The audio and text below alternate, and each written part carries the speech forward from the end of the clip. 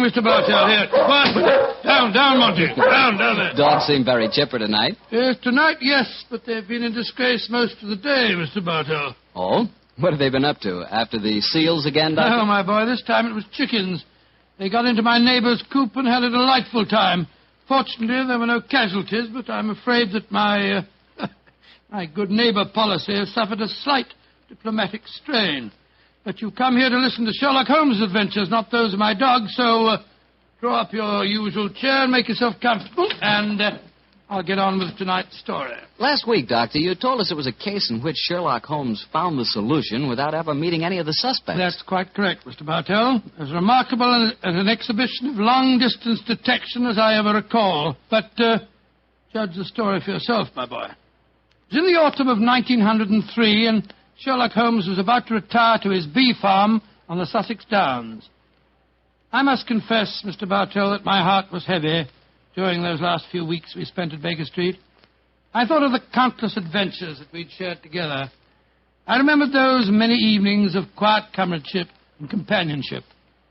A fire blazing away in the hearth as Holmes lay back in the shadows playing his beloved violin.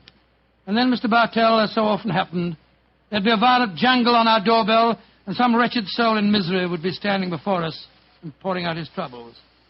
Suddenly the violin would be discarded, and Holmes the dreamer would become Holmes the man of action. Come, Watson, the game's afoot, he'd say. And in a few moments later, we'd be rattling off in a cab through the foggy, gaslit London streets. Yes, Doctor, I can imagine it was pretty hard for you to leave Baker Street. It was, Mr. Bartell. However, as it transpired, there was one more adventure awaiting us before we left. A few days before the actual move, I persuaded Holmes to take an afternoon off from his packing and accompany me on a visit to the laboratory of an old friend of mine, a Professor Jean Boulin. He was an eminent French scientist engaged in very important work at the London University. Oh, by the way, this was at a period, Mr. Bartell, when radium was something extremely new and extremely rare. The university had just acquired a minute but invaluable portion of the element, and Professor Boulin was in charge of the research connected with it. I can remember the picture so well as Holmes stood in the laboratory talking with keen interest to the distinguished scientist. Amazing, Professor Boulin. Quite amazing. Think that this tiny leaden vessel contains one of the most precious substances in the world. Yes, Mr. Holmes. We have a great deal to thank Madame Curie for. This new element may force us entirely to revise our concepts of all physical structure. Your research is a great responsibility, Boulin. It is, Watson. I must confess that I wish the authorities here would give me a freer hand. I foresee such infinite possibilities in the use, particularly the medical use of radium. But my conservative superiors seem to regard it only as a toy, a scientific curiosity. Limit your experiments accordingly, I suppose. Exactly. I'm given no opportunity to do anything that's in the least radical. Must be very disheartening. How can research ever get anywhere along those lines? It is a great misfortune, Holmes, that you've determined to retire to your bee farm. This project we could use such an analytical mind as yours. You flatter me, Professor. How many assistants do you have working with you, Boulin? 3, but none of them are very inspired, I'm afraid. What? My best assistant is a man named Barker. He's a little on the conservative side, too. But he is extremely adroit. The other 2, a young man called Taylor and the girl Gladys Hughes. They mean well. But gauche, I fear, is the only word to describe them. Why do you laugh, Boulin? I was just amused to observe that in describing my assistants, I chanced to be literal as well as figurative. It's odd that random symbolism can sometime... but never mind that. You would like to see the rest of the laboratory? Yes, indeed we would. Yes, thank you very much. I have some extraordinarily interesting photographic plates that record the emanations of radium. They're over here. I think you will find them most fascinating.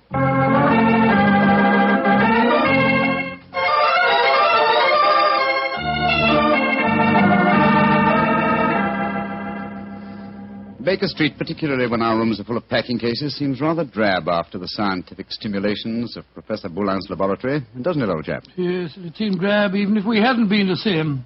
I feel frightfully depressed, Holmes. I just don't know what I'm going to do without you. Oh, you're still a young man, Watson, and a susceptible one. You'll marry again. No, I won't. Yes, you will, old chap. And you'll end up by being glad that your old roommate, your difficult, rather unsociable old roommate, is living in retirement on the Sussex Downs. Rubbish. I shan't feel anything of the kind. In any case, I don't think you'll be able to stay in retirement for long. Your mind is much too alert to be satisfied by being a sort of midwife to a bunch of beastly bees. Oh, dear Watson. I feel that you'll never eat honey again. Yes, you can laugh, Holmes, but I could see how excited you were when Boulin suggested that you might help him with his radium experiments. A flattering suggestion, I must admit, my dear fellow. Just the same, Oh, now, who the devil's that? From the urgency of the tug on the bell pull, I'd say that it was a client. And go and head him off, will you, old chap? Yes, I'll do my best. Oh, Watson, explain that I'm no longer in practice. Too late, Holmes. He's brushed past Mrs. Hudson. Here he comes rushing up the stairs. Oh, confound it. I beg your pardon, sir, You but... Mr. Sherlock Holmes? No, I am not Sherlock. Then you must be Mr. Holmes. That is my name, sir. But may I ask what accounts for your rather whirlwind entrance? My housekeeper, Mrs. Hudson... I haven't any time to consider etiquette. My sister Gladys Hughes has vanished. Vanished into thin air. You've got to find her for me, Mr. Holmes. I'll pay you any fee you name, but you've got to find her. Mr. Hughes, I'm extremely sorry that your sister has vanished, but I'm afraid that I can do nothing to help you. I'm retiring. I'm giving up my practice. If you won't help me, I'll go to someone who will. That's exactly what I mean, sir. I suggest that you go to the police, or if you insist on a private investigator, I can strongly recommend Mr. Martin Hewitt. Yes. His address is 39 Pont Street, Knightsbridge. Good day to you. Good day, Mr. Hughes. 36 Pont Street, Knightsbridge. Mr. Martin. Yes, I can understand his concern, but his manners leave a great deal to be desired. Holmes.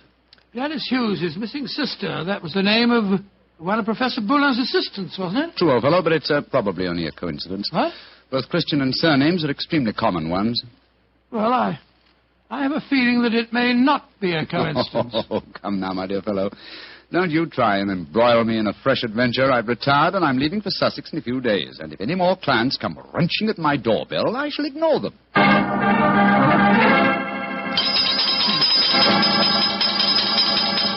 But, Mr. Holmes, you've got to help me. My son, Geoffrey Barker, has disappeared. I'm sorry, Mrs. Barker, but I'm afraid I'm... Holmes, Geoffrey Barker was the name of Professor Boulin's chief assistant. Watson, please believe me when I say that I'm not to be inveigled into any further...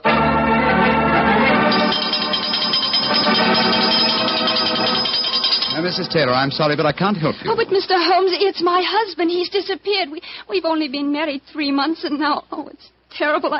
I've been so worried ever since he started to work on that strange new radium with Professor Jean Ballon. Holmes, you can't pretend it's coincidence any longer. Gladys Hughes, Geoffrey Barker, and now Taylor. The 3 assistants of Professor Boulin. I know it, Watson. Mrs. Taylor, the moving van will be here tomorrow to take my things to Sussex.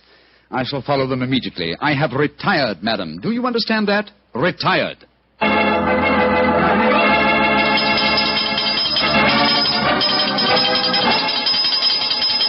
Yes, another telegram for you, Holmes. That'll be the 4th today. Why won't Scotland Yard leave me alone? Well, it's a pretty strange business. 3 people engaged in research of this new element radium have all disappeared within 48 hours.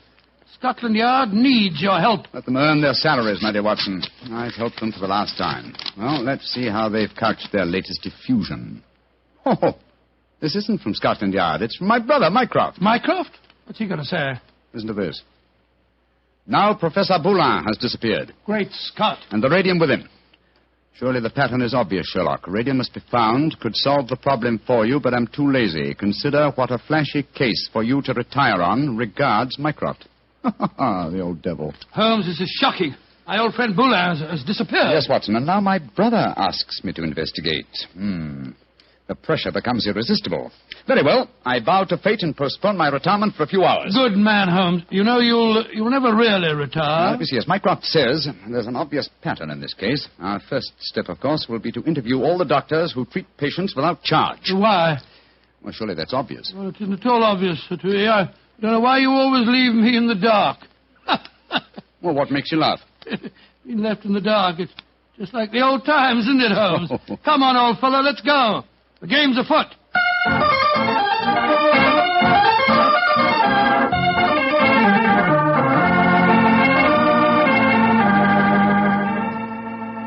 Dr. MacDonald, this is Mr. Sherlock Holmes.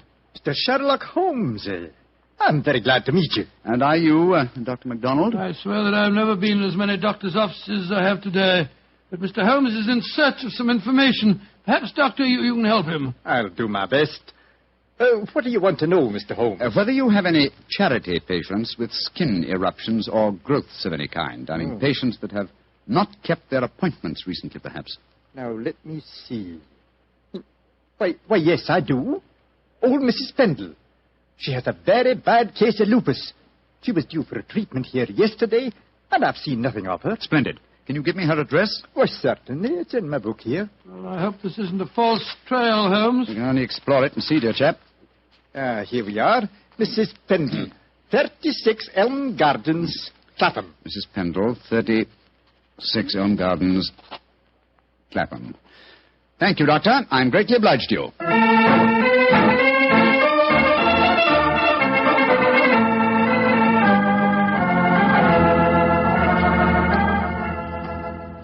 Getting restless, Watson? Yes, I am a little. We've been waiting outside Mrs. Pendle's house for over an hour. Why don't we knock on the door and see if she's at home? Oh, no, my dear chap. We mustn't frighten her. I hope that she's going to lead us to our quarry. You see... Shh.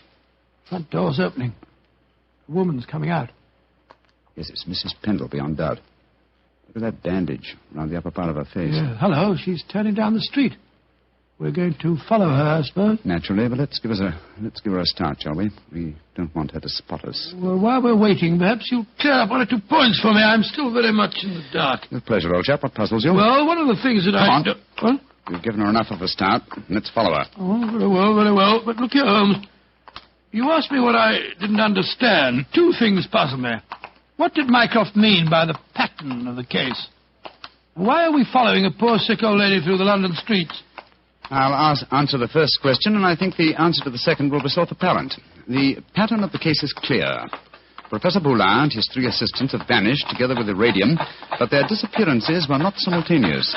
Had they been so, it would have been a transparent case of theft. But with the disappearances gradual rather than simultaneous, the emphasis has been subtly shifted. Yes, I can see that, Holmes, but what do you suppose is at the back of the whole business? Can't be a simple case of theft. Radium is enormously valuable. But it'd be hard stuff to sell again. Not to an unscrupulous criminal with a knowledge of medicine, Watson. My own theory, and I admit at the moment that it's purely a theory, is that Professor Boulin was worried because he was so hampered in his research. You remember that he stressed his great faith in the medical values of the new element, radium. Yes, he did. It's more than possible that he places the rights of science above the rights of property, that he's determined that he and his group will carry on their invaluable research unhampered by the conservative restraints of the university. I see what you mean, Holmes, but how does Mrs. Pendle, the poor woman that we're following, enter the picture? Because one of the chief lines of radium research on the continent so far has been with her sort of trouble. Professor Boulin's obvious move, if my theory is correct, would be to contact poverty-stricken patients, promise them relief, induce them to abandon their regular treatments, and submit to him. By Jove, yes, Holmes, that seems perfectly logical, and yet I can't believe that Boulin would... Mrs. Pendleton has reached her destination. She's turned down a driveway. Yes, she's walking up to what looks like a deserted well. Hurry, old chap. Don't let her out of our sight. She's opened the door without knocking. She's gone in. We'll wait here for a moment or 2, then we'll follow her. I have a feeling that your old friend, Professor Boulin, is not far away, Watson. Yes, you're probably right. But I hope we can do something to protect him from the consequences of what he's done. It might easily mean the finish of a brilliant career. I'll do everything in my power, but you know as well as I do... Shh, look. Mrs. Pendle's coming out again. Yes, and she's in trouble. Come on. Mrs. Pendle, what's wrong? I don't know how you know my name or who you be, but you ask me what's wrong. They tell me to come here to this address, and I find a doctor who'd help my face. I comes here, and what do I find? What did you find, madam? A corpse, sir. That's what I find. A dead man lying there in a great pool of his own blood.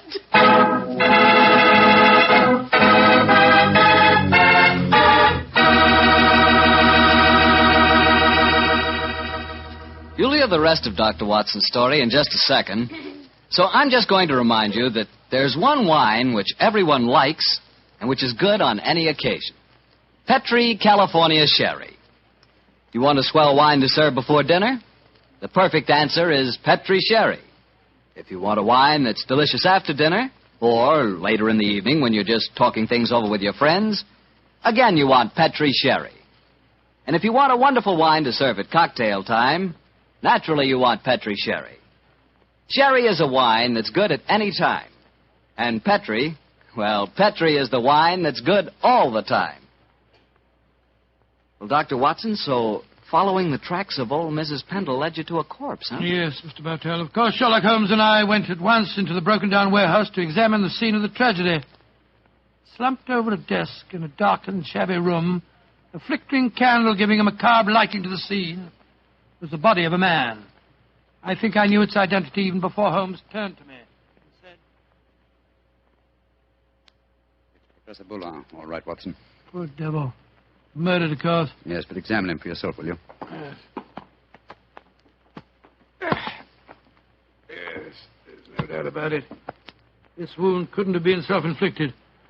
The right auricle of the heart has been pierced. How long ago would you estimate death took place? Not more than a couple of hours ago, I should say. Not hard to reconstruct the killing. The murderer came up from behind Boulin as he sat here, crooked an arm around his throat. Yes. See the finger marks on the right-hand side of the neck? Here. Then stabbed him in the chest. And then withdrew the weapon and disappeared. Leaving no traces, confound it. A dusty room is an ideal place for recording footprints, but there are half a dozen different prints here, including Mrs. Pendle's. Hello. Here's the print of a smaller woman's shoe. Well, it must be that of Guileless Hughes, his assistant. Undoubtedly, but that really proves nothing except that she was here with him. A fact that we were convinced of anyway. Question is, go on. Let's go outside and talk to Mrs. Pendle again. Poor old Boulin. What a shocking way to die. And what a great loss to science. I suppose the murderer must have stolen the radium. We found no trace of it in there. Undoubtedly, the possession of the radium was the motive for the murder. Mrs. Pendle. The poor man is dead, ain't he, sir? I'm afraid so, madam. I knew it. I never should have come here. I never should have left Dr. MacDonald. Mrs. Pendle, let me ask you a question. I can't be answering no questions, sir. I don't know nothing about how the poor soul got himself murdered. What would a poor woman like me know about such things? No, my good woman. My friend isn't suggesting at all that you know anything about the murder. Then what do you want to know, sir? Who told you to come to this address today, Mrs. Pendle? A young lady. Nice young lady she was, too. She met me coming out of Dr. MacDonald's yesterday and told me that if I come here today, I'd find a doctor who could cure me. Yeah, that was obviously Miss Hughes. Holmes, I believe that your theory was right. Come on, Mrs. Pendle. We'll escort you to the nearest police station where you can report the murder. Yes, sir. And then, Watson, we must keep on the track of the radium. That, perhaps, is more important than any life. Well, how are we going to do that? We haven't a clue to go on. Remember that Professor Boulin's 3 assistants are still missing. We must go to the homes of each of them and see what can be found out. Mr. Hughes, you must realize by now that your sister's disappearance is part of something vastly more significant than you think. I must ask you in the My first... sister didn't disappear, Mr. What do you mean, sir? You came to us and said that you had. Oh, it was all a mistake, gentlemen. She came back today. She had just been down to the seaside for a short rest, and she'd forgotten to let me know. I'm sorry to have bothered you. May I see your sister at once, please? I'm sorry, Mr. Holmes, but she's out just now. I don't know where she's gone or what time she'll be back. Mrs. Barker, I've come to you about your son's disappearance. I'm afraid that... But my son didn't disappear, Mr. Holmes. It was all a misunderstanding. He came home today. Then may we speak to him, please, Mrs. Barker? Oh, I'm afraid that's impossible. You see, he... Mrs. Taylor, I want to talk to you about your husband's disappearance. Oh, that. He came home this afternoon, Mr. Holmes. At first I was so suspicious, but when he explained, well, I'm sure you know how it is in the first few months of marriage, those little tears.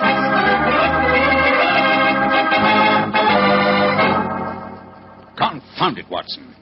We are no nearer the solution. And meanwhile, here we are back in Baker Street to find that the moving van has taken all your things off to Sussex. Perhaps you should give up the case, Holmes, and follow them. Close my career on a note of failure? No, my dear fellow. I shall not leave London until this problem is solved. Oh, in that case, I'll sit down. Looks to me as if it may prove a lengthy wait. I've rarely felt more frustrated, Watson. All 3 vanished technicians home safely with plausible stories, or at least plausible alibis. And poor Boulin murdered, the radium stolen. Well, I must say it makes no sense to me. Why, it must make sense. The pattern was well enough to find in the beginning. It's just a question of finding the right key. In a way, it's clear enough what's happened. One of the 3 assistants placing the financial value of radium above its value to science, murdered Boulin to obtain the prize. The other two, fearing that their complicity in the original plot would involve them as accomplices in murder, ran home and established an alibi. And the murderer did the same thing, for it's obvious one of the three must be the killer and the thief. Yes, the question is, which one of the three is the culprit? If only poor Boulin were alive, he could help us. My dear chap, if Boulin were alive, there would be no murderer. Oh, of course it wouldn't. Now, let's see. Boulin gave us a few bare facts about his three assistants. I wonder... But, of course, Watson! I have the answer. The case is solved. What do you mean, Holmes? How can it be solved? You haven't done enough investigation. If it comes to that, you haven't even seen any of your three suspects. That isn't necessary. Oh, you know who did it? Yes, Watson, and so should you. But we know nothing to set them apart from each other, except that one of them's a girl. We know more than that, my dear fellow. Think hard. Well, Boulin told us that Geoffrey Barker was an excellent technician, while the other two were somewhat clumsy. We know even more than that. Well, I'm just if I know what, Holmes. I shan't even need to stay in London and follow the case through to its logical conclusion. A telegraph to Mycroft and another to Scotland Yard to take care of it, yes.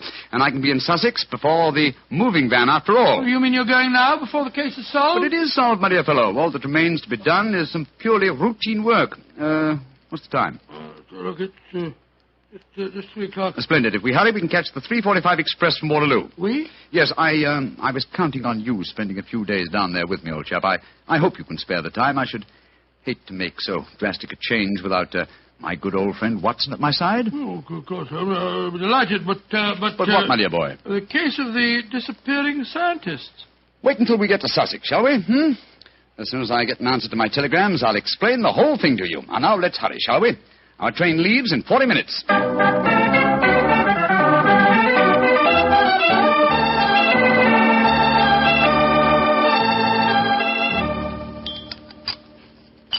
More tea, Watson? Thanks, old boy.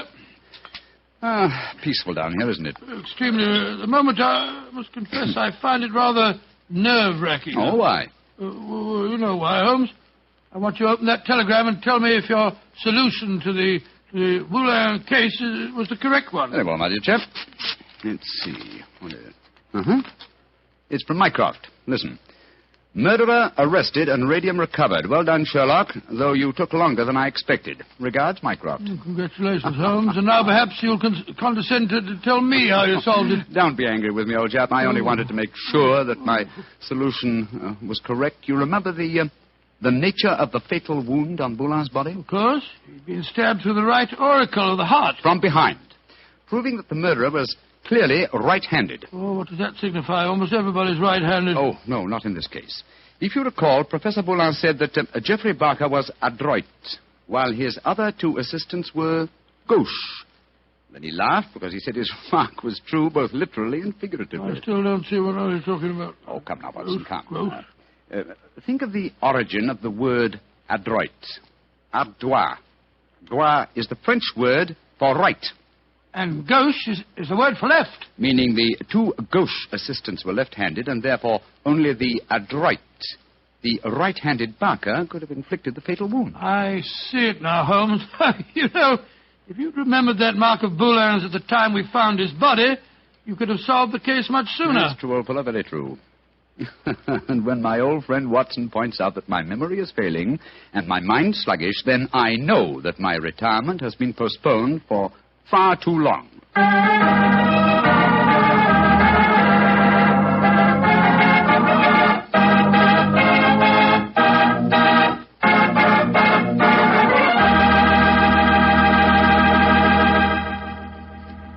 Well, so Holmes really went through with his idea of becoming a bee farmer. Yes, of course. It became one of his favorite hobbies. Do you know anything about the raising of bees? Oh, nothing at all. The only connection I've ever had with bees was very remote. Once I had the hives. Once you had the... Oh, no, Mr. Barker. Oh, yes, Dr. Watson. But seriously, I do know one thing about bees. Even when you know all about them, you're apt to get stung. That's true enough. So I'll make my hobby Petri wine. You know, you can't miss when you buy Petri wine, because Petri wine is always good wine. And now I'm certain our good friend Dr. Watson's waiting for us. Let's go in and join him. Come in. Ah, there you are, Mr. Bartell. punctual to the minute as always. Well, this is one doctor's appointment I'm eager to keep. That's nice of you to say so, my boy. Draw up your usual chair and make yourself comfortable. Thanks.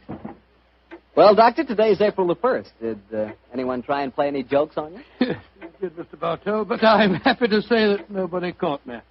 Not as in the story that I'm going to tell you tonight, but an April Fool's Day prank certainly scored a bullseye.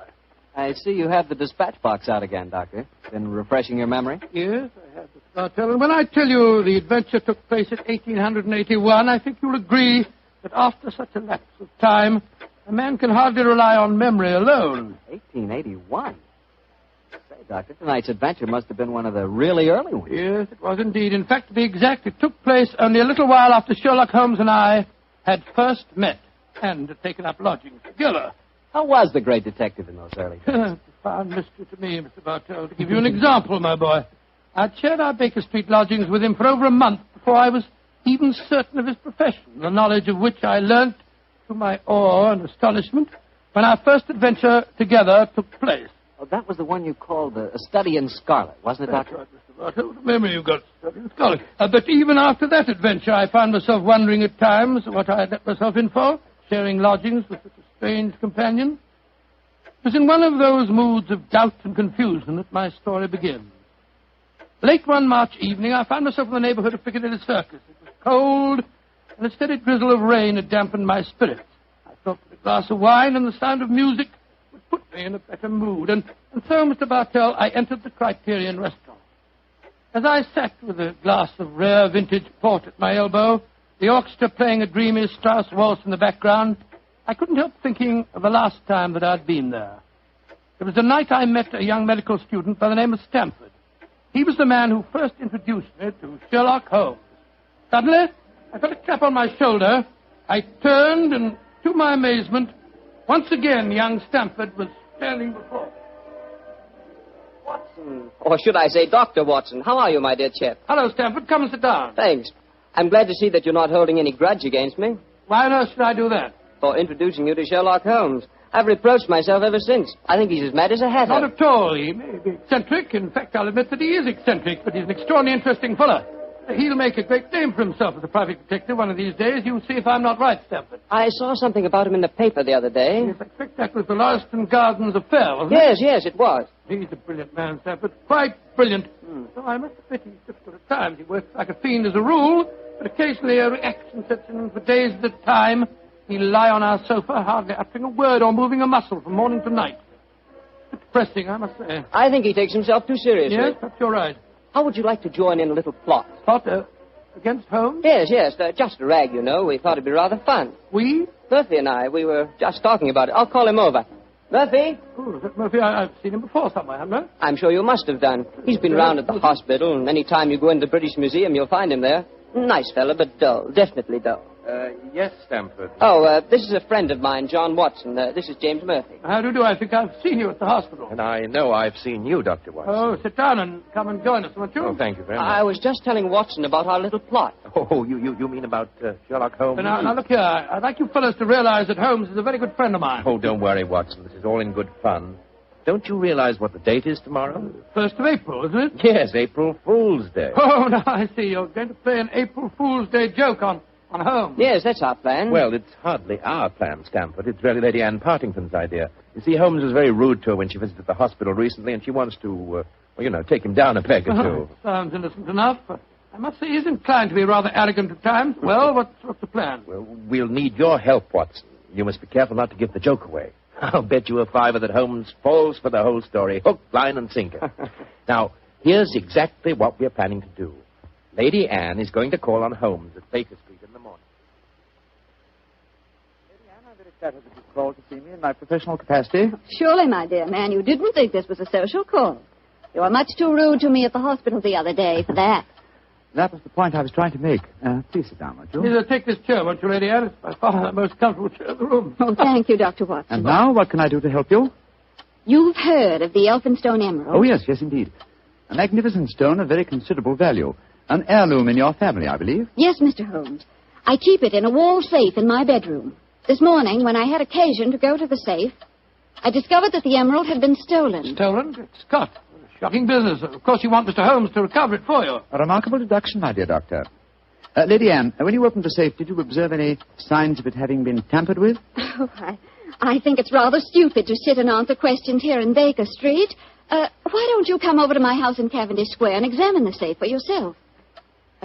You are a detective, aren't you? Lady Anne, just now you accused me of rudeness. I assure you that mine, at least, was unintentional. Oh, come, Holmes. Don't be so touchy. I can promise you a substantial fee, Mr. Holmes. I'm a struggling practitioner and a new profession, eh? My poverty, but not my will, consents. I pay thy poverty, and not thy will. You see, I can quote my Shakespeare, too, Mr. Holmes. My carriage is waiting, gentlemen. Let's drive over to Cavendish Square at once, shall we?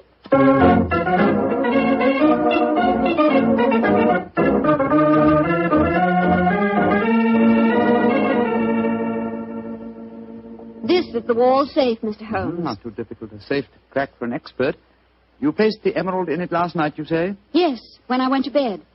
And this morning, it had gone. Well, surely, Holmes, this is a good occasion to use that magnifying glass that you're always fitting about with. Excellent occasion, my dear doctor. That's why I brought it with me. Uh-huh. That's very interesting. What is it? This safe was opened by an expert. There isn't a sign of its having been forced. Hello. What have you discovered? There's a peculiar tarnish on the steel knob. It was obviously handled by someone whose fingers are habitually stained with chemicals. Amazing, Holmes. Elementary, my dear doctor. Where does that door lead to? My boudoir. I should like to examine it, if I may. Oh, but of course. Thank you, Lady Anne. Dr. Watson, this is the most beautiful April Fool's Day fraud I've ever played. I must say, Murphy was right. He has fallen for it. Hook, line, and sinker. Just the same, I'm beginning to feel guilty. I can't help feeling a bit disloyal. Oh, nonsense. It's all in fun. Are Stamford and Mr. Murphy listening? Yes, they're next door in my drawing room. I'm sure their ears are positively glued to the keyhole. Well, I do hope Holmes won't be angry with me. Here he comes. Nothing of any interest in there. The windows haven't been tampered with. We may presume, therefore, that the thief did not enter by an upstairs window. Lady Anne. Yes, Mr. Holmes? This room has not been touched since you discovered your loss? Oh, no. I told the servants to leave it exactly as it was while I came to fetch you. Splendid, splendid. Deep pile carpet, eh? Couldn't be better.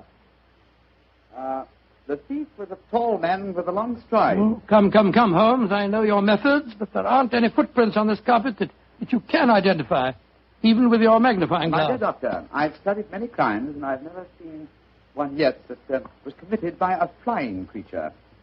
As long as a criminal remains upon his two legs, there must be some trifling displacement can be detected by a keen observer.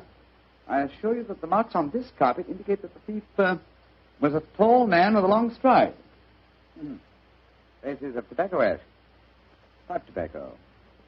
Shag tobacco that sells at 4p an ounce. Oh, now, really, Mr. Holmes, how can you possibly identify an individual tobacco? Oh, it's a hobby of mine. In fact, I've even written a monograph on the subject. Now, one more look at the safe itself. Hello. What does powder dust here? What? It's rosin. Distinct trace of rosin. Lady Anne, I suggest that you get in touch with Scotland Yard at once. You mean that you've solved it, Holmes? I mean, my dear doctor, that I can give you a reasonably complete picture of the thief, and that picture is so individual that I'd be surprised if it would fit more than one man in London. Why, this is pure magic, Mr. Holmes. Please describe him to me. Well, he's a tall man. The width of his stride indicates that, and he's thin. Well, what enables you to tell that, Holmes? His footprints have made a remarkably light indentation on the nap of the carpet. Our thief dabbles extensively in chemicals, as indicated by the tarnishing of the knob on the safe, and the traces of rosin would suggest that he plays the violin also.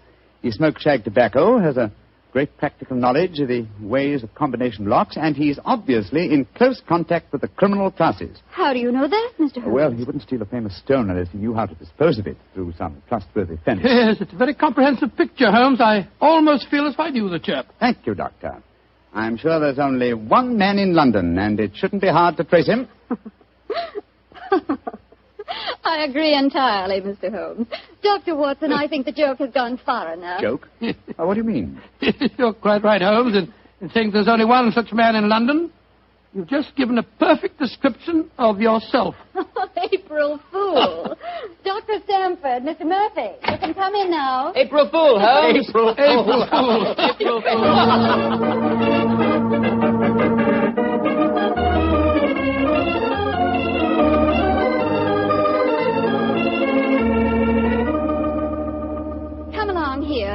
drawing room, everyone.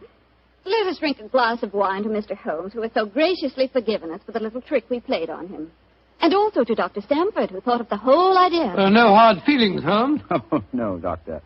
Oh, it was a rather embarrassing experience. When Murphy told me about the plan, I just couldn't resist joining him. Ah, here you are, Holmes. Here's a drink. Thank you, Stamford. You know Murphy, don't you? No, I don't think we've met. How do you do, sir? How'd you do, Holmes? How did you like the little game we played on you? It was rather a salutary experience. I suppose you gave them all the details to build up the picture of me, eh, Doctor? Yes, I did, Holmes, and knowing some of your methods, we tried to plant every clue that you'd pick up.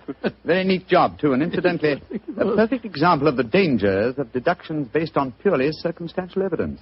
I shall profit from this little lesson. I must say it was worth a fortune in emeralds to see your face, Holmes, when you realized what you'd done. Well, the joke's over now. By the way, where is Lady Anne? I believe she said she was going to fetch the Elphinstone emerald. She thought you might be interested in seeing it. She probably feels the sight of it will salve my wounded vanity. Oh, here she comes now. Mr. Holmes! Mr. Holmes! What's wrong? What's happened, Lady Anne? The emerald. It's not where I hid it. This time it's really stolen.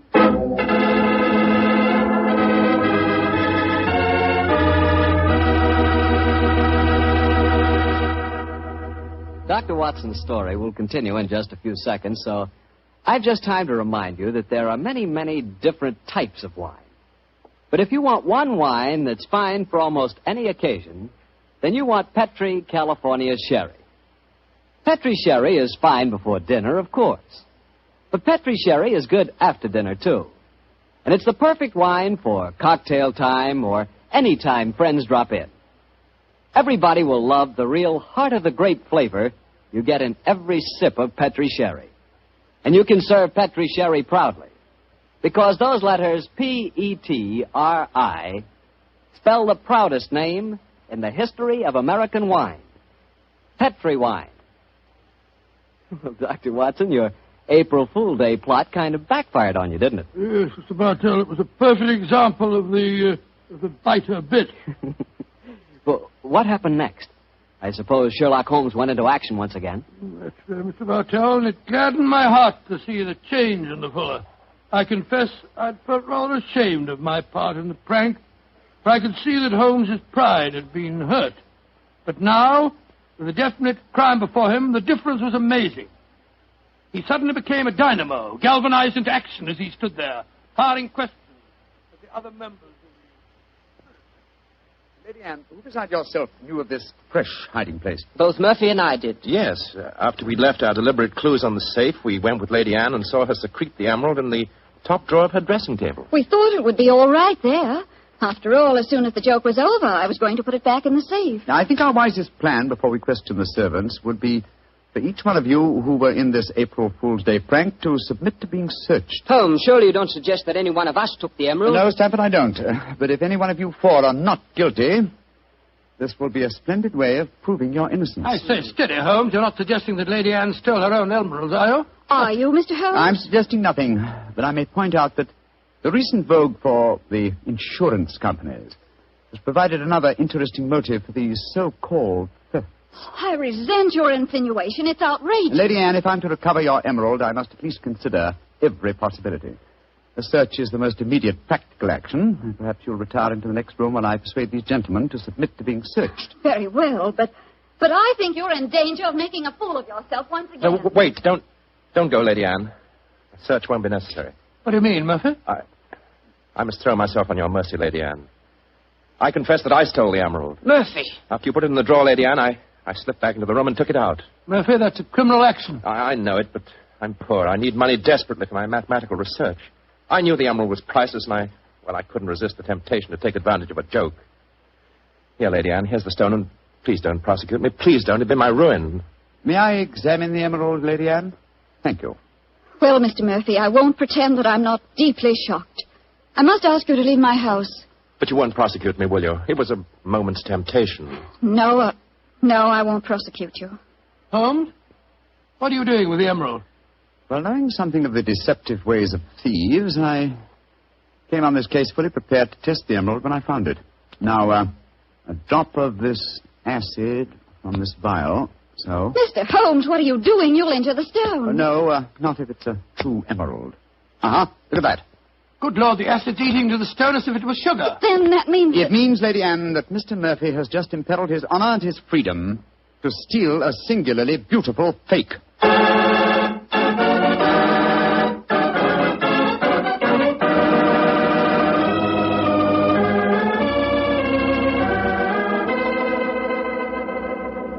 Mr. Holmes, this joke has turned into a nightmare. Is there no way of recovering my emerald? I hope so, Lady Anne. I've been taking steps in their logical order. The servants have all been questioned. We've searched Mr. Stamford and Mr. Murphy. Yes, most humiliating experience. Made me feel like a criminal. Well, personally, I was only too thankful to submit to a search this time. I knew I had nothing to worry about. And you yourself, Lady Anne, you consented to being searched by the police matron that Holmes sent for? Only because he threatened to send for the police if I didn't. But distasteful though it was, I'd rather endure that than have this story on the front pages of the newspapers. And in spite of all these rather unfriendly proceedings, we've got exactly nowhere as regards finding the emerald. No, Stamford, but we have at least eliminated the possibility that the thief is secreting the jewel on his person. Still somewhere in these 2 rooms, eh, Holmes? I think so, though there is one remaining possibility. And that is? That the fake stone was substituted for the real emerald sometime before all of you engineered your April Fool's Day joke. Oh, no, Mr. Holmes, that's not possible. I know it was the genuine emerald I took out of the safe this morning. How can you be sure? The substitute was an excellent imitation. Without a chemical test such as I performed, it would be hard to be certain. I can tell you why I'm certain. Last night, Papa came to dinner and brought a Mr. Vanderleider of Amsterdam. He examined the stone. And you'll agree that a jewel expert like that couldn't be fooled. That's true, Lady Anne. And what did you do with the emerald after Mr. Vanderleider left? I locked it in my safe and went to bed. Mm-hmm. I didn't unlock the safe again until Dr. Stamford and Mr. Murphy came here this morning. That settles it, then. The real emerald is still hidden somewhere in these 2 rooms. But where? That's the question. I must say it's completely mystifying. Well, let's go back to what we were all doing at the exact moment you came into the room, Lady Anne, and informed us of the loss of your stone. Now, we were drinking a toast to you That's and... it. Lady Anne, hard thinking is, well, it's thirsty work. Oh, I'm so sorry. Let me get you something. A glass of port, perhaps. No, thank you. But I observe that you have a remarkably comprehensive assortment of liqueurs. I wonder if I might have a glass of creme de menthe. Oh, of course. I'll get it for you. Creme de menthe in the middle of the day, Holmes? I knew you were eccentric, but this really... Holmes, this bottle, it clinged as I picked it up. I thought it might, Lady Anne. There's something inside it. Allow me, madam. Thank you. I'm sure you won't mind if I waste this liqueur on the aspidestra. No, of course not. So...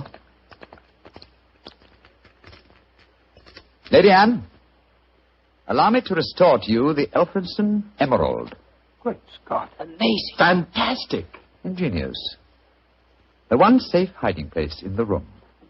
Where could a green gem be more effectively hidden than in a bottle of green liqueur? But who stole it? Who substituted the fake stone? Frankly, I don't care.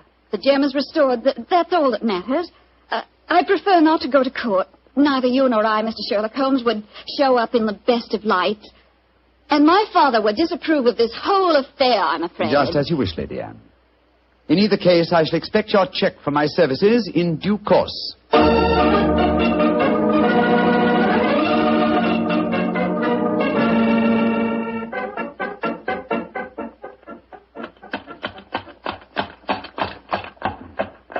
Well, here we are at the Criterion again, Stamford. Won't you come in and join us for lunch? Thanks, Watson, but I'll keep the cab and go on. I actually have a patient this afternoon. A rare and delightful experience for a young doctor, as you probably know.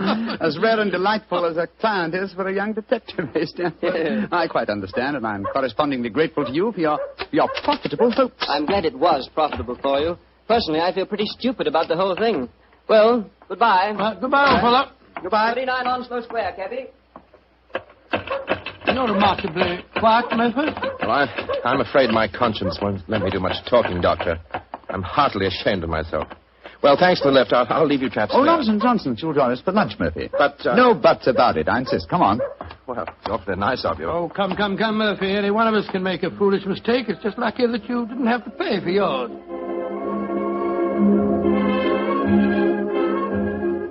Monsieur wishes a table. Yes, for 3, please. This way, monsieur.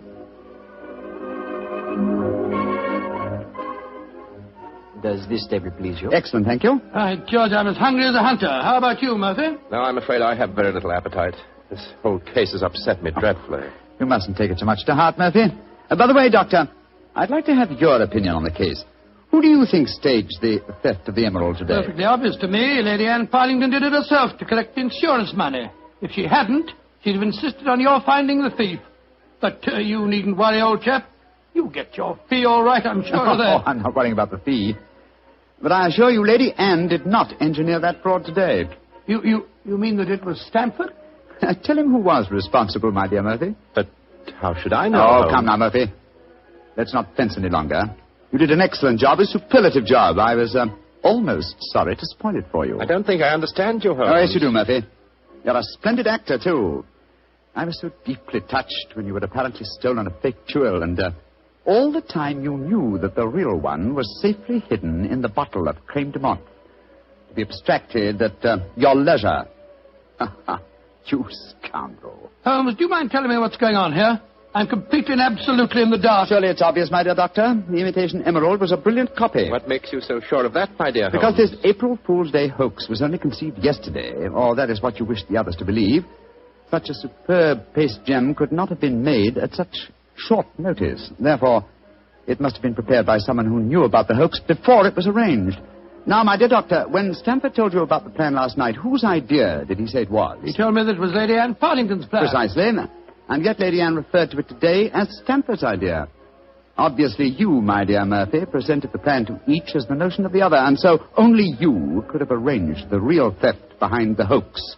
I repeat, a splendid job. Thank you, Mr. Holmes. May I also compliment you on your cleverness in frustrating my plot? Look here, what is all this? One of you is a criminal, the other's a detective. Yet you're throwing each other compliments as if you were in the same profession. The dividing line between the criminal and the criminal investigator is thinner than you might imagine, my dear Doctor. How very true, my dear Holmes. Would you consider coming over to my side of the line? Together we'd make an unbeatable team. Oh, you flatter me. Nevertheless, I must decline your offer, Mr. Murphy. Oh, a pity. On your side of the line, you'll never be a rich man. By the way, for your edification, my name is not Murphy, though Stamford insists on thinking it is. Then what is your name, you scoundrel? Your friend says the word scoundrel so much better than you, Doctor. My name is Murtry. Oh, indeed. Spelled M-U-R-T-R-Y? No. Dear me, I have so much trouble with my name. People will either misspell it or mispronounce it. I'm afraid I'll have to begin calling it the way it looks. M-O-R-I-A-R-T-Y. Moriarty. Moriarty. I shall remember that name. I have a feeling we shall meet again. I trust that we shall. You've won the first round, Sherlock Holmes, I admit that. But I believe that a return match is indicated. I shall look forward to it, Moriarty. And now, Doctor, I can't stand your baleful glare any longer. Let's order lunch, shall we?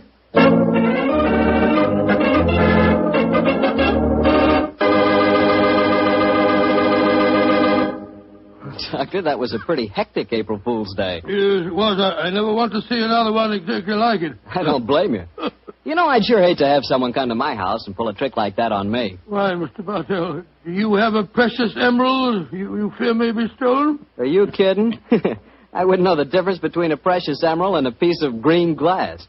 But when it comes to rubies, that's something else. Oh, you would know a ruby when you saw it? Sure, because a ruby has exactly the same color as a glass of Petri California port held up to the light. Mr. Bartell, you can find more excuses for talking about Petri wine than any man in the entire world. Believe me. Excuses, Doctor? I don't need an excuse to talk about Petri wine. And now let's look in on our old friend, Dr. Watson. I'm sure he's expecting us. Good evening, Doctor. Good evening, Mr. Bartell. Draw up your usual chair. I'll get on with tonight's new Sherlock Holmes adventure. Well, how did the story begin, Doctor? It was one day in the autumn of 1887, I remember. Holmes and I were seated on either side of the fire in our Baker Street lodgings. The great man, his eyes half closed, his long, thin fingers pressed together, lay back in his chair, filling the room with large blue clouds of tobacco smoke, and discoursing on one of his favorite subjects, Professor Moriarty. I can almost hear him now, Mr. Bartell, as he said... Napoleon of crime, Watson. It the organizer of half that is evil and nearly all that is undetected in this great metropolis. Oh, surely that's an exaggeration, No, it Holmes. isn't, my dear fellow. He is a brain of the first order, and his agents are numerous and splendidly organized. He himself sits motionless like a spider in the center of his web. But that web has 1,000 radiations, and he knows every quiver of each one of them. It's fortunate for me that there's only one Moriarty. If every criminal were equally astute, I'd be in bankruptcy within the year. I don't think you need to worry about bankruptcy, Holmes. As I came in just now, I picked these letters up from the whole table and slipped them into my pocket. Here you are. Oh, thanks, old chap. They didn't look like bills to me. I observed the crest of the Duke of Carlisle on the top envelope. Oh, dear me. 500 guineas. His Grace is extremely generous in his evaluation of my services. I don't agree. After all, you did save him from a shocking scandal. Oh, listen to this, Watson. I seen you yesterday when you come to the cricket match. You wasn't watching the cricket. If you value your life, keep your filthy long nose to yourself. And it's signed Joe the Butcher. Long nose. Who on earth, Joe the Butcher? Oh, minor criminal that I was instrumental in sending to prison for a short term. He flatters himself, though. I was watching the cricket. No idea that Joe was back in practice again. I must keep an eye on him. Hello. Letter on Carlton Hotel stationery. Now, I say, this is interesting. Very interesting. Oh, what's it say, Holmes? Dear Mr. Holmes, I've been informed that you are a man of ability and discretion. My life is in grave danger, and I need your help. Upon receipt of this letter, come to my hotel at once. I shall be expecting you. And it's signed, Francois Dulac. It's rather peremptory, isn't it? No, please, just come to my hotel at once. Who is this Dulac, anyway? What's no fellow? Yeah? We were talking of Moriarty just now. I have a feeling that this letter may lead us to him. Well, what makes you say that? Francois Dulac, the writer of this letter, is recognized in France as the one indisputable authority on the paintings of Jean-Baptiste Greuze. Well, I still don't see the connection with Moriarty. If there is one thing Moriarty loves, more than the dazzling abstractions of mathematics and even more dazzling achievements of crime, it is the paintings of Greuze. The suggested combination of impending danger and a Greuze expert spells Moriarty to me. Get your hat and coat, old fellow. We're off to the Carlton Hotel to see Monsieur Dulac at once. This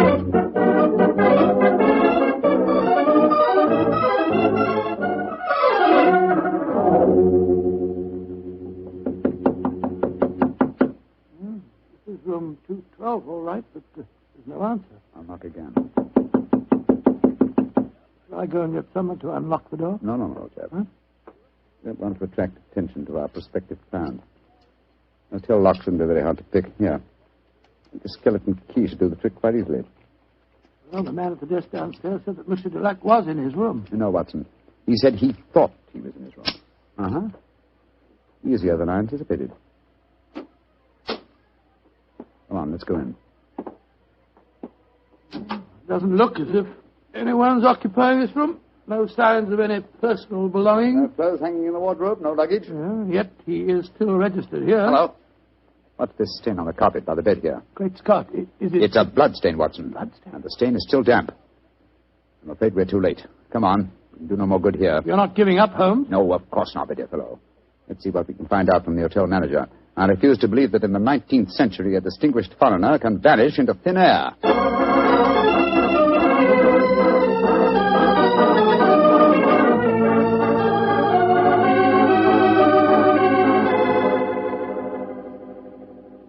Yes, Monsieur Dulac did have a visitor early on today, Mr. Holmes. You remember his name? I think it was Perkins or Parsons, but I'm not sure. Can you describe his appearance? I think so, Mr. Holmes. He was a very tall gentleman, tall and thin, with deep-sunk eyes. Clean-shaven? Oh, yes, sir. He had a high forehead and a funny way of moving his head from side to side. Oh, yes.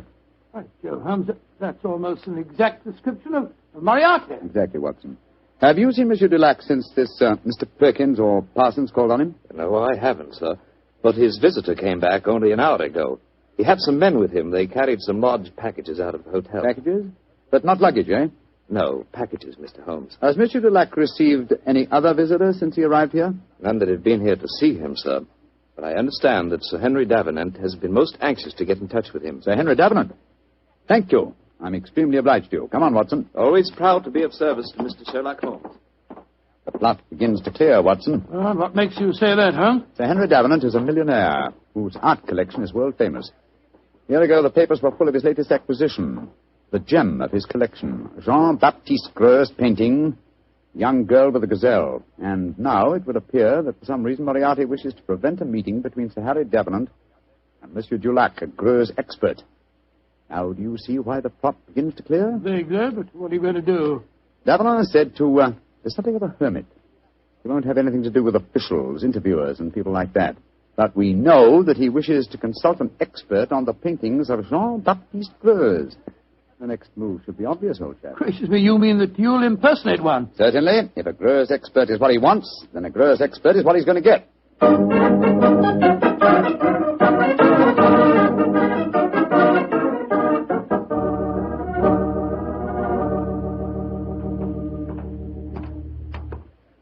Holmes, I must say your disguise is amazingly effective. Monsieur, you do me the great honor.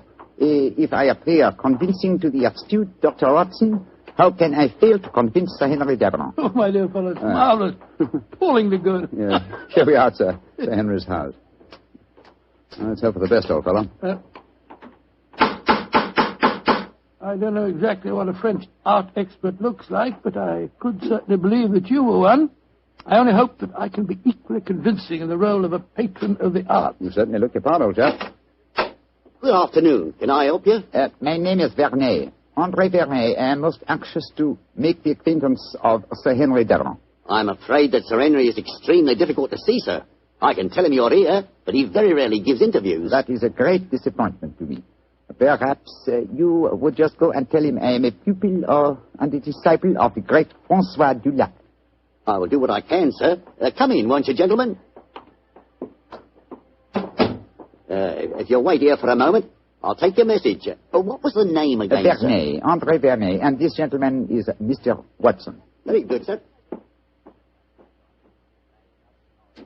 Well, we got into the house. Now let's hope that you can impress the master of it. Now, there's easier task, I fear, old fellow. I've had to match opinions on the paintings of Greuze with an expert. My own knowledge of the subject is somewhat sketchy, I'm afraid. Yes, and mine is absolutely nil. Greuze was a naturalistic painter who flourished at the close of the 18th century, and though his paintings command a fabulous fee in this day and age, he himself died in great poverty. Someone's coming. Monsieur Vernet, will you and Mr. Watson come with me, please? Sir Henry is most anxious to meet you. Merci, mademoiselle. My name is Violet Jackson. I look after Sir Henry's art collection. Indeed, a very pleasurable job, I'm sure, my dear. From what I hear, he has a magnificent gallery. He has one of the finest in the world. Yes. His latest acquisition is the famous young girl with the Gazelle by Greuze. Oh, but I'm sure you know all about that, Monsieur Vernet. I think you said in your message you were a student of the great Dulac. I have that inestimable privilege, mademoiselle. Oh, this is Sir Henry's study.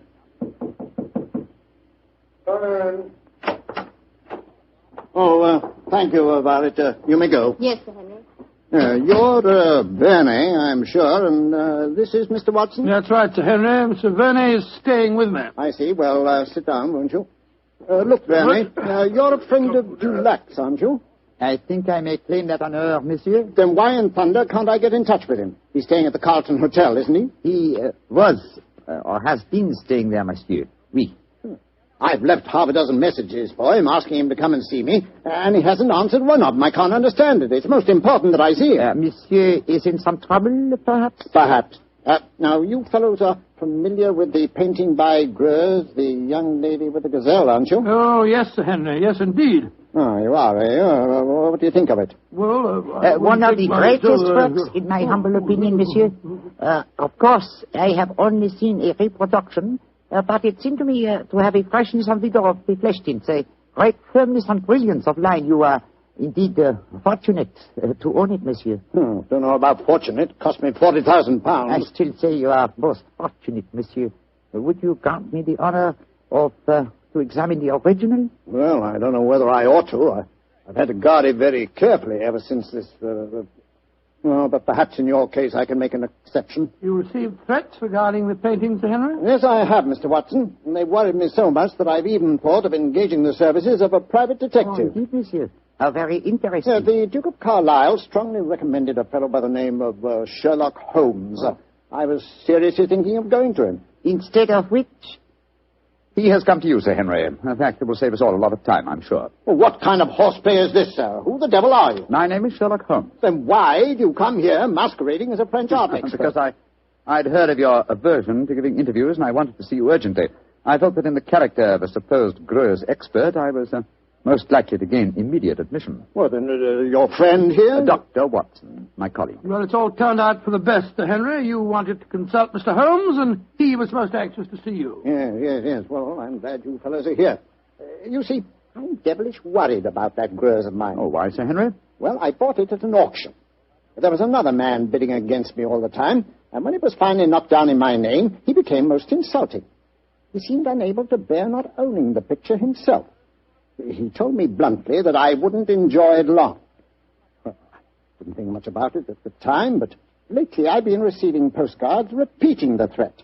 I don't like it, that's a fact. Well, you kept those postcards, I hope, Sir Henry? No, threw them in the fire where they belong. Oh, that's a pity, sir. Can you recall the name of this bidder at the auction who threatened you? No, didn't know his name. Can you describe his appearance? Well, let me see. He was tall, clean-shaven, and a curious habit of moving his head from side to side. Moriarty again. Yes, old chap, my supposition was correct. Now, tell me, Sir Henry, is the painting safely guarded? Well, I'd say that it was impregnable, Holmes. It's not in my regular galleries. I had a special strong room built for it when I started to receive these threats. It has a lock to which only I know the combination, and a special clockwork device that so controls the room that even I can only enter it during certain daytime hours. And yet, Sir Henry, with such thorough precautions, you appear to be frightened. Why? Well, I hardly dare trust my own shadow, Holmes. But as you possibly know, one of Greuze's pupils, a certain Madame Ledoux, imitated his paintings most successfully. Several of the experts were fooled. I confess that I've been frightened lately, since I received the threat, that a clever man might try and substitute a fake painting for the original, if indeed he hasn't already done so. That's why I was so anxious to get in touch with Dulac. He'd know a fraud at once. A substitution would be impossible if you're the only one that knows the combination to the lock of the strong room. Well, that's what my logic tells me too, Doctor. And yet I'm very uneasy, I must confess. It's still daylight, Sir Henry. Would it be possible for us to examine the painting now? Well, certainly. By the way, what happened to Francois Delac? Did he leave the Cotton Hotel? He did, sir. So the circumstances of his departure made us distinctly uneasy. In what way? His room was empty. There were no signs of luggage, and yet... Come in. Yes, Violet, what is it? This note was just left for you, Sir Henry. I was asked to deliver it at once. Who left it, Violet? Well, he didn't give his name, Sir Henry. But he was a tall, thin man with deep, sunk eyes. Oh. What's the note say? Why, it's the same fellow again. Listen to this. I told you you wouldn't enjoy the painting for long. You didn't, did you? Great Scott, it's Moriarty. Holmes, I don't see anything funny about this. What makes you laugh? It's obvious that my painting has been stolen. I find nothing funny about it either, Sir Henry. But I must admit a certain pleasure. Once again, I'm crossing swords with an adversary who was more than worthy of my steel.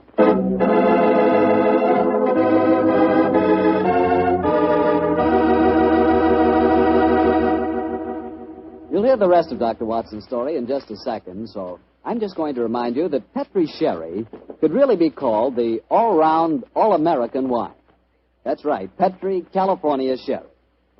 Now, the reason I say that is because Petri Sherry is not only a swell before dinner wine, but it's a perfect wine for almost any occasion.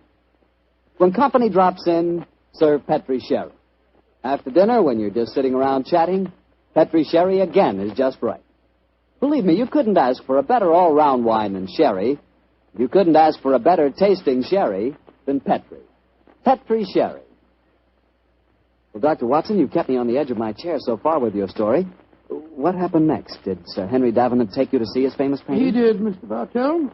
Together with Miss Violet Jackson, we descended countless flights of stairs. Doors opened where no one expected a door to exist. Finally, after walking down a narrow stone staircase that turned and twisted, we came up against a blank wall. It seemed that we could go no further. But a time clock, a combination of numbers, and a hidden door slid back. We stood in the interior of a small room. A room with no windows and hardly any light. An oil painting stood on an easel before us. It was the incomparable Greuze painting of the young girl with the Gazelle.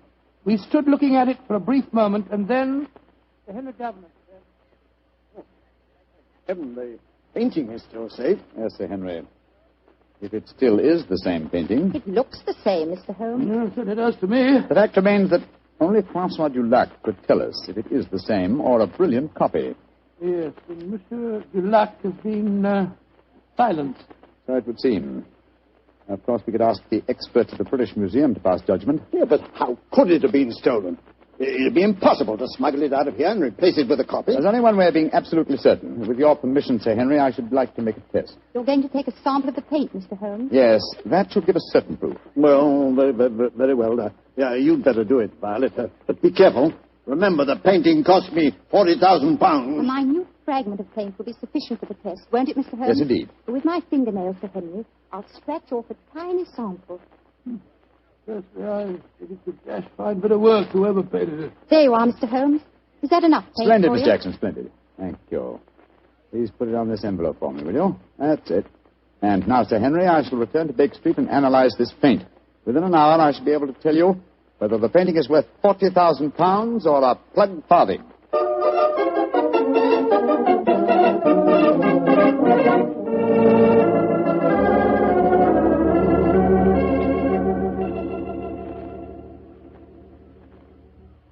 Well, Holmes, did you make the test?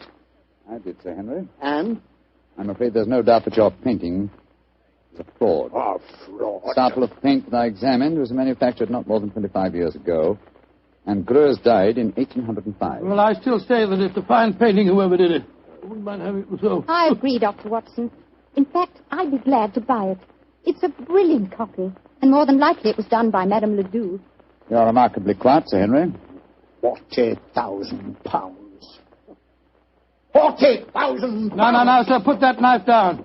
Holmes, help me grab him. Don't worry, gentlemen. I'm not about to commit suicide in despair, if that's what you're thinking. Now, why are you grasping that knife, sir? Because I have work to do in my strong room.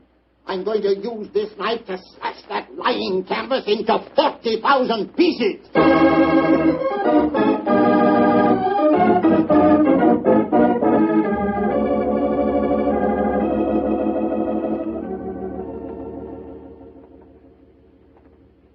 Yes, well, I suppose you're right, Violet. It's childish to mutilate this daub. It's a brilliant fraud, Sir Henry. I'd like to have it. I'll buy it from you gladly. Buy it from me? You can have it. Go and make arrangements to have the wretched thing taken away at once. I don't want any frauds in my collection. Yes, Sir Henry, and thank you. Now, Mr. Sherlock Holmes, I'll pay you any fee you name if you can tell me how the original painting was stolen. Well, Sir Henry, the how must here precede the who. And the how, I must confess, seems impossible. Yes, I can agree. This is a sealed metal room. The only entrance is through the door. That has a combination that only you know, Sir Henry. Perfectly true. It's impossible for anyone to enter this room without my being present. Or I would have sworn it was. Let's examine these walls, Watson. Might be a secret panel. Ventilator. No method of entrance here. Well, you'll find no flaws, I'm sure. This room is built like a giant safe. And the time lock on the door is equally solid. Is the time lock working now? Yes. It started 5 minutes ago when we opened the door. But don't worry. It's perfectly safe with the door open. But when the door's closed, it couldn't be reopened again, I take it, Sir Henry. Not until the morning, Doctor, no. I had the lock specially designed. Very ingenious. This presents as pretty a problem as ever I've tackled, Sir Henry. A large painting stolen and a fake one substituted in a sealed room to which only you have access. I must confess the how seems utterly impossible. Remember what you always say, Holmes. Throw out the impossible, and whatever remains, no matter how improbable, must be the possible. Let's consider the who for a moment. Is your butler absolutely reliable? Absolutely. How about Miss Jackson? Oh, completely trustworthy. Brought letters of recommendation from most of the leading art galleries in London. Intelligent, too. And serious-minded. She's made a deep study of mathematics as well as her knowledge of painting. Mathematics? How do you know that, Sir Henry? Well, she had a book with her the other day. I was surprised at the title. Could have been a novel, but no. It was called The Dynamics of an Asteroid, and it was inscribed to her by the author. Dynamics of an Asteroid, and inscribed to her by the author. Thank heavens for your memories, Henry. That book was written by Professor Moriarty. Violet Jackson must be an accomplice of his. Violet? The door! Someone slammed it shut. Yes, and it's not very hard to guess who that someone is. Oh, but I can't believe that Violet is a Look, criminal. there's a note being pushed under the door. Now, strike a match, will you, old fellow? Right, you are. What's it say, Holmes? Forgive my unladylike eavesdropping, but with Mr. Sherlock Holmes as near the truth as he is, I'm afraid it would be unwise for me to remain here any longer. On the other hand, you are in no danger of smothering in the strong room, but your imprisonment should delay my pursuit till morning. Violet Jackson. She's escaped us, Holmes. Don't worry, Watson. Miss Jackson's failure to procure the painting for Moriarty will land her in a far worse dilemma than anything we could subject her to. Moriarty has never tolerated failure on the part of his minions. A brilliant plot, old fellow, a brilliant plot. Moriarty is at the zenith of his powers. How fortunate that we were able to foil him. What do you mean, foil him? My painting's been stolen. Your painting, Sir Henry? Oh, no. It's here in this room. What on earth are you talking about, Holmes? You reminded me of my own dictum, Watson. I discarded the impossible. It was impossible that the picture had been stolen, therefore it had not been stolen. You mean that this painting is the original, Grove? Yes, of course, sir. Surely the whole plot is crystal clear now. Just about as clear as porridge to me. Well, then, let me explain. The whole episode of Francois Dulac, the note to me, the empty hotel room, and the significant bloodstains and the apparent disappearance of Dulac were all part of Moriarty's plot. The real Dulac never left France. Moriarty created him in England to lure me into the case. Why in thunder should he want to do that, Holmes? Yes. I should think you're the last person he'd want on the scene. Oh, on the contrary, sir. He knew that I'd grab at his bait, the apparent murder of a Greuze expert who would make it seem likely that your painting had a substitute, Sir Henry. He wanted me to test the painting, which I did. I fell into his trap very neatly. The paint, Holmes. You said that it was no more than 20 years old. Yes, my dear fellow, the answer should be obvious. I see it. Violet was his accomplice, had prepared the painting beforehand, and carefully scraped off a piece of modern paint. Exactly, Sir Henry. And Moriarty had assumed, quite correctly as it turned out, that as soon as you thought your painting was a fraud, you'd want to get rid of it. And that girl was going to take it out of this house with your full approval. And, of course, turn it over to Moriarty. What a fantastic scheme. A devilishly clever one, old chap. If it hadn't been for your chance remark about the book on mathematics, Sir Henry, I'm very much afraid the young lady with the Gazelle might even now be on her way out of your house. Holmes, I can't tell you how grateful I am. And I'm going to express that gratitude in a very material manner, I assure you. Thank you, Sir Henry, but I wouldn't dream of accepting a fee for this case. I've been shockingly obtuse. I might easily have let them walk away with your treasure right under our noses. We locked in here for the night, Sir Henry? I'm very much afraid so, Dr. Watson. Oh, I shouldn't be surprised if the butler notices our disappearance and comes looking for us. But he won't be able to open the door. It'll need a professional locksmith to get us out of here. Oh, really? It looks as if we'll spend a very cheerful evening. Don't be gloomy, my dear fellow. Oh, gloomy. You're locked in with one of the loveliest girls in history, and she's genuine at that. Strike another match, old chap, shall we? What? Let's look at her once again.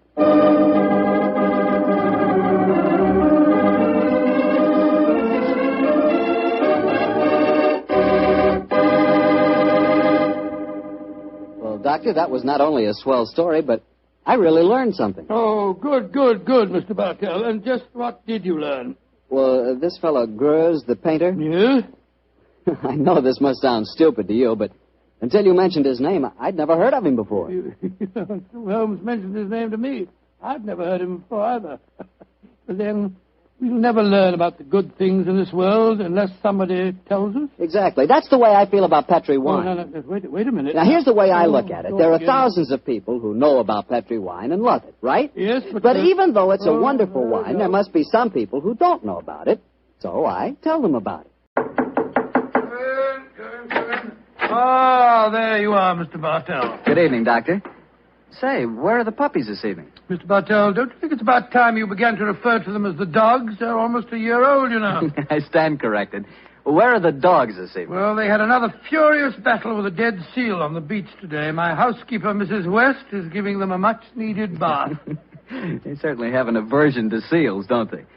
Well, Doctor, are you all ready with tonight's new Sherlock Holmes adventure? Yes, my boy, and as yesterday was St. Patrick's Day, I decided to tell you a story that took place in Ireland a few years before the turn of the century. I imagine that you've heard of kissing the Blarney stone, haven't you? Oh, yes, Doctor, though I've never understood exactly what it meant. Well, let me explain it to you, because the ceremony plays a very important part in the story tonight. Blarney Castle is an imposing 15th century ruin a few miles outside the town of Cork. The castle is many stories high, and in the foremost tower, the famous Blarney stone is situated. What's supposed to be the point in kissing it, Doctor? The stone is considered a powerful talisman, and the legend runs that whoever kisses it is endowed with eloquence for life. Say, Doctor, if I ever get over to Ireland, I'll certainly kiss that stone. But you're such a storyteller yourself, Doctor. I bet you've kissed it, huh? No, Mr. Bartell. I'm afraid I never had quite enough courage. Courage? Well, why does it need courage, Doctor? Well, because the Blarney stone is set in a most inaccessible position on the outside wall. To kiss it, it is customary to lower the candidate for eloquence over the rampart, head foremost, with a friend hanging on to his heels. From the top of a castle? It does sound dangerous, Doctor. It was, my boy, so much so that in recent years a great row of iron spikes was put round the parapet to prevent an accident. Though, of course, at the time tonight's story took place, there was no such guard. And I have a feeling that an accident did take place, Doctor? No, Mr. Bartell, let me tell you the story from the beginning. Sherlock Holmes and I were staying in the city of Cork, where the great man had just solved the singular affair which the local press had referred to as the Leprechaun Murders. A few days before our departure for England, we paid a visit to Blarney Castle. I must confess that I had a certain desire to test the miraculous powers attributed to the Blarney stone.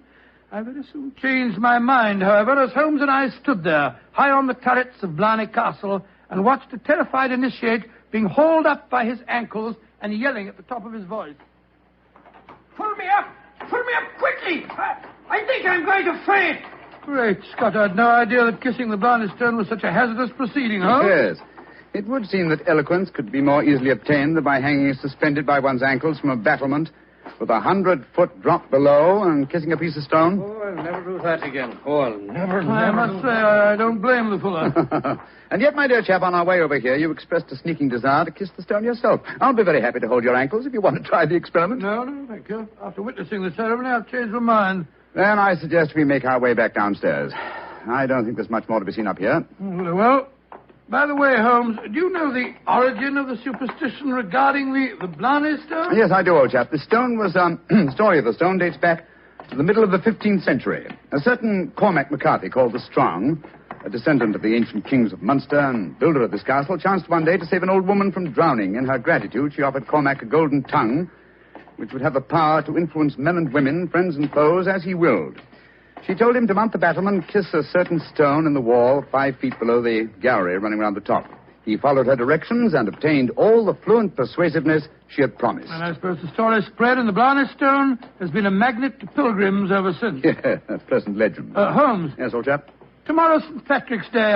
I bet there'll be quite a bit of excitement in the village tonight. Don't you think it'd be rather fun to pay a visit to one of the local inns? Splendid idea, old chap.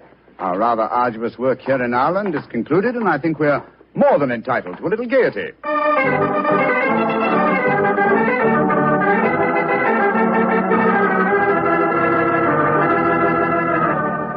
In Dublin's fair city, the girls so pretty, 'twas there that I first met sweet Molly Malone.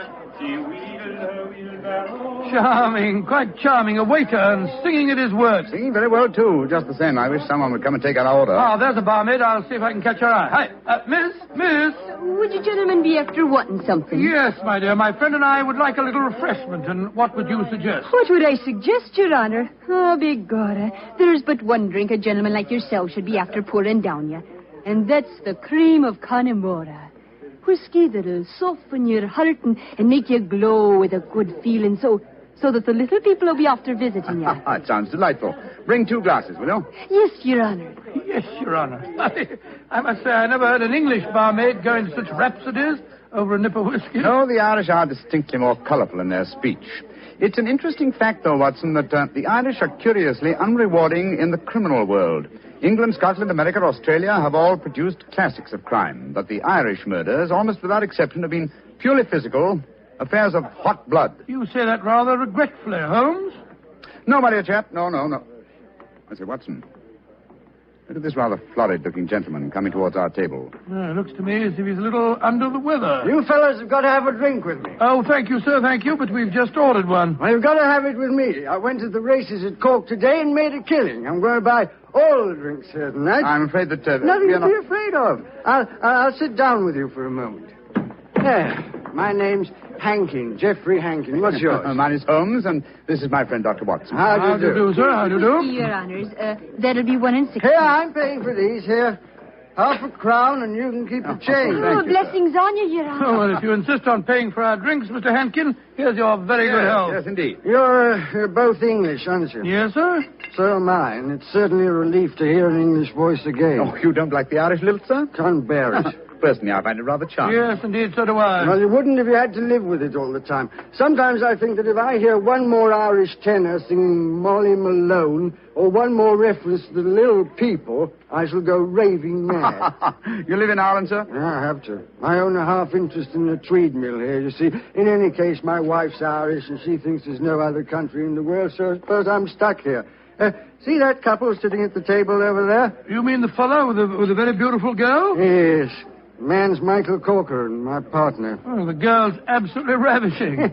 You'd like to meet her? I'd like to, by George, yes. What do you say, Holmes? Oh, very well, Watson. The combination of my natural curiosity and your taste for a pretty face would seem to suit the occasion admirably. I might as well warn you, Doctor, that the pretty face belongs to my wife. Your wife? Oh, good gracious me. I didn't mean to... Oh, well, you better bring your glasses with you.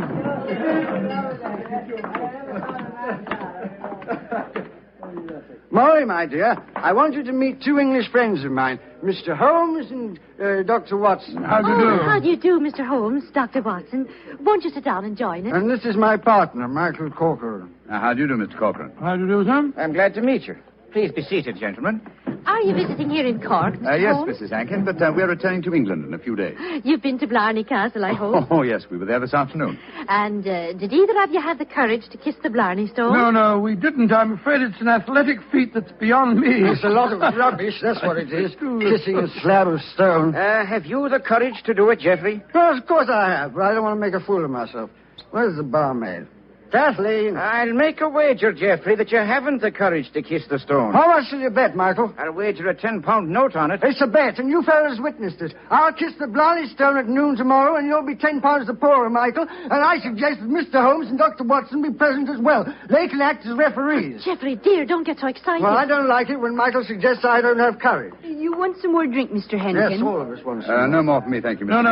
No more for and me, I thank you. think you've had enough, Geoffrey. Don't tell me when I've had enough, Molly. In Dublin's fair city, the girls Oh, no, are so not that pretty. filthy song. Yes. Firstly, Mr. Hankin, I find the traditional Irish melodies quite beautiful. And I find them revolting. Stop! Geoffrey, quiet. Would Your Honor be wanting me to sing another song? My honor would like you to shut up that filthy caterwaul. Really, sir, really. I call Geoffrey. that... Sean, please go on with your singing. In Dublin's fair city... You heard me, you great bog-trotting gazoo. I said shut up, and I meant shut up! Geoffrey, I'm leaving here at once. Michael, please to take me home. It'll be my pleasure, Molly. You're an ugly man, Mr. Henkin. Knocking down poor Sean when he was singing just like a bird. Oh, the devil with him, and all of you. No Irishman will be after forgiving you for this night's work. No, not the little people of old Ireland either. You've made more enemies, Mr. Henkin, than you'll ever see. But you'll be knowing they're there. Fiddlesticks, you can't frighten me with your stupid Irish superstition.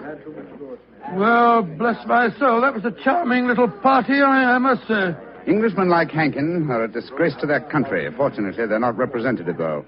Yes, I must say I'd hate to have a curse put on me like that barmaid laid on him. Watson. Yes? Did you see the glances which Mr. Hankin's partner and his wife exchanged as the brawl started? There was more menace to him in those glances than in all the threats of all the little people in Ireland. Yeah. I thought that there was something between them. I say, Holmes, that bet about Hankin kissing the Blarney stone at noon tomorrow, do you suppose... I suppose nothing, old fellow. But there are forces at work here that I don't like. I think, Watson, that you and I will be at the Blarney stone at noon tomorrow. It's possible that the bet made tonight is all part of a definite plan, and I have a feeling that the bet is still on.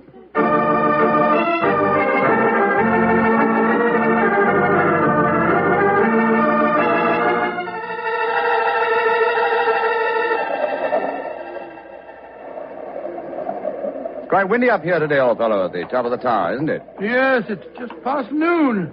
I wonder if that man Hankin is going to keep to the terms of his bet. We shall soon learn. In the meanwhile, are you sure that you wouldn't like to change your mind and kiss the Blarney stone yourself? I'm quite sure, thank you. Ah, here they come now. Yes. Hankin and his partner, Mr. Corcoran. The bet is on, Watson. Good day to you, gentlemen. Oh, hello. It's my friends from last night. Well, I see you're going through with the bet, son. Oh, yes. Geoffrey set his mind on the 10 pounds of mine. Your wife didn't accompany you, Mr. Hankin? No, she didn't. I'm afraid I'm rather in disgrace for my behavior last night. Molly made me go round and see that waiter fellow that I hit. I offered him money, but he wouldn't take it. Did you offer him an apology? Apologize? To a waiter? I should say not. Well, come on, let's get this stupid farce over with. Are you sure your nerves can stand it, Geoffrey? There's a drop of 100 feet or more below you. Oh, don't worry about me, Michael. Just hold on to my ankles tightly and don't let go. I'll climb onto the parapet. There we are. Now hold on to my feet, Michael, and lower me gently. I'm holding you, Geoffrey. Then lower away. Right you are, Geoffrey. Great Scott, I wouldn't do that for £100. Sliding head first down a vertical wall. That's enough, Michael. I can reach the stone. Oh, his boots. They're slipping through my fingers. I can't hold him. Let me help you. I'm slipping. Pull me. Hold on to him. Hold on to him. Oh, he's gone. I just couldn't hold him. Great heavens. No man could survive that drop. Mr. Corcoran, you deliberately let your partner slip to his death. This is murder. But I don't understand. I'm a strong man. But he just vanished out of my hands like a greased pig. Let me see your hands, Mr. Corcoran. This is dreadful.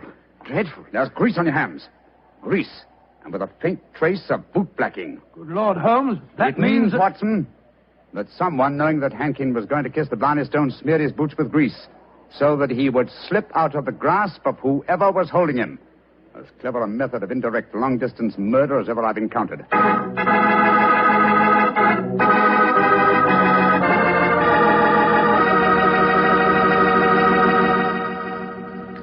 You'll hear the remainder of Dr. Watson's story in just a second, so I'm going to remind you that Petri California Sherry is not only wonderful before dinner, but it's good almost any time. If you had to choose just one wine for almost any occasion, that wine would be Petri Sherry. Petri Sherry is a perfect wine to serve in the afternoon or in the evening. It's good before dinner, yes, but it's swell after dinner, too. In fact, with a bottle of Petri Sherry on your shelf, you've got practically a small-sized wine cellar. So get a bottle of Petri Sherry soon. And remember, you can't miss with any wine that has the letters Petri on the label, because all Petri wine is good wine. Well, Dr. Watson, this is quite a story you're telling us tonight. What happened next? I suppose you went down into the castle grounds and looked for the dead man's body? Well, we tried to, Mr. Bartell, but the authorities were curiously uncooperative. They refused to let us search, insisting that the police be called first. And so, Mr. Bartell, half an hour after the tragedy, Holmes and I found ourselves standing in a tiny police station as we told the story to the local sergeant. Sure the saints be praised, Mr. Holmes. 'Tis a terrible story you've told me. Tomorrow I'll be after arresting Sean O'Flaherty. Sean O'Flaherty? He's the waiter at the inn, the one who sings. That he is, and he sings like a breath of spring. I'll be sorry to see him hang. But you've got no proof that he was responsible for the murder? Proof, you say, sir? Well, I can't arrest a big manufacturing man like Mr. Corcoran, can I? Or a fine lady like Mrs. Hankin. But you can't arrest a man without any evidence of guilt. Oh, I can't I? Then supposing I tell you that Sean O'Flaherty cleans the boots at the hotel where Mr. Hankin was staying. He does, eh? Then he had the perfect opportunity for the greasing of Hankin's boots this morning. And we know he had a motive for harming him. You're right, sir. And from what I have heard of the dead man's behavior last night, half a dozen people could have heard him make the bet that he'd kiss the Blarney stone today. Sean O'Flaherty's our man. I'll have to arrest him tomorrow. Tomorrow? But good heavens, man, aren't you going to do something today? A murderer is at large. Today is blessed St. Patrick's Day. Oh, sure, let the poor fellow have the day in peace. Oh, he won't run away. But my dear son, will you come back with me to the castle and search for the body? They refuse to let me do it alone. On St. Patrick's Day? That I will not.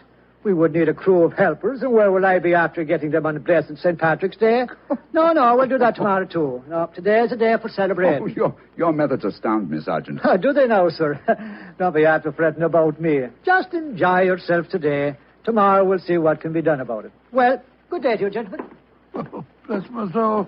I've never seen such a happy-go-lucky policeman in my life. It's infuriating. If only I were allowed to examine Hankins' body, I could get to the bottom of this. Well, what are you going to do now, Holmes? The police won't help us. Then we must take the law into our own hands. I think we'll start off by going to the hotel and seeing what we can find out from Sean O'Flaherty.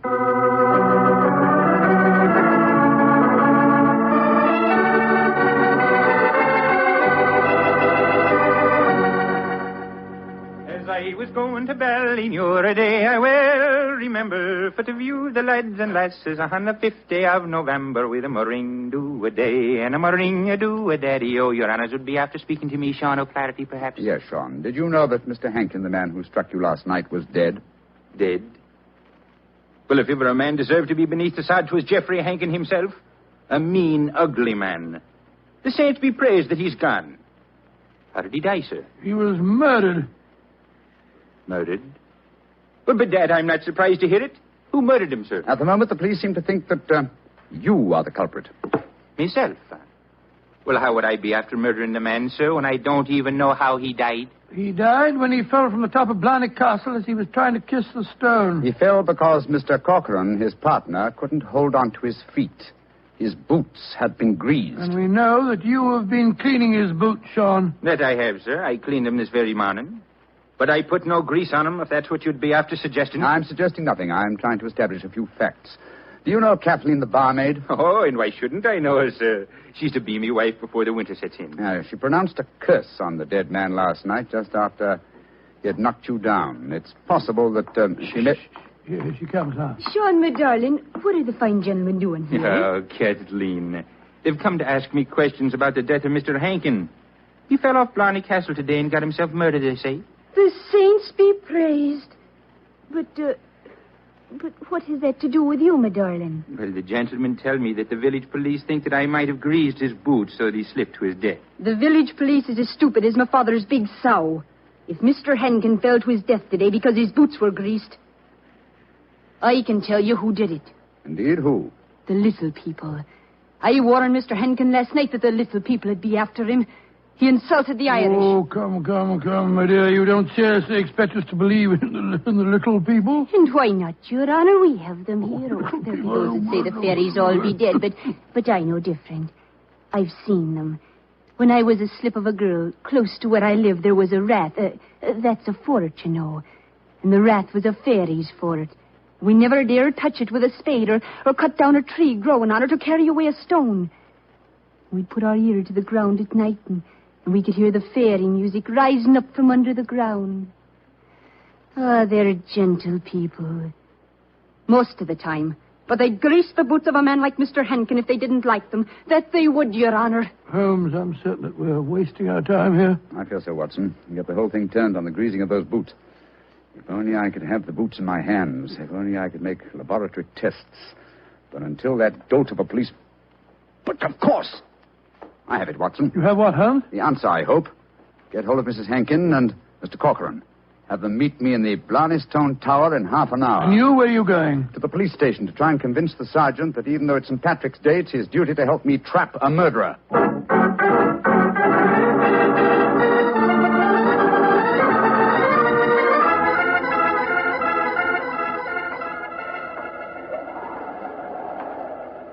You know, Mr. Holmes, you're an obstinate man. It's blessed St. Patrick's Day, and yet you insist that we meet here on the top of Blarney Castle. What do you think you can prove? Who murdered Geoffrey Hankin? Yes, but why do Molly and I have to be here? Yes, Mr. Holmes. And poor Geoffrey's body still lying somewhere below us. Mrs. Hankin and Mr. Corcoran. I asked Dr. Watson to bring you here for a good reason, I assure you. You ready, Watson? Quite ready, Holmes. Good. Sergeant. Yes, sir. You asked me why I've assembled the three of you here. I'm going to reconstruct the crime. I shall play the part of the victim. My friend Dr. Watson will represent you, Mr. Corcoran. Now, I straddle the parapet. So. Watson, hold on to my feet, will you? I've got him, Holmes. And lower me down the face of the wall. Right, sure. Holmes, hold tight to the wall. Try and push yourself back. The murderer's tried to get you. Your boots are covered in grease. Stand back. Come away. Grab my trouser legs, Watson. I've got him, Holmes. Come, up you come. There we go. Oh, Joe, that was a near thing. Devilish plot, Sergeant, and very cleverly carried out. My boots were ungreased when I entered the castle, and yet someone has been able to apply grease to them without my knowledge within the last few minutes. Sure, and how is that possible, sir? I don't know, Sergeant, I must confess. Holmes, you stumbled as you came up the darkened staircase. Do you remember that? That's true, old chap, I'd forgotten. And you, Mrs. Hankin, and you, Mr. Corcoran, were kind enough to assist me to my feet. An excellent opportunity to apply the grease. Now we know that one of you two is the murderer. I must have a jar of grease somewhere. Now, Sergeant, will you search the lady while I search Mr. Corcoran? But this is ridiculous. Of course it is. How could we be guilty? Well, if you're not guilty, you've got no objection to being searched, madam. Well, upon my word, here in your purse, Mrs. Hankin, is a jar of grease. What? Now, what have you to say of yourself? Now, can't you say, Sergeant? Except that she engineered her husband's murder and tried to engineer mine. Oh, no, I knew nothing about Geoffrey's murder. Oh, Michael, darling, I swear to you. Don't worry, my darling. I'll not let them hurt you. I'm telling you, you're wrong, Mr. Holmes. I was the murderer. Oh, no, Michael.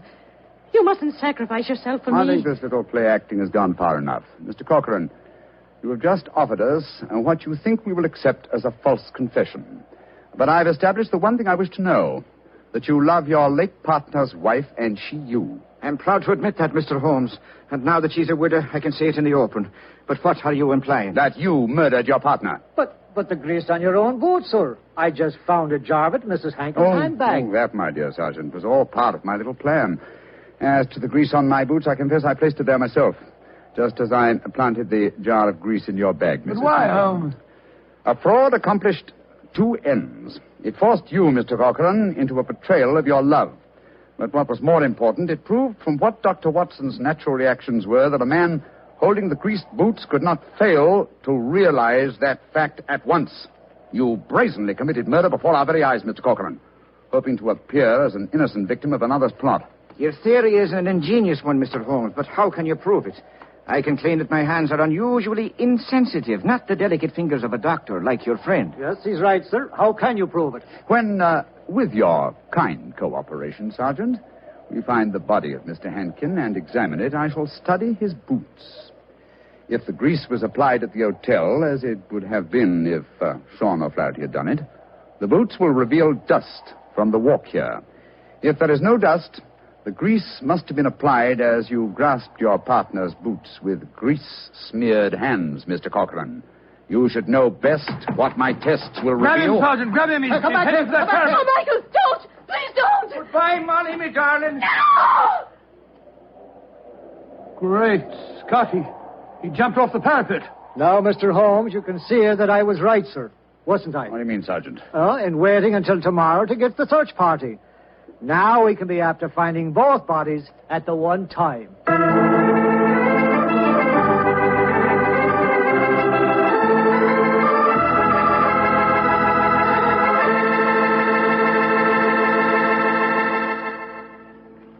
Well, Doctor, that was really an unusual story. Even now I get a bit of a shudder when I think of that afternoon at the castle. I don't blame you. Doctor, you know something? Earlier this evening, I said that if I ever got to Ireland, I'd certainly want to kiss the Blarney stone, remember? Yeah? Well, I've changed my mind. I'd no more want to hang by my heels to kiss that stone than, well, just let's forget it. But, my boy, don't forget, if you kiss that stone, you get the gift of eloquence. You'd be the most convincing fellow in the world. So? So, well, whenever you talked about Petri wine, you'd really do people a favor because they wouldn't be able to resist trying it. Oh, talking about Petri wine isn't important, Doctor. The best way to determine just how good Petri wine really is to taste it. Come in. Ah, there you are, Mr. Bartell. Good evening. Oh, excuse me, Dr. Watson. I didn't know that you had company. Shut the door, my boy, and come in and join us. Let me introduce you, Mr. Bartell. This is my friend, Mrs. Campbell. How do you do, Mrs. Campbell? How do you do, Mr. Bartell? Mrs. Campbell is a very old friend of mine from England, and when she called on me today, I persuaded her to stay and have dinner, and then join us in this little session of storytelling. You see, Mr. Bartell, she's really what you might call the star of the Sherlock Holmes adventure that I'm going to tell you tonight. Oh, come now, Dr. Watson. I actually played a very small part in the story. In any case, I was much too young at the time to know what was really going on. Say, this is a great idea, Doctor. One of the characters out of your fabulous past here in California in 1946 and helps tell her own story. Oh, no, Mr. Bartell. I'm no storyteller. That's the doctor's department. I'll just listen. No, my dear. I'll set the scene, but you must ring up the curtain, as it were. In any case, my memory isn't too clear on some of the early points in connection with the case. You will have to help me out. Oh, but you're talking to millions of listeners on the radio. I'd be terrified to speak over the air. We're on the air now, Mrs. Campbell. Oh, we're not, are we? Oh, dear. No. Don't worry, Cynthia.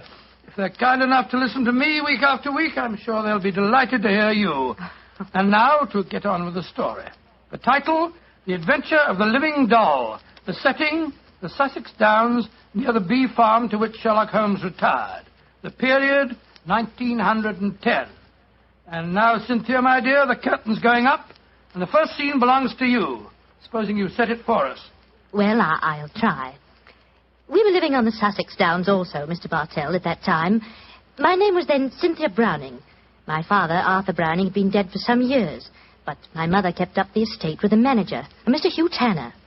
I was away at school most of the year, of course, but the happiest times of my childhood were spent during those long summer months in Sussex.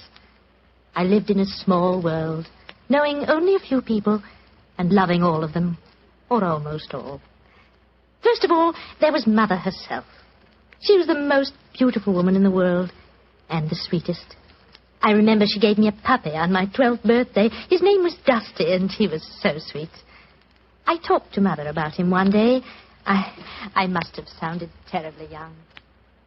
Mommy, darling, I do love Dusty. Very, very much. He's a lovely puppy, and you gave him to me. You love him, Cynthia. I know that. But I've been feeding him. That's your job, darling. It's good for grown-up people to have responsibility. Oh, Mommy, I'll feed him. Of course I will. I'll feed him so full, he'll burst. Then there was the estate manager, Hugh Tanner, such a pleasant man, and so willing to tell a 12-year-old all the things that a 12-year-old has to know or die. But, Mr. Tanner, why did you have to shoot the horse? He'd only broken his leg. Cynthia, horses aren't like human beings. Their legs won't mend. Now think of a horse that couldn't brisk and run and gallop across the downs. We're actually being kind to him. Honest we are, Cynthia. And then there was Frank King, the painter who lived on the downs. He taught me to open my eyes and really see things. No, Cynthia. That sunset isn't red. It's gold and rust. And the water, child, look at it. It's almost rose in this light. Rose flecked with cobwebs of eggshell blue. Cynthia, darling, a sunset's never just one color. Do try and remember that, won't you? And then there was Mr. Pound from the city. I gathered that he was terribly rich, and he wanted to marry Mother. But he certainly didn't understand little girls. Cynthia, I'm going to give you half a crown for being a very good little girl. Now, tell me, what will you do with it? I'll buy something for Mommy. Oh, no, my dear. This is your own money. You put it in the savings account at the post office, and it'll make more money for you. Always remember, my dear, take care of the pennies, and the pounds will take care of themselves. Then there was the wonderful wise woman who knew all the things that aren't in books. Always remember, my bunny, that it's good luck to touch the hump of a hunchback. But the curse of Beelzebub himself will be upon ye if ye look at a sliver of silver moon through the glass. And then, the strangest and most wonderful of them all was the lean, middle-aged man with a sharp face and the bee-net whom I met one day on the downs. Good afternoon, young lady. Good afternoon. I'm Cynthia Browning. My name is Holmes. Sherlock Holmes. Why are you carrying that net? You looking for butterflies? Oh, no, Cynthia. I'm a bee farmer. Bee farmer? Oh, that sounds funny. How do you farm bees? Well, come over to my place one day and I'll show you. I say, that's a beautiful doll you're carrying. It isn't a doll. It's my mascot. It was given to me by Frank King, the painter. He made it for me. He made it to look as much like me as possible. I call her Me. It's a remarkable likeness. See the hair? That's clippings off my hair. And the nails? Those are clippings from my own nails. She's really me. I love her. Your own nails and hair, and the doll is an exact replica of you? I don't like that, Cynthia. Remember, my dear, my name, it's Sherlock Holmes, and I live at the bee farm, and if anything unusual happens, come to me at once. Of course, Dr. Watson. I'll confess that first meeting with Sherlock Holmes rather frightened me. You didn't understand why he was so worried about the doll, eh? No, but I remembered what he said about coming to him if anything unusual happened. And I'm sure that unusual something did happen. Yes, Mr. Bartell, and within a very few days. But at this point, I think Dr. Watson should take over the story. It's where he and Mr. Holmes really entered into it. Oh, very well. As I mentioned earlier, Mr. Bartell, I was staying with Holmes. Late in the afternoon, as I remember, that you ran over to the bee farm where I first met you, Cynthia. A few moments before you arrived, Holmes and I, each of us with a cup of tea in our hands, were seated on the veranda, gazing out across the downs, and discussing the mutability of human affairs. It's strange, Watson, that after a lifetime devoted to the more flamboyant aspects of everyday life, that now, in what is the fast approaching twilight of my days, I find such peace and companionship in the exact and predictable behavior of bees. I wonder what Moriarty would have thought. Oh, you talking as if you're an old dodder of 90. You say what you like, but I don't think that you'll ever really be happy in retirement. You miss the danger, the excitement of the chase, the public acclaim. What are you talking about? My work was never for the public. What did the public, the great unobservant public, who could hardly tell a weaver by his tooth or a typesetter by his left thumb, care about the finer shades of analysis or deduction? In any case, Watson, I chose a happy time to sink into oblivion. In comparatively recent years, the criminal seems to have lost all his originality and enterprise. My own little practice, when I gave it up, seemed to be in danger of developing into an agency for recovering lost lead pencils or giving advice to young ladies from boarding schools. Oh, talking of young ladies, who's this little girl running up your driveway? Oh, great Scott, it's little Cynthia Browning. Oh, and who's she? Oh, a charming young neighbor of mine. Hello, Cynthia. Hello, Mr. Holmes. You've come to see how I farm bees, haven't you? No, Mr. Holmes. You told me to come to you. Something unusual happened. It has. Something that's frightened me. Well, now, sit down, my dear. This is my old friend, Dr. Watson. Oh, how do you do, Cynthia? How do you do? Now, Cynthia, dear, what has frightened you? It's my mascot. My me. Look. Somebody stabbed her through the heart. Great Scott, a doll that's an exact replica of her, with a penknife thrust into it. Good gracious me. When did you find your mascot like this? Just after tea. Mummy had some gentlemen calling on her. And afterwards I went up to my room and found poor me on the bed.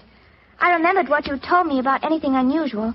And so I came over here as fast as I could. Yes, I'm glad that you did, Cynthia. But did you tell your mother where you'd gone with her? No, I didn't. She was still talking to the gentleman. Well, she'll worry about you when she discovers your disappearance. No, don't worry, Watson. I shall go over and talk to her at once. Cynthia, my dear. Yes, Mr. Holmes? Who were the gentlemen calling on your mother? Well, there was Mr. Tanner. Yes. He's the man who looks after the estate for Mummy. Mm-hmm. Mr. King, the painter. Mr. King is the man who made this doll, eh? Now, who else was there? Mr. Pound. He's a businessman from London that's staying with Mummy. And they were all present in your house when you found the mascot lying on the bed. Yes, Mr. Holmes. Watson, old chap. Yes, sir? I'm going over to see Cynthia's mother at once. I want Cynthia to stay here with you. Guard her, old chap, as you would your life.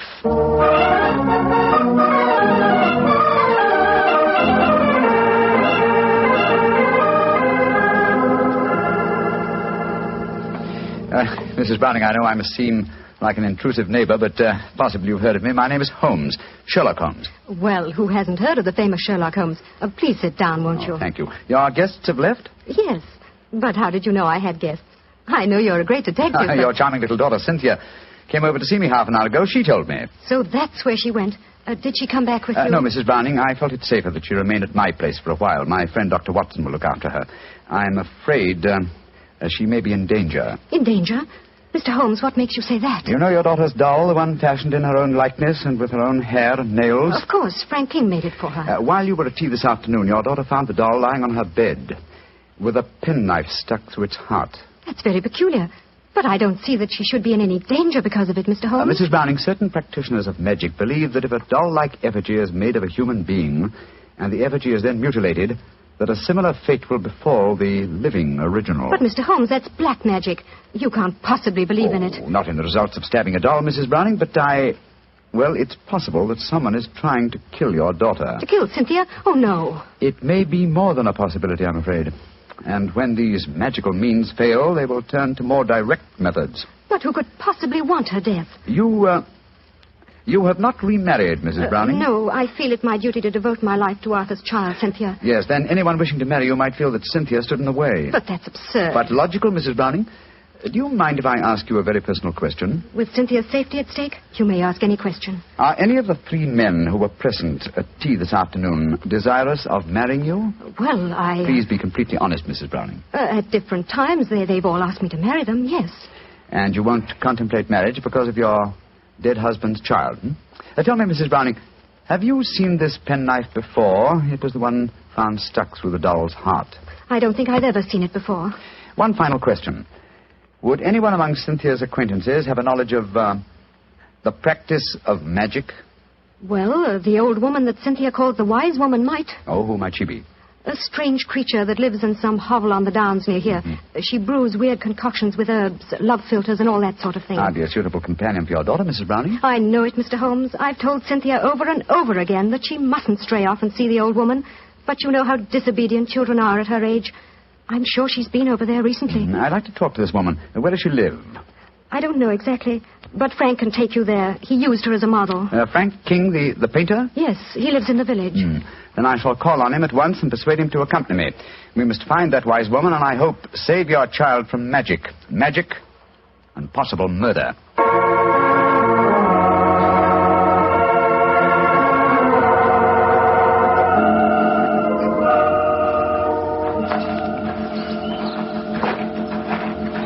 Much further, Mr. King? Only a few more yards, Mr. Holmes. A little cottage is just behind the trees there. It's a pretty broken-down place.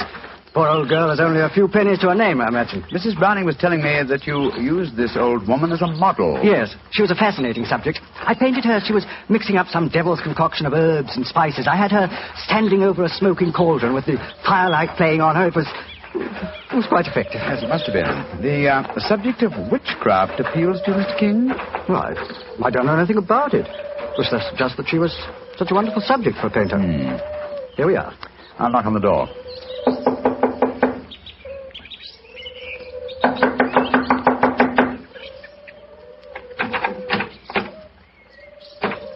I think we'll take the liberty of going in, shall we? I don't see why not.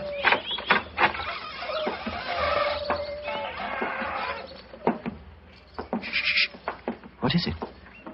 Listen. It came from that room. Someone is here. Come on. Look at her. Look at her head. Poor devil. Yes, she's still alive. She isn't long for this world. Can you hear me? Here, let me lift you up a little. Can you understand what I'm saying? Tell me, who was it that did this to you? She's too far gone to speak. Got a piece of paper and a pencil? Yes. Wait a minute. Here you are. Thanks. Now, can you write the name of the man who did this to you?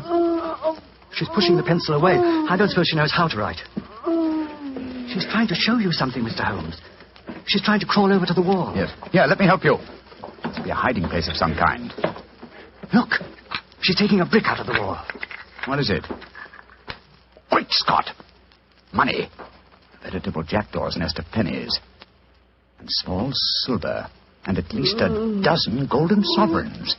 That must be the money. Look! She's picking out one of the silver coins. She's trying to give it to you. A sixpence, but what?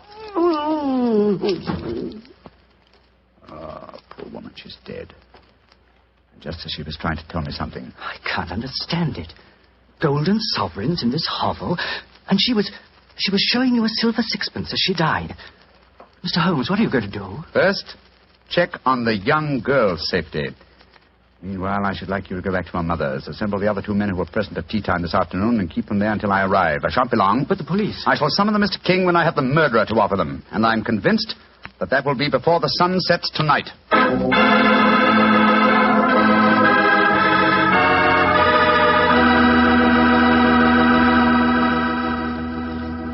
We'll hear the rest of Dr. Watson's story in just a second.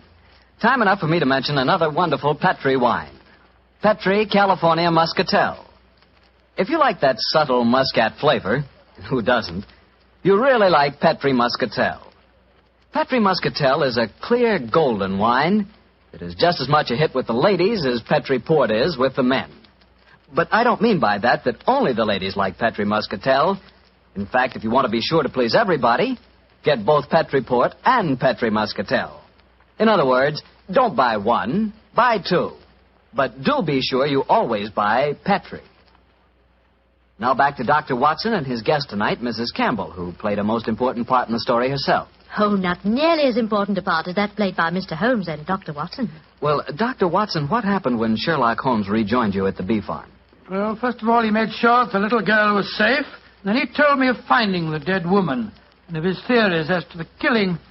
I can almost hear him now, Mr. Bartell, as he said... How it was, Watson.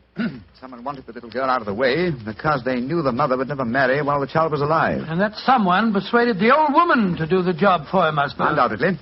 And she, believing in the powers of black magic, mutilated the doll, firmly convinced that in so doing she was destroying the young girl it was fashioned after. And then, I suppose, when the potential murderer discovered the woman was merely indulging in stupid folklore, he killed her, realizing she was only a hindrance to him, and with her knowledge of the plan, a dangerous hindrance. Exactly, my dear fellow. But how do you suppose we account for the hoard of money?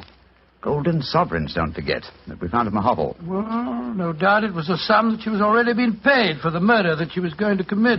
As she died, she tried to give me the clue to her murderer by selecting certain coin. Now, in her possession, she had gold, silver, and copper. She chose a silver coin.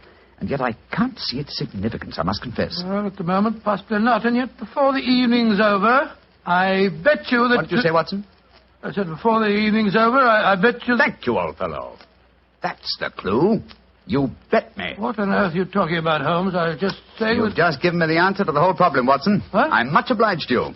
Stay here, will you, old chap? And look after Cynthia a little while longer. Within a very short time, I shall have her intended destroyer under lock and key.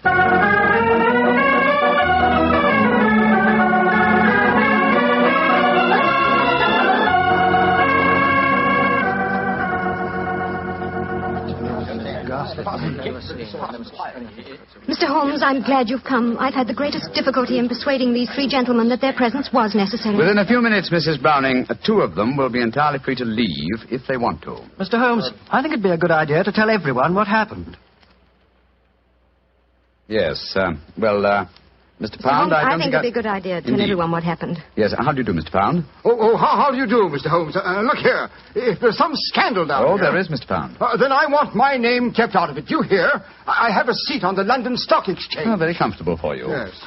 And the other gentleman, by the process of elimination, must be Mr. Hugh Tanner, the manager of your estate, Mrs. Browning. Yes, I'm Hugh Tanner. And now, Mr. Holmes, supposing you tell us what this is all about. I'm a straightforward man, and all this mystery is rather aggravating. Something has happened. Something that concerns us all. What is it? Murder. Murder? What? Murder? Good Lord, who's been murdered? An old woman who lived in the village. Your daughter, Mrs. Browning, referred to her as the wise woman. Mr. King and I found her tonight in her cottage on the Downs, beaten to death. Murdered. Well, that's shocking, but what's it got to do with us? I'll explain, Mr. Pound. Each one of you, I believe, would like to marry Mrs. Browning. Her daughter, Cynthia, is an obstacle to such a marriage. One of you decided to remove that obstacle and engaged the wise woman to carry out the plan. Finding the woman clumsy and ineffective, you decided that she was a dangerous witness, and so you murdered her. Fortunately, the poor woman, as she was dying, gave me the clue to her murderer. But how did she do that, Mr. Holmes? I thought you said that she died without speaking. She did, Mrs. Browning, but she gave me the clue nonetheless, though I was shockingly slow in spotting it. Well, what was the clue? Yes, let's stop being mysterious and come out into the open. You were with me, Mr. King. As she died, I shall let you tell them. Well, she was dying, unable to speak when Mr. Holmes asked who had attacked her. She couldn't write, but she showed him a hoard of copper and silver coins and a dozen golden sovereigns. Sovereigns in a hovel like that? Oh, I see. She meant her murderer was the man who had paid her. And with all that ill-gotten wealth, she died clutching a silver sixpence. And you still don't see who the murderer is? Come along, gentlemen. You should know it as well as you know your own names. Now, Mr. King mentioned that there were a dozen sovereigns. Whose name does a sovereign suggest? Sovereign? King. You, Frank King, were the murderer. Oh, that's ridiculous. The old woman wasn't exactly a mastermind. Why should she be so indirect? And how much is a sovereign worth? £1. And your name, my friend, with a seat on the London Stock Exchange is Pound. Oh, this is absolutely absurd. I can prove that I've never even met the woman. Well, what is the answer, Mr. Holmes? I'm sure that you know it. The answer is obvious, Mrs. Browning, though I'm ashamed to say that a chance remark of Dr. Watson's gave me the clue. Oh, now look here. Stop beating about the bush, Holmes. What is the answer? A very simple one, Mr. Pound. With 12 golden sovereigns at hand, sovereigns that would suggest either the name of King or Pound, what coin did the dying woman select? A sixpence. Exactly. A humble silver sixpence. And what is the common slang word for a sixpence? A tanner. Precisely. Which tells us that you, Mr. Hugh Tanner, killed the wise lady. Try and prove it. That's all. Just try and prove it.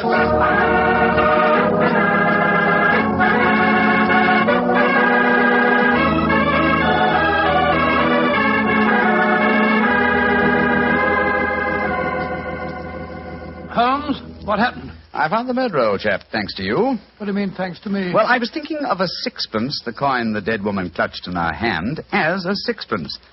When you said, I bet you, I thought of the much-used expression, bet you Tanner.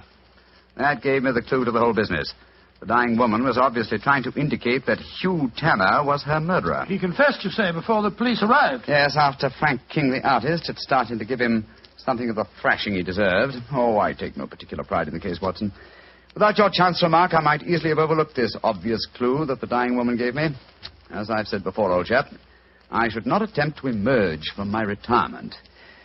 Yes. It's obvious that my reflexes are shockingly slow. Rubbish. The police would never have solved it. Oh, my dear Watson, when you compare me with the police, I realize that my retirement should be permanent. By the way, where is Cynthia? Well, I arranged with your housekeeper for her to have an early supper. Some kippers, a poached egg or two, a piece of that treacle tart we had last night, and a pot of tea. Oh, for a 12-year-old girl, my dear Watson, this is an occasion when I might accuse you of being a potential murderer. Oh, come now, Holmes, you know perfectly well. What? Here she comes now. Hello, Cynthia. Did you enjoy your supper? It was lovely. Thank you, Mr. Holmes. Is everything all right? Can I go home now? Yes, Cynthia. Everything's all right. Tell me, my dear, did you ask Mr. King to make that mascot for you? Yes, Mr. Holmes. The wise woman told me it would bring me luck. Oh, yes, I thought so. Mr. Holmes, will everything be just like before? No, not quite, Cynthia. Mr. Tanner and the wise woman have gone away. You won't see them again. Oh, dear. But you have new friends here, haven't you? Yes, and nice ones. Remember that, Cynthia. We'll always be your friend. I will, Dr. Watson. I like you both so much. Ah, I'm glad. And tell me, Cynthia, do you like Mr. King, the artist? Oh, yes. Almost as much as I used to like my daddy. Uh-huh. He's like my daddy, a little. Oh, I'm glad to hear you say that, Cynthia. Tell your mother the same thing, will you? I think it might change a peculiarly foolish notion of hers.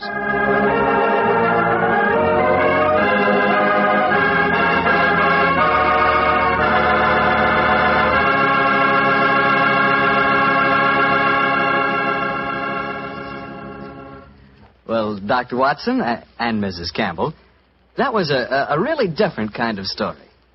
I'm sure glad you were here tonight, Mrs. Campbell.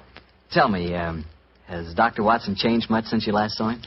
Well, yes. I think he's grown handsomer. No. And what about Mrs. Campbell, Doctor? Has she changed? Well, she is more grown up than the last time I saw her, but she hasn't changed much in one respect. What's that, Doctor? Your appetite, my dear. Oh. I remember how Holmes was amazed at the amount you ate when you were a child, but you certainly had just as hearty a dinner this evening. Well, that was your fault, Doctor. Your dinner was too good. Oh, Cynthia, don't talk about the wine. Well, why shouldn't I talk about the wine? It was wonderful. Sure it was. It was Petri wine, that's why. You see? Now you got him started. And Mrs. Campbell, Petri wine is always good wine. And now I know our good friend Dr. Watson's expecting us. Let's go in and join him. Come in. Good evening, Doctor. Good evening, Mr. Bartell. Say, how are you feeling, Doctor? All over that attack of flu you had? I'm feeling very much better, thank you, my boy. I'm still a little weak. We old fossils take much longer to get over that sort of thing than you young fellows. Well, you take good care of yourself, Doctor. You've got a lot of friends, you know. Oh, I'm very glad to hear that. Thank you, Mr. Bartell. And now settle yourself down, and I'll get on with tonight's new Sherlock Holmes adventure. Where did it take place? You may not be familiar with the names of Jersey, Guernsey, Alderney, and Sark. but those are the 4 principal islands that make up the group known as the Channel Islands. Oh, yes, Doctor, I have heard of them. Somewhere in the English Channel, aren't they? Between the southern coast of England and the northern coast of France? That's quite right, my boy, though I very much doubt if you ever heard of the tiny island on which this story happened. It was the island of Garth, a minute but self-contained spot with a population of just under 1,000 inhabitants, subsisting, and from what I saw of the island in those days, subsisting very well on its dairy products. Was it under the rule of the British government, Doctor? No, Mr. Bartell, not exactly. You see, the island belonged to a family by the name of Horn. The head of the family, who was known as the Seigneur of Garth, was an independent ruler owing nominal allegiance to the King of England. That allegiance was expressed by one of those traditional ceremonies in which the Seigneur annually presented 1 pound of freshly churned butter to a representative of the British Crown. Times haven't changed much, have they, Doctor? Pound of butter is still worth a king's ransom. But tell me, what were you and the great Sherlock Holmes doing on the island of Garth? Well, I just coming to that, my boy, if you'll give me a minute. It was in the summer of 1896 when, to my utter amazement, Holmes informed me that we were going to the island of Garth as the official representatives of the British Crown to accept the annual presentation of butter. At the time, I must confess, I couldn't see why Holmes wanted to accept such a ridiculous mission. It was only as we approached the island in a small fishing boat that he told me a great deal more was at stake than a pound of butter. Unfortunately, Mr. Bartell, I'm not much of a sailor, and as the wind was blowing hard and the sea racing, I'm afraid I wasn't a very intelligent companion.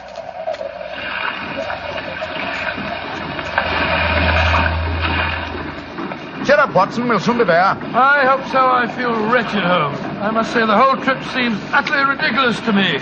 Plunging and bobbing about in a little boat in a raging torrent just because somebody wants to give somebody else a pound of butter. Dear old Watson, you don't really think our mission is so innocuous, do you? Then why are we going to the island of Garth? We're going to the island of Garth at the express wish of its present ruler, Martha Horn. Martha Horn? I never heard of her. She's an extremely spirited old lady. And the only woman who dared tell a certain resident of Windsor Castle that she looked devilishly dowdy for an empress. Great Scott, you mean that I mean, Watson, that Martha Horn's behests are not lightly disregarded. Obviously, she wishes to see me urgently. Also, my brother Mycroft put pressure on me. He reminded me that a visit to Garth might be closely allied to this emerald tie pin I wear. Of course, you recall the origin of this pin. Well, naturally. That lady at Windsor Castle gave it to you after our little trouble last year over those stolen plans for the Bruce Partington submarine. Exactly, my dear fellow. But remember that the spy Oberstein had put those plans up for auction in all the naval centers of Europe. Some hint of their nature must have leaked out. It's even possible that other powers may be able by now to duplicate the pride of our submarine fleet. And whoever controls the channel, Watson, controls England. Well, they're dropping anchor, and yet we're still a quarter of a mile out from the island. Well, why do you think they're doing that? Here comes the skipper. He'll tell us. Here is as close to the island as we may approach, monsieur. We have already sent signals. A smaller boat is putting out for you. It will be here in a little while. Thank you. A smaller boat? Good Lord. Holmes, you were hinting at the naval significance of the island of Garth. Yes, old chap, I was. Well, what good would it be as a port if even a small boat like this can only come within half a mile of it? For a surface vessel, no. But we were speaking of submarines. Garth, I learned from the encyclopedia, boasts a magnificent interior cavern accessible only through underwater channels. Great Scott, an ideal natural harbor and dry dock for a submarine fleet. Precisely. And on the control of the island of Garth, Watson, may well rest the fate of the British Isles. Now, old chap, perhaps you see why Mycroft was so anxious for us to collect a pound of butter.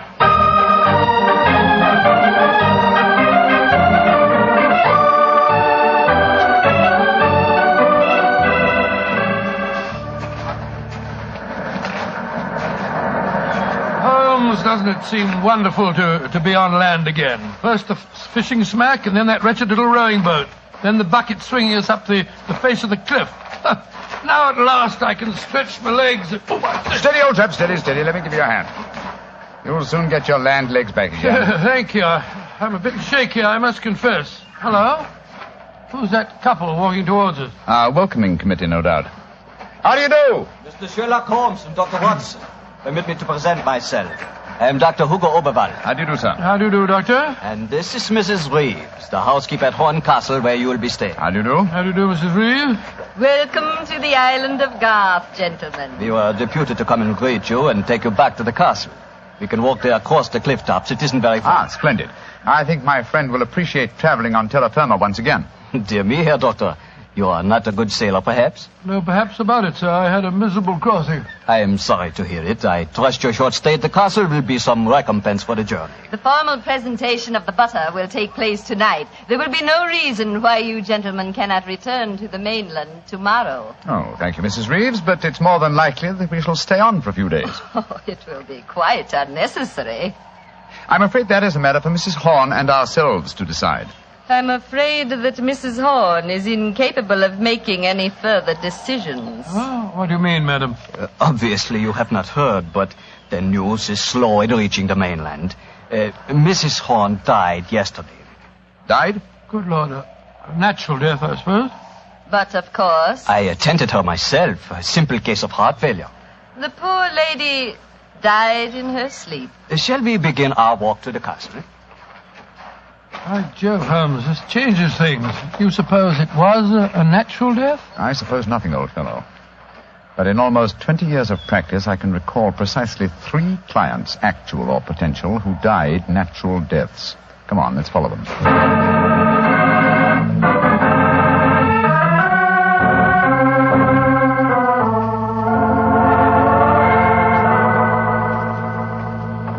Mr. Sherlock Holmes, Dr. Watson, this is Mr. Christopher Horn, grandson of Mrs. Horn and the new ruler of Gar. How do you do? Hello. How do you do, sir? Very nice of you fellows to come over here.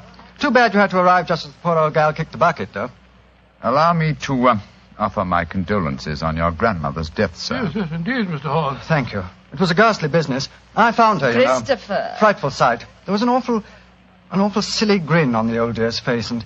Don't you think it would be more to the point if you were to explain the ceremony in connection with tonight's presentation? You're right, Reeve. Reeve is a terrible tyrant, but she is efficient. Don't know what I'd do without her. Always ran everything for poor old Granny. Why, when the old girl was ill, she... Christopher, I gave you a schedule of the ceremonies this morning. What did you do with it? Dash it, Reeve, I don't know. Must have lost it. And I have my own copy in the study. I swear I don't know what I'd do without you. Excuse us a moment, gentlemen. I'll be back in a jiffy. Holmes, what in thunder's going on here? That boy's completely under the thumb of Mrs. Reeves. He was trying to tell us something, but that frightful woman kept changing the subject. He spoke of an awful, silly grin on the dead woman's face. Didn't that suggest something to you? By Jove, that's one of the characteristic symptoms of strychnine poisoning. Exactly, old fellow. And perhaps he was going on to mention the equally characteristic arching of the body. We've got to get Mr. Horn to ourselves for a little while, and you've got to examine the body of the dead woman. And it's going to be difficult. Is that a balcony outside the window? Yes, it is. Come along. Let's see what it leads to.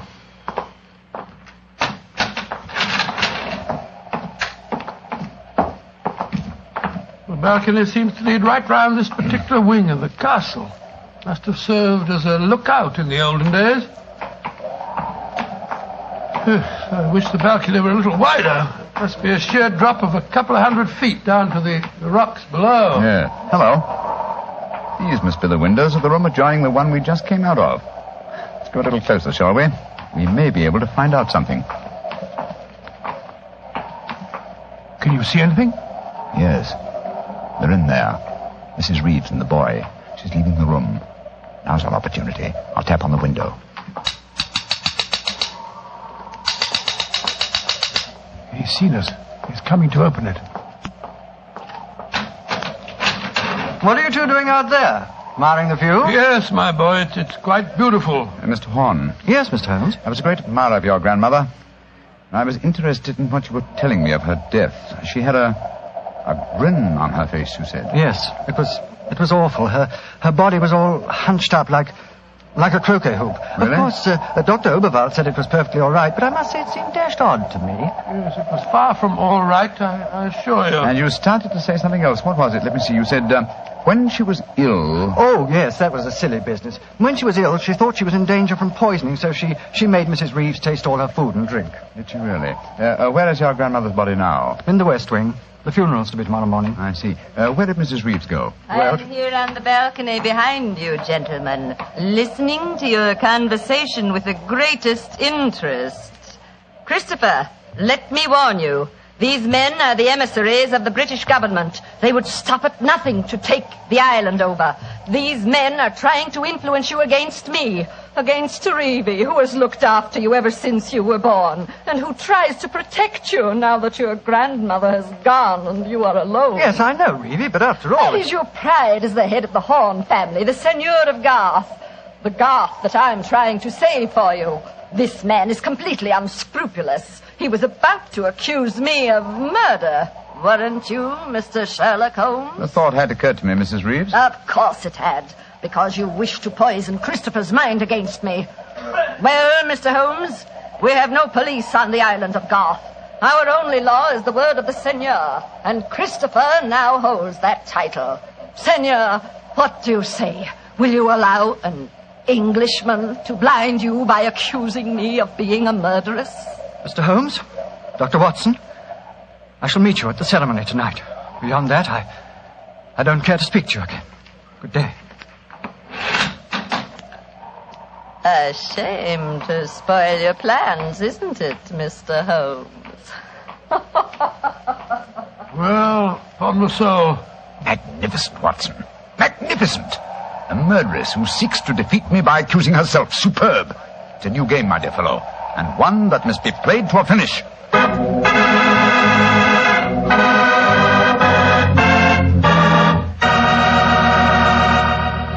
We'll hear the rest of Dr. Watson's story in just a second, so I'm just going to remind you that right now is one time you'd really enjoy a glass of Petri California Port.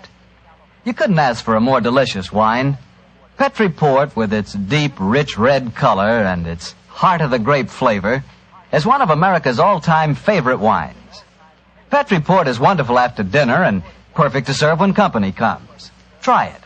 But just remember that when you want the kind of port I'm talking about, you've got to make sure it's Petri Port, because all Petri wines are good wines.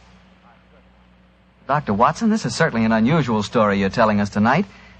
What happened after Mrs. Reeves left you and Sherlock Holmes standing on the balcony? We retired to our rooms and had a quiet and lonely lunch. Though the great man said little, I could see that he was deeply excited and that his keen brain was evolving some plan that would enable us to solve the mystery of Mrs. Horne's death. After lunch, we started to descend the stairs leading to the main hall of Garth Castle. As we did so, Holmes said... Watson, we're in no danger ourselves. Mrs. Reeves knows that we're here as emissaries of the British government. Yes, and if we didn't return with the butter within a few days, there'd be a British dreadnought here looking for us. However, I am in danger of one of my worst defeats. My professional pride is piqued. If only I could... Watson. Yes, Holmes? If at any time today I slip you a note, don't read it at once, but... Shh. Here comes Mrs. Reeves. Precisely, Watson. I entirely agree. If I do not make the test on Mrs. Horne's body within 24 hours of her death, it will be useless. I must make it by 3 o'clock this afternoon. Mr. Holmes. Oh, yes, Mrs. Reeves. I want to apologize for my behavior before lunch. I was intolerably rude. Oh, please, no. Whatever my quarrels may be with British politics, I at least owe to both of you the duties of hospitality. That's very gracious of you, Mrs. Reeves. I wonder, would your hospitality also include a personally conducted tour of the subterranean caverns for which this island has become internationally famous? Would they really interest you? Well, I'm afraid that my friend and I won't have the time. Oh, yes, not at all, Watson, not at all. We have plenty of time, as long as we're back here by 3 o'clock. I'm sure Dr. Oberwald would be delighted to join us. He has made quite a study of the unique rock formation. Oh, that's splendid. It should prove a most interesting excursion. But, Holmes, why do we want to go stomping around a lot of damp and smelly caves? Only exercise will do us good, old fellow. Will you lead the way, Mrs. Reeves? And please remember that it's most important that I return here... I remember, Mr. Holmes. You must be back here by 3 o'clock.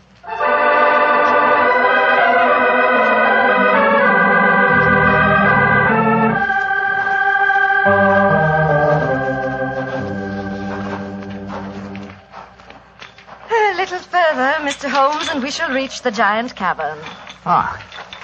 Most interesting. Watson and Dr. Oberwald seem to have lagged behind us somewhat. They will be here in a moment.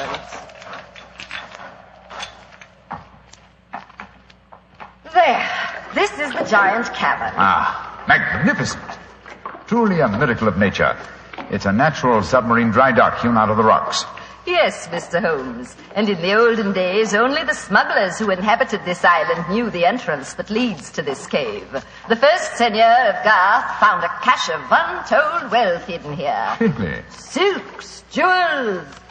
There are still the remains of some of the finest Calvados brandy stored among these rocks. Indeed. An incomparable drink. Would you care for some? It is our custom whenever visitors honor us with their presence to offer them a glass. I should be delighted. There is a natural shelf here in the rocks. Perfect hiding place. Here you are, Mr. Holmes. And here is a glass. This is a rare privilege. I imagine that very few people have been offered it. Only our most distinguished visitors, I assure you. This cavern is completely inaccessible from the outer sea, I presume. Completely.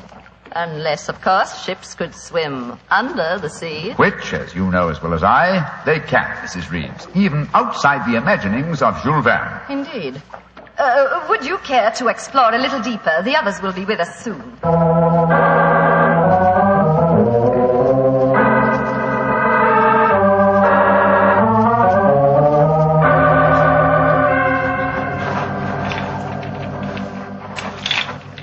Dr. Overville, the others seem to be some way ahead of us. Yes, they do, don't they, Doctor? Holmes! Holmes! Where are you? Dear me, I'm afraid we cannot follow them. What do you mean? The next cavern is already cut off by the rising tide. Great Scott, you mean that they're cut off? I am afraid so. But do not worry here, Doctor. In a few hours, the tide will recede. They are in no danger. Just, shall I say, temporarily marooned.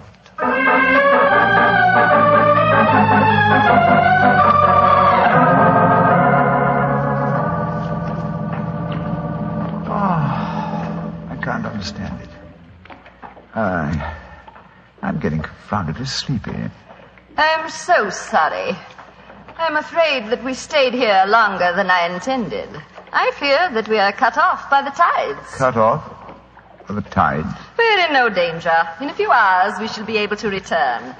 But I'm afraid I cannot get you back at 3 o'clock, which was the time I promised. But it's vital. Absolutely vital that I could get back. I'm so sleepy. But please, keep talking. I must keep awake.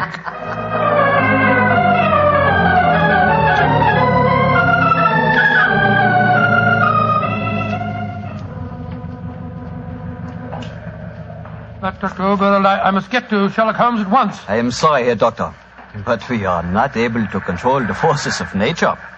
We cannot force the water to recede. Your friend is in no danger. No, but he's got a most important test that he must make by 3 o'clock. I am afraid that will be impossible. I've got to do something. I should have come to these blasted caves in the first place. I don't know what on earth I ought to do. By Jove, that note that Holmes gave me, he told me to open it if... where did I put it? Ah, here it is. A note from Mr. Sherlock Holmes, eh? Vital that you make medical test. Great Scott, Dr. Overall, it's absolutely necessary for me to return to the castle at once. Indeed. A note from Mr. Sherlock Holmes, and now it is most important that you return to the castle. No, my fine English friend. I am afraid I cannot allow you to. I don't know how you propose to stop me, sir. You see this revolver? And do you see this stick? I warn you, Herr Doctor. Oh, no, you don't. I'm sorry you can't hear me, Dr. Overville, but when Sherlock Holmes gives me orders, I carry them out.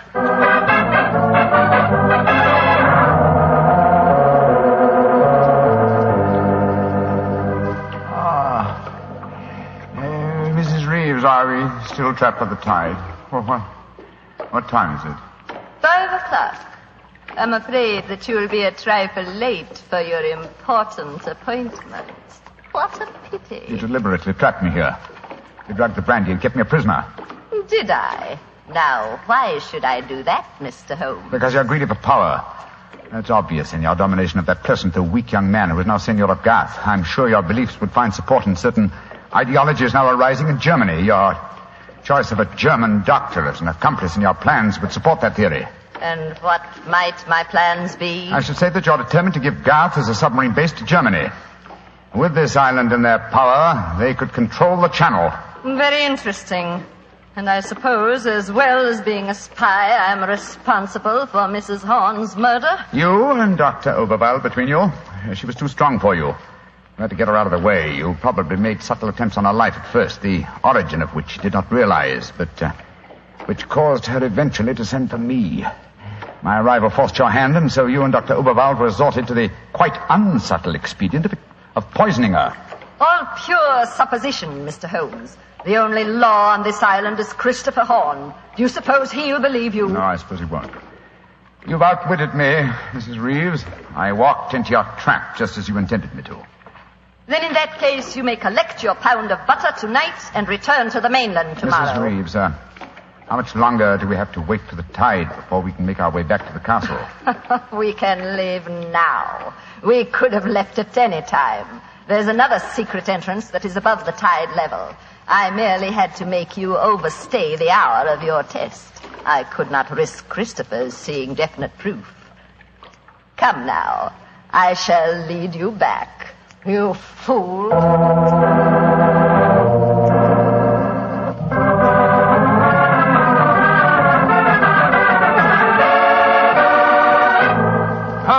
Holmes, where have you been all this time? Mind that, Watson. Did you open the note? Yes. Followed my instructions? Yes, it was, as you suspected. Thank heaven, old chap. Then now we can hoist her with our own petard. Shh. Here she comes. I'm glad to see, gentlemen, that you have assembled here in the seigneur's room. The ceremony of presenting the butter traditionally takes place here. As soon as Christopher arrives, we will explain our customs in this matter. Dr. Watson, I trust that Herr Oberwald proved an interesting companion on your excursion this afternoon. Yes, indeed, most interesting. We had a discussion of the relative merits of the walking stick versus the revolver. I think I was able to make my argument fairly convincing.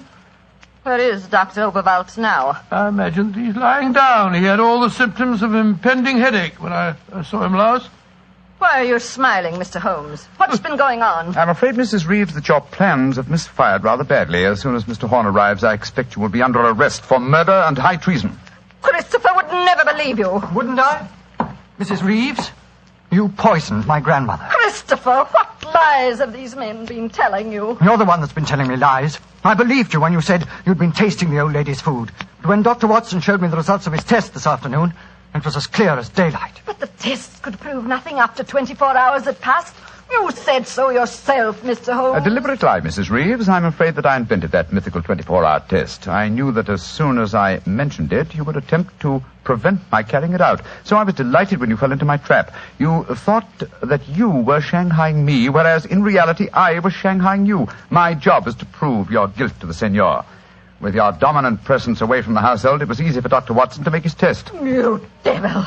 You knew all the time. Oh, of course I did. But I had to deceive you. I'm glad my performance was sufficiently convincing. By the way, Mrs. Reeves, the drugged brandy was dreadfully clumsy. You didn't drink it home? Why, of course I didn't. But it was very unflattering to me that Mrs. Reeves thought I might. Mrs. Reeves, you realize what this means, don't you?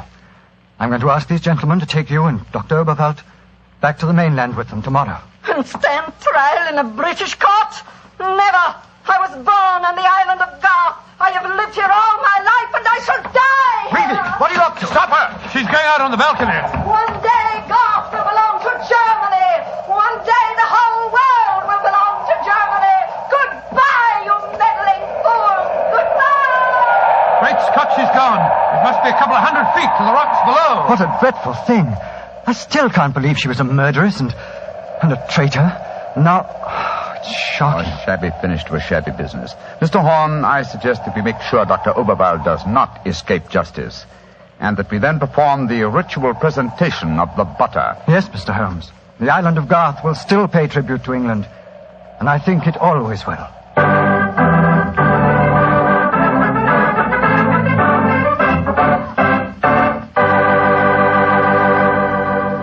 Well, Doctor, that was some story. So Germany didn't get the island of Garth after all. No, Mr. Bartell. In fact, in after years, the island proved to be an invaluable submarine base for England. Say, what about the pound of butter? Did Holmes get it? Oh, yes. But why are you so interested in the butter? Are you kidding? In our house, butter is our second most favorite topic of conversation. Your second most favorite? Well, what's your favorite topic of conversation? Remember, you asked me. Petri wine. Oh, as if I didn't know. And now it's time to keep the weekly appointment with our good friend, Dr. Watson. How are you this evening, Doctor? I never felt better, thank you, Mr. Bartell. Draw up your usual chair and make yourself comfortable. Thanks. That's it. Oh, I see you've had the old tin dispatch box out again. I suppose you've been going through your notes on tonight's new Sherlock Holmes adventure? Yes, Mr. Bartell. I think you'll find it as pretty a little problem as we ever encountered. The story began in 1887. A very busy year for us, my boy. It was the same year that Holmes solved the case of the Amateur Mendicant Society, who held their meetings in a luxuriously furnished vault below a furniture warehouse. Oh, I remember that story, Doctor. And wasn't 87 the year you both escaped from death in the Paradol chamber? It was indeed. You've got a very good memory, Mr. Bartell. The story I'm going to tell you tonight topped off this unusually exciting year. It was late in October, and the equinoctial gales had set in with exceptional violence. All day the wind had howled and the rain had beaten against the windows of our Baker Street lodgings. Finally, it was nearly midnight, as far as I remember. The storm grew higher and louder, and the wind in the chimney sobbed like a child. Suddenly, much to our surprise, the doorbell jangled, and a few moments later, our midnight visitor stood before us. He was a man of about 45, and as he looked about him anxiously in the glare of the lamp, I could see that his face was pale and that his eyes heavy, like those of a man who was weighed down with some great anxiety. And yet when he spoke, his tone was businesslike and almost aggressive. I've come to you for advice, Mr. Holmes. That's easily obtained. And help. That is not always so easy. Help the gentleman off with his coat, will you, Watson? Yes, indeed. Here you are, sir. Let me hang it up for you. Thank you, sir. I heard of you, Mr. Holmes, from Major Prendergast. Oh, yes. He said that you could solve anything. Oh, I'm afraid he said too much. But you've never been beaten. I've been beaten 4 times, sir. 3 times by men and once by a woman. But supposing you sit down and introduce yourself. My friend's name is Watson, Dr. Watson. How do you do, sir? How do you do, Doctor? My name is Lovelace, Edmund Lovelace. And what brings you to me at this hour of the night, Mr. Lovelace? I'm in terrible trouble, Mr. Holmes. You don't know anything about me, but if you'll accept my case, you can save 4 lives. I wouldn't say that I know nothing about you, sir, though it's true that I know little beyond the somewhat obvious fact that, you're single, that you keep a dog, but not a manservant, and that you are much preoccupied with your business, which I take to be some form of insurance. Oh, come. Oh, steady. Now, what is this? Well, magic? I'll wager that my friend's right, though. Isn't he, Mr. Lovelace? Perfectly. But I'll be hanged if I can see how he knows it. It's a practical application of logic, sir. The briefcase that you carry might at first indicate a barrister or some other professional man, but your brusque, businesslike manner counteracts that suggestion. An insurance broker who must visit clients at odd hours is the likeliest man to combine that manner with a briefcase at midnight. But the wife and the manservant, and the fact that I'm preoccupied with my business. Your cufflinks don't match, sir. Each is from a different pair. That would suggest preoccupation, and it's a mistake that neither a wife nor a manservant would have allowed to pass. Yes, but how about the dog? Oh, surely that's obvious, Watson. Well, I can't see it. I shall let you ponder on that matter while Mr. Lovelace tells us his problem. Mr. Holmes, are you as interested in preventing a murder as in solving one? Well, naturally I am, Mr. Lovelace. Even more so. But please tell me your story.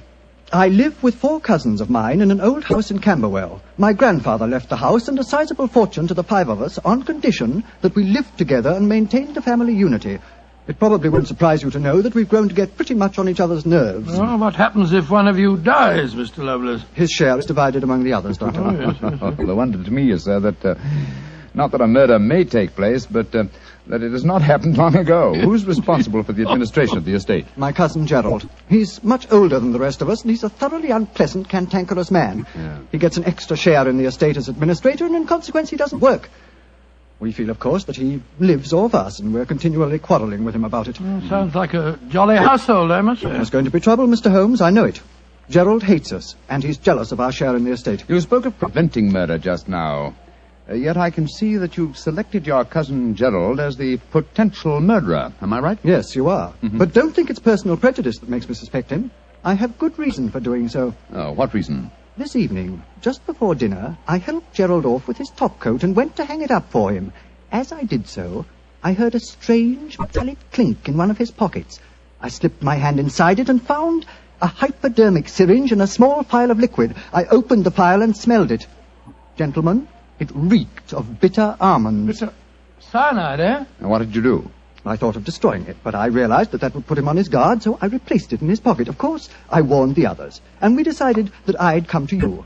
I had to see a most important client tonight, or I'd have been here earlier. Yes, it seems odd that you didn't come directly to Mr. Holmes as soon as you'd made the discovery, Mr. Lovelace. After all, if a potential murderer is walking about with a pocket full of cyanide, I should have thought that itself was more important than business. Well, Yes, I suppose it might seem so to you, Doctor. That's a most interesting stick you carry, sir. May I examine it? Of course. Here. Oh, thank you. Now I see how you deduced that Mr. Lovelace had a dog, Holmes.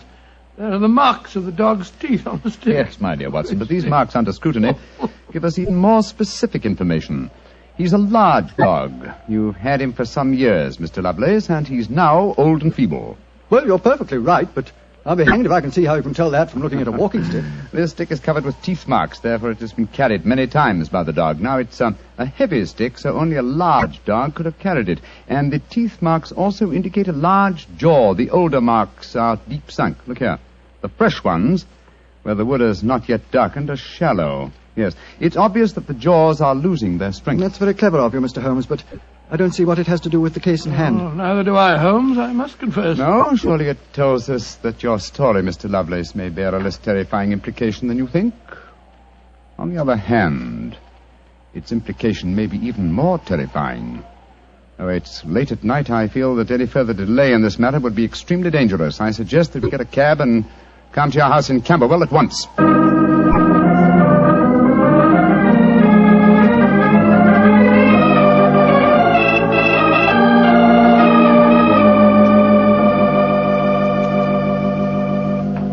Alice, Randolph, I'm glad you're still up. I was able to persuade Mr. Sherlock Holmes and Dr. Watson to come back with me. Gentlemen, this is my cousin, Alice Harley. How do you do? How do you do, Miss Harley? How do you do? And my cousin, Randolph Lovelace. How do you do? How do you do, sir? How do you do, Mr. Lovelace? I've told him about the whole business, Randolph, so we can all speak perfectly freely. Let's begin by sitting down, shall we? Randolph and I had just finished a little cold supper. We've been to the theatre tonight.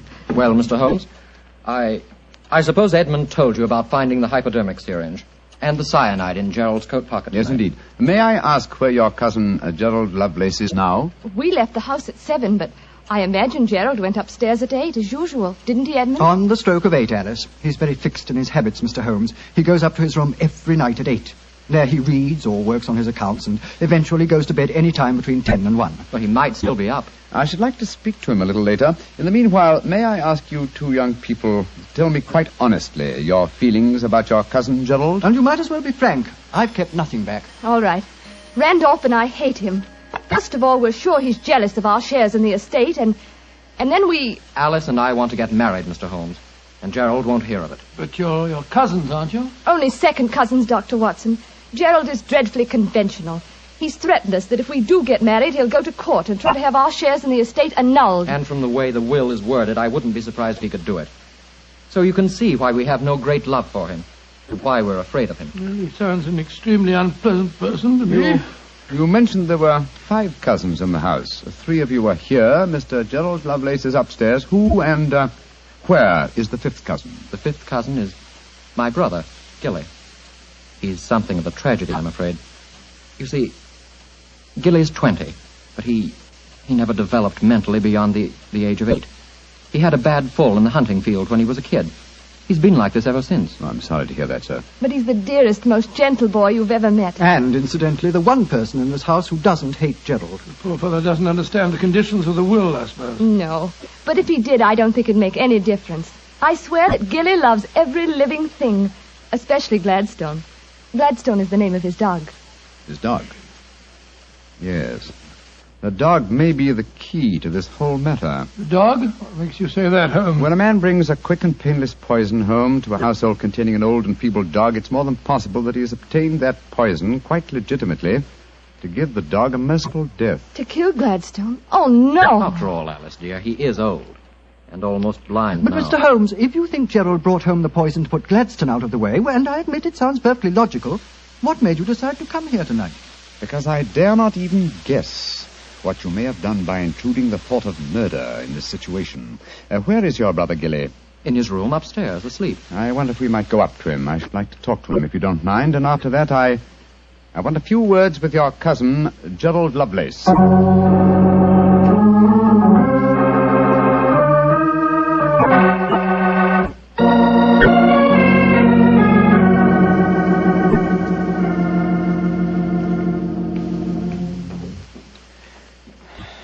He's asleep, Mr. Holmes. Yes, with a dog in his arm. I'm afraid we'll have to waken him. Gilly? Gilly? That's all right, Gladstone. We're not going to hurt him. Gilly? Who is it? Oh, hello, Alice. Who are these men? They've come to take Gladstone away. No, Gilly, we haven't. Oh, of course not, Gilly. We've just come to admire him. Your brother's been telling us what a fine dog he is. Oh, that's different. Isn't he beautiful? I just had such a wonderful dream about him. Such a wonderful dream. What was it, Gilly? Well, he was all young again. Just a puppy. He was chasing a rabbit across a cliff top. And I was running with him. Oh, Gladstone looked so beautiful. Didn't you, old boy? Of course you did. And you know, the rabbit went down a hole, and Gladstone went down after him. And I went down after Gladstone.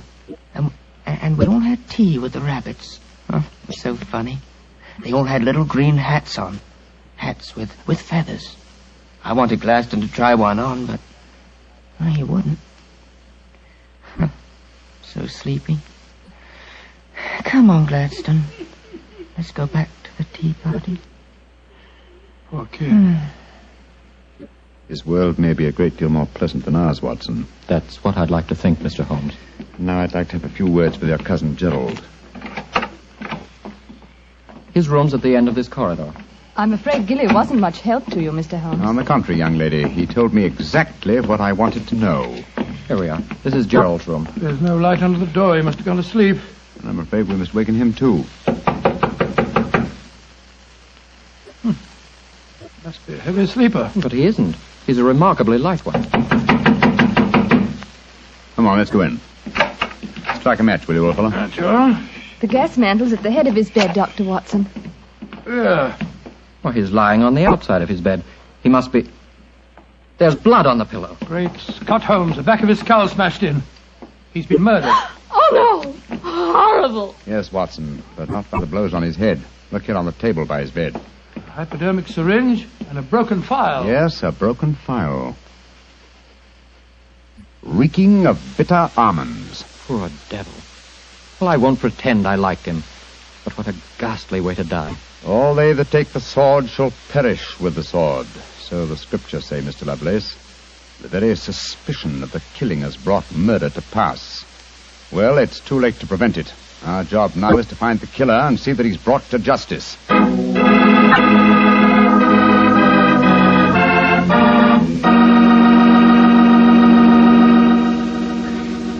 Dr. Watson will tell you the rest of his story in just a few seconds.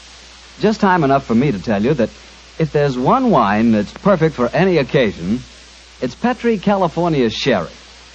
With a bottle of that rich, amber-colored Petri Sherry on hand, you can make that time before dinner a main event.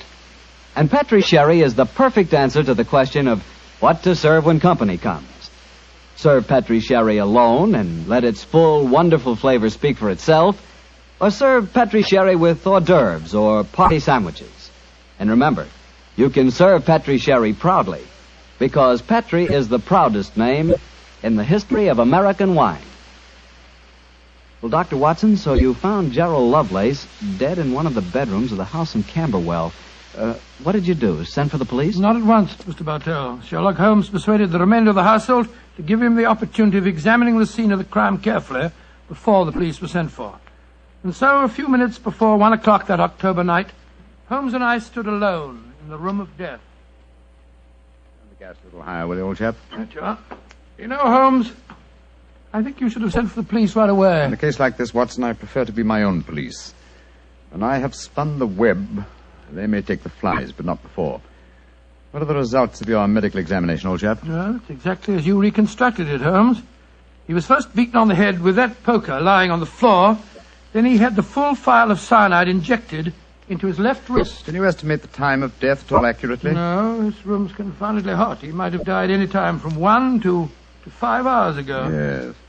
It's now 1 o'clock, and we know that he was alive at 8. Mr. Edmund Lovelace saw him leave for his room at that hour. Yes, if he was telling the truth. One thing we do know for a fact is that this man was murdered at the exact moment he was going to bed. He's wearing his nightgown and nightcap, but his bed has not been slept in. Well, isn't it possible that the murderer might have killed him shortly after 8 and then dressed him in his nightclothes to confuse us? No, my dear chap. You will notice that the hypodermic needle passed through the sleeve of his nightshirt. Here. Also, the nightcap is crushed and bloodstained from the blows of the poker. No, Gerald Lovelace had prepared for bed. Yes. Look at the glass of water on the night table and the prayer book and the watch. Yes. Signs of a prosperous and meticulous man. Mm-hmm. Very fine gold watch and in excellent condition. Aha. There's the answer, Watson. What do you mean, there's the answer, Watson? I just wound this watch one turn, and then it was fully wound. That provides us with a time schedule for our murder. Come on. We'll send a servant for the police, and while they're on the way, if you'll call everyone together, I should like to put a few more questions to this family.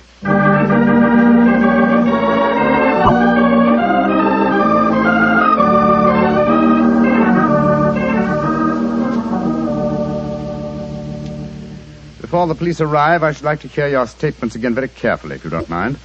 Mr. Edmund Lovelace, what were your exact movements tonight? I left here shortly before 10. From 10 o'clock until the time I came to Baker Street, I was with my client. His name and address, please.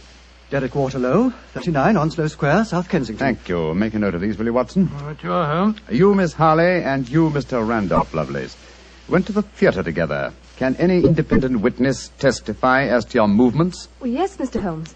We went with friends, the Grant Moresbys. They live at the Clarendon Hotel off Charing Cross. What time did you leave this house? Well, it was about 7:45, wasn't it, Alice? Yes. And after the play, we went to the Café Royal for a little refreshment with our friends and then came back here. I see. And what time did you arrive back at this house? Just a few minutes before midnight. I remember the grandfather clock in the hall striking just as we went into the drawing room. And your brother Gilly, sir. I hate to waken him again. Have you any idea of his movements tonight? Well, he never goes out after dark, Mr. Holmes. But I spoke to the cook as we came in tonight. She says that he played cards with her until just after 10 o'clock. He was fast asleep when I looked in on him shortly after midnight.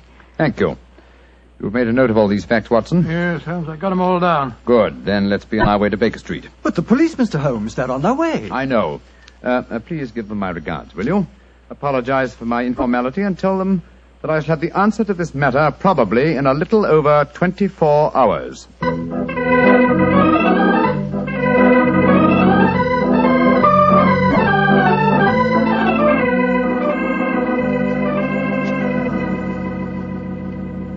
Holmes, here it is well after midnight. You haven't done a thing on the Camberwell case. No, but you have, old chap. You've checked on all the time alibis and found them valid. I'm much obliged to you. Yes, Inspector Lestrade was here tonight, you know, and he made some pretty caustic remarks, I can tell you. Oh, didn't you inform him that I'll have the answer to the problem before many hours have passed? I did, but you know, Lestrade, he wanted action. You shall have it. Is the watch still running? Yes, there's another thing. What'll Lestrade say when he finds that you took the dead man's watch? I've no idea. Oh, why did you take it anyway? You sound sleepy, old chap. Yes, I am confoundedly sleepy. Well, why don't you go to bed? What are you going to do? Continue my vigil with my pipe and the watch of a dead man.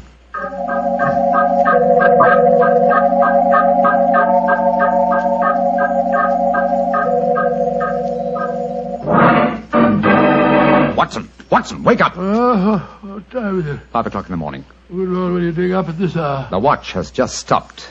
I'm about to rewind it. What are you rewinding it for, Holmes? You waited over 24 hours for it to unwind. When I know how many turns it takes to wind it fully, I shall have the answer to the whole business. 10, 11... You're being confoundedly mysterious, as usual. 14 turns, and the watch is fully wound. Get your clothes on, old chap. Well, where are we going at this hour? To the house in Camberwell. Now I know who murdered Gerald Lovelace.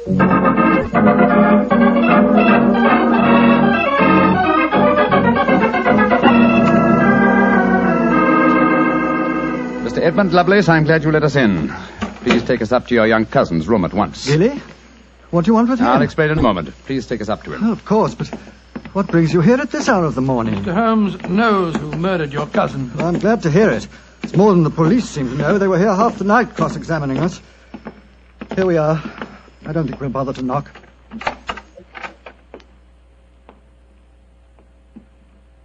Billy? Billy? I'm awake. We heard you coming up the stairs, didn't we, Gladstone? It's the same man again. You're not going to take Gladstone away, are you? Please don't take him away. Don't worry, Gilly. We're not going to touch him. Oh, that's all right, then. Oh, Gilly. Yes? You really love that dog, don't you? Of course I do. More than anything or anybody. I believe you'd even kill a man who tried to hurt Gladstone. Wouldn't you? Oh, yes, sir. I would. Gilly! No. Great Scott. Gilly, I don't think you'd really kill a man. I don't think you could. Couldn't I, though? How would you kill him? I'd hit him first. I'd take a poker and hit him on the head so he couldn't fight back. And then I'd take the nasty needle he told me he was going to stick in Gladstone, and I'd fill it full of that water he showed me, and I'd stick it in him. That's what I'd do. Then he'd be dead. And he couldn't hurt my Gladstone anymore. Not ever. Let's leave him, shall we? Goodbye, Gilly. Pleasant dreams. Goodbye, sir. Good old Gladstone. You satisfied, sir? Yes. Poor Gilly. There's no doubt about it, of course. Can there be no one to describe the murder to him, and yet he's just given an exact description of its method? What'll happen to him? They won't try him. No. A little pressure in the right places, and he'll be released to a private nursing home. I'll do everything I can, Mr. Lovelace. Thank you, Mr. Holmes. Thank you very much.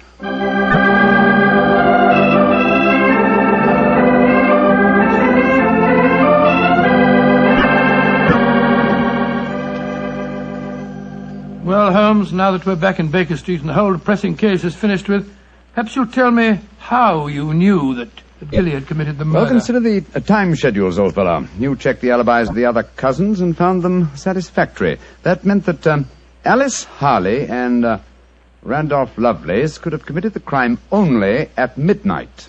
Edmund only before 10. Gilly only around 11. You said that the time of death could have been at any of those hours. Yes, I did. So how did you pin it down to 11? The watch gave me the specific answer. When I picked it up, I unthinkingly wound it. Made one turn and was then fully wound. Now, when does a methodical, precise man like Gerald Lovelace wind his watch? Just as he's going to bed. Exactly, old fellow. So that it was obvious that he was killed precisely one watch stem turn before I wound his watch. Now I'm beginning to see daylight, Holmes. So you let the watch run down? That's what I did. It took 28 hours, from 1 o'clock the night before last until 5 this morning. Now, how many turns did it take to rewind it? 14, wasn't it? That's right. Therefore, one turn of the watch stem equaled 2 hours, proving that Gerald Lovelace had been murdered 2 hours before 1 o'clock at 11 p.m. When Gilly was the only one who could have done it. You know, Holmes, I still find it hard to believe that boy was capable of such a ghastly crime. He seemed so gentle. Oh, he is. Except when his beloved dog's life was at stake, probably out of some mistaken notion of kindness. Gerald Lovelace warned the boy of his intentions regarding the dog. It's a sad business, Watson, a sad business. I hate to think of that boy spending the rest of his life in a mental home. I have one prayer for his future. What's that, Holmes? The dog Gladstone can't live very long. I pray that Gilly does not long outlive him.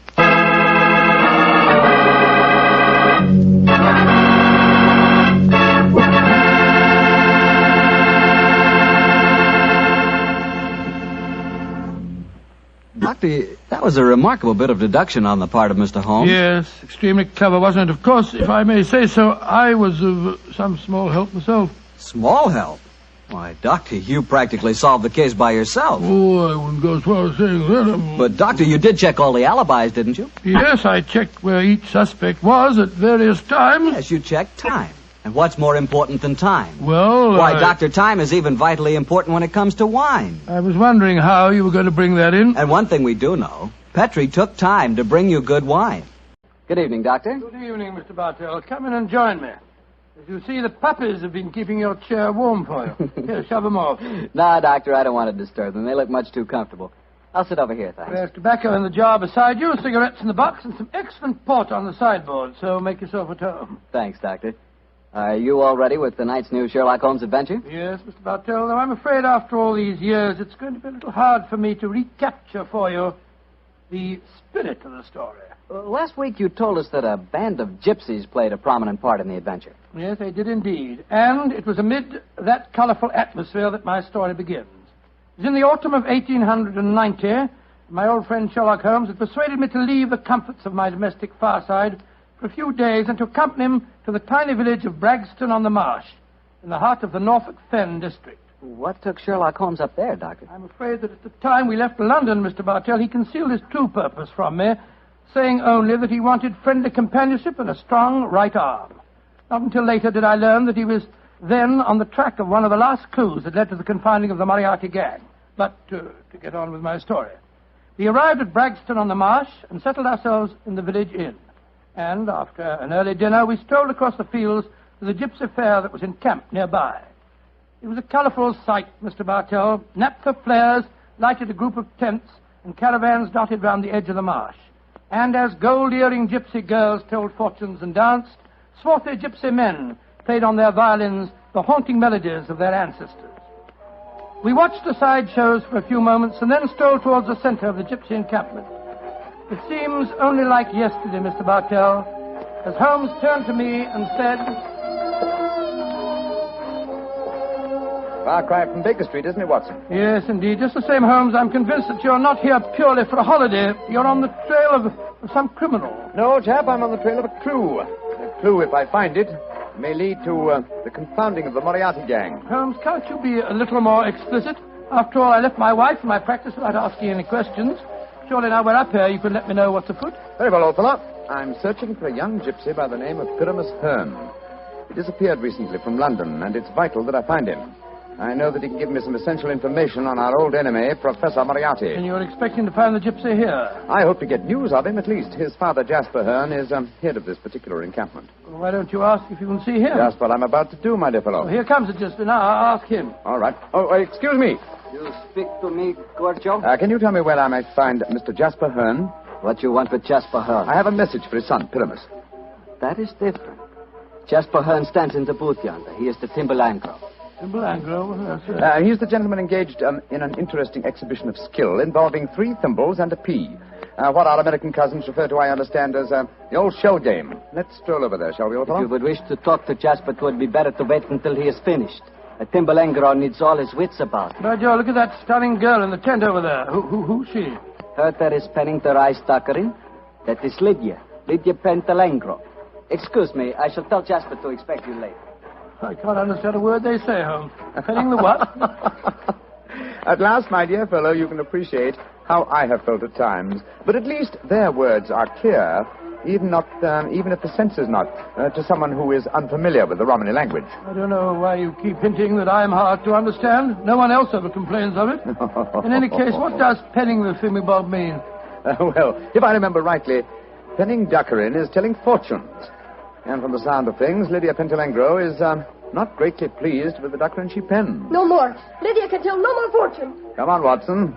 Let's see what the trouble is. What do you mean? You must finish it. But, Olive, my dear, if the young lady doesn't want to tell my fortune... Rubbish. You crossed her palm with silver. She's taking money under false pretenses. Here, I give you your silver back.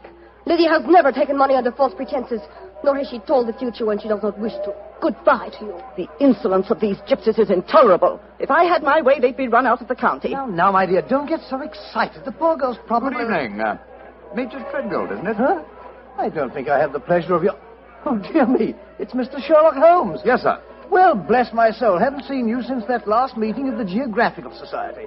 Oh, I'd like you to meet my wife. How do you do, Mrs. Treadgold? How do you do? This is my friend, Dr. Watson. How do you do? And what brings you up to this part of England, Holmes? Are you hot on the trail of some desperate criminal? Dear me, no. Dr. Watson and I are taking a little holiday, and you and your wife? We live here in the Manor house. Well, you're very lucky. It's a beautiful part of the country, Mrs. Treadgold. I hate it. I was born and brought up in London. I'm never really happy outside the city. Yes, Oliver's not one for the peace of the countryside, I'm afraid. Well, perhaps we'll get back there.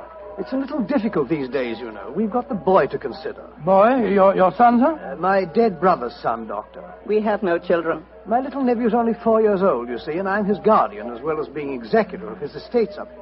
So you can understand it would be difficult for us to get back to London. It's only difficult because you put the child's happiness before mine, Arthur. Oh, now, Olive, you know I have to watch his interests up here. After all, when he comes of age, he'll be one of the richest young men in Norfolk. Yes, and with money that should have come to us. In any case, Arthur, if we do have to live up here, I'd find it more tolerable if you'd keep this gypsy scum off the estate. You seem to have taken a violent dislike to the gypsies, Mrs. Treadgold. May I ask why? Oh, they persecute us. They steal our sheep, they break our windows, and just the other day they wantonly led our prize pig into the Bragstone quagmire and let the beast perish. Why should they single you out for persecution like this, do you suppose? Well, I can't imagine. I've always tried to be nice to them. Too nice, Arthur. That's your trouble. Well, I have a very good reason for humoring them, my dear. You see, Holmes, I've always been afraid they may carry this feud so far that they'll even hurt the baby. Olive, my dear, I wonder if you'd go ahead and wait for me in the carriage. It's getting rather chilly. I'll join you in a moment. Very well, Arthur, but don't keep me waiting long. Good evening. Good evening. Good night, Mr. Pilgrim. Let's stroll away from the camp, shall we? I've got something very important to tell you. Something I didn't like to say in front of Olive. The gypsies have threatened to kidnap our boy. Great Scott, how shocking. What form did their threat take, sir? This letter. I found it pinned on the frame of my dressing room mirror when I went up after dinner tonight. Let me see it, will you, please? Well, what does it say, Holmes? A Romany Rye... A Romany Rye won't take your insults forever, Major and Mrs. High and Mighty. Watch out for the Treadgold heir. The Bragstone quagmire would make a nice finishing school for him. Romany Rye? What's that mean? Well, it's their own term meaning gypsy. Mr. Holmes, what shall I do? Major Treadgold, I should say... Great heavens! That shot just missed me. Where the blazes come from? I can't see a soul. They have come from behind any one of those caravans ahead of us. If you wanted direct evidence, gentlemen, this is it. That is the first open attempt on my life. Holmes, what extraordinary luck for me that you're in the neighborhood. I'll pay you any fee you name to handle this business. It seems to me that this is a job for the police. I don't want to go to them. Oh, why not, sir? Well, I'm afraid that these attacks may stem from some injustice to the gypsies committed by my late brother. If that were so, I wouldn't wish to expose the fact. I want this kept private. What do you say, Mr. Holmes? Very well, sir. I'll accept the case. It shall be kept private, and I promise to do everything in my power to protect the safety of the Treadgold heir. We are staying at the Rose and Crown in the village. Please get in touch with me if there should be any further developments. The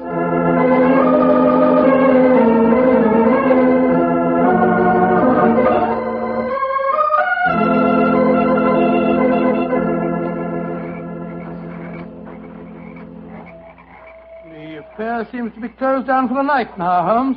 They're turning out the naphtha flares. Yes, let's stroll over to Jasper Hearn's caravan, shall we? He should be free now. Well, if he's head of this tribe, he ought to be able to tell you something about this Treadgold business. Yes. Though I shall first ask him about his son, Pyramus, the man I'm looking for. I think the fact that I know his son will inspire confidence. Here we are. This is the caravan. That girl, Lydia Petrulengo, sitting outside. The one that was telling fortunes. Yes. Good evening. Who are you? And what do you want? I wish to speak to Jasper Hearn. He is not here. He's gone to the marshes. When will he be back? I do not know. You bring trouble to Jasper? No, my dear. This is a personal visit. We're not after him for being a thimble engro. Or for penning duckerin. Oh, for a Gorgio, you speak a Romany well, brother. Oh, you are a true Lavengro, master of words. Where did you learn it? From Jasper's son, Pyramus. Oh, you know Pyramus then. A fine boy. Oh, sit down on the grass, my friend. You may wait here for Jasper. He will be back soon. Thank you. Is that your violin lying on the steps, young lady? No, that is Jasper's Bolshov. Jasper's Bolshov, what on earth, sir? That is the Romany word for violin. You play, sir? No, but my friend does. So? Oh, then take it, brother. The stars are bright. The night is warm. Music will be sweet. To a Romany chai, I'm afraid my violin playing will sound rather poor stuff.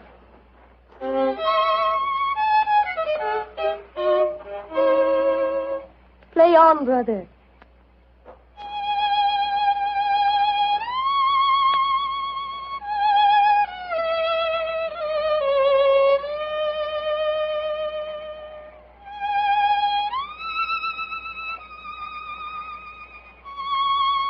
Stop, brother. You play well, but Sarasate Zigeunerweisen is not the true gypsy music. I've heard it in London and in Budapest. They call it gypsy. But what can a Gorgio know of the true heart of Romany? Wait here. I will get my own violin. Charming girl, charming. But why do you keep on talking about Gorgios? Is that more of their confounded gibberish? Gorgio, old chap, is the term they use for anyone who is not a true gypsy. Now I will play for you the real gypsy airs. Thank you. I should appreciate it very much. But before you begin, I wonder if I might ask you a question. A friend of Pyramus may ask me any question. What is it? I observed you telling fortunes earlier on tonight. You refused to tell a certain gentleman's hand and gave the money back. Did you know who the gentleman was? No, brother. Nor the noisy woman with him. I refused to pen the doggerin because I saw blood and violent death in his hand. Violent death it is soon to come. Violent death? Good Lord. Watson, old fellow, I want you to do me a favor. Yes, of course I will. What is it? I must remain here until Jasper Hearn comes back. I should like you to return to the inn. It's more than possible that we may have news from our client before the night is out. I'll be back later. Oh, well, it's nice of you to give me the best job. Good night, Miss Petrolina. Good night. And now, please play for me a true Romany air. Very well, my friend. Listen.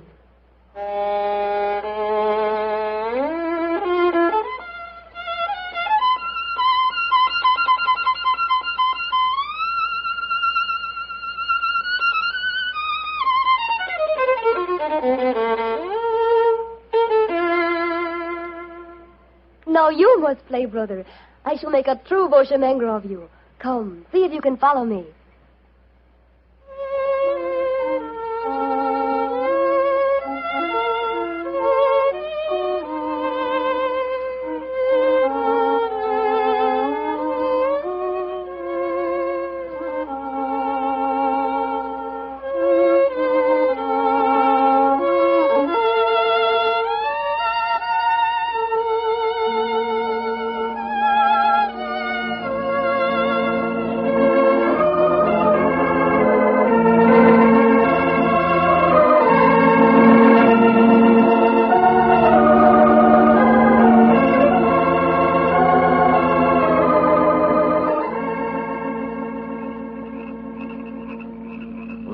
You have taught him well. You have made a true Bohemia of him. He is an apt pupil, Jasper. Well, with such a teacher, it's hard to be otherwise, Mr. Hearn.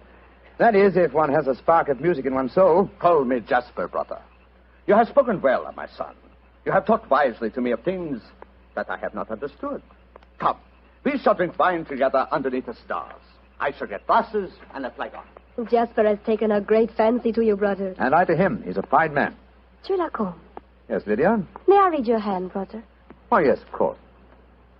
A strange hand, and a beautiful one. A long lifeline, and yet I see sudden death and violence surrounding you. Now, at this moment. And in the future, I see a journey for you across the seas within a year. Beware of water that runs in the mountains. Near death will befall you there. More travels, more dangers. Oh, you must be careful, brother. Oh. What is it? Our paths are destined to cross but once. We shall not meet after this night. That makes me sad. Oh, but we shall meet again. I shall be here for some days yet. No, it says in your hand that we shall not meet again. And a hand cannot lie. Who is this that comes towards us through the moonlight? It's my friend, Dr. Watson, I think. Yes. Hello, Watson. What's wrong? Wrong. Everything's wrong. Mrs. Treadgold's waiting in the carriage.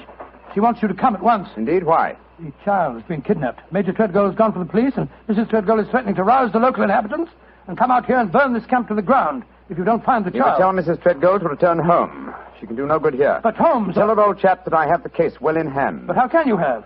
You've been out here all the time playing your violin. Have faith in me, please, old fellow, will you? And deliver the message.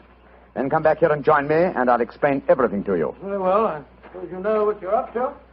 Violence and trouble, brother. It is all there in your hand. Well, what must be shall be, and I wouldn't have it otherwise. But for the moment, the sky is starlit, the air is still, and the melody you played haunts me. Let's play it together again, shall we? I should like that. I should like that very much.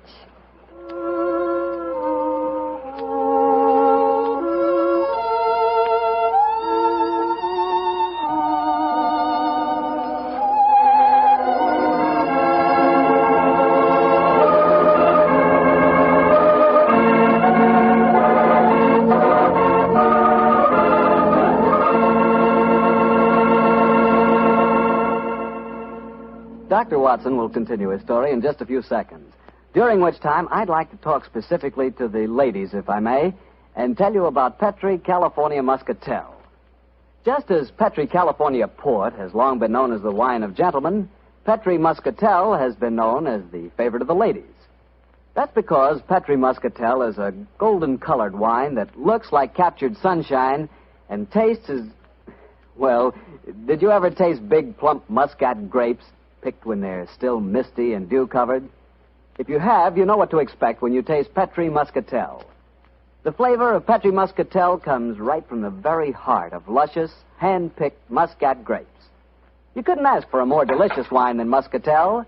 Petri Muscatel. Well, Dr. Watson, I must say this is a strange story you're telling us. You mean to say that the heir to the Treadgold estates had been kidnapped, and yet Sherlock Holmes paid no attention? Yes, that's what it seemed like, Mr. Bartell. I couldn't understand him. I've never known him to be so indifferent to a case. There he sat until the early hours of the morning as he and that girl scraped away at their violins and never said a word about the kidnapped baby. Finally, as we walked home across the fields a few hours before dawn, his mind seemed to return to the matter at hand. He spoke quietly, and yet there was a note of suppressed excitement in his voice. Watson, my dear fellow, you're angry with me, aren't you? No, Holmes, I must say, but I'm confused. That girl seems to have bewitched you. Have you forgotten that you accepted the job of guarding the Treadgold heir, and that the child was kidnapped tonight? No, I'm fully aware of the fact. Holmes, for heaven's sake, stop being so infernally matter-of-fact. What's come over with you? Oh, possibly it's the mood of this mild autumn night. It is indeed a St. Martin's summer. So much so that I've left my coat and deerstalker cap behind me at the encampment. Let's go back, shall we? And incidentally, when we get there, I can set your mind at rest by showing you the kidnapped child. You mean you know where it is? Certainly. It's, in the camp. Then the gypsies did steal it. No, my dear fellow. I did. What? This is one of those occasions when you absolutely infuriate me, Holmes. If you must keep me up half the night while you have a fitting concert with a gypsy girl, at least of all you can do is tell me what's going on. You say you stole the child yourself. In heaven's name, why? Because the threatening note to Major Treadgold was so obviously a fraud. Oh, why do you say that? You will remember that the letter began, "A Romany Rye will not take your insults forever." Now, a Romany Rye, despite what Major Treadgold said, does not mean a gypsy, but a man who knows about gypsy law. It is a term no true gypsy would apply to himself. He would use the expression Romany child. So it was obvious from the beginning that no gypsy threatened the child. Now, who else had a motive for harming it? Well, Major Treadgold, because he stood to inherit the estate. Yes, or his wife. It's quite obvious. She has no liking for our present life, and the child is an obstacle to a new one. With the child kidnapped and later made away with, obviously they both stood to gain a great many of the things they wanted. Yes, you're right. And whoever the culprit is took the precaution of pinning the blame in advance on the unfortunate gypsies by writing the false kidnapping note. Wait a minute, but how about the shot that was fired at us tonight as we walked with Major Treadgold? Probably fired by an accomplice to the plot, in order to give authenticity to the supposed danger. And the child is now in the gypsy encampment. Yes, I promised that I would protect the Treadgold heir, and so I arranged with Jasper Hearn to have the boy kidnapped for his own safety. But if anyone should find the child, they'll say the gypsies deliberately stole him. Oh, I'm quite certain that before that occasion arises, old chap, the criminal will have shown his or her hand. Come on, old fellow. Put your best foot forward. It's a long way back to the camp yet, and it's nearly dawn.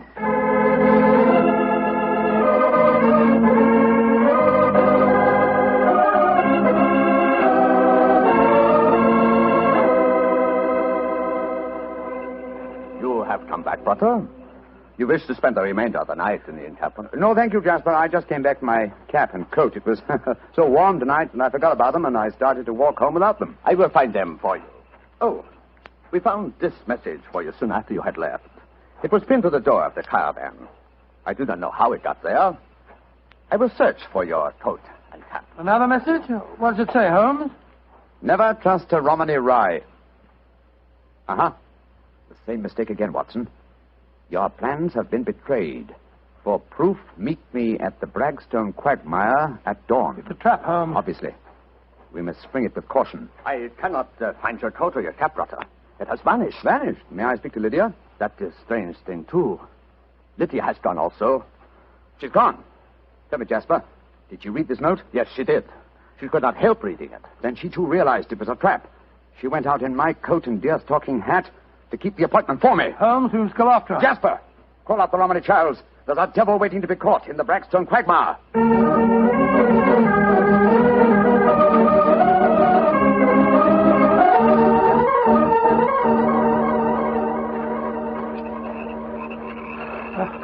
how much further to the quagmire, Jasper? 200 yards. No more. There's Lydia. There she is. And she's dressed in my deer-stalking hat and coat, walking into the trap that was set for me. Lydia! Lydia! They got her. Look. She stumbled. She's fallen. I'll go to her, Watson. Jasper, get that devil who staged this fiendish plot. I've a score to settle with him. Do not worry, brother. The score will be settled. Follow me, Doctor. Right you are. I'm right behind you.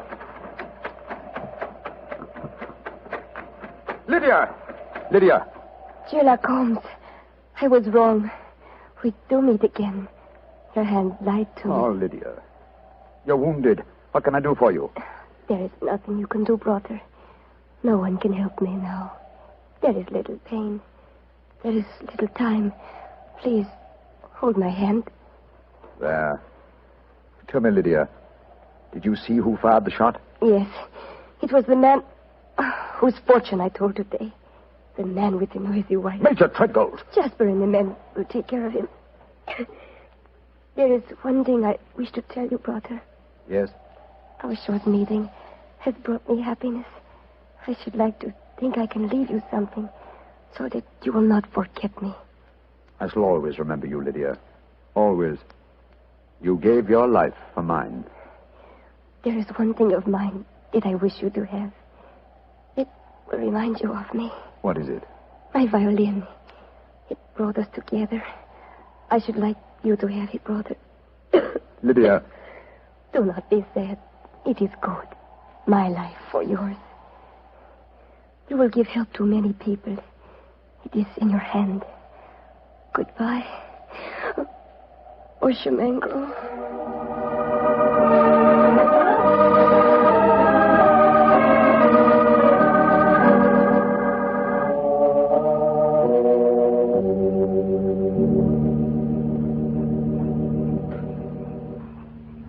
Holmes, it was dreadful. Dreadful. The gypsies surrounded Major Treadgold. They forced him back into the Braxton quagmire. I tried to pull him out, but I couldn't do it single-handed. I'm not sorry, Watson. Jasper, you know that Lydia is dead? Yes, I know it. The gypsies knew it, too. That is why you were single-handed, Doctor, in your attempts to save the murderer. No Romany child would raise a finger to help him. Yes, I can understand that, but great Scott, man, if you'd seen his face as the quaking mud sucked him under. Lydia's death was less dramatic, but equally moving, I assure you. Sherlock Holmes, I met you less than 5 hours ago. You have saved my tribe from a devilish plot that would have blackened their names. A plot that would have driven them from the countryside. What can I do in return? 2 things. First, tell me where I may reach your son, Pyramus. His address is in this sealed envelope, Doctor. Thank you.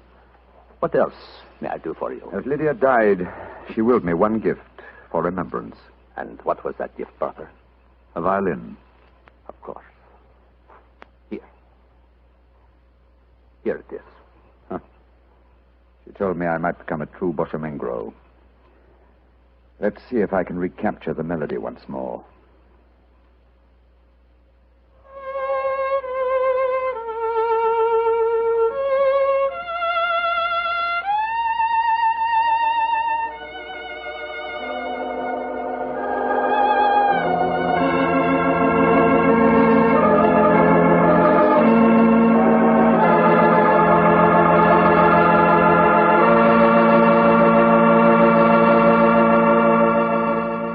That was a very strange story.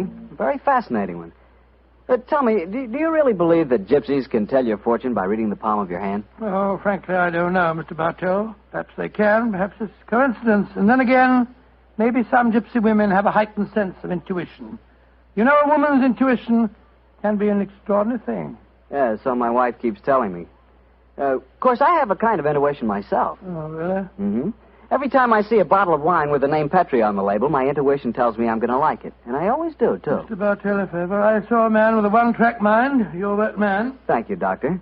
As long as my one track is Petri, I can't miss. Come in.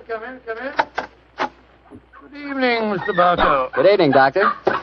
Well, the puppies seem very happy tonight. Yeah, tonight, yes, but you should have seen them this afternoon. I doubt if there were 2 more frightened little dogs in the whole of California. Come on, Winnie, now you control yourself. What happened, Doctor? Well, I took him for a walk on the beach. As we were scrambling round a rocky point, a seal popped his head up in the water quite close to us. What'd the puppies do? Oh, both of them barked at it furiously. And the seal? Blew a few bubbles and then barked right back. I don't know what the world's speed record is for short-legged dogs, but I'm sure they broke it. You know, Doctor, I'll have to join you on one of those afternoon strolls of yours. You always seem to be having such exciting adventures.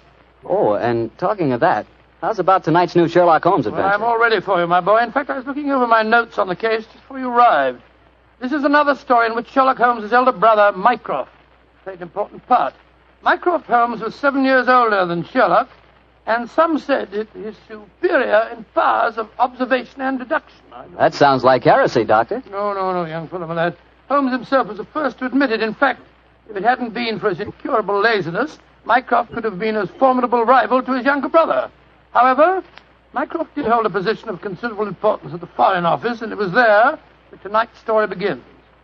It was in the winter of 1899, and Mycroft Holmes, after a gourmet's lunch, was reclining full length on a leather settee. His eyes were closed, his hands were folded across his stomach, and his breath came rhythmically. A cynic would have declared that Mycroft Holmes was taking an after-luncheon snooze. But Mr. Holmes' secretary, a gentleman by the name of Gardner, was a realist. He tapped on the door discreetly. Then he rapped on it. And still there was no response, so he opened the door and entered. After a moment, he gave what he thought was a discreet cough. Mycroft Holmes opened his eyes and folded his hands and said, "Found it, Gardner. Must you come in here and bark at me so soon after lunch?" I'm sorry, Mr. Holmes, but I thought that... You thought that as I was lying down with my eyes closed that I must be bored, and so you came galloping in. Oh. Well, what do you want? There's an old lady outside, sir. She insists on seeing you personally. I've tried to get rid of her, but... What's her name?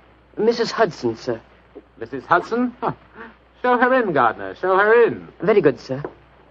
Undoubtedly a message from young Sherlock. How are you, Mrs. Hudson? Oh, good day, Mr. Holmes.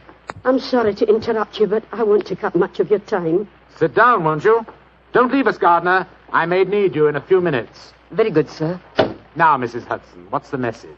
Message, sir? Didn't my brother send you with some message that he was afraid to entrust to the ordinary channels?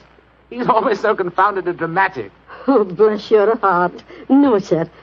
I've come to you with a little problem of my own. I didn't like to bother Mr. Sherlock Holmes with it. He's been so busy lately, and he's looking very tired. And so you came to me. Delightful. I thought you wouldn't mind, sir. You've always been so nice and friendly to me. Pure laziness. It is less effort to keep an old friend than to make a new enemy. But tell me your problem. Well, it's really my sister's problem, sir.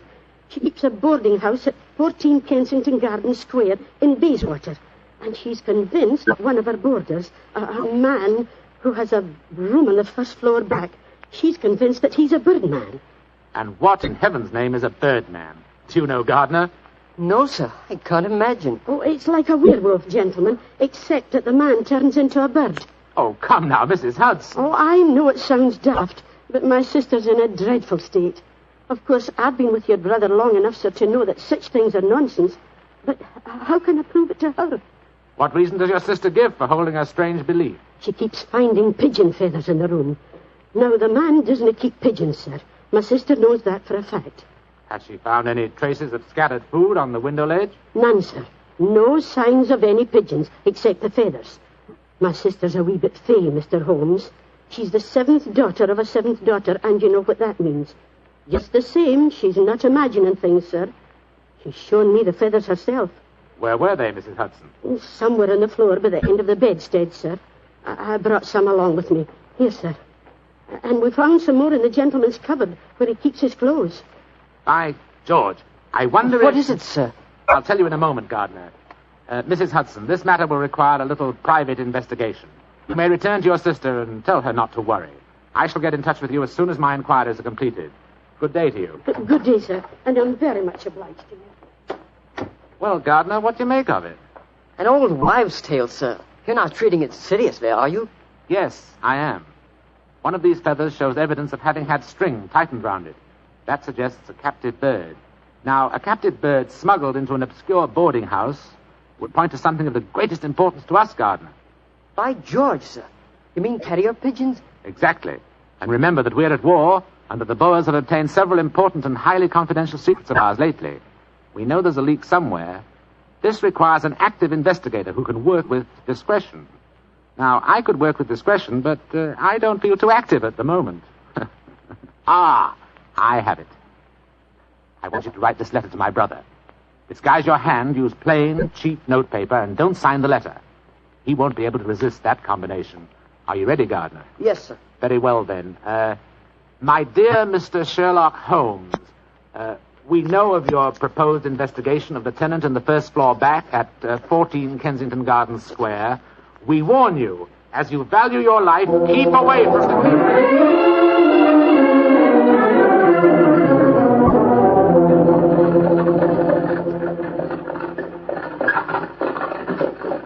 We warn you, as you value your life, to keep away from the case. And that, my dear Watson, is why we are driving towards 14 Kensington Gardens Square, disguised as building inspectors of the London County Council. Well, I must say it's a very challenging letter, Holmes. Unsigned, Yes. I notice.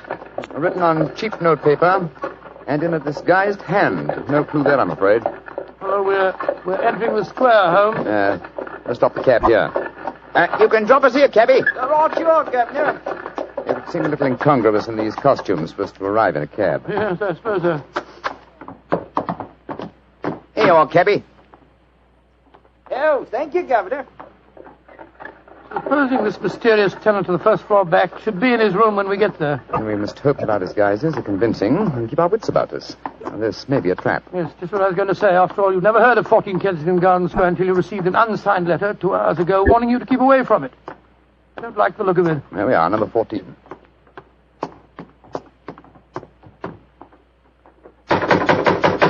I suggest that you let me do most of the talking. Good Lord, yes. My Cockney accent doesn't compare with yours.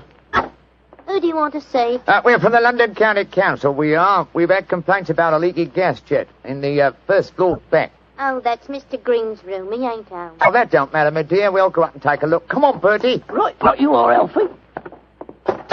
Want me to show you the way? The missus is out shopping. No, thanks, dearie. Me and Bertie can't get lost, can we, Bertie? No, of course we can't. Of course we can't. Oh, look at him laughing. Come on, Bertie. Oh, I do like to be beside the seaside. Oh, I do like to be beside the sea. Dilly-um-pa-pum-pa-pum, dilly-um-pa-pum-pa-pum. Nice house, Bertie, ain't it? Yes, Elf. Nice as can be, this house. Oh, I do like to be beside the seaside. I do like to be beside the... Here we are. First floor back. Better make sure the bloke ain't home. Oh, I do like to be beside... No, ain't home, Alfie. Oh? No, well, all right, let's go in.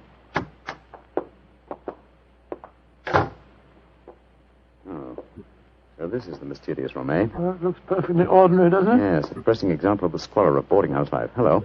What's this on the bedspread? Feathers. Must have come out of the pillow. No. These are pigeon's feathers, old chap. Look here, Watson. Attached to the bed rail. Yeah, it's only a piece of string. String, yes, but with a small metal ring on the end. A ring such as is used to place around a homing pigeon's leg. But why should someone keep carrier pigeons in an obscure boarding house like this? Yes, why indeed, why indeed?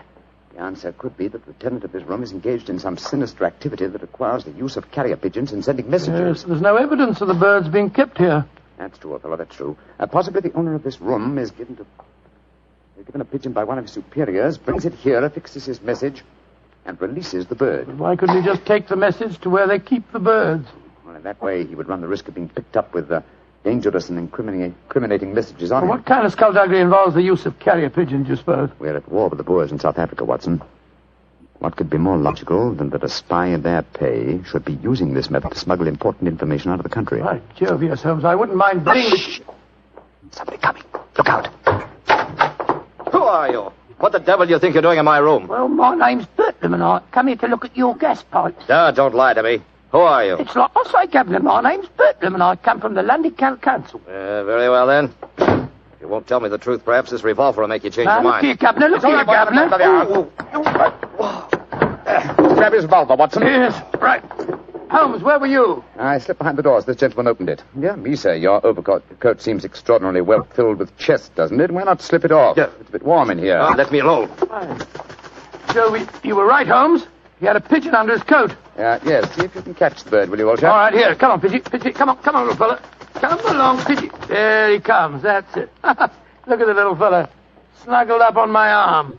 Friendly little fellow, isn't he? Yes, I... Look out, Watson. The gentleman's revolver. Yes, going after and when I get it, I'll... A beautiful uppercut, Holmes. I'm afraid he'll be unable to talk to us for some time. How fortunate he told us where the message was hidden before we indulged in this little set, What do you mean? You say anything about a message? No, not verbally, but I was watching his reflection in the mirror as he entered the room. His eyes first glanced at this top drawer on the dresser here to see if we'd touched it. It was obviously the most important spot in the room. Let's see. Ah, here we are. A message already rolled up and in its container. Oh? What does it say, Holmes? It's in code, which is not surprising, but I don't think it will be very difficult to decipher. Yes, and when you've done that? Then, my dear fellow, I shall compose a code message of my own and persuade this pigeon to lead us to its master.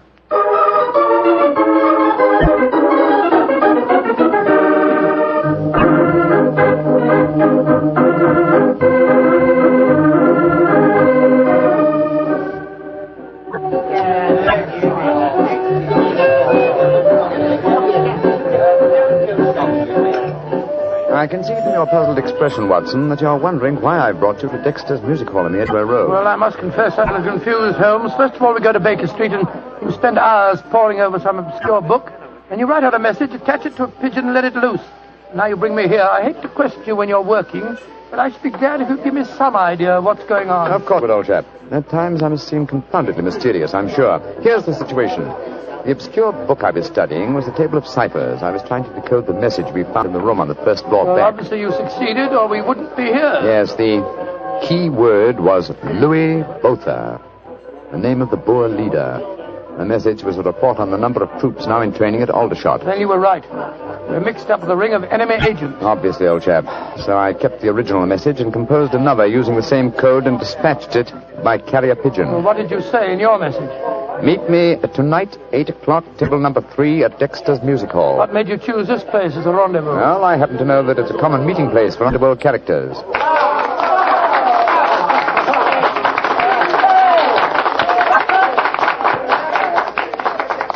And which is table number 3? The one over there in the corner. I reserved it. Then why don't we go and sit down there instead of standing here at the back of it? I thought we'd give our visitor the opportunity of showing his hand first. He won't be expecting Sherlock Holmes and Dr. Watson, I fancy.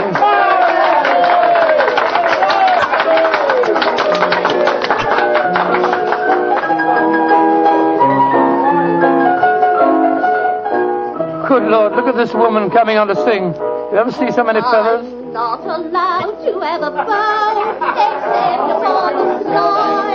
So yesterday he came and took me walking through the sky. Holmes, look. A man just sitting down at table number 3. What's with it? Look. It's Sid Trimble.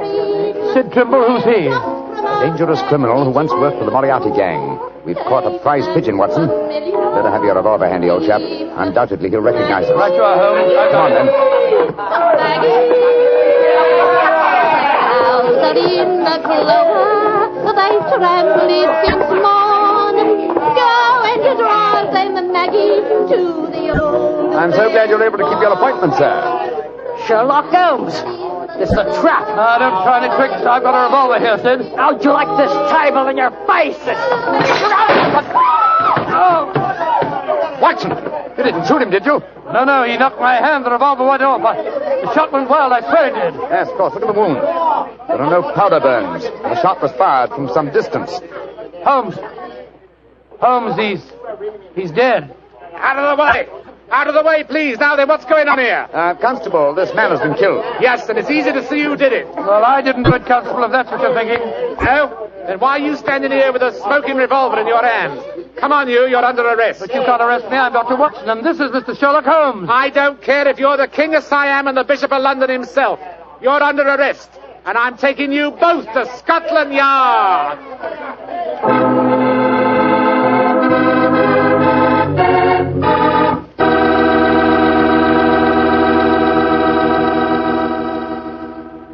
You'll hear the rest of Dr. Watson's story in just a second. And if you don't mind, I'll take that second to say just one word to the ladies. And that word is muscatel. Petri California Muscatel. I want you women to know about it because Petri Muscatel is one wine that practically every woman likes. Maybe because it's such a beautiful color, like pale gold. But I guess really because Petri Muscatel brings you the wonderful flavor of luscious, sun-ripened Muscat grapes. And that's a flavor. Try Petri Muscatel after dinner or any time as a change from Petri Port. Have a bottle of each on hand. When you buy Petri wine, don't buy one, buy two. Remember, if it's a Petri wine, you know it's a good wine.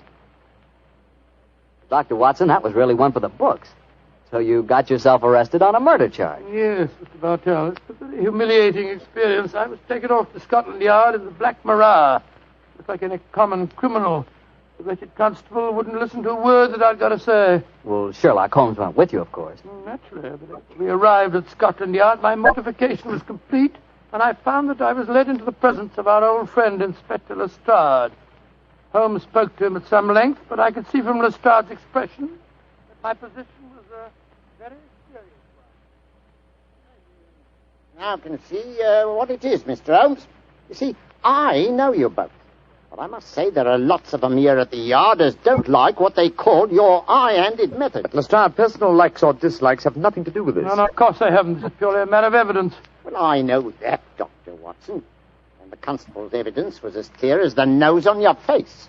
The dead man was shot through the head, and you were standing in front of the body with a drawn revolver But, my in dear your hand. Lestrade, there were no powder burns on the wound. Yeah, that's what you tells me, Mr. Holmes. But I'll have to wait for the official report on that. The police surgeon's examining the body now. You understand, gentlemen, I'm not saying I'm sorry that Sid Trimble's dead.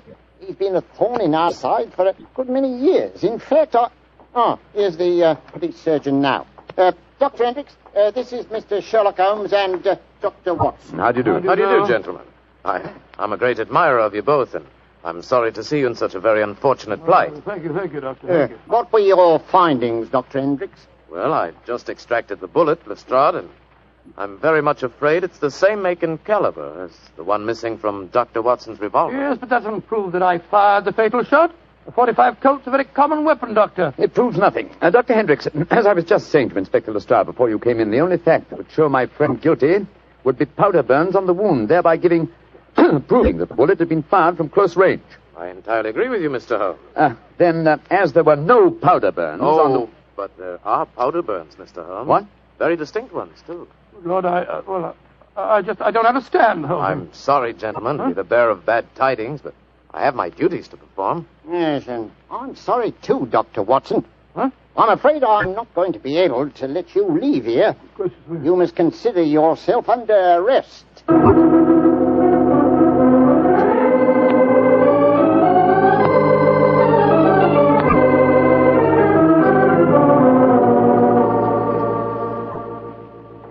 I never felt more despondent in my life. Oh, cheer up, old chap. Well, how can I? Locked up in a prisoner's cell. Looks as if I might end up at the gallows. Don't worry, Watson. You'll be out of here before the night is over, I promise you that. I wish I felt as confident as you do. How do you propose to do it? Oh, with the aid of a little hard thinking. Thinking? That won't unlock any cell doors, thinking. Well, it will, old fellow. It's obvious someone's deliberately trying to incriminate us. Let's try and reconstruct the killing logically. Sid Trimble was a member of an espionage ring. I sent him a false message. After he'd left to keep the appointment, one of his colleagues trailed him to the music hall and killed him before he could betray anything to us. Yes, that's undoubtedly the way it happened. The powder burns, Holmes. How do you account for them? There were none just after the shot was fired. We know that. And yet Dr. Hendricks assures us that there are very distinct powder burns now. May we come in, gentlemen? Yes, of course you can, Dr. Hendricks. Oh, hello, Lestrade. I thought we'd come and chat with you, Doctor. Well, that's very nice of you, gentlemen. Yeah, not a bit of it, Doctor. You know, it hurts me to see you in here, and that's a fact. And I can't bear to see a fellow medico in such plight, without coming in to see what I can do to help Watson. Yeah. You're very quiet, Mr. Holmes. Am I, Lestrade? I was thinking. You see, What, old chap? I have it. You have what? The answer. You'll sleep in Baker Street tonight after all. Mr. Holmes, what are you talking about? The murder of Sid Trimble. The incriminating powder burns were obviously faked. Watson and I know that, whether you and Dr. Hendricks believe it or not. The question is, how were they faked? I think I have the answer. Dr. Hendricks. Yes, Mr. Holmes? If a blank cartridge were fired at the wound after death, it would produce powder burns, wouldn't it? Undoubtedly. Yeah, but who could have done that, Mr. Holmes? Ah, that's the point, Lestrade. Who had the opportunity? The constable who brought the body here. True, old chap. Huh? Also, you, Dr. Hendricks. That's perfectly true. Yeah. Well, I had the opportunity too, Mr. Holmes. I spent half an hour in the morgue alone with the body when it first come in. Well, you've narrowed it down to 3 suspects, Holmes. I hope I don't hang before you find the real killer. I found him, Watson. Why, who is he, Mr. Holmes? The answer is simple, Lestrade. The powder burns were certainly faked by a blank cartridge. Now, if a blank cartridge were fired into a wound, the wadding would have penetrated and distorted the wound. Yes, but supposing the person had removed the wadding from the blank, Mr. Holmes? Its effect would still be quite apparent to the police surgeon who removed the bullet. Am I correct, Dr. Hendricks? Entirely. The surgeon could not fail to identify the marks, Mr. Holmes. Exactly. Therefore, only one person could have fired that blank cartridge without detection. The same person who made the incision necessary to remove the cartridge would also remove all traces of the shot. You yourself, Dr. Hendricks. Holmes, I believe you're right. That's an ingenious theory, Holmes. Surely you're joking. Am I? Then how do you account for the pigeon feathers on the collar of your coat? The devil with you, Holmes? Here, come back here. Doctor! Constable! Don't let Dr. Hendricks get away! Great Scott. Scotland Yard itself harboring an enemy agent. Upon my soul, Holmes, you've done it again. I must say you've got sharp eyes. I didn't see those pigeon feathers on Hendricks' collar. Confidentially, my dear fellow, neither did I. But Hendricks' guilty conscience knew they might be there. It was a shot in the dark, and I had to take it. If you'd spent the night in a prison cell, I should never have heard the end of it, I'm sure. Never.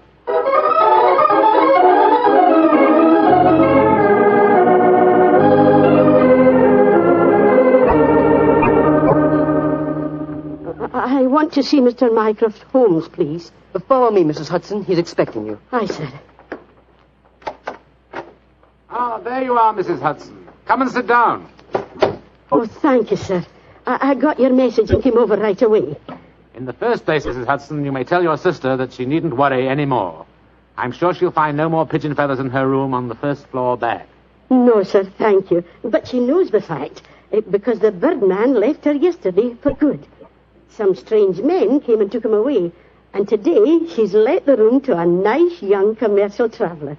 I'm really sorry to have bothered you with her trouble, sir. I'm very glad you did, Mrs. Hudson.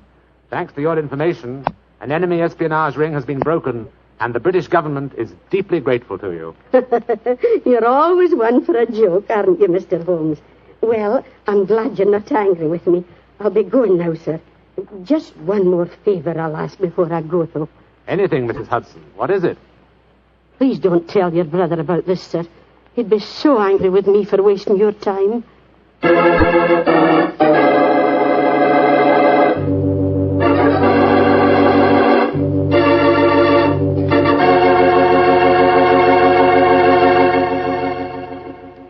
Well, Doctor, that was really a swell story tonight. Although it was a bit unexpected for you to have been arrested. Yes, indeed. Mr. Bartell, when you're a detective like Holmes or a doctor like myself, well, you've got to be prepared to meet the unexpected every once in a while. I suppose so. Of course, you wouldn't know about things like that, being a wine expert yourself. Oh, now, wait a minute, Doctor.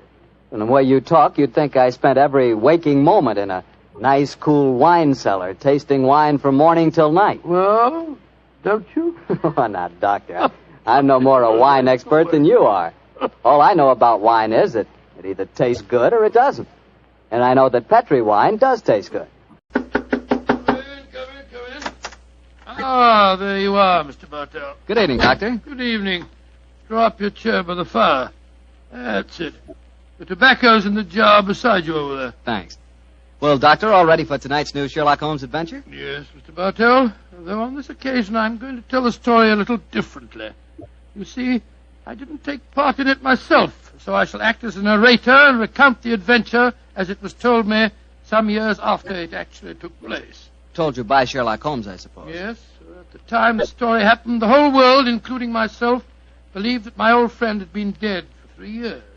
What did he do with himself during those 3 years, Doctor? Wandered about the world, Persia, Egypt, the south of France, and 2 years of his time was spent in Tibet, where he disguised himself as a Norwegian explorer by the name of Sergersen, his object being to visit the forbidden city of Lhasa. The story began as Holmes stood on the outskirts of a tiny encampment, high in the Tibetan snows, disguised as the Norwegian Sergersen. Surrounding him was an excited group of native guides, their fur-capped faces and shaggy sheepskin coats making them appear like strange, wild animals as they stood there gesticulating wildly. The freezing wind whirled great clouds of snow away from the mountaintop that loomed above them. And Holmes told me that he felt a premonition of impending disaster.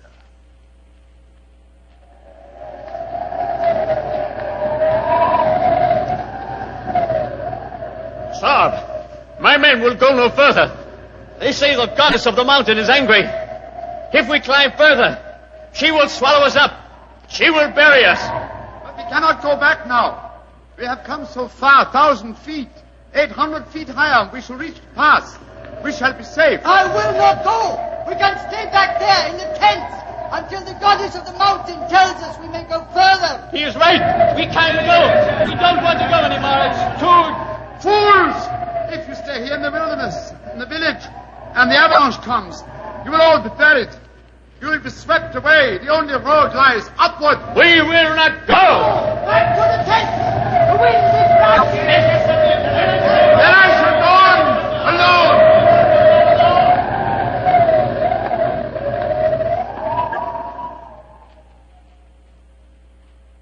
Holmes was the only one who survived.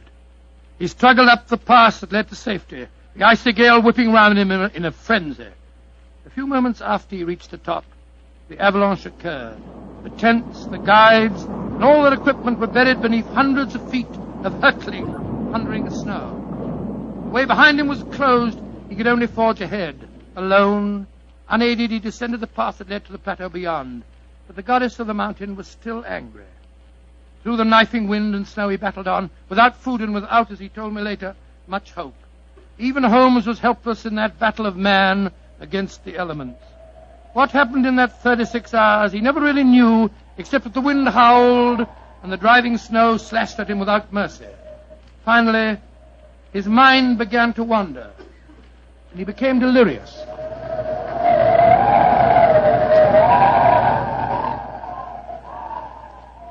Watson, dear boy, hand me my violin, will you? Moriarty, I want to introduce to you the goddess of the mountain. I think you will have a lot in common. 221B Baker Street, cabby. For heaven's sake, get me as fast as you can. I think I've caught a chill.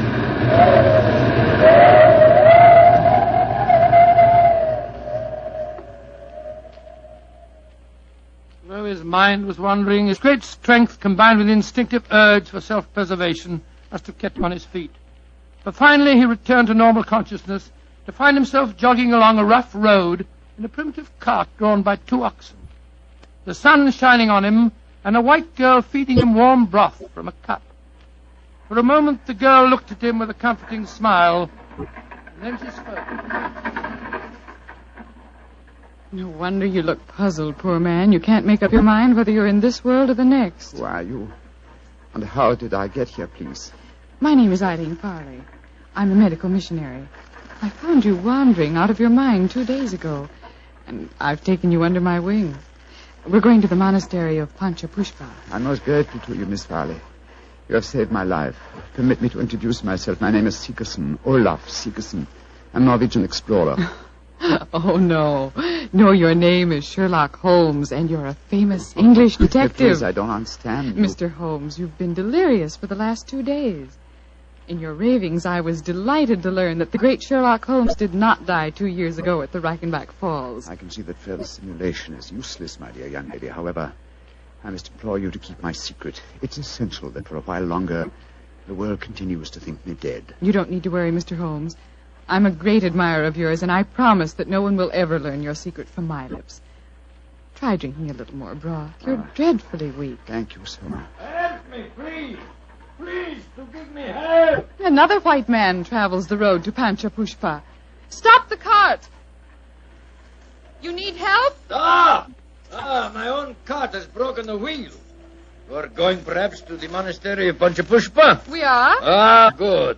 Fyodor Dmitrievich Borodin, Imperial Russian envoy, will travel with you. Please to make room. Спасибо. Remember my secret. The cart may proceed. Понимаешь? Your name, please, young lady. Eileen Farley. I'm an American medical missionary. I do not approve of missionaries, but you are very beautiful. So Borodin will forgive you.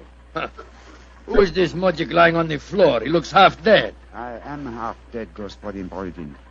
My name is Sigerson. I am Norwegian. What is a Norwegian doing in Tibet? I have been exploring the mountains. And what, may I ask, is a Russian doing in Tibet, Господин Borodin? What is a Russian doing?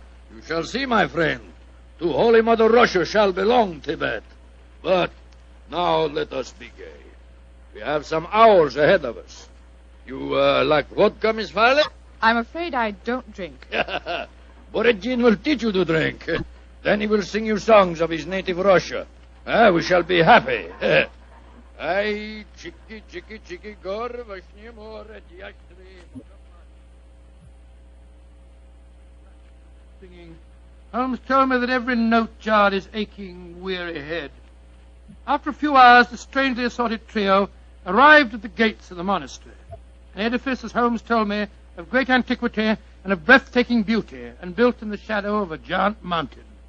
He was fed and bathed, and shortly afterwards he found himself together with his two companions in the presence of the head abbot himself, a man of great age and infinite wisdom.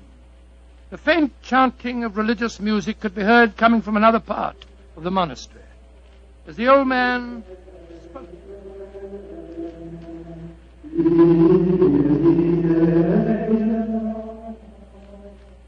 My dear Miss Farley, my dear gentlemen, I have welcomed you to the monastery, and yet each one of you has come to me separately and asked that he be given permission to go to the sacred city of Lhasa. I cannot give that permission, my children. Borodin has traveled a long way. Russia will be most unhappy if he does not get the permission. I am an explorer, Reverend Sir. Will not that fact entitle me to some consideration? I, too, have traveled a great way, sir. My children, I realize your claims, but the permission is not in my power to grant. Tibet is ruled by our Chinese overlords. In any case, I will ask you to turn your heads. The gentleman approaching us has preceded you in residence here. He also wishes to tread the road to Lhasa. You have new visitors, I see. Yes, my son. Permit me to introduce you. Sir Harvey Forrester, and this is Miss Eileen Farley. How do you do? How do you do, Sir Harvey? Господин Borodin from Russia. How do you do? One cannot travel the world without meeting an Englishman. God we push it, Watsy. And Mr. Olaf Sigerson from Norway. God dag, Sir Harvey. How do you do? Please be seated. My children, the Chinese ruler in this province has heard of your presence here. He has announced his intention of visiting you. Before he arrives, I should like to ask you each a question. 4 of you, all from different countries, have traveled here to the mountains of Tibet. At this monastery, I can offer you refreshment, the opportunity of acquiring wisdom, and peace. What more do you seek in Lhasa? I shall ask you each that question in turn.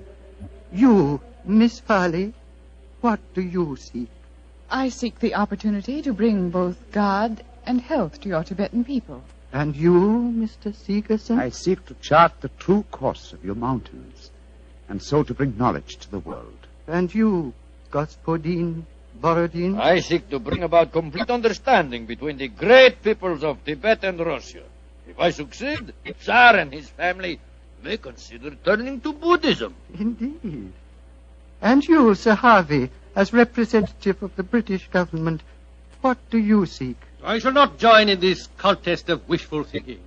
I merely remind you, sir, that your government has signed a treaty with mine. And was not that treaty forced upon us by our Chinese overlords? No, my children.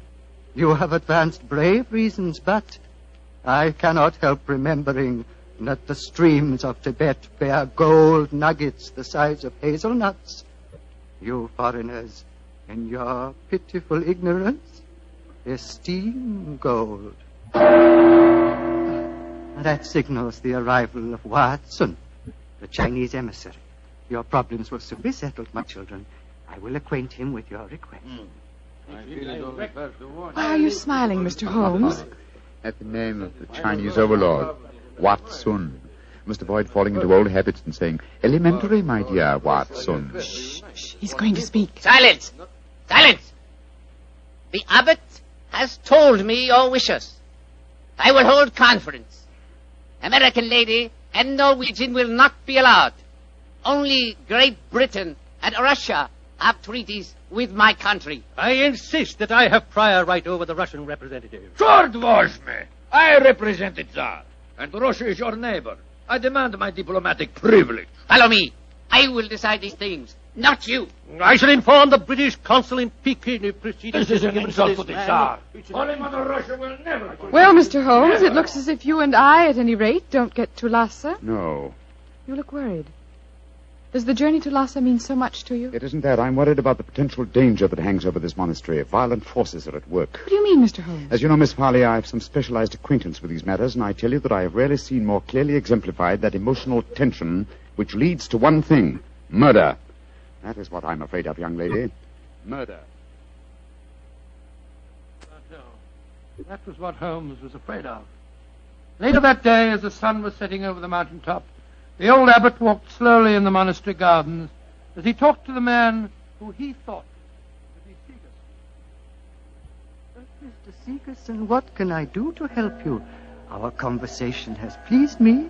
You are a man of rare perception and knowledge. I grant you one worthy to enter Lhasa, but I can offer no hope. Mr. Wa has already rejected the applications of both the Englishman and the Russian. He did that? He did, my son.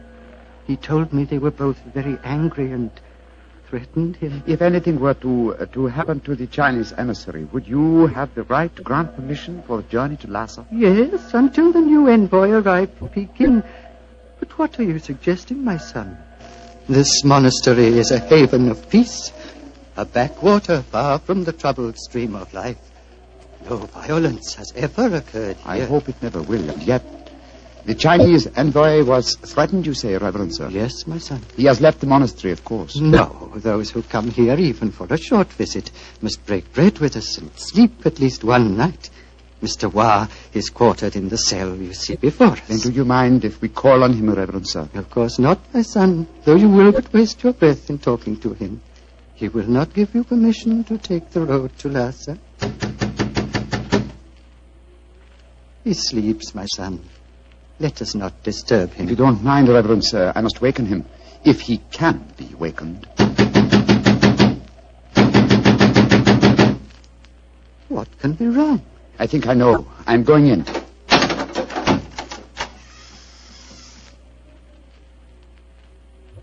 There is your answer, Reverend Sir.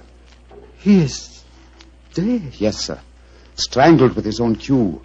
Oh, the poor misguided man has taken his own life, my son. No, sir. Look at those marks on his shoulder. He has been murdered. But what are we to do? As it happens, Reverend Sir, I've had certain amount of experience with these matters in my own country. If I were to produce the murderer for you with certain proof of his guilt, would you authorize my going to Lhasa? Yes, since for a few days that permission is mine to give, I will grant it. You fill me with a strange confidence, but how will you find this taker of life? I can't tell you now, sir, but I shall find him.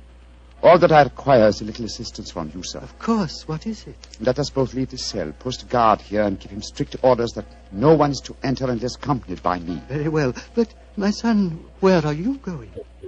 Before very long, sir. I hope to be on my way to Lhasa.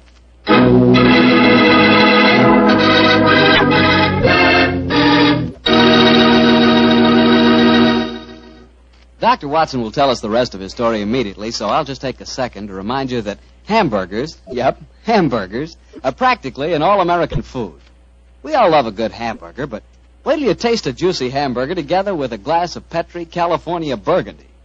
Boy, that Petri Burgundy is a hearty red wine that's just the best friend a hamburger or steak or any kind of meat dish ever had. So remember, if you want a red wine for dinner, you want Petri Burgundy. If you prefer a white wine, you want Petri Sauterne. And if you can't make up your mind which you want, it's simple. Don't buy one, buy two. But always buy Petri. Petri. Petri. Well, Dr. Watson, it seems to me that Sherlock Holmes was in a tough spot. There he was, thousands of miles from England. A murderer was running loose. Holmes was in disguise. And he hadn't got you to help him on the case. Oh, thank you, Mr. Bartell. I must say I think that I always was useful to my old friend. But I wasn't there. So this time he enlisted the services of Eileen Farley, the American girl. Immediately after he'd left the cell of the murdered man, he'd gone to Miss Farley and told her of the tragedy. As they returned to the scene of the crime, he found that his instructions had been carried out and that a guard was barring the entrance to the dead man's cell. There's a guard in front of the cell. My instructions. The abbot gave you your orders. Yes, you may go in. Please close the door behind us. I'm sure your nerves are up to this, Miss Farley. It's not a pretty sight. I've seen sudden death before, Mr. Holmes. In any case, I wouldn't dare appear frightened. I'm so flattered that you asked me to help you. You were the only one who knew my true identity. That's why I suggested you take my old friend's place. I needed, what shall I say? I needed a sounding board for my deductions. Wait a minute, here. I'll light a match. There we are. Now, here's a candle. Oh! I warned you it wasn't a pretty sight. Hold the candle, will you please, Miss Farley? Thank you. This isn't hard to reconstruct. The killer stood behind his victim, held him by the left shoulder. So, wound his cue around his neck and pulled back. Yes. The marks are self-evident. Hello? What's this on the floor at his feet? A cigarette. Dropped as it was burning, I should think. And now it's nothing but ash. Exactly, ash. Now, which of the visitors at the monastery smoke cigarettes? Yourself, the Russian, and Sir Harvey, the Englishman. I think we may justifiably omit myself from the list of suspects. So that narrows us down to 2. Look, Miss Farley. What is it? There are clear traces here to the naked eye, not only of tobacco ash and paper, but of cardboard. But what does that signify, Mr. Holmes? The case is nearly solved. Come on, young lady. We must pay a visit to Borodin's cell at once.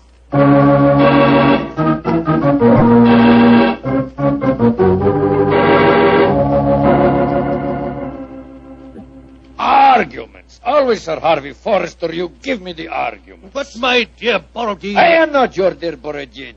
I'm Pyotr Dmitrovich Borodin, ambassador of Holy Mother Russia. I'm no friend of yours. Come in. The missionary girl and the sick Norwegian. Come in. We will drink vodka, and I will sing Russian songs for you. We haven't come here to listen to songs. The Chinese envoy was murdered tonight. So we have been told, my dear. Sir Harvey and I are very happy because of his death, are we not? Well, I won't pretend I'm heartbroken. Rasputin Borodin. What is it, Norwegian? You were in the cell tonight at the time of the murder. Huh? That's a lie. I can prove it. In that cell, I've just found ashes, of totally burned cigarette ashes that included fragments of cardboard. Only a Russian cigarette has a cardboard mouthpiece. What you can or cannot prove is of no interest to me, Sigerson. He's very obstinate tonight, Sigerson. We've just been having a political argument. Couldn't agree on a single point, except on the danger of the common man. He was telling me of the most extraordinary revolution in his estates. Do you know they chopped off one of his hands? Dreadful. Your hand, Borodin. Which one? As God was merciful, my left hand. The one beneath your glove? Is made of wax, my good Norwegian. Is made of wax. Well, see for yourself. Extraordinary. It's more than that. It is conclusive proof. What do you mean, Mr. Sigerson? I cannot tell you now. I must leave you here. Let me warn you, the 3 of you will be well advised to keep an eye on each other.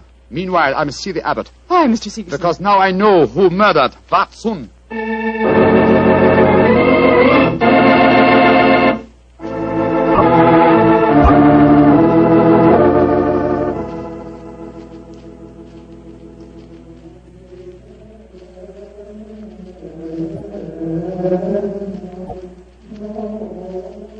The pink fingers of dawn are stealing across the mountaintop, my son. Soon you will be on your way to Lhasa. Yes, Reverend Sir. You have kept your promise. You kept yours, Mr. Sigerson. The Chinese soldiers have arrived, and the taker of life has been given into their custody. Before you leave, my son, I want you to do something for me. Anything, Reverend Sir. What is it? The hooded figure in the corner is that of the monastery scribe. He keeps our annals. I want you to explain for our records how you knew which one of the three was the taker of life. It was not difficult, sir. The killer had gripped Watson's shoulder with the left hand, while the right was used to strangle him. Therefore, the Russian Borodin could not be the killer, since his left hand was artificial. Quite so. It was, as you told me, made of wax. Then... But the clue of the cigarette pointed directly to the Russian.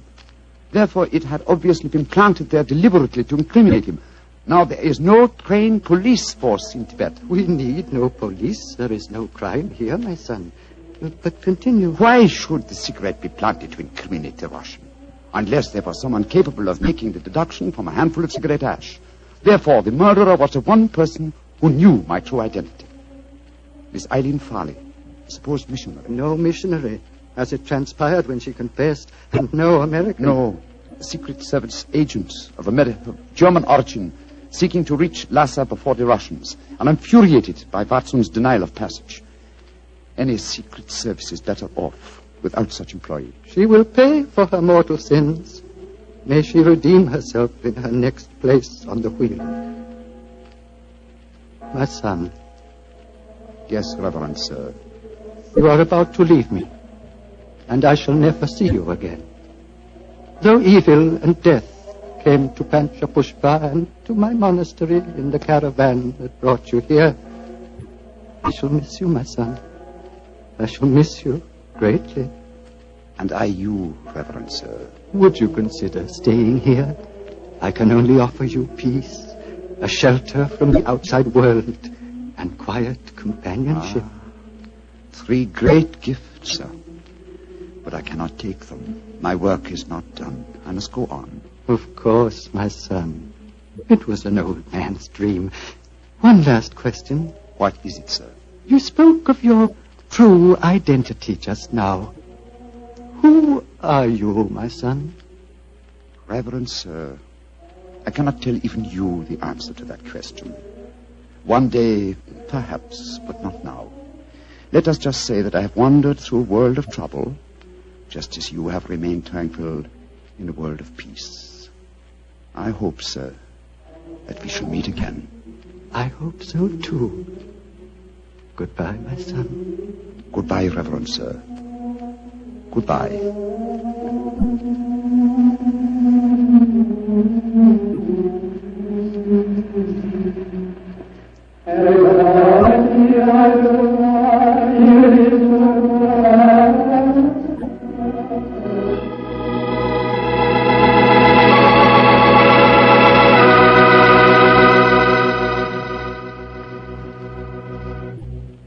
Doctor, that was really an unusual story. You told it so well, I felt you were actually a part of it. No, my boy, as I said, the story was told me by Holmes. I've never been to Tibet. Been to India, of course. I never really wanted to go to Tibet. Horrible mountains, terrible weather, lots of bandits on the roads. Sort of dangerous place. Doctor, you're not afraid of danger, are you? 10 years ago, Mr. Bartell, a question like that would be an insult. Today I realize that all of us, unless we're stupid, have some fear of danger. I would say that I'm definitely not a coward, nor am I a thrill seeker, but I've done with searching for something new. Me too, Doctor. I'm through searching for something new also. Now that I've found Petri wine, I'm going to stick to it. Mr. Bartell, no matter what we talk about, when you say it, it always sounds like Petri wine. Well, why not? I can't think of a more delicious wine. Good evening, Mr. Bartell. Well, Doctor, your study seems a little bit than usual this week. Yes, my boy. I felt that as tonight's new Sherlock Holmes adventure was rather an exciting one, the men here at Camp Roberts might like me to tell it to them in person. I'm sure they will, Doctor. Which particular story have you selected? One that I call The Strange Case of the Murder in Wax. It concerns one of the most sinister mass murderers who ever threatened the peace of London. It was in the summer of 1900, and the city had been rocked by a series of ghastly murders on Hampstead Heath. Hampstead Heath? Yes, Hampstead Heath. That's a large, rambling park in the suburbs of London, Mr. Bartell, and noted as a rendezvous for young lovers.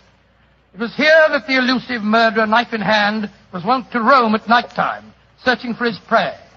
All of his victims were young girls, and despite the frantic efforts of the police, each murder seemed to be as baffling as the one that preceded. Finally, Of course, as usual, Scotland Yard came to Sherlock Holmes for help. It seems almost like yesterday, Mr. Bartell, that Inspector Lestrade stood in our Baker Street rooms, imploring Holmes to handle the case. Mr. Holmes, you've got to help us. I don't mind telling you the yard's at the end of its rope. I sympathize with you, Lestrade, but I don't see that there's much that I can do. Only the police can handle the widespread, detailed work necessary to this case. The private detective is helpless. Yes, perhaps if you'd come to Mr. Holmes in the first place, Lestrade, he might have helped you. But the murderer hasn't finished yet. There'll be more killings if we don't catch him, you mark my words. Mr. Holmes, please help us, won't you? Before I commit myself, Lestrade, give me the exact chronology of events, will you? All my information on the murders has been derived from the London newspapers, notoriously inaccurate in matters of fact. I can give you all the particulars, sir. I've been on the case right from the beginning. All the murders have taken place on Hampstead Heath at night time, and all the victims have been young women. Who was the first one? A girl by the name of Oakley, Bessie Oakley. She was a shop girl who worked at Derry and Tom's in Kensington High Street. 3 weeks ago, she was out on the heath with a young fella by the name of Alfred Smith.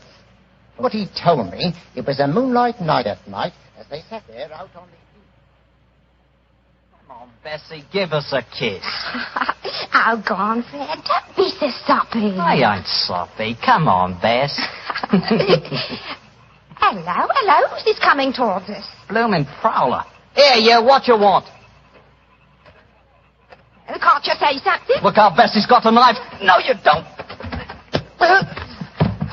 Devil, you hit my Fred. Keep away from me. Keep away from me, you...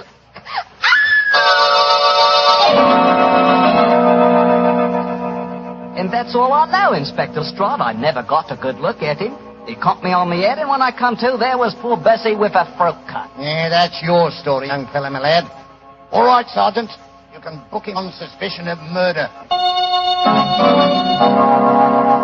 George, we shouldn't be walking on the heath. Didn't you read about the murder here 2 days ago? It's a fine thing. I take you out in the moonlight, and you talk of murders.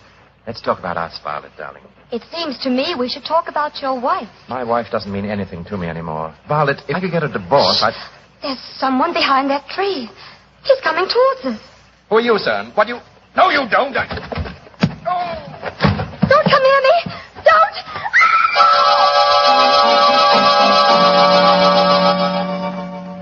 Inspector Lestrade, she's dead, poor girl, I know, but a scandal can't bring her back. If there's any way to keep my name out of the papers, Yeah, I'm afraid you'll have to take your chances, Sir George. Oh, and Sergeant... Yes, Inspector? Yeah, you can turn that boy loose, Weevil, for questioning. The man who did this is obviously the same killer. I'm afraid we're going to hear a lot more from him. Night edition evening paper. Hampstead Heath murderess strikes for 5th time. 9 girls murdered on Hampstead Heath. Night edition evening paper here. Yeah, look here, miss. You can't go walking by yourself on the heath. It ain't safe. Oh, thank you, Constable, but I'm not frightened. I want to be by myself. I want to think. Well, I can't stop you by law, I suppose, but you shouldn't do it. Yeah. I don't know how to handle these modern young things, and that's a fact. Inspector Lestrade, he must have killed her the moment she got out of my sight. I searched the old ruddy heath, but I couldn't find the murderer. But it startled him. He left his knife in the body. Good, Jackson. The body's not been identified yet, eh? No, Inspector. We'll print her photograph in all the papers. We've got to find out who she is.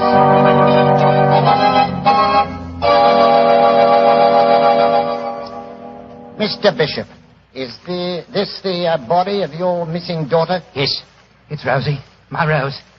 Inspector Lestrade, if I ever lay my hands on that murdering fiend, I'll kill him. I'll kill him with my bare hand. Here's the story, Mr. Holmes. Rose Bishop was the 10th and last girl murdered. But she was the first girl murdered when she was alone. Eh, Lestrade? Yes, sir. You found no clues? Well, none that proved anything when we checked on them. Let me ask you a question or two, Lestrade. Well, anything you like, sir. You've taken the obvious precautions, of course. How do you mean, You sir? posted a heavy police guard on the heath? Well, yes, sir. We've had 100 plainclothesmen walking there at night ever since the second murder. But he seems to slip through our fingers. I suppose you've also posted policemen dressed in women's clothes. Yes, Mr. Holmes. And we've hired girls to walk the heath in couples with our plainclothesmen. But the murderer won't seem to rise to our bait. He's a cunning brute. Yes, he is, Watson. Obviously a morbid madman obsessed by a hatred of love. He'll be hard to catch. Lestrade, you mentioned clues that amounted to nothing when you checked them. What were these clues? Well, footprints, a couple of cigarette butts dropped at the scene of the crime. Nothing that helped us. The only important clue was the knife we found in the body of Rose Bishop, the last girl murdered. Of course, the experts at the yard examined it. Yes, sir. Didn't tell us a thing, though. You had the knife with you? Here it is, Mr. Holmes. I knew you wouldn't trust us. You'd want to look at it yourself. Thank you, Lestrade.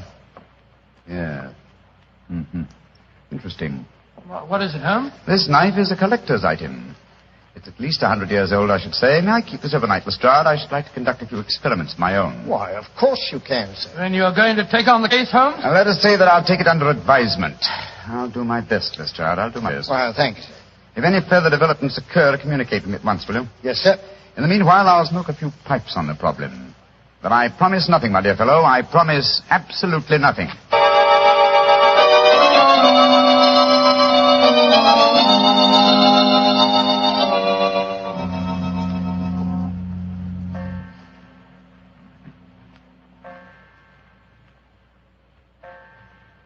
3 o'clock in the morning, Holmes.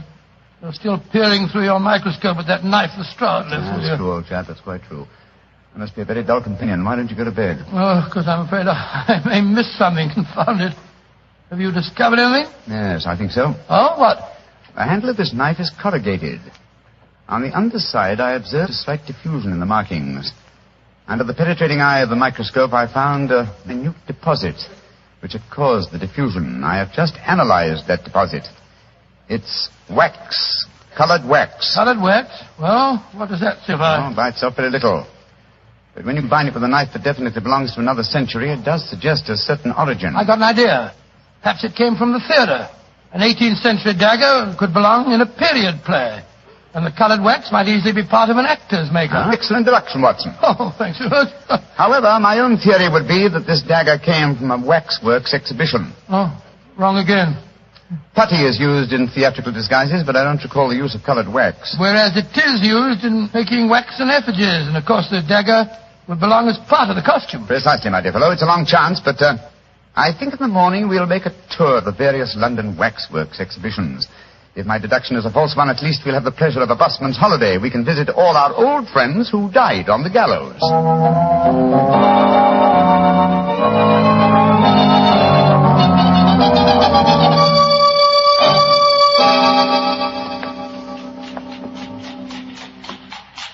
Any tired, old chap? I must say I'm a little weary. This is the 4th waxworks exhibition that we've been to. The 4th and the last. If we fail to find any clues here at the Vex Museum, we can return to Baker Street. Oh, thank heaven this is our last port of call. I'm so dizzy from looking at waxworks that they begin to look like human beings to me. Did you notice that I asked directions from the wax policeman at the entrance door just now? Yes. Well, I'm sure many people have been deceived in the same way. Here we are. Oh, Monsieur Levesque doesn't believe in understatement, does he? Look at that sign there. Oh, gracious me.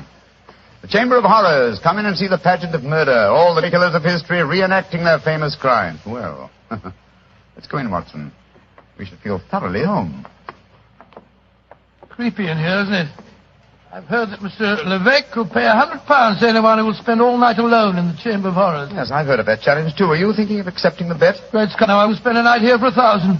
A very comprehensive collection of killers, aren't they? Let's see. Williams, Wainwright, Marchioness de Brinvilliers. By George, yes. She was an attractive woman, wasn't she? As trim a pair of ankles as ever I've seen. Yes, but you wouldn't have liked her cooking, Watson. She used the most lethal condiments of almost any woman in history. Hello. What is it? Look over there. I was wondering when we'd come to one of your cases. Dr. Grimsby Rylott and the murder at Stoke Moran. Or the case of the Speckled band. By Jove, Holmes, the tableau's extraordinarily realistic, isn't it? Yes. One of other old friends of mine are represented here. Should rather like a new acquaintance with Ricoletti of the Clubfoot and his abominable wife. Ricoletti? I don't remember him, Holmes. Oh, one of my earlier cases, old fellow. I must tell you that story sometime. I wish you would. Holmes, look, that veiled figure over there. read the placard in front of it. The Hampstead Heath murderer. Well, how very interesting. The face is covered with a black veil. Is this pure showmanship, I wonder, or does Monsieur Levesque know more than Scotland Yard and I? Good day to you, gentlemen. You startled me, sir. Are you admiring my collection of murderers? Monsieur Levesque? Yes, sir. And haven't I the distinction of addressing Mr. Sherlock Holmes? That is my name, and this is my friend Dr. Watson. How do you do? How do you do, Doctor? I am greatly honored to meet you both. What do you think of my Chamber of Horrors? He's very impressive. We're particularly interested in this veiled figure of the Hampstead Heath murderer. Yes, indeed we are, sir. Is there a face beneath that veil? I'll let you in on a trade secret, gentlemen. There are no recognizable features behind that veil. This is purely for publicity purposes. The public always expects to see the latest horrors here. And I thought I'd titillate their morbid palates by having a mysterious figure representing the killer. Of course, if he is captured, I shall add his effigy to my collection. You think he will be captured, then? One can only speculate. He's a clever man, Miss Holmes. By the way, Monsieur Levesque, does your offer of £100 to anyone who will spend a night in the Chamber of Horrors still hold good? Oh, yes. Are you thinking of accepting the bet, Mr. Holmes? No, but Dr. Watson would like to. I don't recommend the experience, Doctor. It's an ordeal that calls for nerves of steel. However, I shall be glad to arrange for it. I haven't the slightest intention of... backing down now? Of course you haven't, old fellow. What time shall my friend return, sir? About 11:30 tonight. I'll be waiting for him at the main. Splendid. Come on, Watson. Oh, Holmes, Good day, Monsieur Levesque. Good day, gentlemen. I shall be waiting for you tonight, Doctor. Holmes, what the blazes do you think you're doing? I haven't the slightest intention of keeping that appointment tonight. Well, of course you haven't. I shall keep it. Disguised as you. You keep... For heaven's sake, tell me what you're up to, Holmes. You didn't even mention that missing dagger to Levesque. No, because he knows something about the murderer. I'm convinced of it. Well, why'd you say that? As we were standing there talking to him, a breath of air from the open window blew back a corner of the veil. I'll swear that there are clearly defined features beneath it. And so you're going back there tonight to find out? That's right, old fellow. The superstitious used to believe they could use a waxen image to kill a man. Tonight, Watson, we shall prove that a waxen image can be used to trap a killer.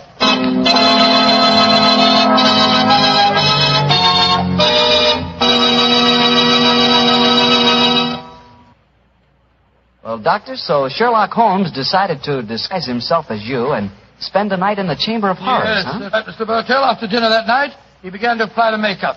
It's uncanny to sit there in Baker Street and watch Holmes slowly turning into a very convincing replica of myself. As he did so, we discussed last-minute arrangements.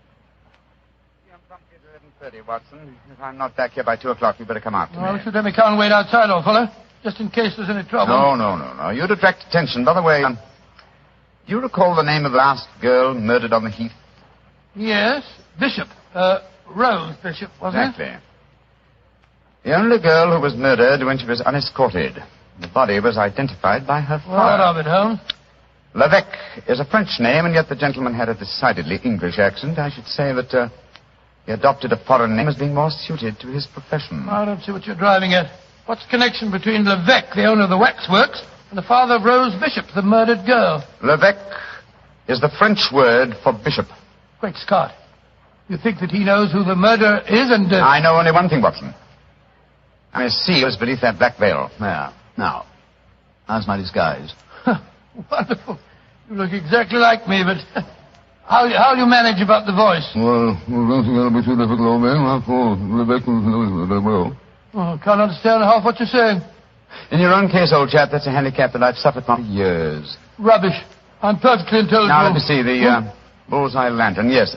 Watson, I think I'll borrow your revolver, too. I probably won't need it, but for once I think it might be safer for me to go armed. Here you are, Holmes. Now, do be careful. I will, old chap. Don't worry. Goodbye. And if I'm not back by 2 o'clock, you better come to the waxworks and see what's happened to me.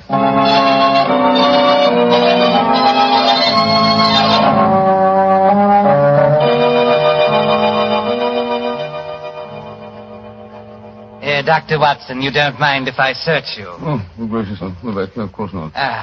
No lantern, please. The moonlight will give you all the illumination that you need.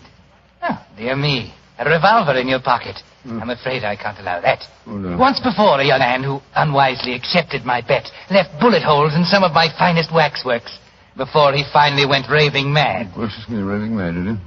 Holmes were here. Don't be frightened, Dr. Watson. Many of the waxwork murderers here are all friends of yours. They'll be good company. I shall come and release you at 8 in the morning. Yes, but Well, I've sealed all the windows with string and wax. I shall seal the door behind me as I leave. Well, it's very unkind of you. Midnight. The bet is on, Doctor. You still wish to go through with it? Well, I suppose so. Very well, then. I shall leave you now. Good night, Dr. Watson. Good night. Pleasant dreams. Pleasant dreams.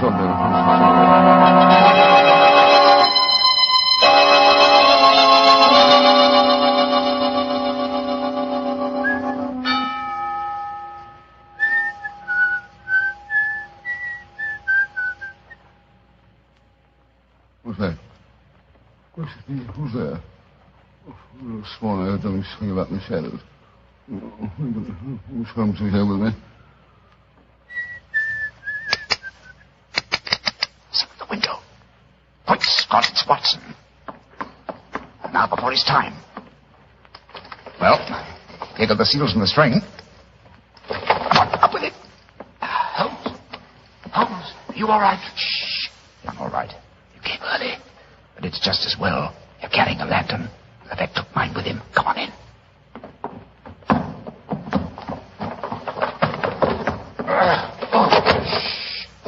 There we are. Go on over, quiet.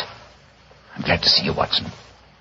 But what made you decide to come here so early? After you left the start, came to Baker Street. He told me there was another murder on the Heath at 7 o'clock tonight. Another murder, eh? I started worrying about you, Holmes. I had a premonition of impending danger, and I decided to come over here. You're not angry with me? Of course not, my dear fellow. I'm glad of your company, and I appreciate your concern. Have you looked under the veil of the waxwork figure of the Hampstead Heath murderer yet? No, I was just about to. Your lantern will be most useful. Come on, Watson.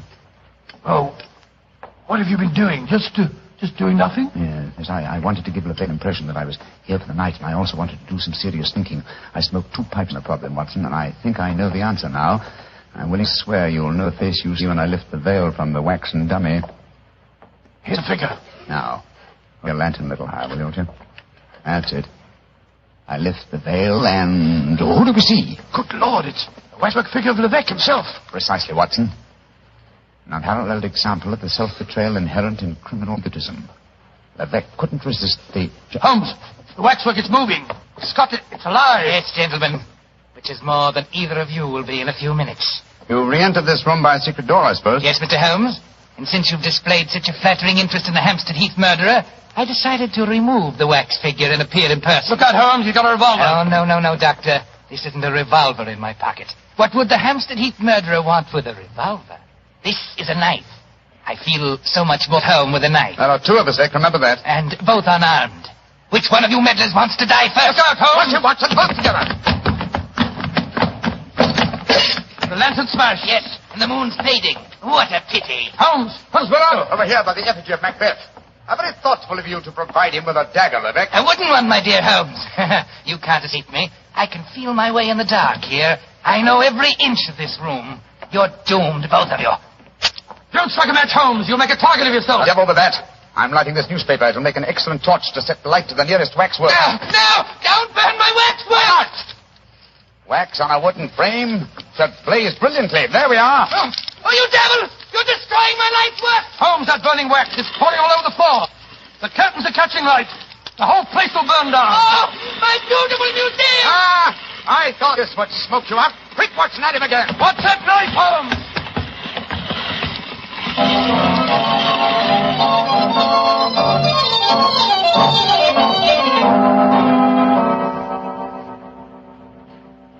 Well, Mr. Holmes, you've done it again.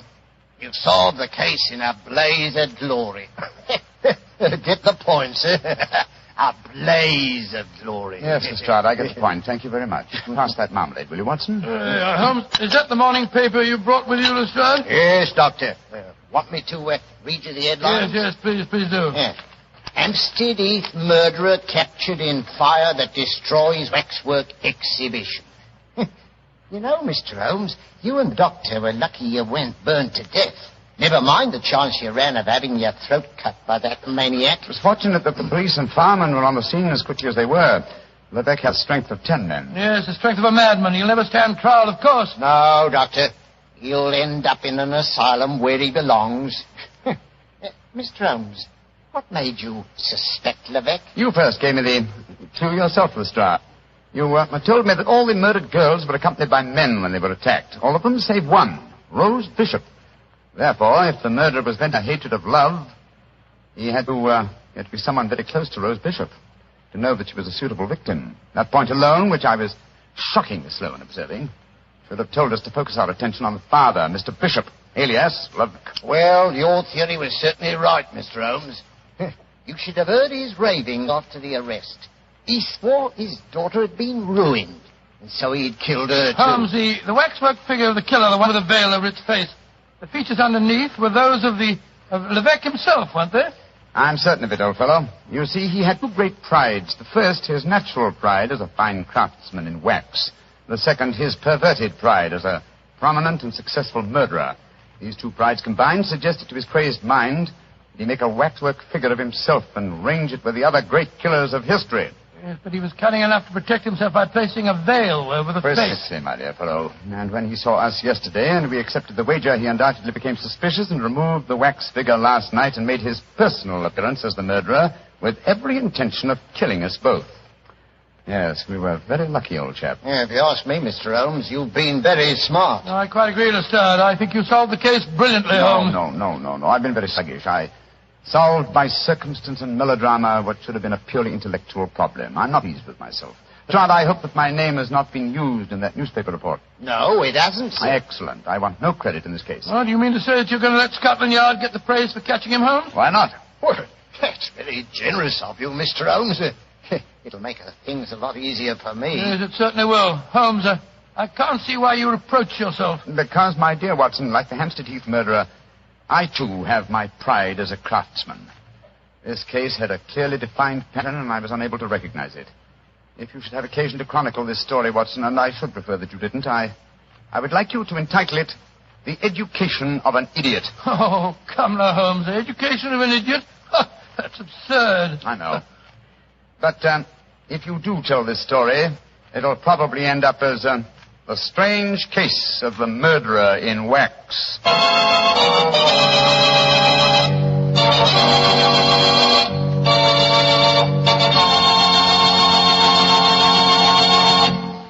Good evening, Doctor. Good evening, Mr. Bartell. Draw up your usual chair. Thank you. That's it. Well, did you enjoy the Christmas holidays? Well, I've had a whale of a time, thank you, but I don't think I can face a turkey or a mince pie for at least another year. How about you, Doctor? Oh, I had a very pleasant week, too, my boy. Parties, visitors, and a flattering number of Christmas messages to be answered. Oh, say, you got a new pipe. Is that a Christmas present? Yes, new pipe, new tobacco pouch, and a pound of my favorite tobacco. All of them sent to me from London by an old client and a friend of mine, Sir Ian Dunbar. An old client, huh? Well, do you mean he was one of your patients, or was he someone that you and the great Sherlock Holmes helped? The latter, Mr. Bartell. As a matter of fact, it was receiving this gift that reminded me of the story I've decided to tell you tonight. A story in which Sir Ian Dunbar played a prominent part. And how did it begin? The day before New Year's Eve in 1899. Sherlock Holmes and I sat in opposite corners of a first-class railway carriage as we sped towards Edinburgh in the Flying Scotsman. What took you and Sherlock Holmes up there, Doctor? It started off as a holiday visit, Mr. Bartell. My old friend Sir Walter Dunbar had asked Holmes and me to spend a few days with him at Dunbar Castle, about 20 miles outside Edinburgh. After we left King's Cross Station, Holmes, his sharp, eager face framed in his deerstalking cap, dipped into the bundle of fresh papers which he'd brought with him. We left Bedford far behind us before he thrust the last one of them under the seat, leaned across, and offered me his cigar.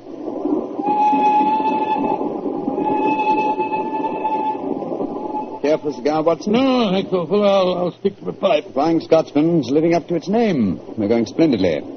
Our present rate is 53.5 miles an hour. Oh, I haven't noticed the quarter-mile post. Nor have I, but the telegraph posts on this line are 60 yards apart. With the aid of a watch, the calculation is a simple one.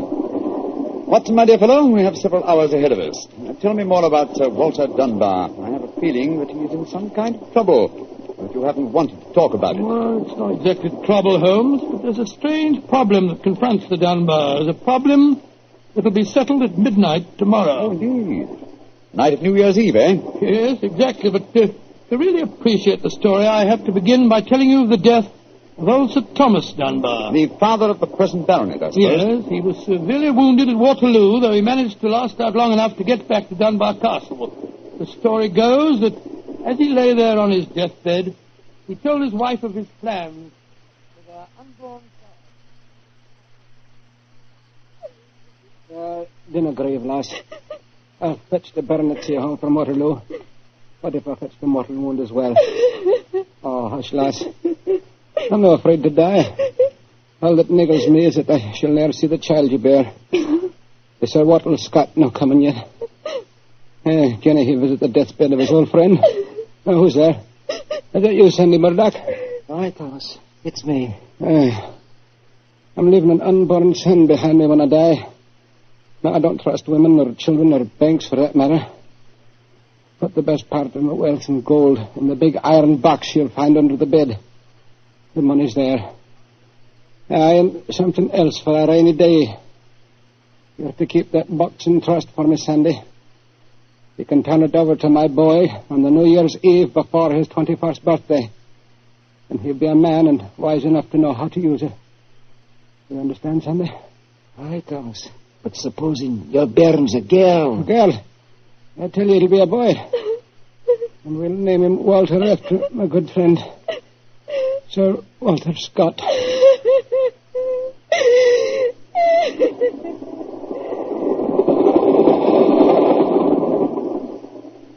Very interesting story, Watson. And that child, of course, is the gentleman we are going to see now, Sir Walter Dunbar. Exactly. And the first baronet was a friend of Sir Walter Scott, while his son can boast of your acquaintance. Why, it's a family singularly rich in literary friendships. That's not very funny, Holmes. To continue, I suppose you can guess what happened. Sir Thomas carefully drew up the document to specify. The New Year's Eve before the baronet's 21st birthday. And the poor child was born on February 29th. It was a leap year. Oh, so poor Sir Walter is still waiting for his iron box full of gold. Yes, he'll be 84 next year, and yet legally, with only one birthday every 4 years in the eyes of the law, he'll at last be 21. A most amusing situation, though I'm afraid Sir Walter finds it far from entertaining. The lawyers must have been extremely scrupulous in abiding by the letter of the document. Yes, old Sandy Murdoch is dead now, of course. But he, too, is a great-grandson, William Murdoch, who still handles the Dunbar estate. He'll be at the castle tonight to formally hand over the iron box. I'm delighted you accepted the holiday invitation of Sir Walter. My dear fellow, I've needed a rest, but I've always loathed too strict a one. This situation may pose a nice little problem for me. Problem? Yes, I'm reasonably certain that the aged Sir Walter Dunbar will not get his iron box full of gold on this New Year's Eve either. But we shall see, old fellow. We shall see.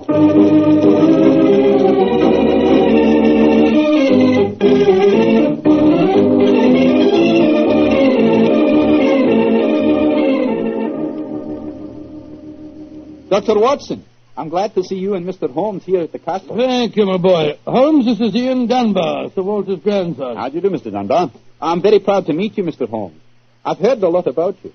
Our grandfather will be down in a few moments. Let's go into the library, shall we? Well, I imagine Sir Walter's quite excited about tonight's ceremony, isn't he? Wouldn't you be, if you'd waited 63 years too long for an inheritance? Thank the Lord I had the foresight to be born on the prosaic date of August the 21st. Even if your grandfather's death, you will be the next baronet, I take it. Yes, Mr. Holmes. You see, my father was killed 2 months ago at Mafeking. Yes, I read about it in the papers, my boy. I'm very sorry. Thank you, Doctor. The opening of the box isn't going to be the only ceremony at midnight. Dorothy and I are announcing our engagement. Dorothy? Dorothy Small. She and her father are staying here, too. My congratulations. Yes, indeed, Ian. Indeed, mine, too. Thank you. It's been quite a battle with her father, though. He's a businessman and isn't impressed with titles when they aren't accompanied by a suitable income. But when we told him about the inheritance, he relented and gave his consent. Here's Dorothy now. Dorothy, darling, I want you to meet 2 friends of mine, Mr. Sherlock Holmes and Dr. Watson. How do you do? Now, how do you do, Miss Small? How are you, my dear? From what this young man's been telling us, I gather that congratulations are in order. Thank you. I finally persuaded Father that Ian would make a worthy son-in-law. For a while, I was afraid we'd have to elope to Gretna Green, live in a cottage on bread and cheese and law, but brave the parental wrath, just as they do in the storybooks. Oh, Sir Walter, there you are. Watson, my dear boy. How are you? And this must be your friend Sherlock Holmes. How do you do, Sir Walter? Very well for a young nipper who'll be 21 at midnight. Gentlemen, may I introduce Mr. Herbert Small? How do you do, sir? I believe that we have to congratulate you on the engagement of your daughter. That was supposed to remain a secret until midnight. The Dunbar box was finally opened. Dinna be grouchy, Herbert. The children are in low, and I'm going to settle money on Ian. And it's New Year's Eve. Let's enter into the spirit of the occasion. Bring out the glasses, Ian. I've had some bottles of my special pride put out. It's the finest port in Scotland. The cream of Dunbar. Aye. My father laid the first bottle down the year before I was born. And a drink of the brew will surely warm the cockles of your heart. Well, my mouth's watering already, Sir Walter. When is this lawyer fellow, young Murdoch, getting here? Oh, any moment, Herbert. As soon as he arrives, we'll have dinner, and then we'll be ready for the evening ceremony. He's bringing the famous iron box with him, Sir Walter? If he doesn't, they won't get any dinner, Holmes. Ian, pass the glasses around, my boy. Ah, there you are, Murdoch. Good evening, Sir Walter. Oh, you've got the box with you, I see. Now the party's complete. Oh, let me introduce you. Miss Small, her father, Mr. Small, my grandson, Ian, you know. Mr. Sherlock Holmes, Dr. Watson. How do you do, sir? I'm sorry I'm late, Sir Walter. My train was delayed. Oh, that's all right, Murdoch. You're here, and you brought the box. That's all that matters.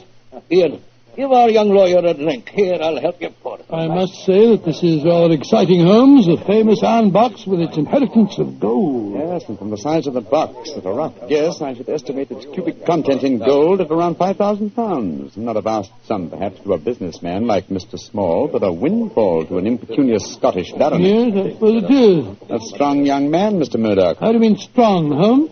A box that size, full of golden sovereigns, would weigh a considerable amount. And yet the lawyer carried it single-handed. Now that we're all assembled, I'm going to propose a toast.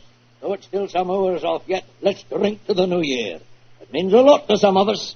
To 1900. 1900. We should toast more than just 1900, Sir Walter. We should drink to the new century that's about to begin. Good idea, Dorothy. Oh, I'm afraid that wouldn't be quite appropriate, Miss Small. To be accurate, the 20th century won't begin until January the 1st, 1901, and not 1900. Of course. That's it.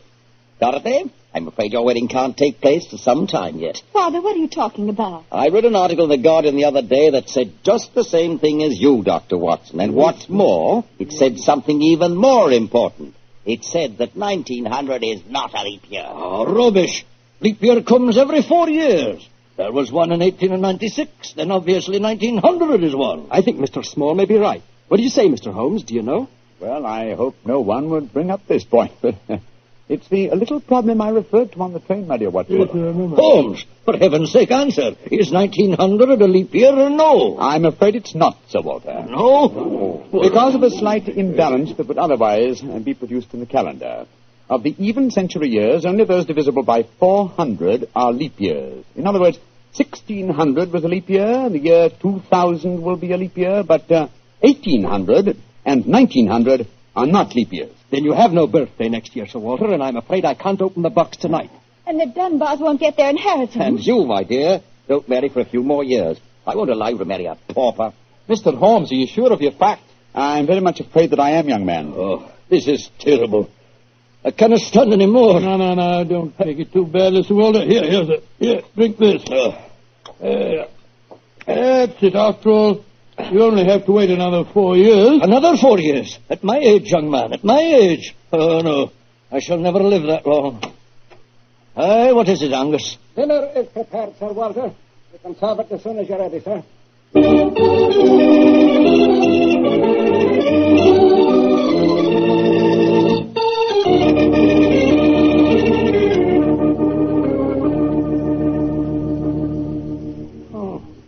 What a miserable meal, Holmes.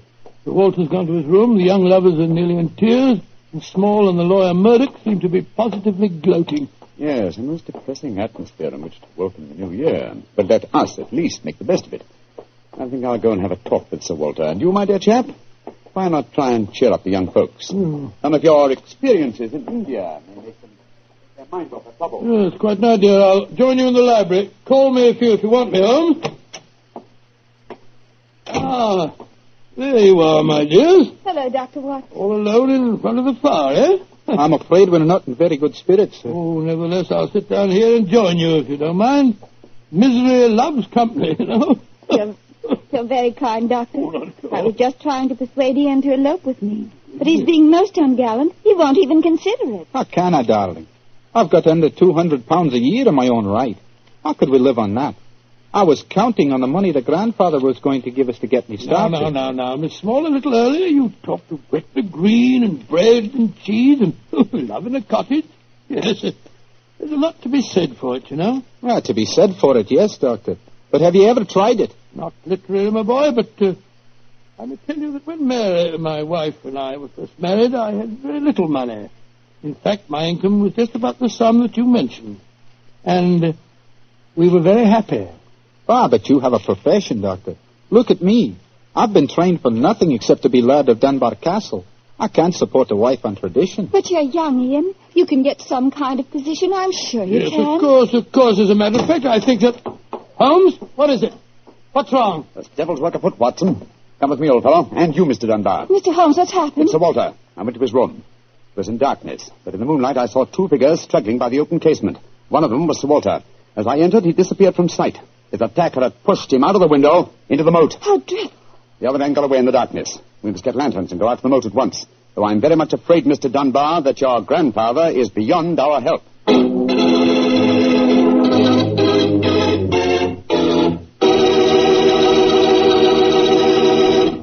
Dr. Watson will be back in just a second, so I'd just like to remind you that if you want to serve a wine over the holidays that you're sure the ladies will enjoy, serve Petri California Muscatel. Petri Muscatel is a golden wine with a wonderful flavor. The flavor of big, plump Muscat grapes. And you know what a flavor that is. I'm sure you'll find that Petri Muscatel is the favorite wine of all women, just as Petri Port is the favorite wine with men. And incidentally, if you're not sure which to get, Petri Muscatel or Petri Port, don't buy one, buy two. Get them both, and you'll be sure to please everyone. Now, to get back to our story, someone had pushed poor old Sir Walter out of his bedroom window and into the moat below. Isn't that right, Dr. Watson? Yes, Mr. Bartell. Of course, we grabbed lanterns as fast as we could and rushed outside, but it was a hopeless task. The water was 8 or 10 feet deep, and it seemed obvious that the elderly Sir Walter wouldn't have a chance of saving himself. But we searched on, the flicker of bobbing lanterns and the scurrying figures in the frosty moonlight, forming a weird, fantastic...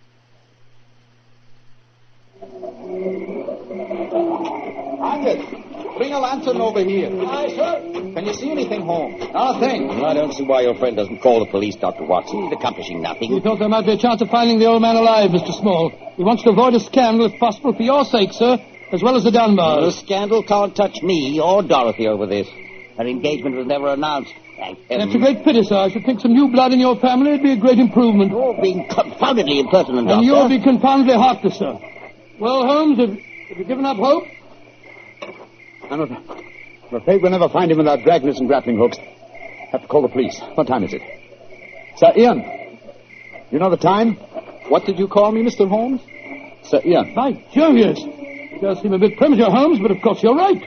If your poor grandfather's dead, Mr. Dunbar, you're the baronet now. And the time, Sir Ian? It's 11:45, Mr. Holmes. A quarter of an hour to the new year. Sir Ian, doesn't that fact suggest something to you?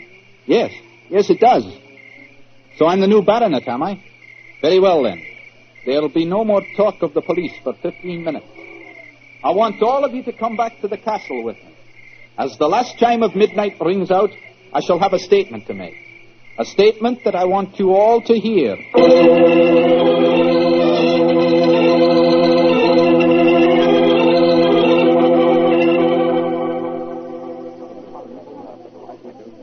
What you brought us all back here for, Holmes? There's something very funny going on. I tell you, I don't like the look of it. And I, Watson, like the look of it very much. I wish you wouldn't be so dashed mysterious. What are you up to? You haven't taken a step yet towards finding the murderer. Haven't I?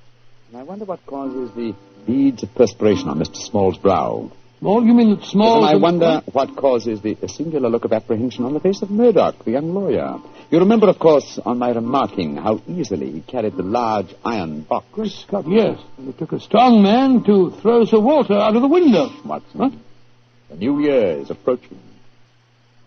Ladies and gentlemen, In view of our recent tragedy, this is one New Year's Eve when none of us feels like song and jollity.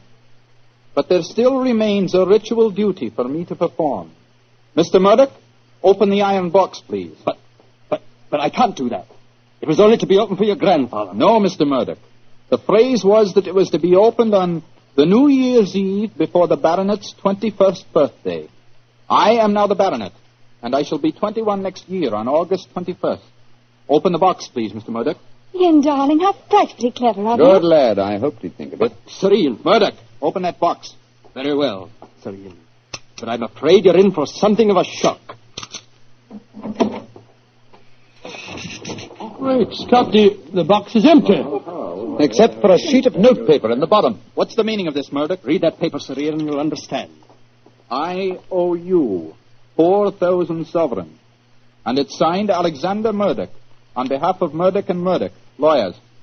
You'd better explain this. It's the family skeleton, Sir Ian. That note is signed by my great-grandfather, the one that witnessed the original deed concerning the box. As soon as Sir Walter was born on that February the 29th, my great-grandfather realized the money wouldn't have to be produced for 84 years. And so he stole it. He borrowed it. He always intended to pay it back, but he was never able to. When he died, he told my father of his secret, and my father in turn told me. We've always planned to put back the money, Sir Ian, but we've never been able to. This is daylight robbery. You should prosecute them, Ian. The firm's still in business. You can ruin them. You can sue them for every penny they have. Mr. Small, you've already shown a marked aversion to my family. I suggest you allow me to handle their affairs. Bravo, Ian. How dare you, Dorothy? Go to your room. No one's going to their room. No one's leaving here until the police arrive. I'm convinced that one of you murdered my grandfather tonight. And if you ask me, it's obvious who that someone is. Who, Dr. Watson? You, Mr. Murdoch. You came here planning to kill poor old Sir Walter because you never intended to open that box. You thought that your secret would die with him. That's a lie. I was going to tell him everything and then ask for time to pay the money. I didn't kill him. Of course he didn't. There's your murderer. You yourself, Ian. Father, what are you saying? I'm saying that Ian's the murderer. He saw that the box wasn't going to be open for another 4 years. He realized out the money couldn't marry Dorothy, so he killed his grandfather and then ordered the box opened. You're trying to cover yourself. You pushed grandfather out of that window tonight. You thought that if he died, the box would never be opened. So Dorothy couldn't marry me. You young Gentlemen. Upon my soul, Holmes, you seem remarkably calm. Go on, my dear Watson. I must say I'm absolutely fascinated by listening to three people accusing each other of murder, and each of them producing perfectly sound motives. It's a remarkable example of the dangers of reasoning from motive alone. We should profit by experience, Watson. Mr. Holmes, how can you be so calm? There's a murderer in this I room. suppose this game of charades is getting a little out of hand, Miss Small. Let's conclude it. You'd better come out now. That tapestry, it's moving. A happy new year to you all. Grandfather. Sir Walter, oh, am I seeing a ghost? Oh, Sir Walter, you're all right. But what kind of a game have you been playing? It's a bunny game that Holmes and I invented. You might call it forcing the issue. I was determined to have the box open before the next 4 years were out, whilst I was still alive to look inside it. But the trickery of your family, Murdoch, has made me a very unhappy man. Sir Walter, I shall pay back the money in a few years. I swear I will. It'll be too late to do me any good, but I'll take care that Ian gets it. I've half a mind to prosecute you. Grandfather, the money isn't important now that you're all right. You were counting on it just the same, my boy, so that you could marry Dorothy. I know that. She'll never marry a pauper. I won't allow it. When I'm 21, you can't stop me, Father, and I am going to marry Ian. Be quiet. Sir Walter, it's a very unsavory business. I think that you owe us an explanation of your behavior tonight. You tell him, Holmes. I fancy a wee drop of cream of Dunbar. Watching you all search for my body in the moat has made me thirsty. The explanation is a very simple one, ladies and gentlemen. When you arrived here tonight, Mr. Murdoch, I knew from the way you handled the box that it could not contain the sum of gold it was supposed to. And so you suspected fraud and devised a plan to force the opening of the box. Yes, and Sir Walter was an eager conspirator. Of course I was. Ian is 21 next August. Supposing I had died after he came of age, and before my next birthday, 4 years hence, the box would never have been opened. And so we invented the fake murder story. By the way, Ian, I must congratulate you for grasping the possibilities of the situation so speedily. If you hadn't demanded the opening of the box, the Murdoch secret might still be a secret. It's a clever plan, Holmes. It's too bad that it had to have such a miserable ending. I'm not sure that we have finished with the matter. Mr. Murdoch. Yes, Mr. Holmes? You say that your family took £4,000 from that box? Yes, Mr. Holmes. Curious. I would have sworn from its size that it would hold closer to 5,000. And in your account of the legend, Watson, you told me that Sir Thomas Dunbar stated on his deathbed that he had put something else in the box. Something for a rainy day, is that it? Mm-hmm. Did the Murdochs find that extra something? No, Mr. Holmes. They found nothing but the gold. Oh, that's very odd. I think I'll take a closer look at that box if you don't mind. Since this seems to be a night of telling secrets, I think you might as well know, Father, that if you don't give your consent, I shall elope with him. Oh, bravo, my dear, bravo. No such thing. I admire your resolution, young lady, but I hardly think it will be necessary. What do you mean, Holmes? Permit me to show you all the treasure of the Dunbars. What have you found, Holmes? Something for a rainy day that old Sir Thomas spoke of. You see, since the cubic contents of the box obviously differed from my calculations, I deduced the existence of a false bottom. I was correct. And in that space, I found this. Oh, it's a manuscript. Quite so, the manuscript of a book. Look at the title page and see the author's name. History of the Dunbar Family. By Sir Walter Scott. I think, Sir Walter, that an original and unpublished manuscript by your distinguished namesake will prove worth several times the gold that is missing from that box. You've saved the day for us, Holmes, my boy. God bless you. Oh, this has been as strange a new year as ever I knew. But it's turned out to be a bonny one, thanks to you, Holmes. Well, fill up your glasses. We're going to drink a toast to the new year. By Joe, yes, Sir Walter. This is really a happy occasion. Then let's complete it by singing the traditional song of the season, Auld Lang Syne. And in this case, when we sing, Should Old Acquaintance Be Forgot, I feel that in our hearts we should be thinking of Sir Walter Scott. He died over 60 years ago. He's made us all very happy here tonight. Should old acquaintance be forgot and never brought to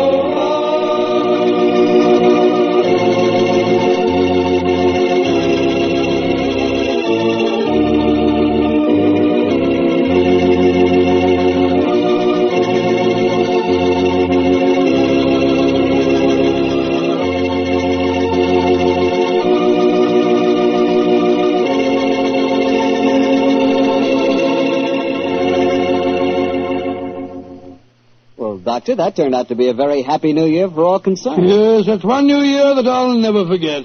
Well, I sure hope you'll always remember this one, too. Oh, just a second, my boy. That calls for a glass of port. Fine. Well, to a happy new year, my boy, for you and for our many friends listening in. And to you, Doctor. Oh, thanks, boy. Ah, that's good. Doctor, this has indeed been a pleasant association for me. Oh, I'm glad to hear. You're the best storyteller I've ever known, and the Petrie family makes the best wine I've ever tasted.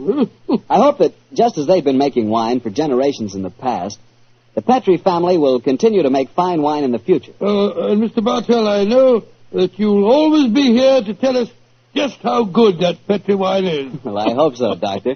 Come in. There you are, Mr. Bartell. Good evening, Doctor. Oh, no, don't get up. You look much too comfortable. Take off your overcoat and come and join me.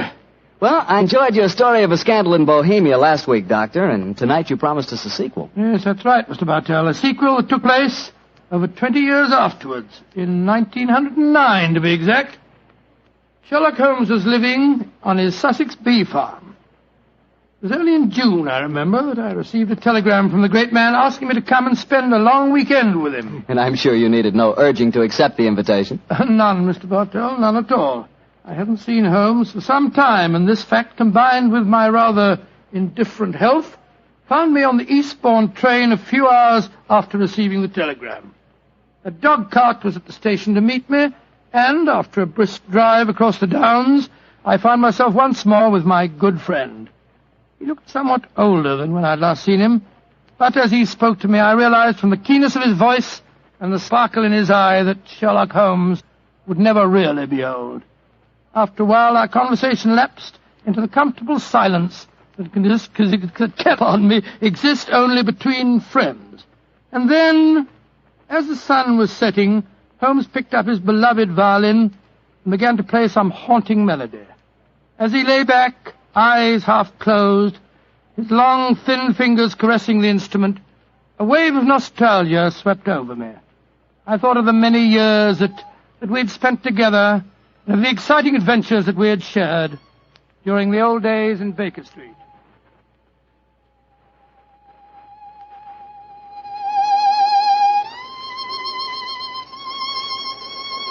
Beautiful. Quite beautiful. Thank you, Watson.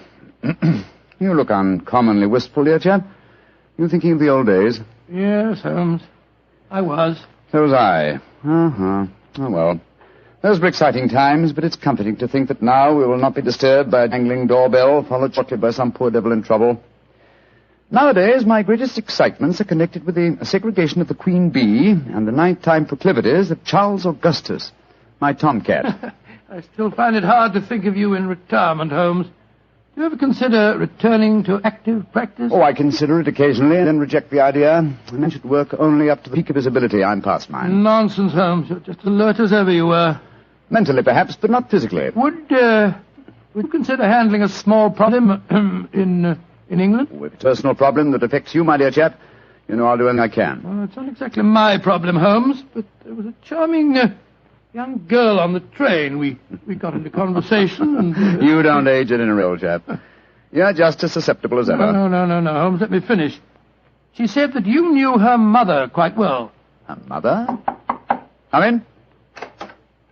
Oh, yes, Devers, what is it? I'm sorry to disturb you, Mr. Holmes. Your man said I might come in. My master, Mr. Lytton Stanley, instructed me to deliver this note. Oh, thank you. He also instructed me to wait for a reply. Oh, confounded impudence. You tell master that there's no answer to this letter. But he told me I must get a reply. You may tell Mr. Lytton Stanley that I will instruct my solicitors to reply to his message in due course. But, sir... That's all, Devers. You may go. Very good, sir. Oh, what did the note say, Holmes? Read it for yourself. Keep your filthy bees where they belong. One of my guests was stung yesterday. If this happens again, I'll have the police run you out of this place. Good Lord, what an offensive letter. The man himself is even more offensive. He's a retired manufacturer who thinks that his immense wealth entitles him to domineer over the local residents. Oh, but let's not spoil a nice sunny afternoon by discussing him. Please continue with the story of the young lady that you met on the train. Yes, I'd like to. Poor little thing seems in dreadful trouble. I do wish you would help her. You say that she told you her mother knew me? Yes. What's her name? Norton. Irene Norton. Norton? I don't seem to recall... Oh, but of course! Where is the girl, Watson? She's staying at the Red Lion in the village. Then ring her on the telephone and ask her to come over here as fast as she can. Of course I'll help her. I'm delighted, Holmes, but what made you change your mind so suddenly? Your memory's so short that you can't remember Irene Adler. Surely you haven't forgotten that in the case you called a scandal in Bohemia, I was completely fooled by her? Why, Joe, yes, of course. You always refer to her as the woman. But how does Irene Norton fit into the picture? Irene Adler married a barrister named Geoffrey Norton. Tell Miss Norton to come at once, Watson. She is the daughter of the woman.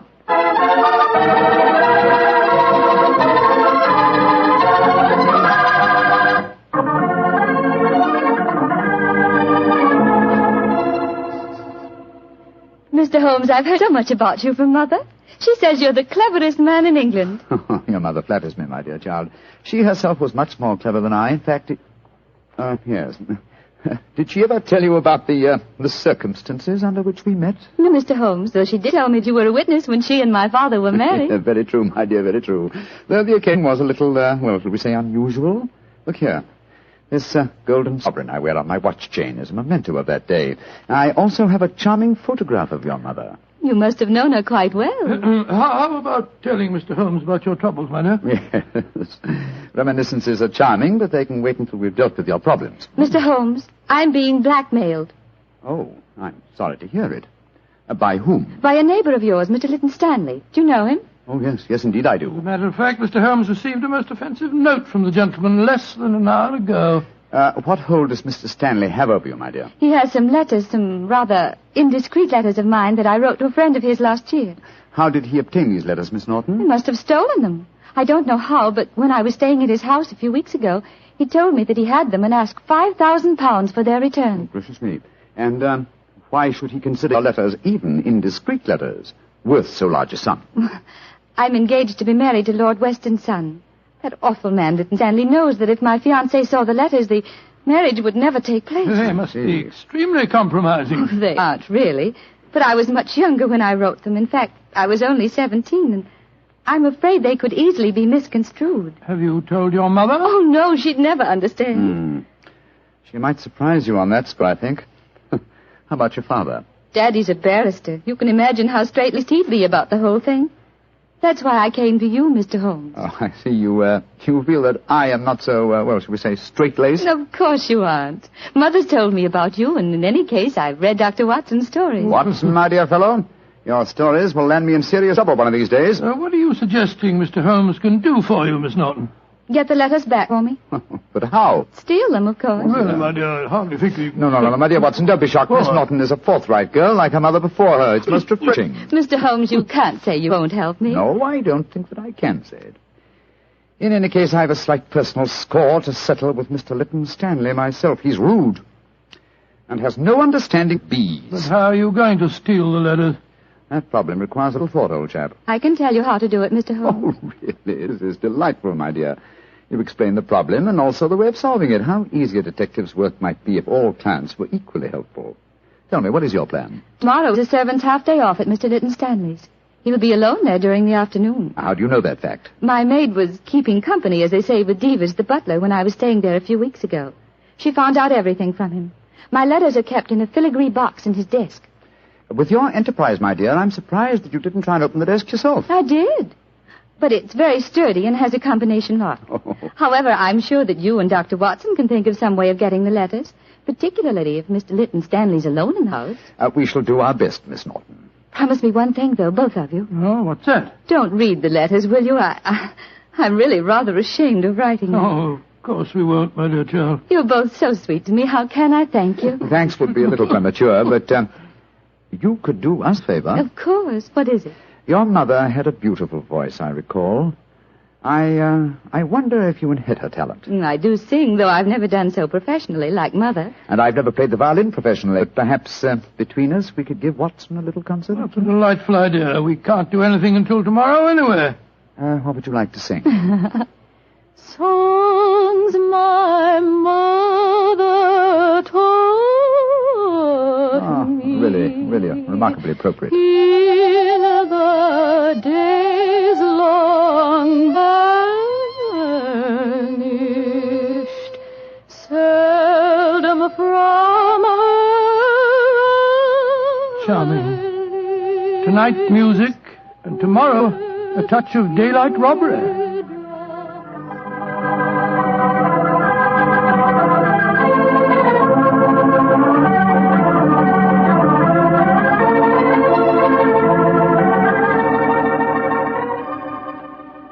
Dear old Watson, your disguise is really excellent. Oh, I must confess I'm a little apprehensive. Hi, old chap. There's no need to be, I assure you. You, as Dr. Hamish, and I, as the Reverend Albee, are calling on Mr. Stanley ostensibly in search of a contribution for my charity hospital that you are in charge of.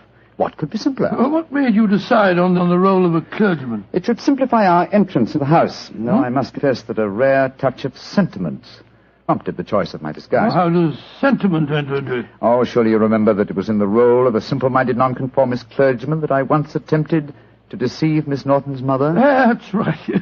I'd forgotten. That woman really fascinates you, doesn't she? She does, old chap. Irene Adler was one woman I've always regarded with unbounded admiration, even though she was a criminal. But enough of this. Come on, old fellow. Are you ready? Yes. You have the equipment I mentioned to you? In my pocket. Let's be off, old chap. Let's be off. If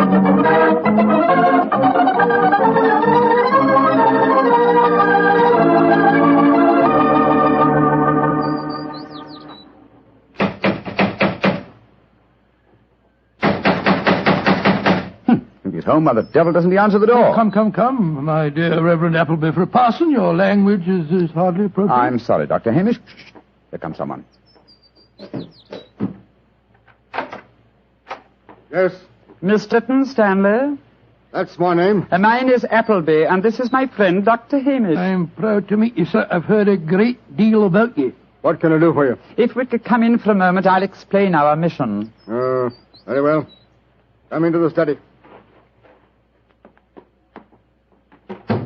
We are raising a subscription list for a charity hospital at Paddlewaite, just across the downs. You're a prominent resident here, and we thought that you'd like to donate a few guineas. I'm really not very interested.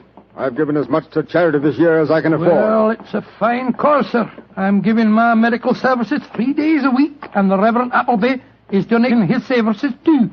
Who else has contributed to this fund? All your neighbours, sir. We just came from the bee farm over the downs. The owner, Mr. Holmes, gave us a cheque for 5 guineas. Holmes gave you 5 guineas, did he? Aye, a very nice gentleman, Mr. Holmes. We're proposing to name a ward in the hospital after him. Is this list of subscribers going to be published in the paper? Oh, yes, Mr. Lytton Stanley. I'll give you 10 guineas. 10 guineas? Thank you, sir. Very kind of you, sir, I'm sure. I'll get my checkbook. It's in this desk. Watson, the platform. Right. Now, who do I make this check payable to? Go on there. Hold still, Holmes. Hold him still.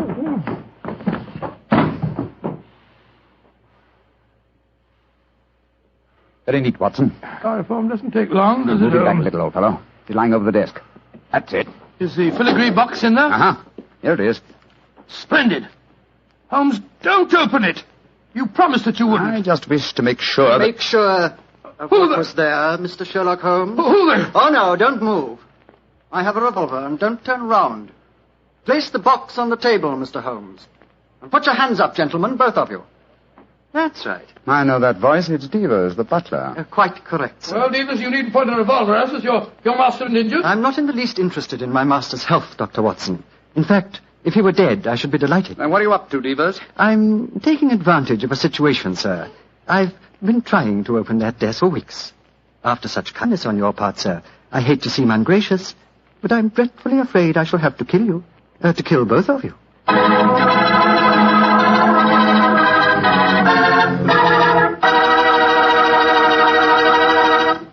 Dr. Watson's story will continue in just a second, so I'm just going to remind you that good food always tastes better when served with good wine.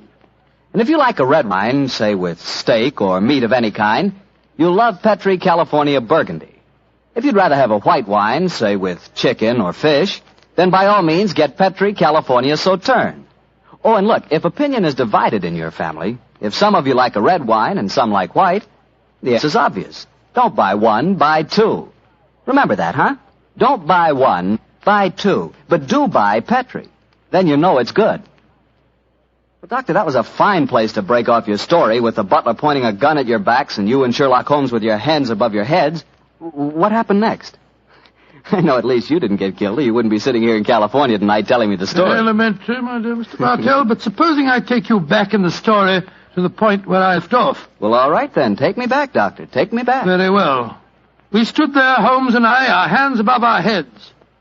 As Devers said... I can't tell you how grateful I am that you opened the desk for me. After such kindness on your part, sir, I hate to seem ungracious, but I'm dreadfully afraid I'm going to have to kill you both. Because I dislike to appear stupid at such a melodramatic moment, but why is it necessary to kill us? For months, I have been waiting for an opportunity to steal the Kitmanjar emerald, and now you have done it for me, sir, and presented me with a perfect alibi. The Kitmanjar emerald? Oh, come now, Miss Holmes, you know the treasures in this house as well as I do. Apart from the emerald, there's a superb Cellini that would fetch a fine price in the right market. We aren't here after any valuables, my good man. Please don't call me your good man, Dr. Watson. It's patronizing and untrue. In any case, sir, whether you were here after the valuables or not makes no difference. I've caught you both red-handed. You're completely in my power, gentlemen. You're going to steal the treasures, I suppose, and then pretend that we were responsible. Exactly, sir. I shall kill you both, secrete what objects appeal to me, and when my master regains consciousness, I shall explain that I found 3 men burgling the house, that I killed 2 of them, while the third got away with the loot. Who will be able to doubt my word? To be regarded as a hero. I might even have my salary raised. Watson, I'm afraid this is the end, old chap. What a sordid way to die. Shot in the back like a coward. Devers, at least do us the courtesy of allowing us to face the firing squad, will you? Very well, gentlemen. Turn round. But don't try any tricks. One last request. What is it, sir? I'm beaten, and I admit it. I'm getting old, but in my heyday I've crossed swords with some of the greatest criminals in Europe. My life has been attempted many times, but I've always escaped. If this is to be my swan song, at least give me the privilege of shaking the hand of a man who has at last bested me. Well, sir, I feel that I'm stepping a little out of my station, but I suppose the situation is unusual. I hope you don't object to the left hand, sir.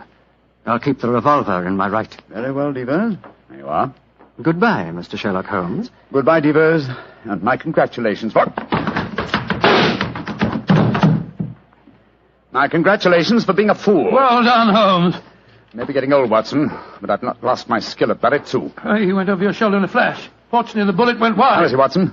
Struck the desk as he fell. Yes, he gassed his head. It's not serious.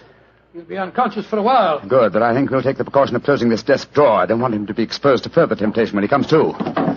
There we are. Well, shouldn't we get into touch with the police, Holmes? Police? Great Scott, no, old fellow. After all, we're burglars and we're in disguise. Two facts that would be hard to explain satisfactorily. No, we must back to the bee farm as soon as possible. Yes, I suppose you're right. Miss Norton will be waiting for us there, and we'll tell her what happened.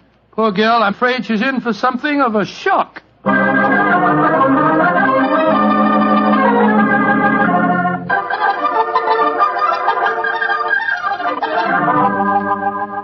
Mr. Holmes, Dr. Watson, I'm so glad to see you back again. Did you get the filigree box? Yes, Miss Norton, here it is. But, Holmes, I didn't know that you... Shh, Watson. Why not open it, Miss Norton? Well, I... Open it, my dear. There may not be love letters inside it, but there's a note. Oh. Why don't you read it to us? Well, let this be a warning, Miss Norton. Crime does not pay. If you don't believe me, ask your mother. Sincerely, Sherlock Holmes. Mr. Holmes, you knew my secret all the time. Not all the time, but I realized it as soon as I'd opened the filigree box. What on earth are you talking about? Miss Norton was under the impression that she could use me as a cat's paw, as a dupe to commit a burglary for her. I still don't understand, Holmes. You will remember she asked us to promise not to open the box. Yes, but you did so just before the fellow held us up with a revolver. What was inside the box? An impressive green stone which I knew to be the Kitmanjar emerald. But where's the emerald now? I slipped it back into Mr. Lytton Stanley's desk and locked it. Brought the box here because I wanted to see your expression, Miss Norton, as you opened it. Great Scott, and I thought you were poor little thing in trouble. Shocking. You have to save yourself, young lady. But I'm terribly sorry, Mr. Holmes, terribly sorry. It seemed like a wildly exciting idea, but I didn't really mean to steal it. No, of course not. No, of course you didn't. I didn't mean to steal it for you. Miss Norton, I'm convinced you knew that your mother once outwitted me, and you presumed to think that you could do the same. I should turn you over to the police. Please don't, Mr. Holmes. You can't do that. I certainly could. But I'm not going to for two reasons. First, you're young and impressionable, and this will teach you a lesson. And in the second place, I have a strange admiration for your mother. But I warn you, Miss Norton, that you have had a narrow escape. A very narrow escape. Mr. Holmes, before I go, there's one favor I want to ask you. Really? What is it? Could I keep this filigree box with your note inside it? It would be a reminder all my life of how we met. Ah. What do you say, Watson? Well, it isn't your box to give, Holmes. That's true, old fellow. That's quite true. But I fail to see how we can return it now without disclosing our own share in the attempted robbery.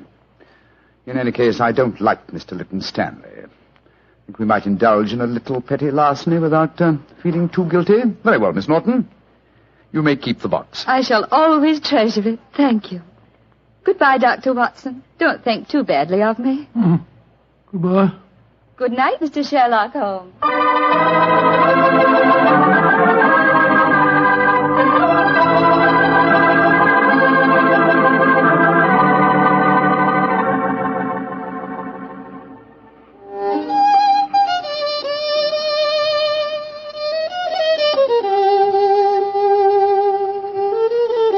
You know, Holmes, I must say you were surprisingly lenient with that girl. Do you suppose her mother put her up to the whole thing? That possibility had occurred to me, old fellow. And yet I have a feeling that... Come in. Door's open. Were you expecting anyone? No. Scott, it's Lytton Stanley. Good evening, sir. This is an unexpected honor.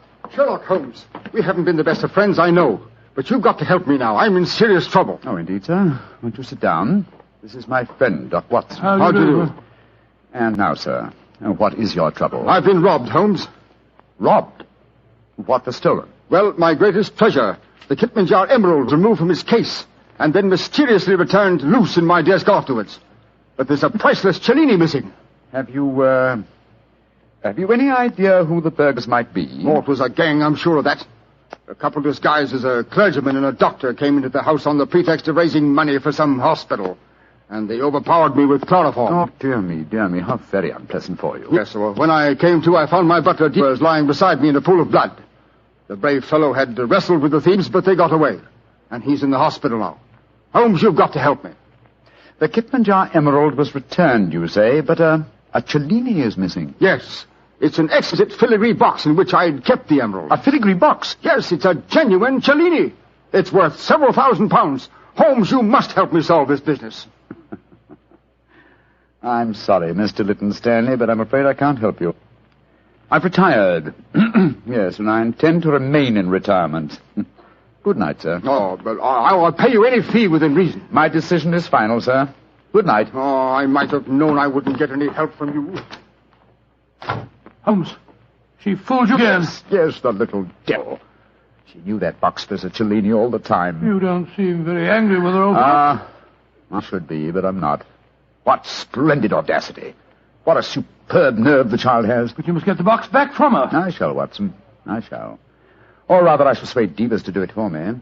As the price of our silence. But how can he get it back? Remember that he walks out with Miss Norton's maid. I'm certain that when he explains his predicament, he can prevail upon her to steal the box from her mistress so that it may be returned to its rightful owner. That's a good idea. By George, Holmes, Miss Norton's a chip off old block, all right. Yes, Watson, she is, and it makes me wonder. What about? I wonder, my dear chap, how long I can remain in retirement. Such a worthy antagonist at large, it's a challenge. It's an irresistible challenge.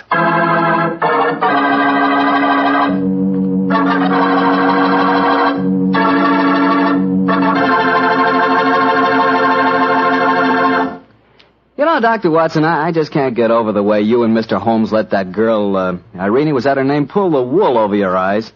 Why, she really twisted you around her little finger. Well, Mr. Bartell, I don't like to make extremely positive statements, but I'm sure that if you were in my shoes, Irene would not only have twisted you round her little finger, but she'd have had you rolling about in hoops and standing on your head. You mean she was that beautiful? Mr. Bartell, she was so beautiful that she'd make you forget all about Petri wine. Dr. Watson, no girl is that beautiful. Oh, how young you really are. Well, maybe so, but there are lots of pretty girls in this world and only one Petri wine. And now I know Dr. Watson's waiting for us, so let's go in and join him. Come in, come in, come in, come in. Good evening, Dr. Watson. Good evening, Mr. Bartell. You're quite muffled up tonight, I see. Overcoat, scarf, and gloves. Slip 'em off and come and join me by the fire. Thanks, Doctor. It's quite a nip in the air tonight. Yes, there is indeed. Well, Doctor, you told us last week that tonight's story centered around the activities of a brilliant and beautiful woman. Yes, my boy. Her name was Irene Adler. But I never knew Holmes refer to her by any other name than the woman. She sounds mighty intriguing. How did you happen to meet up with her? Well, I'll tell you the story from the beginning. One night, it was on the 20th of May in 1888, to be exact, I was returning home from a visit to a patient when my steps led me through Baker Street. Since my marriage, I haven't seen much of Sherlock Holmes. And you couldn't resist stopping by at 221B, I'm sure, Doctor. Of course I couldn't. As I stood outside the well-remembered door, I looked up at the lighted windows and saw the tall, spare figure of my old friend, pass twice in dark silhouette against the blind. He was pacing the room swiftly, eagerly, with his head sunk on his chest and his hands clasped behind him.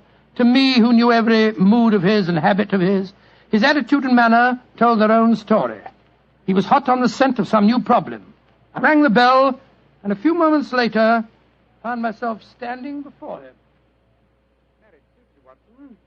You look in splendid shape. Yes, Holmes, I'm feeling very well, thanks. And in practice again, I see. You didn't tell me that you'd gone back into harness. Oh, and how did you know? Elementary, my dear chap. If a gentleman walks into my rooms smelling of iodoform with a black mark of nitrate of silver on his right forefinger and a bulge on the left side of his hat to show where he's secreted his stethoscope, I should be dull indeed if I didn't pronounce him to be an active member of the medical profession. Just the same as ever, Holmes.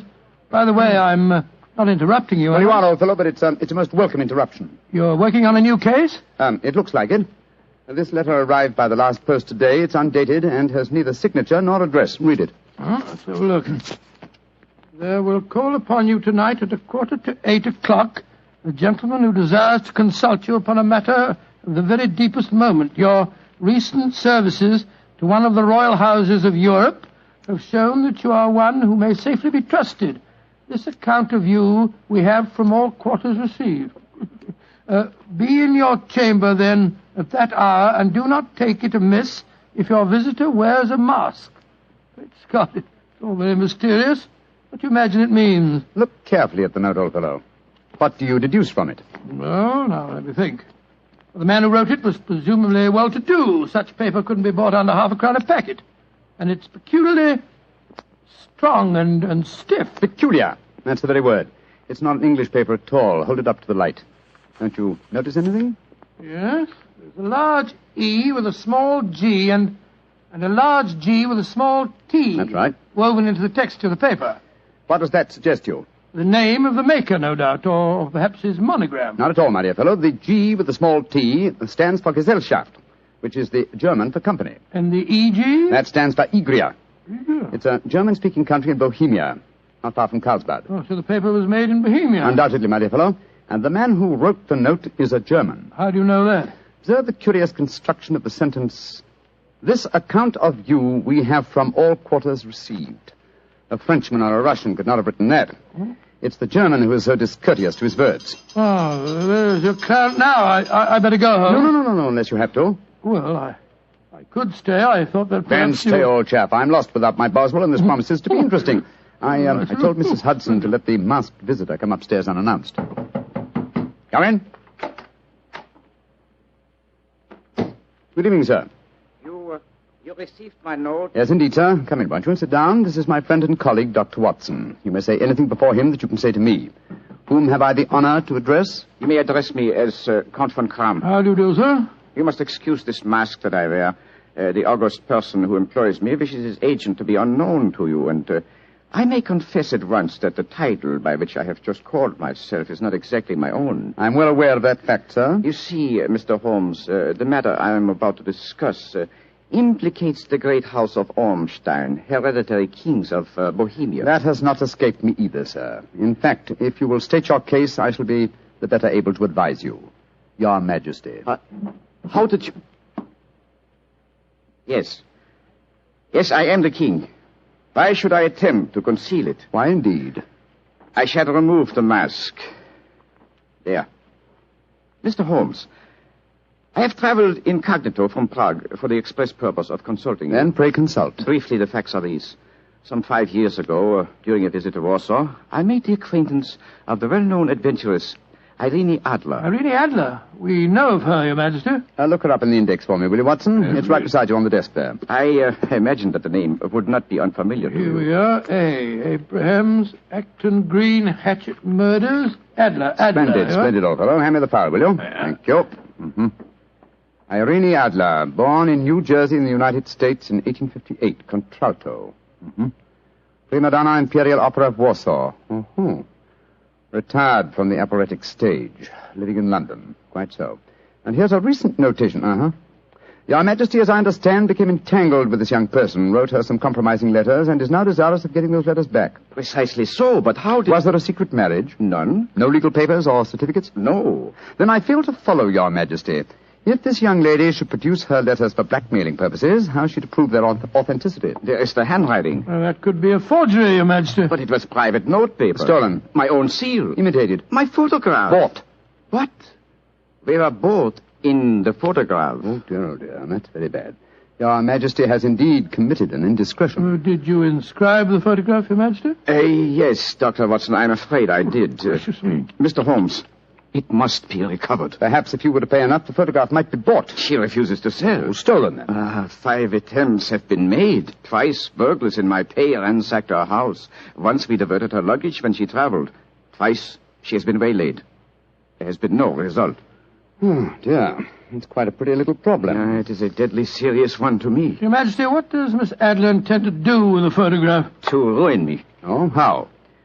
Well, I'm about to be married to the second daughter of the King of Scandinavia. She is the soul of delicacy. A shadow of a doubt as to my conduct would bring the matter to an end. And Irene Adler threatens to send the photograph to your fiancée, I suppose. Yes, and she will do it. Rather than let me marry another woman, there are no lengths to which she would not go. Are you sure that she's not already sent it, Your Majesty? I am sure. Now, why, Your Majesty? She said that she would send it on the day my betrothal is publicly announced.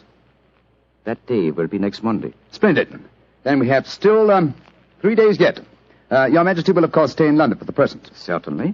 You will find me at the Langham Hotel, registered as Count von Kram. Just 2 questions before you leave, sir. What are they? Is the photograph large or small? Quite large. And It was in a heavy frame. I see. And what is Miss Irene Adler's London address? Briony Lodge, Serpentine Avenue, St. John's Wood. Thank you, Your Majesty. Good night, and I trust we shall soon have some good news for you. I am placing all my hopes in you, Mr. Holmes. Good night. Good night, Dr. Watson. Good night, Your Majesty.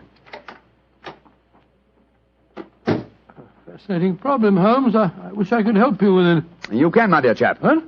I shall be glad of your company. Oh, splendid. What's our first move, Holmes? Well, a good night's rest, I think. We'll meet here at 10 o'clock tomorrow morning. And then? Then, my dear fellow, we will see what we can find out about Miss Irene Adler, late of the Warsaw Imperial Opera Company and at present residing at Briony Lodge, Serpentine Avenue, St. John's Wood.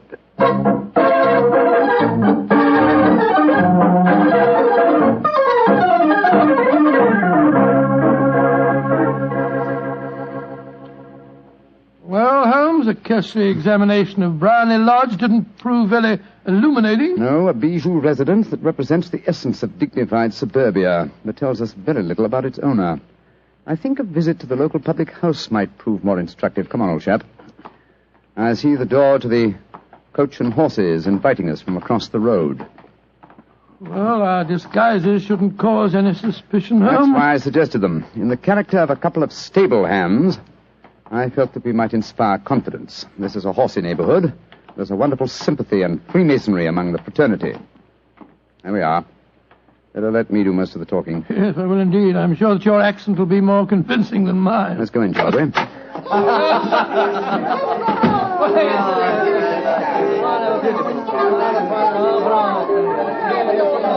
Well, what'll it be, mateys? Half of Old and Mild, please. How about you, Charlie? All ever side? Yeah. 2 halves of Old and Mild.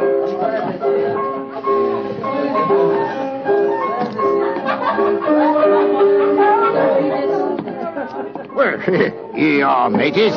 That'll be a tenner. Have a drink with us, Governor. Oh, don't mind if I do. I'll have a Guinness. You blokes new round here? Yes, that's right.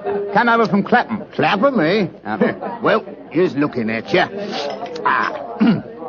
Hunting for jobs? That's right. We was told that Miss Adler, across at Briony Lodge, needed a new coachman and a groom. Well, it's the first I've heard of it. It might be true. Have you been over there to ask? No, not yet. We thought we'd find out something about the old girl first. She ain't no old girl, matey.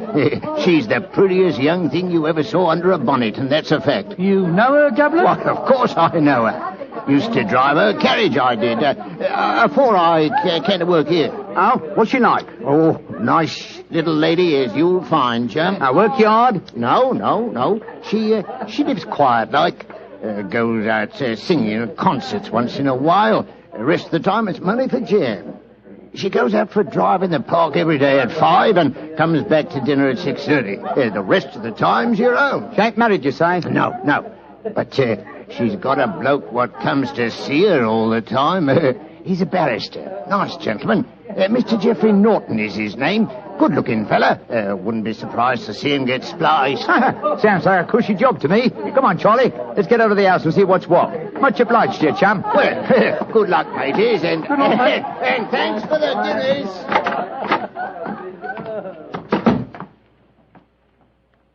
What's our next move, Holmes? Let's stroll back to Briony Lodge. I'm undecided whether to continue my investigation there or to try and find out something about Mr. Geoffrey Norton, the barrister. If he's just her lawyer and nothing else, it's more than likely that she's entrusted the photograph to his safekeeping. Hello. There's a cab waiting outside Miss Adler's house. Hurry, Watson. Maybe Mr. Norton's. Here we are at the gate. Yes. Here comes a man hurrying down the pathway. Quick. Flatten yourself behind this post. Listen. Where to now, Mr. Norton? Drive like the devil. First to Gross and Hankey's in Regent Street, and then to the Church of St. Monica in the Edgware Road. Half a sovereign if you do it in 20 minutes. Right, Charles, Mr. Norton. Up in. Fire and signal the cab, Watson. We must follow him. Well, here comes one. Oh, no, it isn't. It's a private carriage. Miss Adler's, no doubt. Here she comes down the pathway. Back behind the post again, Watson. Where to, Miss Adler? The Church of St. Monica's, John. And half a sovereign if you reach it in 20 minutes. The dame's afoot, Watson. Quick. We must get a cab and follow them. Here comes a hansom. Hi, cabby! Here!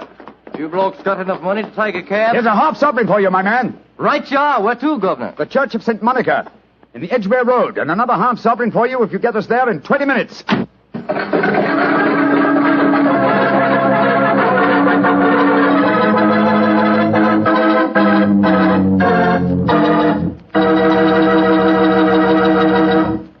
We'll hear the rest of Dr. Watson's story in just a second, but let me tell you something. If you're going to have chicken for dinner tomorrow night, or any night, don't forget to serve that chicken with Petri California Sauterne. Believe me, Petri Sauterne is just about the last word in white wines. It's beautifully golden in color, it's delicate and intriguing in flavor, and it's just, well, you taste it and see for yourself. If you want a delicious white wine, you certainly want a Petri Sauterne. Well, Doctor, once again, you broke off your story at the most exciting point. Did you and Sherlock Holmes reach that church inside the 20 minutes? Yes, Mr. Bartell, we did, but the other carriages were there before us. Holmes went into the church after telling me to guard the outside. I must have waited for 10 minutes or more before Mr. Geoffrey Norton and Miss Adler came out, spoke a few words to each other, and then left in their separate conveyances. A moment later, Holmes, still dressed as a stable hand, came striding out of the church and down the steps towards me. He was obviously very excited. What? Have they left? Yes, in separate cabs. I overheard him say that he was going back to his office. And she said, I shall drive out in the park at 5 this evening. Splendid, old fellow. Then come on. We can return to Baker Street. What happened inside the church, Holmes? They were married. Married? Of course. The ceremony would have been illegal if it had been performed after noon. That accounted for their wild dash to the church. Jump into the cab. Where to now, Governor? 221B Baker Street. Oh, so they got married, eh? Yes, and it may amuse you to know that I acted as witness at the ceremony. Oh, you did? But how did that happen? Their own witness had failed to appear, and I was dragged into the breach. The bride gave me this sovereign as a memento. I think I'll wear it on my watch chain in memory of the occasion. What an amazing situation. Things begin to look better for the king, don't they? Yes. Now that she's Mrs. Norton, the chances are that she won't want to expose His Majesty after all. I hope so, Watson, I hope so. But we can't afford to take any chances. I think the time is ripe for us to come to closer grips with the lady.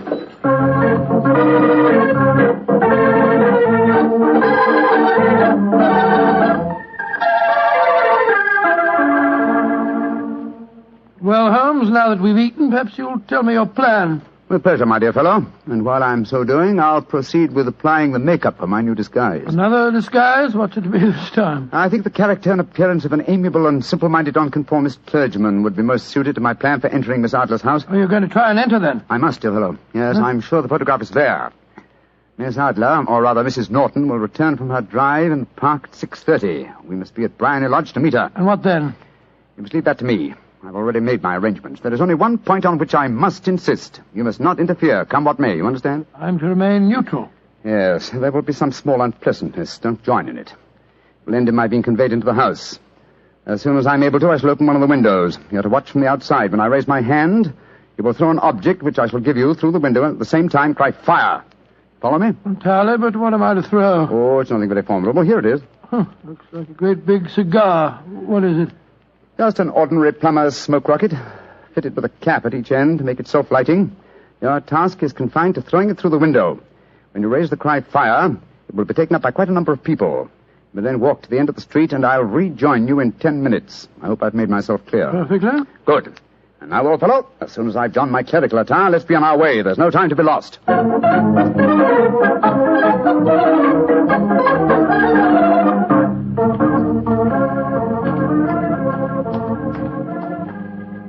It's nearly 6:30, Holmes. We've been pacing up and down in front of her house for half an hour now. I hope she does come back. I'm sure she will. There seem to be a lot of loafers hanging round her gate. All part of my conspiracy, old chap. You'll see them play their parts in a few minutes. You still think the photograph is inside the house? Yes, I'm sure of it. It's most unlikely that she carries it about with her. Remember, the king told us it was a large frame picture. And also remember that she planned to use it within a few days. It must be where she can lay her hands on it. It must be inside her house. But her house has been burgled twice. They don't know how to look. Well, how will you look? I won't. I'll get her to show me. She'll refuse. No, she won't be able to. Shh. Here comes the carriage now. Remember, Watson, carry out my orders to the letter. Yes, you can trust me, Holmes. Blimey, here comes the Duchess of Fiddlewigs. Let's put out the carpet. She might get her tootsies wet. Oh, put a sock in it, Elfie. Leave him alone. She's no better than she ought to be. Please let me through. I live here. Well, ain't that nice? We'll all come in and have a cup of cocoa. Move out of the way, please, and let the lady through. Mind your own business. Just 'cause your collar's turned the wrong way, you can't spoil our fun. That's right, Eddie. Keep your nose out of it, parson. Please don't fight about it. I tell you to stop molesting the lady. Do ya? Then how would you like a biff in the nose? Oh, he hit the poor man. Then he ran away, the coward. Is the clergyman badly hurt? He hit his head, Mum, and he fell. If you asks me, he's hurt bad. He's bleeding something terrible. Can we bring him in, Mum? He can't lie here in the street. Why, of course. Bring him in. Right you are, Mum. Here, Bert. Right out. Give us a hand. Oh, poor fella. Do you see what happened to him, mister? Yes, I saw, my good woman. A very convincing demonstration. What you mean? Weren't you paid by a certain gentleman for this performance? Oh, you knows about it, too. Yeah, you must be a friend of Mr. Sherlock Holmes. Yes, I am. Nice gentleman. He give us $5 bob apiece for tonight's work. It ain't through yet, though. We got to start yelling fire when somebody tells us. I'm that somebody, my dear lady. There's Mr. Holmes now. He's inside the house. Yes, he's opening a window. Now he's raising his hand. That's my signal. Now to throw the rocket. There we are. Fire!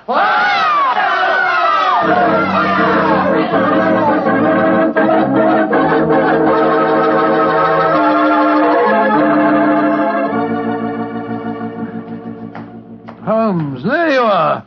You have the photograph? No. But I know where it is. She showed me, as I told you she would. I'm still in the dark. There's no mystery, old chap. When my accomplices started the round the street, I had a little moist red paint in my hand. As my good friend Alfie pretended to strike me, I clapped my hand to my head and fell down. It's an old trick. Yes, I understand that, but how did my throwing the rocket help you? It was all important, my dear fellow. When a woman thinks her home is on fire, her instinct is at once to rush to the thing she values most. A married woman grabs her baby. An unmarried reaches for her jewel box. In this case, of course, it was the photograph. Where was it? In a recess in the living room, just above the right-hand bell pull. I caught a glimpse of it as she half drew it out. When I made it known that the fire was a false alarm, she replaced the photograph. As soon as I was able, I assured her that I was feeling well enough to leave. You didn't take the photograph, then? No, I felt that over-precipitance at this stage might ruin everything. And what do we do now? Drive to the Langham Hotel and inform His Majesty of what has happened. Then return with him here. After that, my dear chap, the case will be ended.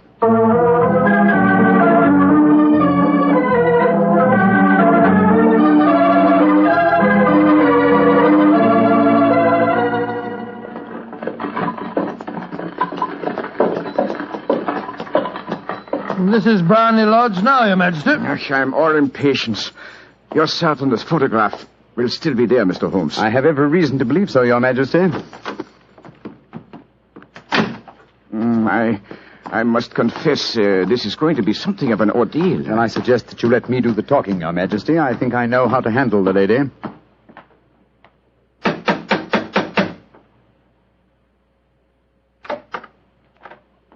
Mr. Sherlock Holmes, I believe. Yes. I am Mr. Holmes. How did you know? My mistress told me that you would be likely to call. She has left for the continent with her husband. You mean she's left England? Never to return. Then the papers and the photograph. All is lost, Mr. Holmes. We'll soon see. Follow me. She said you've been looking for something. I hope you find it. This was the bell pull. There's a sliding panel behind it somewhere. Ah, here it is.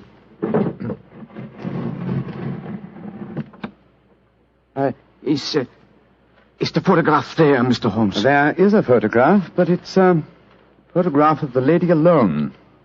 Here's a letter, and it's addressed to me. Well, what's it say, Holmes? My dear Mr. Sherlock Holmes, you really did it very well. Until after the fire alarm, I had no suspicion. But then, when I realized how I had betrayed myself, I began to think. I'd been warned that if the king employed an agent, it would certainly be you. May I congratulate you on your disguise as the dear old clergyman? Great Scott, you was far more clever than you thought, Holmes. Yeah, go on. What else does it say? Let me see. My husband and I both thought that the best recourse was flight. So you will find the nest empty. As to the photograph of the king and yourself, His Majesty may rest in peace. Thank goodness for that. I love and am loved by a better man than he.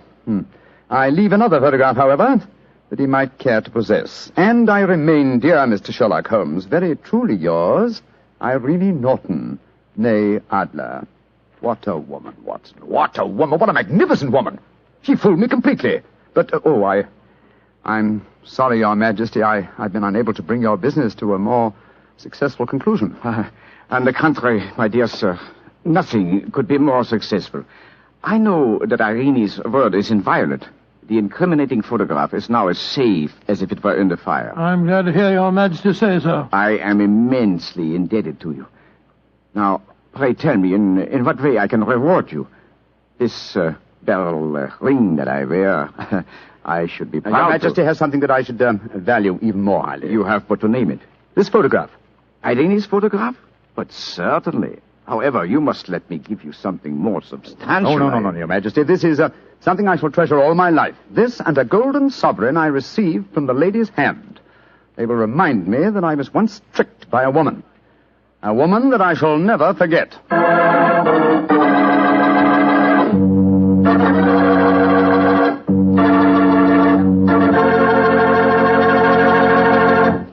What a woman, that Mrs. Adler. Or should I say, Mrs. Norton.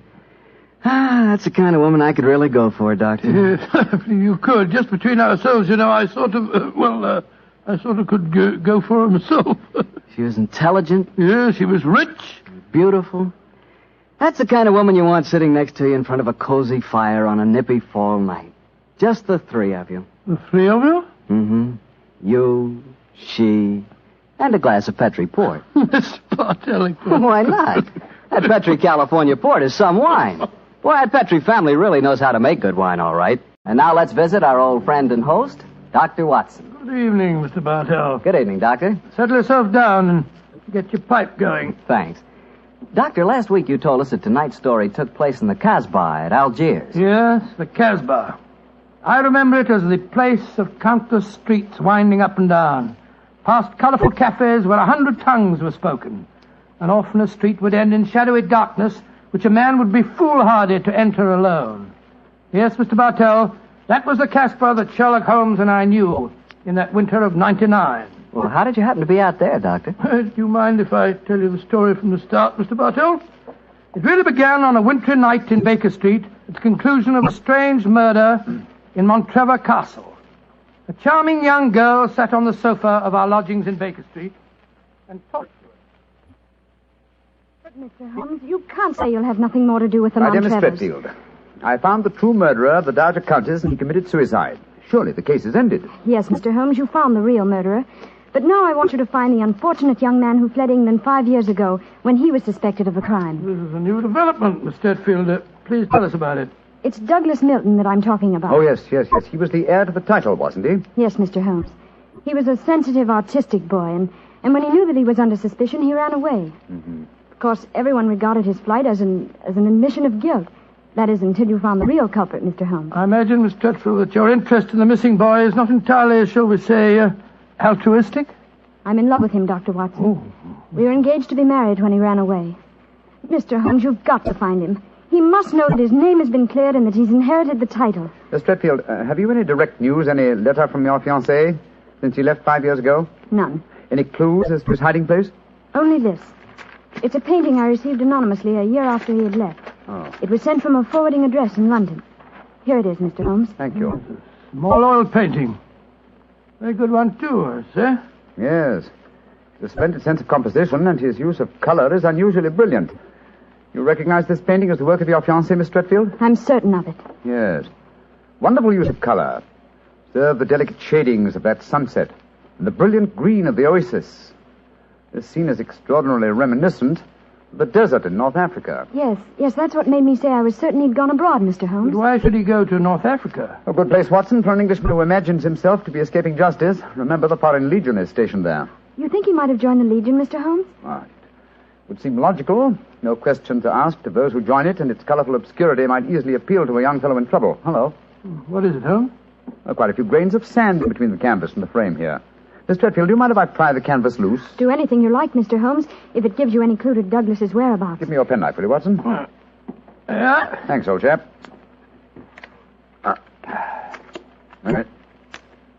Here we are. Can you see anything? Uh-huh. Look. The word sheriff. And Elafrun. A stamped here. Sheriff is probably the framer's name, and Elafrun is a town some 50 miles from Algiers. That settles it. Miss Stretfield, I accept your case. Watson and I will go to Africa and try to find your fiancé, Douglas Milton.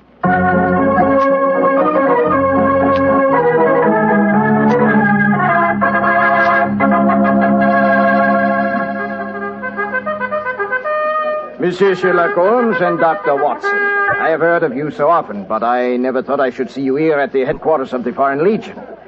What can I do for you, gentlemen? Well, Colonel Brisson, I'm trying to trace an Englishman who has been missing during the past 4 years. I have reason to believe that he might have joined the Legion. Yeah, I shall look in my records. Let me see. 4 years ago would be 1895. If Sherlock Holmes is tracking him, then I suppose he was in trouble in his own country. If he was in trouble, he might easily have come to us. We ask no questions. 97, 96, 95. In that year, 3 young Englishmen joined us. One of them died of dysentery 2 years ago in Sidi Raji. One of them deserted 18 months ago, and we have been unable to trace him. The third is my adjutant, who brought you into my office just now. And he is, I would say, about 3 inches shorter than Douglas Milton, and men do not shrink in the Foreign Legion, eh, Colonel? They do not, Monsieur Holmes. And the fellow who deserted must be our man. Unless it's the one who died of dysentery. Colonel de Brisson, how would you advise us to set about trying to find a deserter? Monsieur Holmes, there's only one place in Algeria where a man can hide from the Foreign Legion and remain hidden. Oh, and what's that place? The Casbah in Algiers. Then that's our destination, Watson. Be very careful, please, gentlemen. The Casbah is a place where the law is exiled. The police have no jurisdiction there.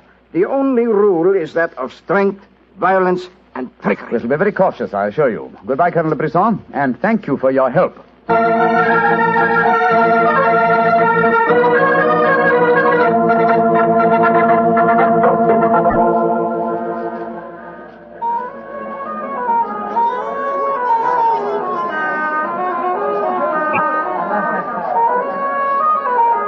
Well, I must say that I think Colonel de Brisson rather exaggerated the dangers of the Casbah.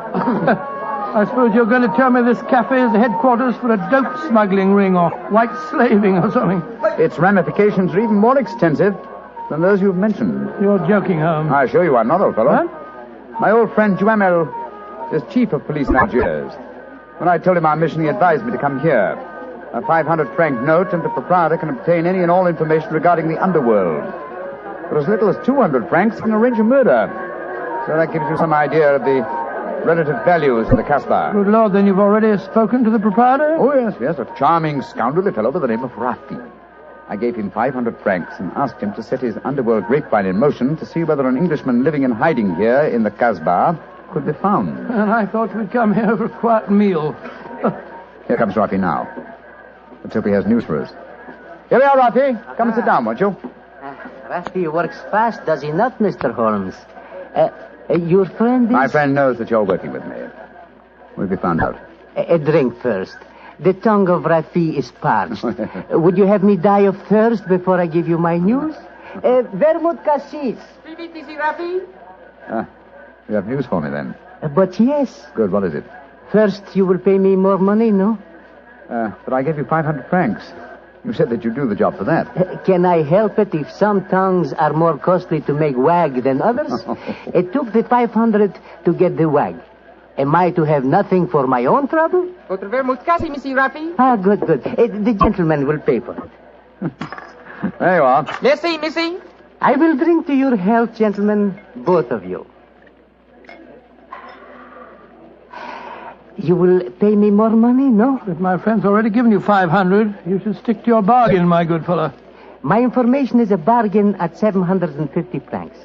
It would be a bargain at 1,000, but Rafi will let you have it for 750 because he likes you. You will give it to me, no? And if I refuse?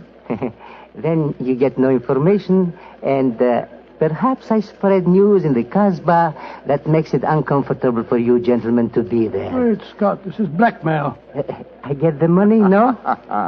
You're a scoundrel, Rafi. Of course I'm a scoundrel. Here's your money. And information. There is an Englishman hiding here in the Casbah. I do not know his name, but he is tall and fair-haired. I cannot tell you where he lives, but if you go to the Cafe of 1,000 Sighs, you will find a girl who sings there. A girl who sings like a nightingale. Her name is Aisha, and she can lead you to your Englishman. A girl named Aisha, in the Cafe of 1,000 Sighs. That is right. I would suggest that you go there in disguise. 2 well-dressed Englishmen might find themselves in trouble. For a small fee, say 200 francs, I will escort you there myself. Thank you, yes. I think we can manage by ourselves, Rafi. Oh, if your business is concluded quickly and time weighs heavy on your hands, Rafi can take you to some places of rare interest. Dancing girls that wither one's eyeballs with their beauty. For 500 francs, gentlemen... Thank you, Rafi, thank you. I have a feeling the time will not weigh heavily on our hands. Good night. You work too hard, gentlemen. You should learn how to play. Good night. On my soul, I think that fellow's the biggest blackguard I ever met. I quite agree, old chap, but he is amusing. By the way, Holmes, don't you think that when this case is finished, we might have a time on our hands? Oh, Watson, you're incorrigible. But I think... Watson. What is it? The man sitting over in the corner by himself. By Joe, yes, his face seems familiar. We've seen him before somewhere. Of course we have. His name is Oliver Leeming. We met him at the inquest on the Montrevor case. So we did. Now, what on earth do you suppose he's doing here in the Casbah? Not on a holiday, I'm sure. Mr. Oliver Leeming, if you recall, is a cousin of Douglas Milton's, the man we're searching for. If Milton were ever declared legally dead, Mr. Leeming over there would inherit the title. It looks to me as if we're not the only people in the Casbah who are searching for the missing heir. That's true, old fellow. Come on, let's go and talk to the gentleman.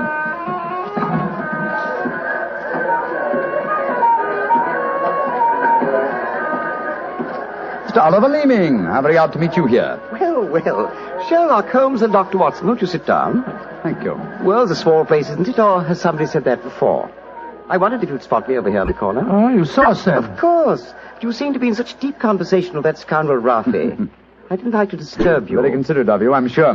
Why are you here, Mr. Leeming? Oh, I'm making a business trip. This is my day off. As I recall it, you're in the publishing business. Correct.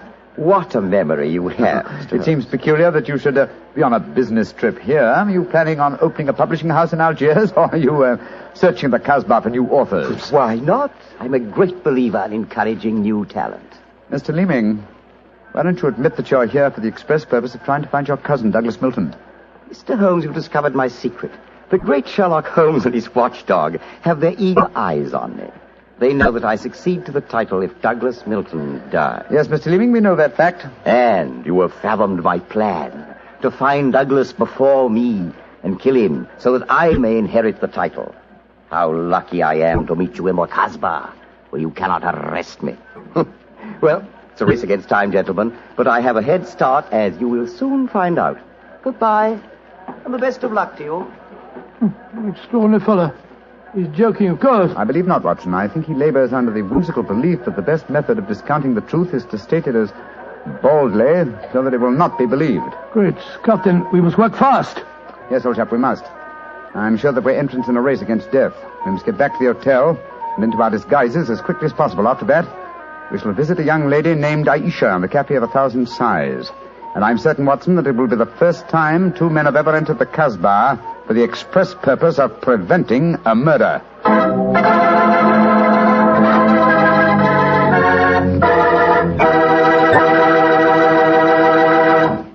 We'll hear the rest of Dr. Watson's story in just about a second, which gives me time to remind you that if you like the flavor of big, plump, juicy Muscat grapes, you'll love the flavor of Petri California Muscatel. What a wine. Petri Muscatel is the perfect after-dinner wine. It looks good, smells better than it looks, and when it comes to the taste department, well, you never tasted anything like it. For a really good wine, remember first Petri, then Muscatel. Petri Muscatel. Well, Doctor, I can hardly wait to hear what happened next. You and Sherlock Holmes went back to the hotel, I suppose. Yes, Mr. Martell. Holmes quickly adopted the disguise of an Arab guide, while I assumed the role of a tourist. And we started off on our search. Outside the Cafe of 1,000 Sighs, we met with the rude shock. Good Lord. It's the fellow we met in the cafe. Yes, Oliver Limping, with a knife between his shoulders. He's dead, Holmes. Shouldn't we get into touch with the police? What can they do? Remember, there is no law on the Casbah. In any case, this man is beyond our help. Our job is to protect the living. Come on, old fellow. Let's go to the Cafe of 1,000 Sighs and find this girl, Aisha. The girl, Rafi says, sings like a nightingale. Comme un oiseau qui chante, je l'appelle ma petite bourgeoise, ma ton kiki, ma ton kiki, ma ton kinoise. Il y en a d'autres qui me font le doux yeux, mais c'est elle que j'aime le mieux.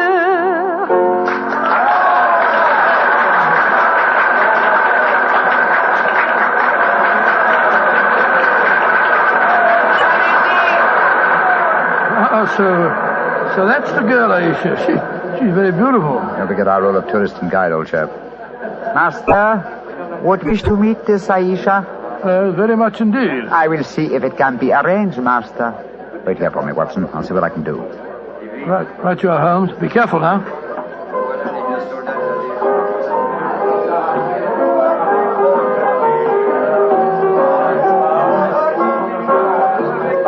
Mademoiselle Aisha? What do you want, greasy one? There is an Englishman at the table over there.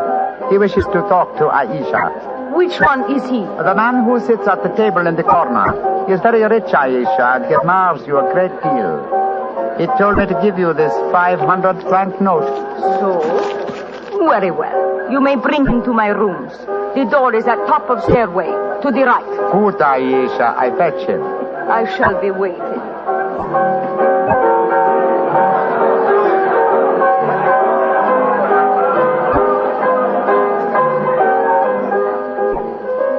Aisha will see you, Master. Follow me, please. Oh, very well. I hope you know that you're going to handle this, Holmes. Don't worry, Watson. In this case, I think honesty will be the best policy. Well, I'm not so sure. This place is a thieves' kitchen if ever I saw one. You better be careful. First door to the right at the top of the stairs. This is it. Come in. Oh, come and sit over here, Mr. Englishman. Greasy one, you may leave us. Mademoiselle, I may as well tell you at once that I am not an Arab guide. My name is Sherlock Holmes. What do you want with me? Why you trick your way in here? Don't be frightened, mademoiselle. I can explain our mission in a very few words. My friend and I have come in search of an Englishman by the name of Douglas Milton. We have good news for him. What make you think I might know of him? A gentleman by the name of Rafi suggested that you might. What is your good news for this Englishman? That he has been cleared of suspicion of murder, and that he is the rightful Earl of Montrevor. That means when he knows this, he will leave the Casbah and return to his country? Naturally, madame. I do not know this man. I have never heard of him. Here is your 500 francs. Goodbye. Not so fast, Aisha, mon petit chou. I've been listening from behind these curtains. Gentlemen, allow me to introduce myself. My name is Douglas Milton. Douglas Milton, we found you at last. It gives me infinite pleasure to have succeeded in my mission. How do you do, sir? This is very exciting. Yes, I think the occasion calls for a drink. What will it be, gentlemen? Well, I think a glass of port would be very nice, sir. Yes, it would be the most appropriate for toasting the new Earl of Montrevor. Splendid, splendid. Aisha, bring glasses and a bottle of port and some creme de menthe for me. You are not going to England. I will never let you leave me. Oh, stop being so melodramatic, Aisha. Please bring 2 bottles and some glasses. Very well. I am sorry. Mr. Holmes, I can't tell you how I appreciate your trouble in coming all this way to find me, but, well, I must tell you at once, there's one problem that makes it difficult for me to leave this country.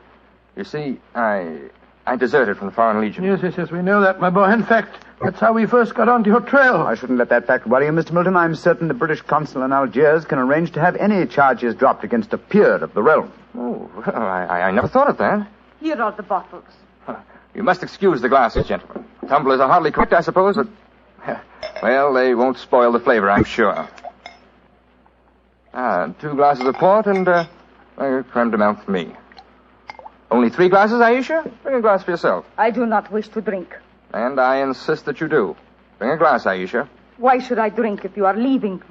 Mr. Milton, do you know Oliver Limping? Of course, he's my cousin. Yes, he came here half an hour ago and threatened me. Did you also know that he's lying dead in the street? Murdered? Well, yes, I did. If we went in the Casbah, I wouldn't tell you this, but Aisha stabbed him. She followed him when he left here. He killed him and then slipped back just in time to sing a song a few moments ago. Oh, you needn't look so shocked, Dr. Watson. Life is cheap in the Casbah, and Aisha is a girl of violent passions. Come on, let's drink. A toast to the new Earl of Montrevor. Oh, excuse me, sir. You took the wrong glass. You were drinking my port. Oh, silly mistake. I can't bear port. Very English of me, I'm afraid, but, well, after all these years, I don't feel particularly English. In fact, I'll probably find it very hard to adjust myself to the old life when I go back. Or perhaps I should say, if I go back. Since you feel that way about it, Mr. Milton, why go? You can claim the title and the revenues of the estate without leaving Algeria. You could stay here and live on the income. I didn't realize that would be possible. You sure I could do that? Oh, yes, I'm quite certain of it. But if you doubt my word, I suggest we all adjourn to the British consulate in Algiers. They can put you straight on the matter. That's a good idea. Let's go over there at once. Now I've been listening to you, my friend. You're planning to leave me. Once you go from the Casbah, I shall never see you again. Put down that knife, Aisha. I will not let you go. You belong to me. If you try to leave me now, I will kill you. Put down that knife, Aisha. You've done enough damage for one night. Why you... Put it down, you fool. Put it down. Let me go. She twisted the knife on herself as she fell. Holmes, help me turn her over. She's dead, Mr. Milton. Poor Aisha. The bloody path that leads to the Montrevor title, sir. I suggest that we see that this poor girl's body is taken care of. And then go to the British consulate without any further delay.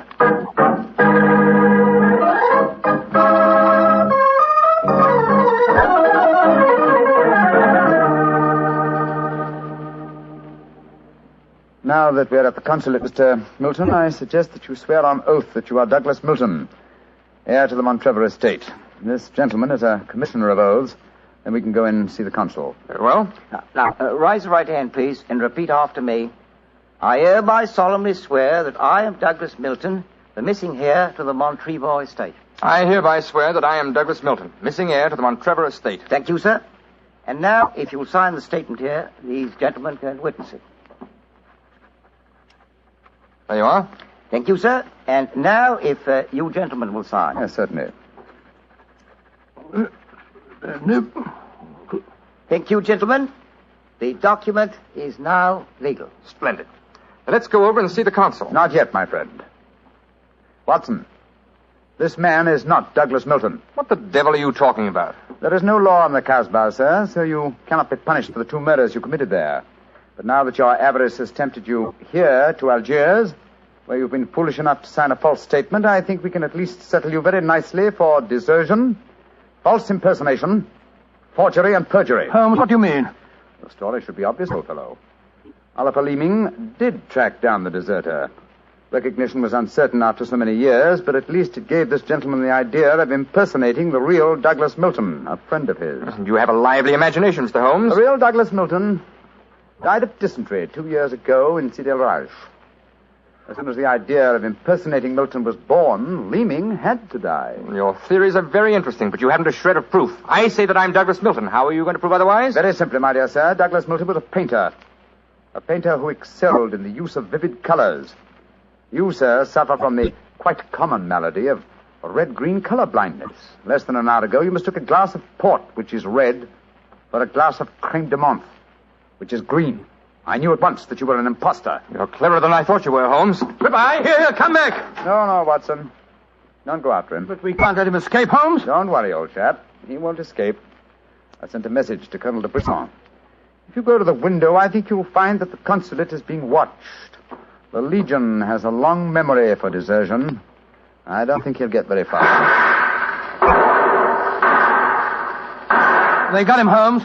Shot him as he was trying to run away. A just death for him. He lived a life of violence and treachery, Watson. It's only fitting that he should die in the same manner.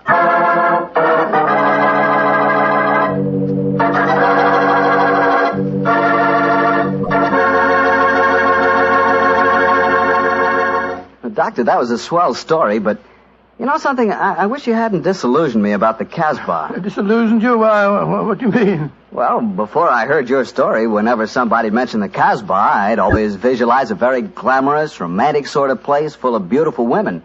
Every one of them a ringer for Hedy Lamarr. No. Yep. And I could just see myself, handsome, dashing, going up to one of those beautiful girls and whispering in my fine French accent, "Darling, you are sensational. You are lovely, gorgeous. Tell me. Have you ever tried Petri wine? It's wonderful." Good evening, Doctor. Good evening, Mr. Bartell. Punctual to the minute, as usual. Never keep a doctor waiting, I always say.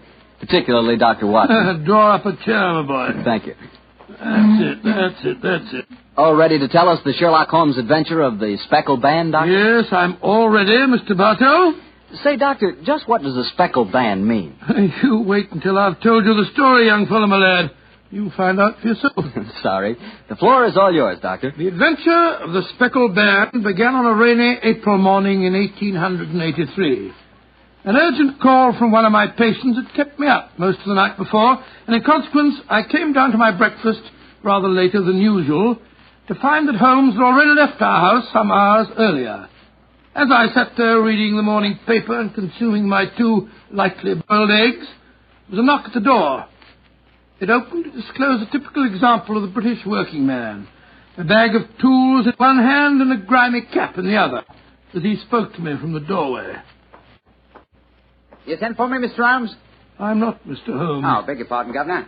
But I've come to in the guest bracket over the mantelpiece. Oh? What's wrong with it? I got a leak in it. Oh, leak? Well, what's wrong with your work? Yes, sir. Hope I won't be disturbing you, sir. No, that's all right, my man. Don't mind me. Oh, dear. Very untidy man, Mr. Holmes, sir. What do you mean by that? Well, you can't help noticing the mess this room's in. I've heard say he was as tidy as any when he started, but he learned bad habits from a bloke what lived with him.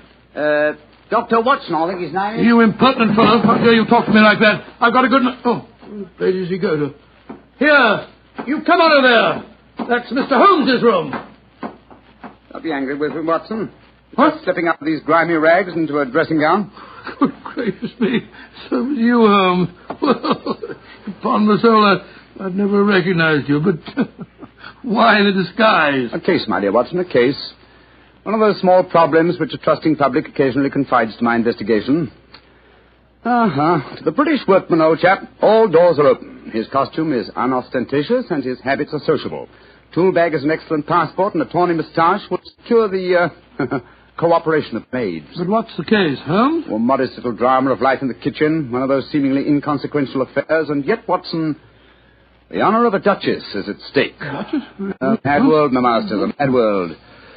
Now I feel a little more comfortable. Let's return to the sitting room, shall we? A strong cup of tea would be most acceptable. Oh, I wish you'd tell me about the Duchess and life in the kitchen, Holmes. Some other time, old fellow, some other time. At the moment, suppose you tell me what you know about Miss Helen Stoner. I received a letter from her this morning in which she informed me that she would be calling here at 11, and also that she was a friend of yours. Helen Stoner? Oh, yes. A charming girl indeed. Pour me a cup of tea, Watson, and tell me about her. Well, I befriended her at the time of the tragic death of her sister 2 years ago. I told you about the case, don't you remember? The sudden death of Violet Stoner at an old house in Stoke Moran. Oh, yes. It all comes back to me now. There was an inquest, wasn't there, with a string of stupid, ineffective witnesses. Huh? I was one of them. Oh, I'm sorry, old fellow. Then you were the exception, of course. Wait a minute. Let me see. I docketed the evidence on the case. Where is it? My scrapbook. Here we are. Let me see. Yes, S. Salisbury, Hatchet, Murder, Lordson, Simon. Here we are. Stoke Moran. Yes, I remember the affair well now. The villain of the piece was Dr. Grimsby Roylott, wasn't he? Yes, a dreadful fellow. He's the stepfather of the two girls. Violet, the one that died so mysteriously. Helen, the one who's coming here to see you. Dr. Roylott has a pretty record. 55 years of age, killed his kit McGar in India, once in an insane asylum, married money, wife died, distinguished surgeon. Well, Watson, I wonder what the distinguished surgeon has been up to now. Oh, some deviltry affair. Why do you say that? You remember that Miss Violet Stoner's death followed close upon the announcement of her engagement? Yes. Well, I met Miss Helen Stoner on the streets a few weeks ago. She told me that she'd just become engaged to a young fellow in the army who was leaving for the Far East. She was very upset at the thought of being alone with her stepfather at Stoke Moran. Oh, naturally it was. Dr. Roylott stands to lose a considerable sum of money in the event of his stepdaughter's marriage. Yes, they both had a trust fund which he administered only as long as the girls were unmarried. That fact was brought out at the coroner's inquest 2 years ago. But if Roylott did poison the other stepdaughter, and I'm pretty convinced that he did, it seems unlikely that he'd try it again. 2 sudden deaths in the same household could hardly pass the coroner. Oh, no, my dear Watson. You're making the mistake of putting your normal brain into Roylott's abnormal being. Oh, that must be Miss Stoner now. Yes, let me see. It's precisely 11 o'clock. Well, let's see what we can do for her. Well, I hope you can help her, Holmes. She's an extremely nice girl. Come in. Yes, Mrs. Hudson? There's a Miss Helen Stoner to see you, sir. She says she has an appointment. Show her in, please, Mrs. Hudson. Aye, sir. Come in, my dear. Thank you. Miss Stoner, I'm so glad to see you again. How do you do, Dr. Watson? And this must be your friend. Yes, Miss Stoner, I'm Sherlock Holmes. Sit down by the fire, won't you? Yes, please do, my dear. Hello, you're trembling with cold. It's not cold that makes me shiver. Tell me, Mr. Holmes, has my stepfather, Dr. Grimsby Roylott, been here? No, he hasn't. He saw me in the street. I dashed by him in a hansom cab, but he saw me. Our eyes met and he waved me to stop, but I came here as fast as I could. Very sensible move. Dr. Watson has already given me several hints as to your present problem, as well as having refreshed my memory as to the circumstances of your sister's death. My problem is a simple enough one, Mr. Holmes. I'm waiting to be murdered. No, my dear please be a girl. trifle more explicit, Miss Stoner. Very well, Mr. Holmes. My fiancé is leaving for the Far East today. When he leaves, I shall be alone with my stepfather at Stoke Moran.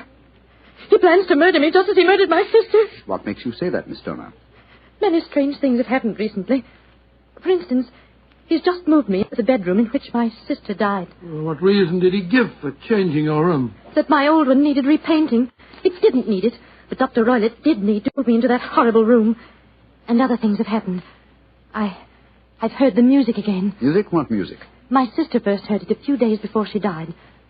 I heard it myself on that dreadful night she breathed her last. Oh, Mr. Holmes, I'm terrified. Don't worry, my dear. Please don't worry anymore. You have friends to help you now. Do you mind if I ask you a few questions? No, of course not. Now, it's music.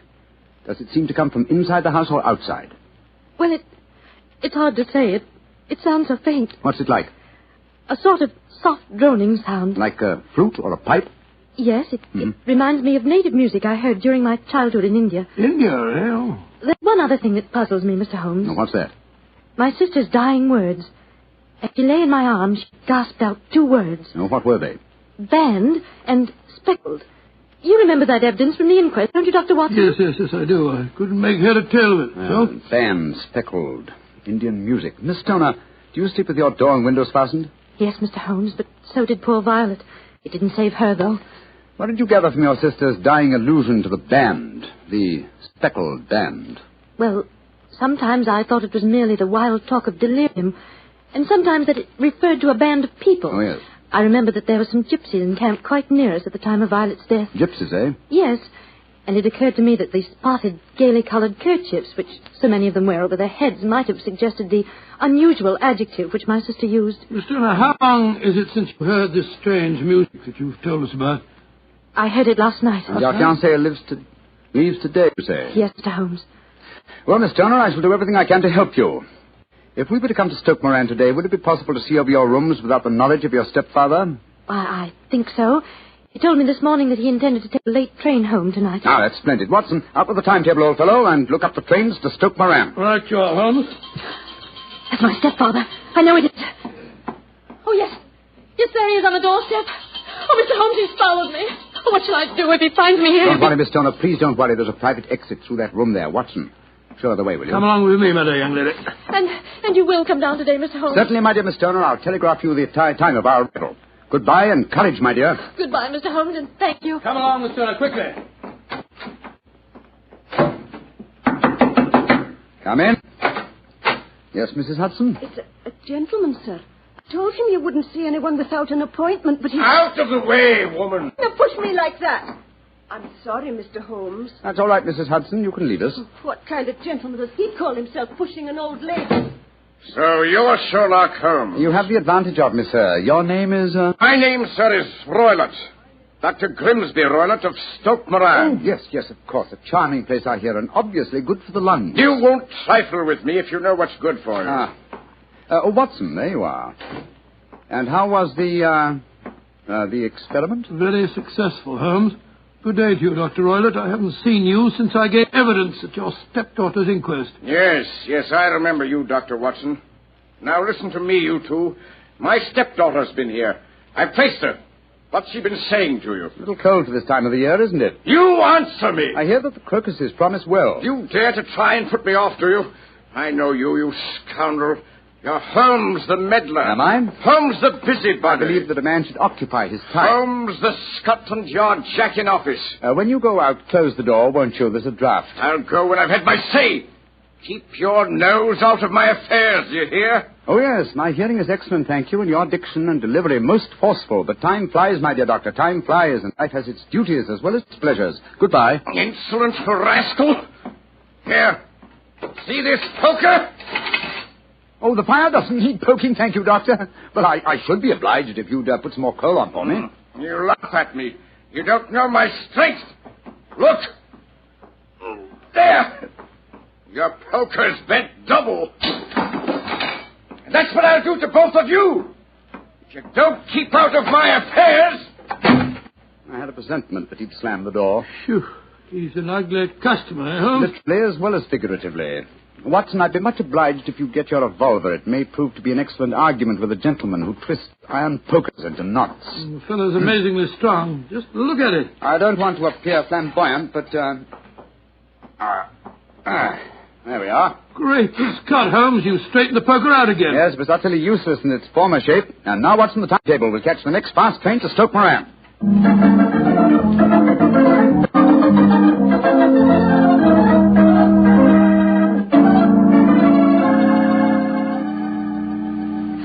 Oh, Mr. Holmes, Dr. Watson, I'm so relieved that you've come. But don't you think my stepfather might have followed you down here? To take that chance, Miss Stoner, a few hours' delay might mean the difference between our life and death. It was imperative that we examine this bedroom of yours before Dr. Roylott returns. Anyway, my dear, you mustn't worry any more. We're here in your house, and we're going to take good care of you, no matter what harm befalls you. Thank you, Dr. Watson. So this is the room in which your sister died, is it? It's much as I pictured it. And Dr. Roylott's room adjoins this one, you say, Miss Turner? Yes, Doctor, on that side. The room which adjoins it on the other side is my regular bedroom. The one that's being so conveniently painted, eh? Yes. Well, let's examine this room. No trapdoors or sliding panels, I suppose. It sounds solid enough, Holmes. Yes, I think it is. Hello, what's this? Are you aware that this bed is clamped to the floor, Miss Stoner? Why, no, Mr. Holmes, I didn't know that. What an extraordinary thing. Was the bed in your other room anchored also? No, I don't think it was. Very illuminating. And this bell pull hanging against the wall above your bed. Oh, that, it doesn't work. It doesn't work, but if you want to ring. There's another one on the other wall over there. Now, why this one? Well, I don't know. My stepfather made a number of changes after we came here. Yes, quite a burst of activity, apparently. And it took some strange shapes. Why are you standing on the bed, Holmes? I'm curious, my dear fellow. Aha. It may interest you to know that this bell rope is fastened to a brass hook.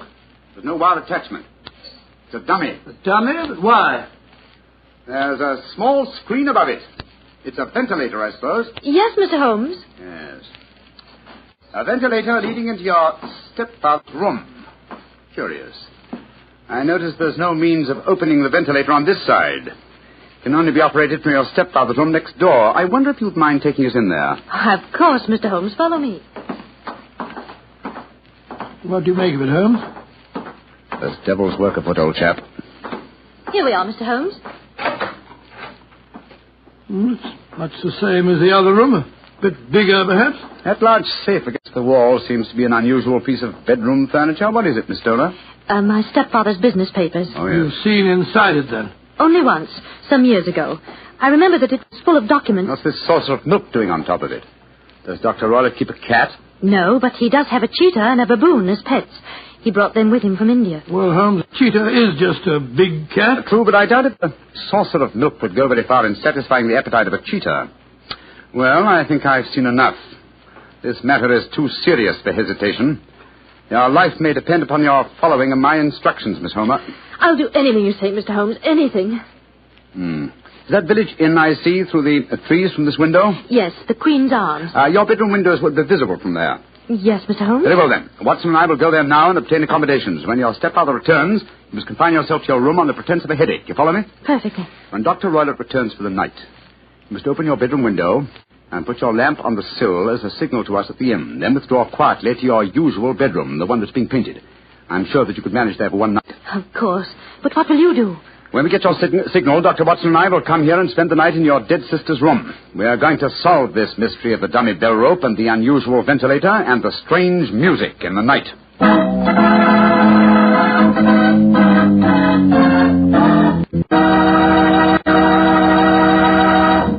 You'll hear the remainder of Dr. Watson's story in just a second, so I'm just going to point out that at any really important dinner, you know, like when diplomats get together, you'll find wine on the table. Because for years it's been a known fact that good wine makes good food taste better. Prove that to yourself tomorrow night by having your dinner together with a glass of Petri wine. If you prefer a red wine for any meat or meat dish, try a Petri California Burgundy. That rich, hearty red Petri Burgundy is really out of this world. Now, if you'd rather have a subtle, intriguing white wine, let's say to go with chicken or fish, then try Petri California Sauterne. But Sauterne or Burgundy, to make sure it's good, make sure it's Petri, won't you? Well, Doctor, it's a rattling good story so far. What happened next? You went to the local inn, I guess, and waited for that lantern to appear in the bedroom window at Dr. Roylott's house? That's right, Mr. Bartell. We had an early dinner at the Queen's Arms and then retired to our upstairs bedroom and sat there side by side, puffing away at our pipes, our eyes straining through the darkness for that telltale lantern to give us the signal that there was dangerous work ahead for us. As we sat there discussing the various aspects of the case, I remember that Holmes was very concerned about my own safety. Watson, I really have some scruples about taking you with me tonight. This is an infernally dangerous business. What about that poor girl, alone in the house with that fiend Roylott? I can handle the case by myself, old chap. I'm coming with you, Holmes. You speak of danger. You haven't seen more in those rooms than was visible to me. No, but possibly I've deduced a little more, and I imagine you saw all that I did. No, I saw nothing remarkable except the bell rope, and what purpose that could answer, I confess, is more than I can imagine. You saw the ventilator, too. Yes, but I don't think it's such an unusual thing to have an opening between two rooms. It's so small that a mouse could hardly pass through it. True, but at least you will admit there was a curious sequence of coincidences. A ventilator is constructed. A bell cord is hung from it. A lady sleeps in a bed directly below the ventilator, a bed that is anchored to the floor. A lady dies. Well, I begin to see what you're driving at, Holmes. Look. There's the lantern in Miss Turner's window. It's our signal, all right. Come on, Watson.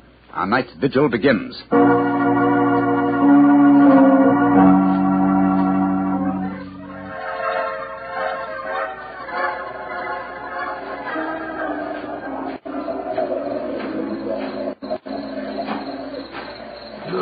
What a foul night. Foul night for foul business, Watson. Come on, through these laurel bushes. It's only another 50 yards to the house. Yes, the lantern's still burning away in the bedroom window. Yes, all the other lights are out. Including the one in Dr. Roylott's room. He must have gone to sleep. To bed, possibly, Watson, but not, I think, to sleep. Great heavens, Holmes. Look at that frightful creature leaping about in the moonlight. It looks like some hideous child. That's Dr. Roylott's pet baboon. Well, it looks positively human. Yes, probably a great deal more so than its master. They're directly below the window now. This ivy provides a most convenient ladder. I'll go up first. Careful, Holmes, careful. Wait a minute. I hope the thing's strong enough to hold us both. We look pretty stupid on our backs in the mud. Get a hand with me, Holmes. I can't quite get my leg up over this window ledge. Oh, thanks, old boy. Oh, safe. Phew. Now to close the window shutters. This room looks exactly like the same as it did this afternoon. These sound would be fatal to our plans. Keep the lamp covered, so that if the ventilator is open from Dr. Roylott's room, no light will show from in there. That's it. Well, why are you carrying that stick, Holmes? Prepared for a visitor that I expect before the night is over. A visitor who will herald his entrance with faint music from an Indian pipe. You mean the music is a signal? Exactly, old fellow. The signal to an accomplice who can enter a room with locked doors, an accomplice who kills and leaves no trace. You mean that... Shh, now we're talking, Watson. I'll sit on the edge of the bed here. You sit on that chair. Have your revolver ready in case you should need it. Right you are. Have the lantern ready, too. When I shout now, turn the light, pull on the top of the bell rope. You understand? Yes, perfectly. Good. Now we must wait. Perhaps for some time. But don't go to sleep, Watson, to go to sleep. Your very life may depend on it.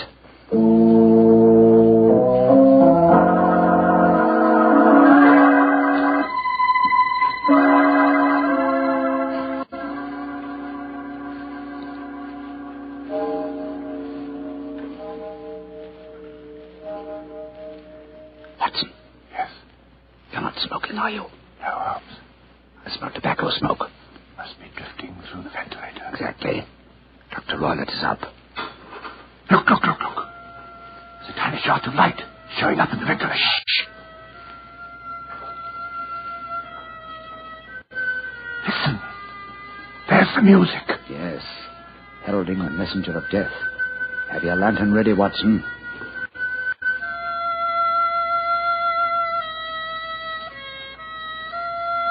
Now, Watson, now! Great heavens, it's a snake slithering down the bell rope. You can't sit it without stick Holmes out of the way. Let me get a shot at it. I'm going to drive it back the way it came. Get out. There it goes. Back through the ventilator. Oh. What a fiendish plan.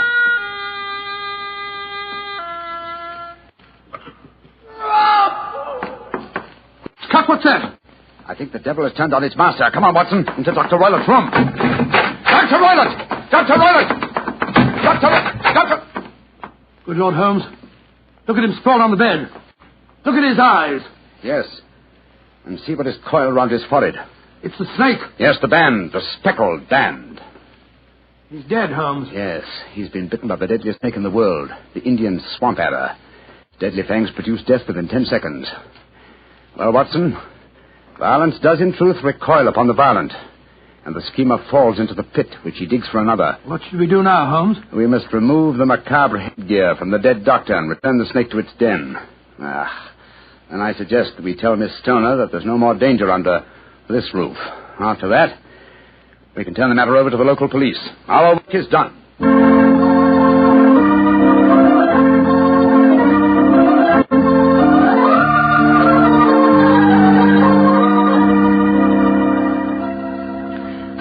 Holmes, Dr. Watson, I can't tell you how grateful I am that you brought me back into Baker Street. Stoner, it would have been inhuman to leave you in that house of horror and death. We have a spare bedroom, and Mrs. Hudson is a motherly and understanding woman, and I can assure you that Dr. Watson and I will be delighted to have you stay with us here until you've decided on your future plans. Yes, of course we will, my dear. As a matter of fact, it'd be rather refreshing to have a touch of youth about the place. You're both so kind. Mr. Holmes, I think it's wonderful how you foiled my stepfather's devilish plans. Yes, wasn't it a remarkable example of logical deduction? No, it wasn't, old fellow. At first, your mention of the gypsies, Miss Stoner, and the use of the word band put me on an entirely wrong scent. However, when we examined the fatal room, I drew the obvious conclusion. You mean the dummy bell rope, the ventilator, and the immovable bed? Yes, old fellow. It instantly gave rise to the suspicion that the rope was there as a bridge for something coming through the ventilator and traveling to the bed. I once thought of a snake. When I saw the saucer of milk on top of the safe, my suspicions crystallized into certainty. Oh, it was a fiendish plot. Yes, and an extremely clever one, too. Exactly. My stepfather must have trained the snake to return to him when he played the music. Yes, he put it through the ventilator with the certainty that it would crawl down the rope and land on the bed. It might or might not bite the occupant. Perhaps she might escape every night for a week, but sooner or later she must fall a victim. Thank heaven I came to you, Mr. Holmes. Amen to that, Miss Stoner. Stoner. Holmes, if you hadn't lashed at the snake with your stick, I bet it wouldn't have turned back on its master. True, old chap. In that way, I am no doubt indirectly responsible for Dr. Grimsby Roylott's death. But I can't say it's a fact that's likely to weigh too heavily on my conscience.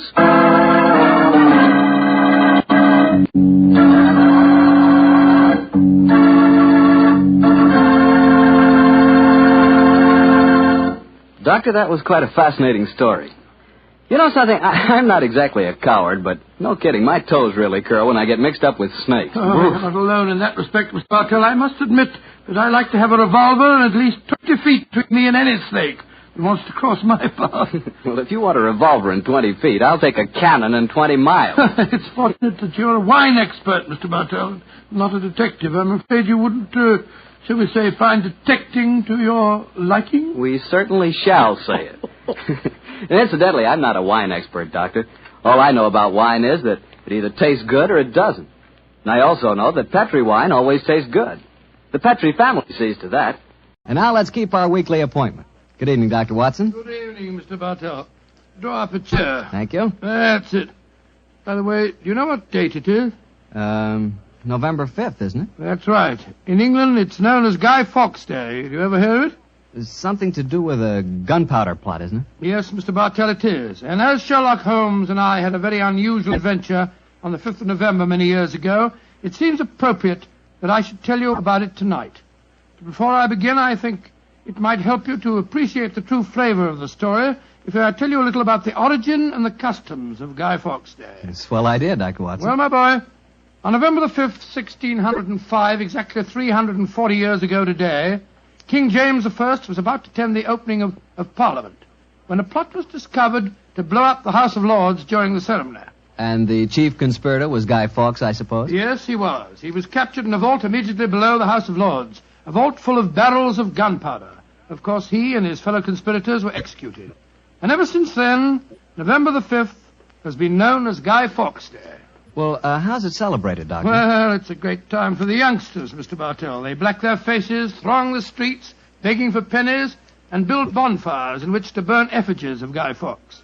These effigies are life-size dummies, stuffed with straw and dressed in old clothes. The children parade them in the streets chanting rhymes. Well, now, let me see. Pleased to remember the 5th of November.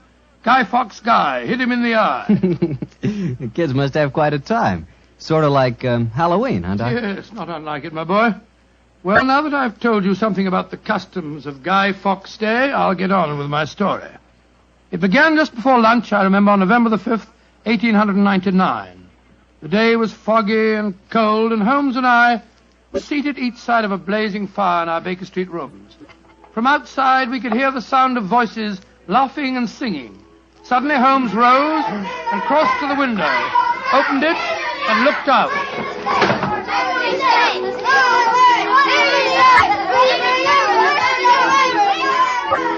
Then he turned to me and spoke. Children having a great time, Watson, aren't they? Yes, it cost me a shilling worth of pennies to walk here this morning. Has it occurred to you, Watson, that the gunpowder plot offers very promising material to the speculative mind? In what way, Holmes? I say it's confoundedly chilly in here. Don't you think you might shut that window? Sorry, old chap. As I was saying, the gunpowder plot offers very promising material to the speculative mind. I've made something of a study of the historical records of the case. There is more than a little evidence to suggest that King James was never in any real danger. Never in any danger? Well, what makes you say that? Knowledge of the proposed dastardly scheme came to light early. But James Stuart, King of England, the possessor of a shrewd and diabolical mind, used the spectacular discovery of the plot to try and bolster his waning popularity, as well as to justify increased religious persecutions. Well, that's the first I've heard of it, Holmes. I dare say, old fellow, but it's true just the same. I'm afraid James Stuart, King of England, was an unscrupulous tyrant. Come in. Oh, yes, Mrs. Hudson? There is a gentleman to see you, Mr. Holmes. He said it was very important, and he asked me to give you his card. Oh, thank you, Mrs. Hudson. Oh, ask him to come up, please, will you? Aye, sir. Who is it, Holmes? A gentleman with a remarkably fine sense of timing. Read his card for yourself. Let's have a look. Mr. James Stuart. Great Scott, that's an extraordinary coincidence that he should arrive just as we're talking about James Stuart, King of England. Come in. Mr. James Stuart. How do you do, Mr. Stuart? My name is Sherlock Holmes, and this is my colleague, Dr. Watson. How do you do, sir? How do you do? Mr. Holmes, you've got to help me. I'm walking about in mortal fear of my life. You've got to help me. Mr. Stuart, I suggest that you sit down. I'll do anything in my power to help you, but you must compose yourself first and tell me quietly what it is that's frightening you. How can I compose myself when I may be dead within a few hours? No, Mr. Stuart. I'm a doctor. I really think if I were to give you a sedative that you'd find... How can you talk of sedatives when I... My heart. Doctor...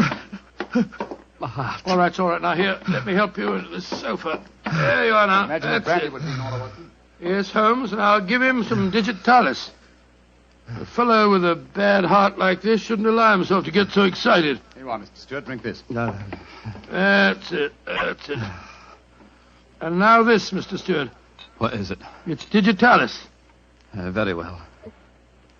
Yeah, now. Feel better, sir? Yes, Mr. Holmes. Yes, I do. You're right. I shouldn't get so excited.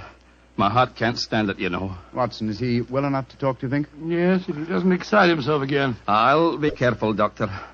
I'll take it quietly. Mr. Holmes, when you saw my card just now, did it strike any responsive chord? Naturally, sir. Who could fail to be intrigued when a James Stewart calls to see one on Guy Fawkes Day? It isn't just coincidence that my name is James Stewart. I've got royal blood in my veins. People know of it. And that's another reason they're out to kill me. They're jealous of my heritage. Every instinct I have is a royal one. Now, you gentlemen know that falconry is a king's sport. And my greatest hobby is the breeding and the training of falcons. Mr. Stewart, please, Mr. Stewart. Owing to the state of your health, I suggest that you be as economical as possible in your explanation. In fact, I think it might be better if I were to question you. Very well, Mr. Holmes. Now, you say that your life is in danger. What evidence do you have to substantiate that claim? My cousin, Guy Falconby, has threatened it. You see, Mr. Holmes, he and I are the only heirs to a wealthy uncle. His fortune will go to the surviving heir. If I were dead, Guy would inherit everything. Seems to me, Mr. Stewart, that you should have applied to Scotland Yard for protection. I did, Dr. Watson. Only a few days ago I saw a certain Inspector Lestrade, I think his name was, and he laughed at my fears. Oh, Lestrade. And he laughed, did he? Well, then in that case, there may be something in your story, sir. You say that your cousin has threatened to kill you. Has he indicated the method he intends to employ? He has. And it's a devilish plot. Guy has a bitter, twisted sense of humor, gentlemen, even when he's planning as dastardly a thing as a murder. I am James Stewart. He is Guy Falconby, which is near enough to Guy Fawkes. Today is the 5th of November, and he's planning to blow me up. Oh, come, sir. You can't expect us to believe that. But it's true. He warned me. And the celebrations that are going on in the streets of London today would make a rare cloak for his activities. I must confess, Mr. Stewart, that I find your story most unconvincing. All your evidence appears to depend on conversations held between you and this cousin of yours. You have no facts, sir, to substantiate your claims. But I have. Then please let us hear them. I live at 23 Cavendish Square. A week ago, the house next door to me was let to a new tenant. Almost immediately, workmen became very active there. They were digging in the cellars, Mr. Holmes. I could hear the sounds of picks and shovels through the walls. Digging in the cellars? That does sound significant, doesn't it, Holmes? Extremely. Did you observe any other activities of the workmen, Mr. Stewart? Mr. Holmes, vans have been delivering large packing cases to the basement during the last 2 days. Mm-hmm. I know what's in them, too. It's gunpowder. I tell you, they're planning to blow me up today. No. Steady. You mustn't excite yourself again. What shall I do, Mr. Holmes? I think, sir, it would be better for you to rest here for a while and then go to a nearby hotel. I would suggest the Shaftesbury. And wait there until you hear from us. And where are you gentlemen going? Watson and I, after donning suitable disguises, will visit the house adjoining yours in Cavendish Square. I think an examination of the cellar there might prove most illuminating.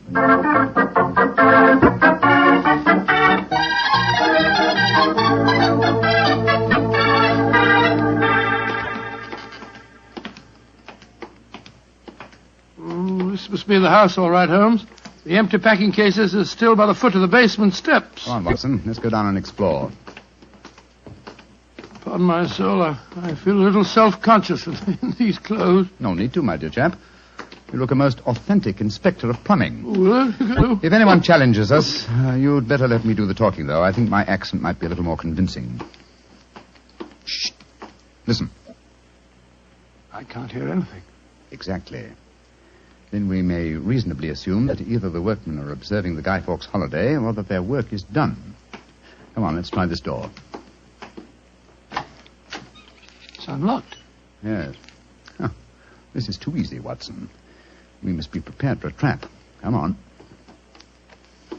I've got my revolver handy if there's any trouble. I don't use it until I tell you to. Remember, we're supposed to be plumbing inspectors. It's pitch black in here. I can't see a thing. Strike a match. See if you can find a gas jet. Strike a match when the cellar may be full of gunpowder? Can't take the risk, old chap. Oh, Here's a gas jet. I'll light it. That's better. Now we can see a little. Uh-huh. I think the workmen have completed their job. See that new wood forming a crude door in the corner over there? Where does it lead to, do you suppose? Let's find out.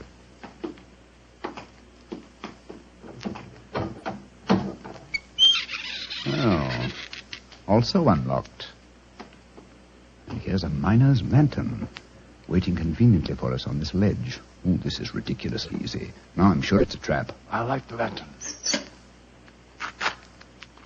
Great Scott, it's a tunnel. Yes, it's a tunnel leading into Mr. Stewart's house next door. Let's explore it.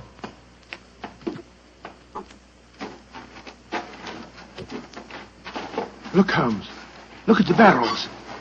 I bet they're full of gunpowder. Undoubtedly. You will observe the fuses as well. Yes, the complete equipment for another gunpowder plot. I can't believe my eyes. What a fantastic plan, but how could the murderer be certain that Stewart would be killed in the explosion? I think that's easily answered, Watson. Remember Mr. Stewart's bad heart? In his present state of apprehension, an exploding firecracker would be enough to kill him. Oh, I suppose so. Hello? Hello? What's this lying on the floor? Curious? It's a funny strip of silk with a little ring on the end. Let me see it, Watson. Aha. This seems to be familiar. By Jove! I believe it's a Jess. A Jess? What on earth's that? The last piece of evidence necessary to confirm the conclusion. Come out of there! And keep your hands above your heads! I've got a revolver! Right, you Governor. We ain't doing no harm. Now remember, Watson, I'll do the talking.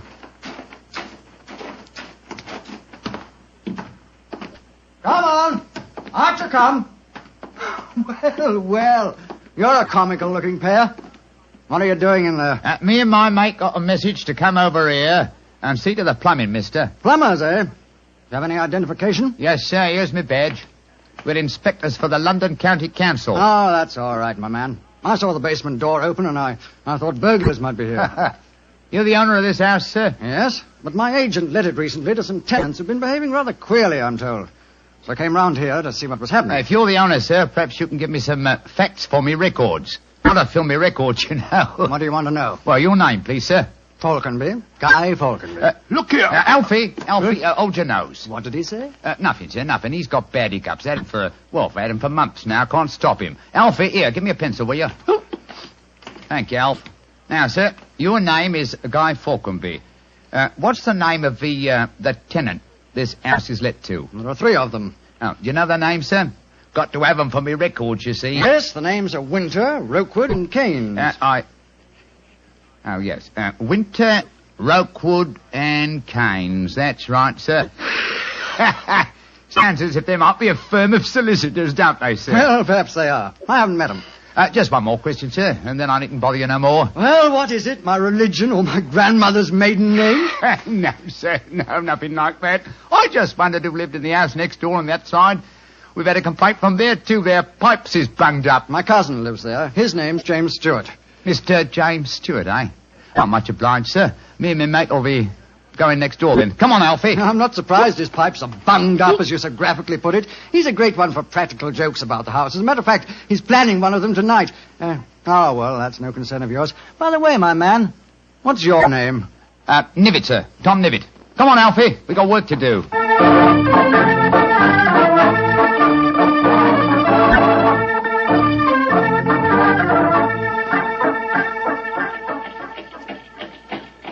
Holmes, I wish you'd tell me what's going on.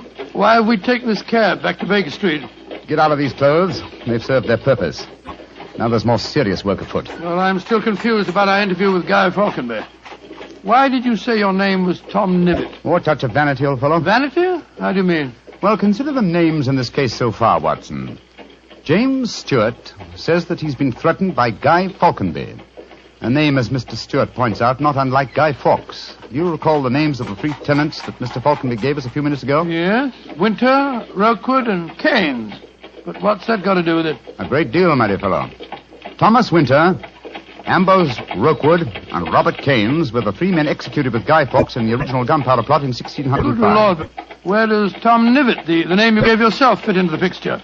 Thomas Nivitt was the Westminster magistrate who arrested the conspirators. Since the would-be murderer has such an academic knowledge of the original plot, I thought I'd let him know that he was up against an opponent worthy of his skill.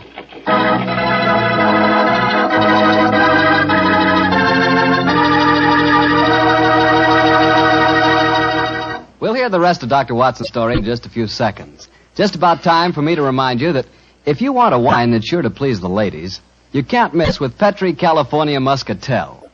That's because Petri Muscatel is a golden wine with one of the most luscious flavors you ever tasted. Did you ever taste a big, plump muscat grape that's ripened in the sun? If you have, then you know what to expect when you taste Petri Muscatel. It's a wonderful wine.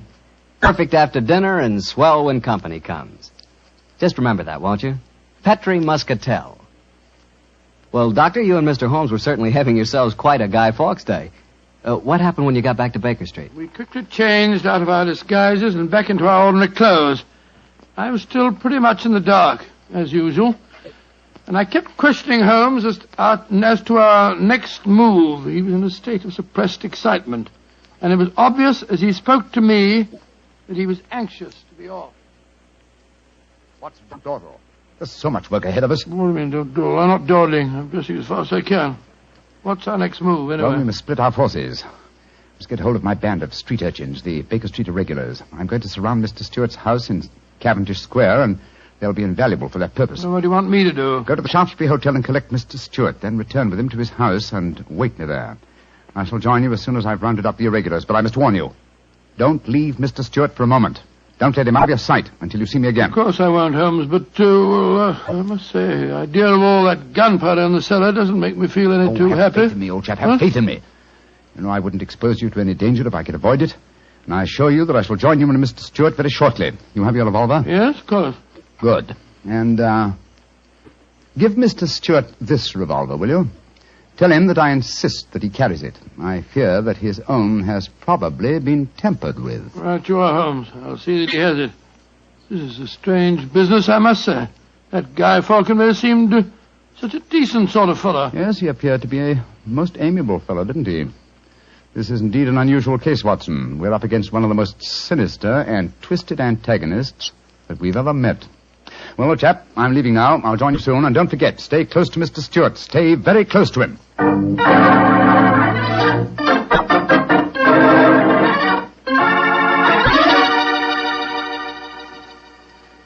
Dr. Watson, I wish your friend were here. No, don't get so excited, Mr. Stewart. You'll be here any moment now. You've still got the revolver that I gave you? Yes, it's in my pocket. But what's the good of a revolver if there should be an explosion? Answer me that if you can. No, you must have faith in Mr. Holmes, sir. He's arranging now to have this house of yours surrounded by his band of street urchins. They'll see that no one gets to the cellar next door to light the fuses. A bunch of children. How can they do anything? You don't know the Baker Street irregulars, Mr. Stewart. And it's a perfect day for them to operate. As black-faced boys begging for pennies, they'd pass unnoticed anywhere. I hope you're right. But I have a premonition, Doctor.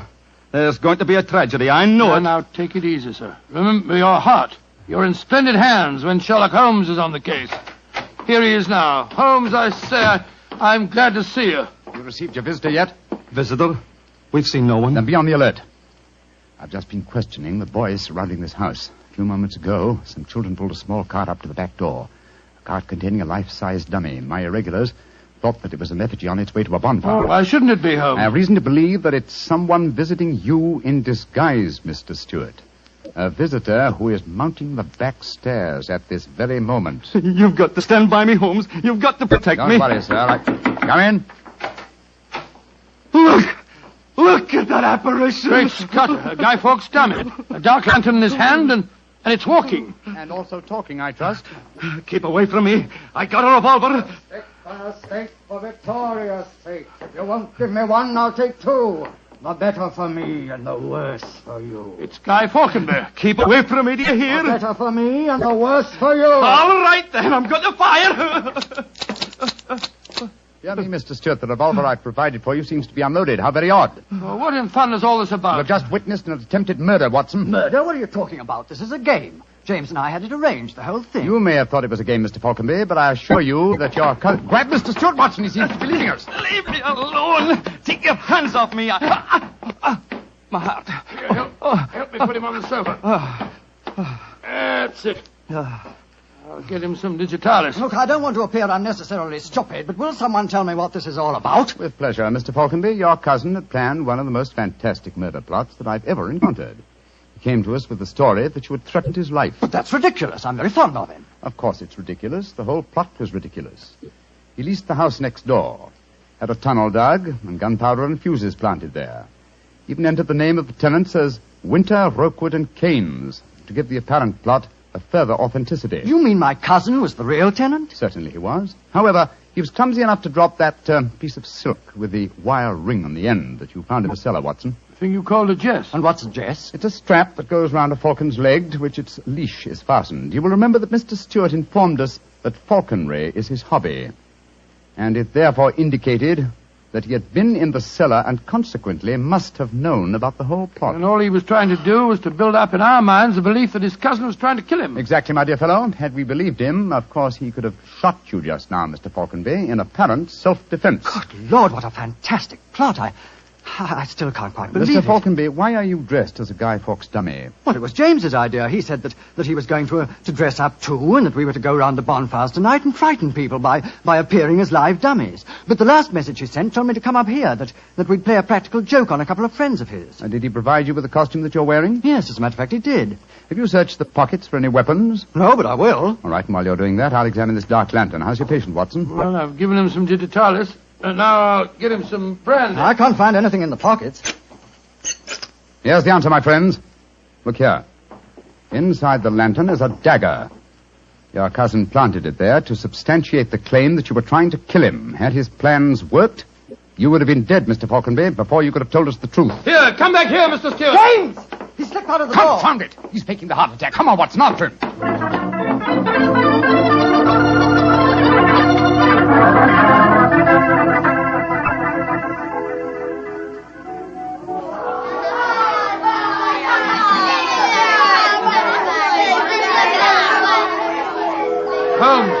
Holmes, where are you?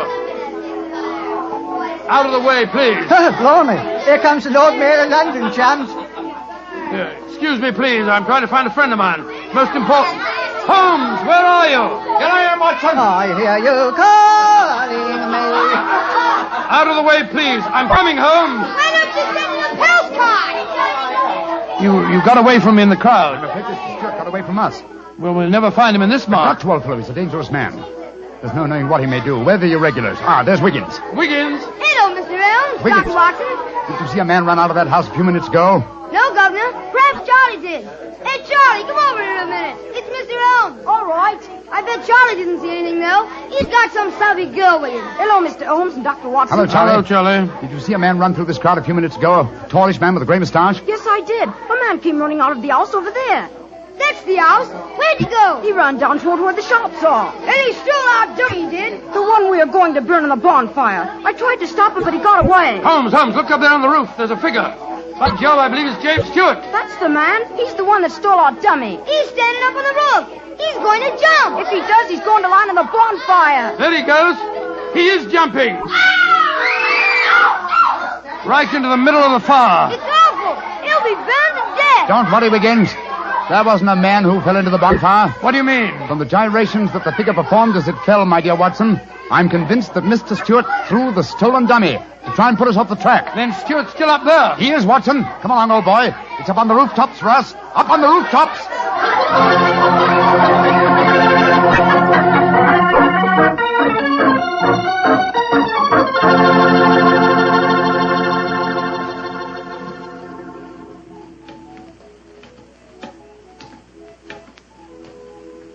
Here, Watson. Let me help you up. Can you reach my hand? I got it. All right, then. Up you come. Come on. That's it. Phew. Seems to me that fire escapes must be designed for giants. Keep your eyes skinned, old fellow. Stewart's a dangerous man. Might be hiding behind those chimney stacks. Come on.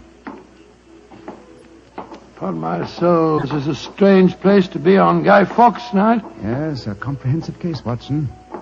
Starts in a cellar and ends on a rooftop. Look, Holmes. By the parapet there. The crumpled body of Mr. Stewart. Looks to me as if it... Yeah. He's dead, Holmes. Well, it's not surprising. The effort of carrying the dummy up here and throwing it, combined with his own state of excitement, were too much for him. Well, quite frankly, I can't say that I'm sorry. No, he planned a murder. If it hadn't been for you, he would have succeeded. An extraordinary case, Holmes. Yes, old chap, and one that should long make us remember the 5th of November. By Jove, yes. Please to remember the 5th of November. Gunpowder treason and plot. I see no reason why gunpowder treason should ever be forgot.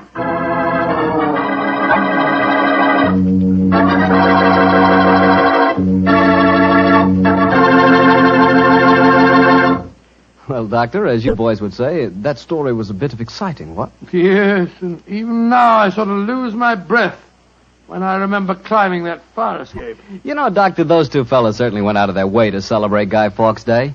Now, take me. When I got a little celebrating to do, I like to do it quietly. Some friends, a glass of port. Yeah, Petri port, of course. What else? Leave it to you.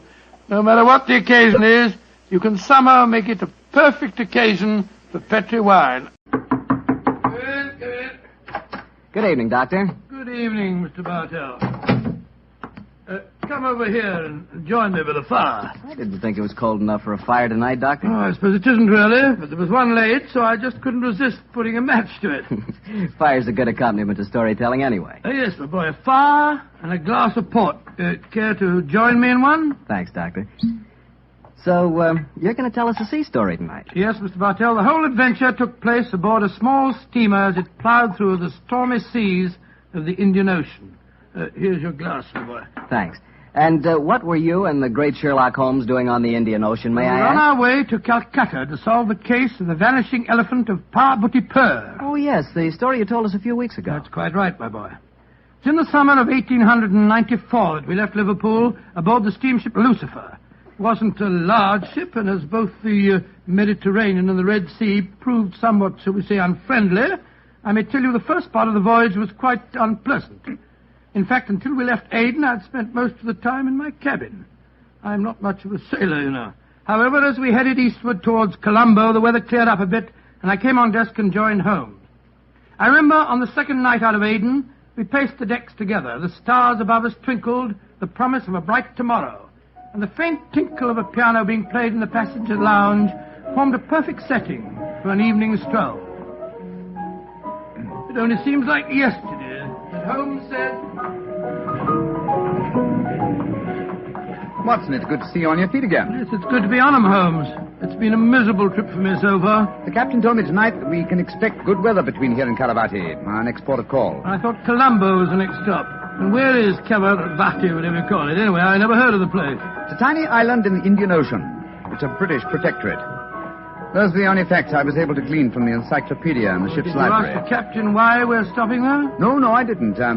As we're traveling incognito, I felt it wiser not to ask too many questions. I find this incognito business something of a strain. Every time a steward calls me Mr. Hamish, I can't think who on earth he's talking to. Whereas I find myself answering to Mr. Mycroft almost automatically. By the way, old chap, now that you're going to mix with the ship's passengers, I suggest that you adopt a Scotch accent. It would seem more appropriate for a Mr. Hamish, and I don't want anyone aboard to suspect our true identities. Oh, I'll do my best, but I must say, Holmes, I think you're being unnecessarily mysterious. Possibly I've been influenced by reading too many of your rather florid stories of our adventures together. My stories are not florid. They're all perfectly true. Oh, don't be angry with me, old chap. Don't be angry, please. By the way, you'll be interested to know that I've unearthed a little mystery aboard this boat. I trust you to do that. Where is she? I mean, what is it? Oh, you observe that suite of cabins on the bridge deck above us? Yeah? What about them? Well, I've been watching them during my nightly strolls for the past 2 weeks. The suite is occupied, and yet the blinds are never raised. And I've never seen meals taken in there. I presume, therefore, that it must contain a private galley and a cook. I don't see anything mysterious about that. It's probably occupied by some wealthy invalid. Oh, possibly. Another interesting fact is that the occupants are not entered on the ship's passenger list. It all sounds very mysterious. There's probably a perfectly simple explanation for it. In any case, you must save your energies for the problem that awaits us in India. You're Mr. Mycroft now, remember that. I will, Mr. Hamish. Mr. Mycroft? Yes, Mr. Hamish? Would you care to join me for a wee drop of brandy in the smoking room? Mr. Hamish, I shall be delighted.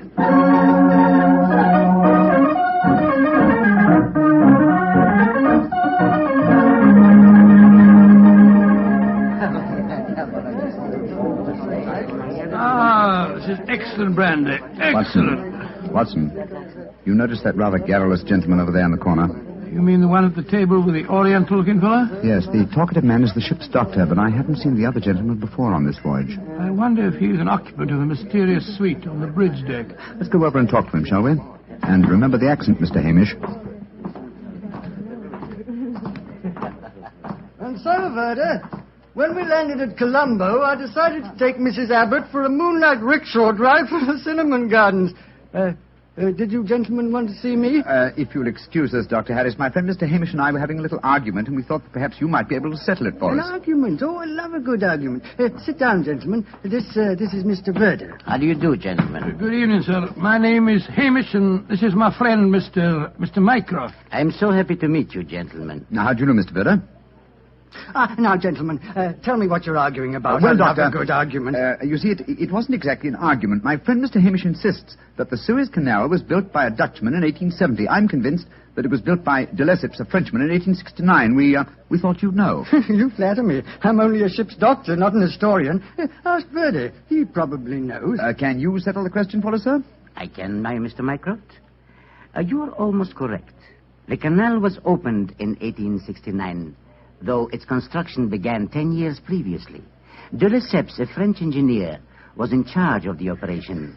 There is a statue of him in Port Said Harbor, built to commemorate his skill and enterprise. Much obliged to you, Mr. Vera. Hamish, I think that I win my bet. Aye, Mycroft, I'm afraid you do, if you're sure of your facts, Mr. Werner. I'm sufficiently sure of them, Mr. Hamish, to venture a small wager myself. No. I think I'll not make any more bets on the subject, thank you. Well, gentlemen, if you will excuse me, I shall return to my cabin now. Oh, don't go. No, don't go, sir. You'll make us feel as if we'd driven you away. Oh, not at all, Mr. Hamish. I enjoyed meeting you both, but I have some letters to write. Good evening, gentlemen. He's a charming person. Charming and extremely knowledgeable. Bit of a bore, if you ask me. You two fellas enjoyed your trip? I'm just beginning to. It takes a little time to get my sea legs, you know. Dr. Harris, how long have you been on this ship? 4 years. This is my 23rd trip east on the Lucifer. Why? Well, there's something that puzzles me on board this ship. I'm assured that you would explain it to me. And what is it? Well, the suite of cabins on the bridge deck. Who occupies them? Wouldn't you like to know? Aye, Doctor, we would, and that's why my friend asked you. Well, I'll tell you. Though it's supposed to be a secret. But there'll be no harm in telling you now, for we're dropping anchor off the island of Cavarati in the morning. In that suite of rooms is the Rani of Cavarati herself. She has her own staff of servants and everything. What do you think of that? Oh, how very interesting. And is the Oriental gentleman who left the table when we arrived part of our entourage? He is, sir. He's the sort of Prime Minister of Cavarati. This whole trip of theirs is very hush-hush. Rani returning to her country, afraid someone might make an attack on her life. Have to keep it all hush-hush. Cavarati is an island that's had a lot of trouble. You seem to be remarkably well informed about the place, sir. Yeah, I should be. I used to practice there in my younger days. Oh, really? How very interesting. Yes, I could tell you strange tales about the island. I remember... Oh, hello. See that fella coming into the lounge? You mean the big one with the grey hair? Yes. That's Sir Christopher Wyatt. Owns all the tea plantations on Cavarati. He's a dull fella, but I'll call him over. Wyatt, come over and join us. Be careful. He'll talk your head off if you give him half a chance. Draw up a chair, Wyatt. We were just talking about Cavarati. It seems to me that would be a good subject to keep away from. At least till after tomorrow, Harris. What do you mean? You know perfectly well what I mean. I should have thought that after your own experience on Cavarati, you would have learned a little discretion. You're talking like a schoolmaster, Wyatt. Why don't you just sit down, have a drink, and be friendly? Thank you. I prefer my own company. Pompous ass. You and Sir Christopher don't seem on the best of terms, Doctor. I know too much about him. He's afraid of me. That's what he is. Look at this girl coming into the room. Great Scott, she's good looking. Judging by our Oriental costume, she must be a member of the Rani's retinue. She's coming to our table. Yes, my dear. What is it? Which of you gentlemen is Mr. Mycroft, please? I am. My mistress sends her compliments and asks that you will call on her in her suite. And who is your mistress, may I ask? Her Highness, the Rani of Cavarati. Oh, I shall be delighted. Please tell the Rani that I shall pay my respects without delay. We will join her in a few minutes. Very well, Mr. Mycroft.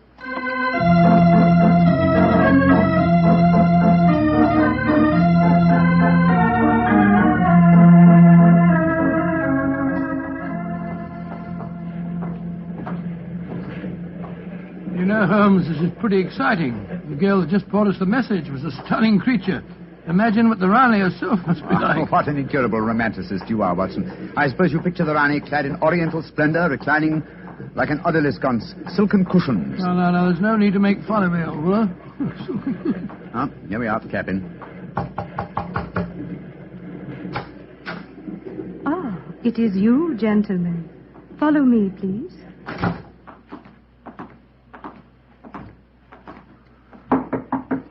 Come in.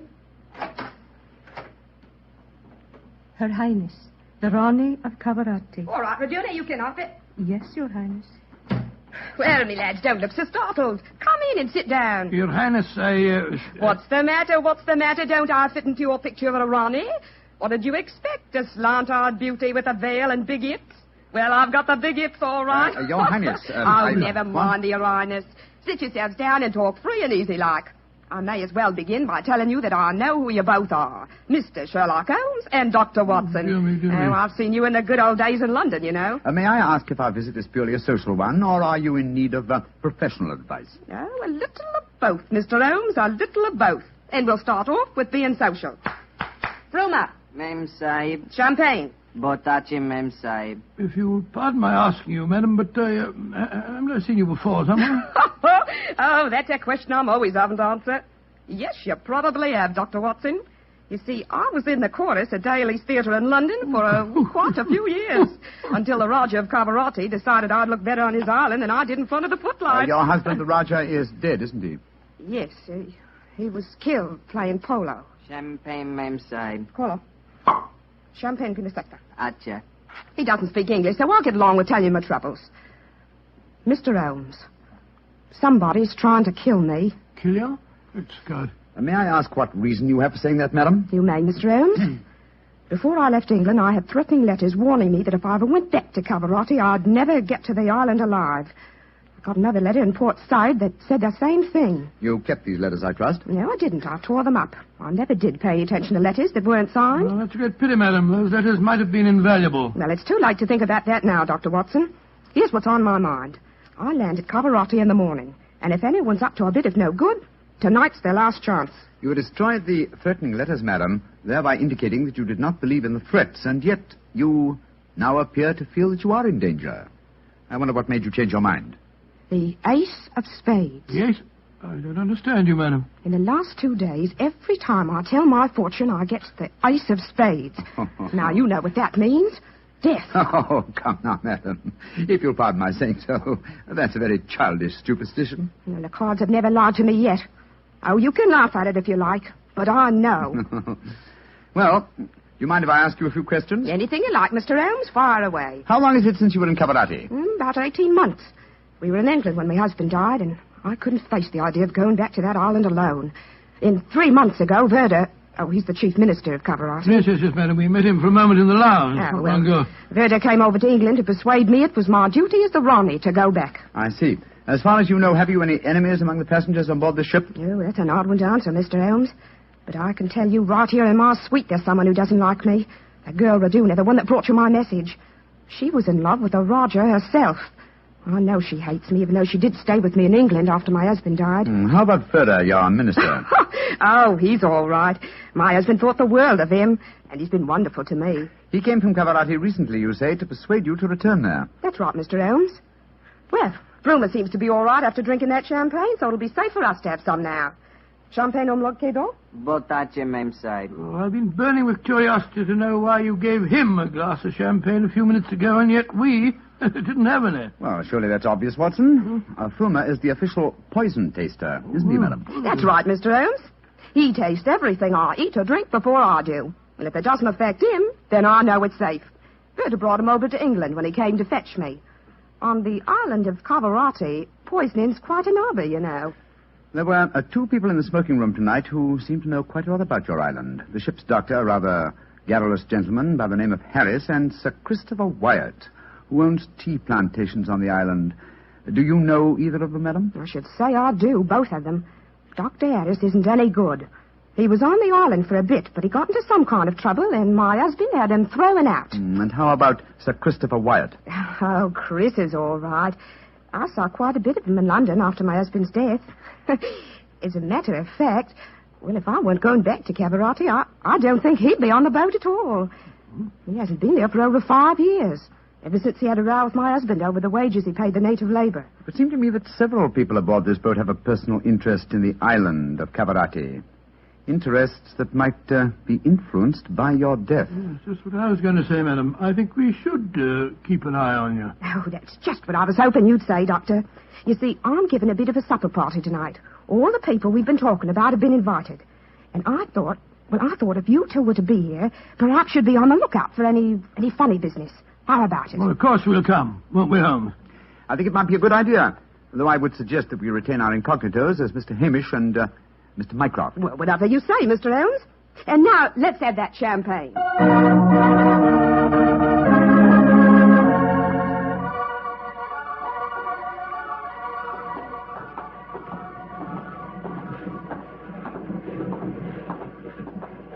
You know, Holmes, I remember the Raleigh when she was in the chorus at Daly's. She looked stunning in tights. There was one night I... Yes, no time, old chap, if you don't mind. At the moment, there's a question I want to ask you. Oh, sir? Is your medical bag fully equipped with all the antidotes to poison? Poison? That's ridiculous.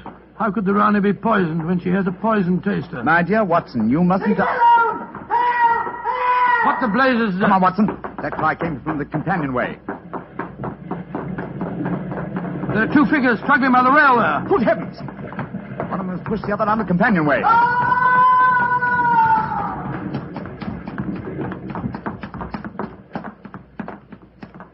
Good Lord. His skull smashed in. I'm afraid that he... What's happened? Sir Christopher Wyatt.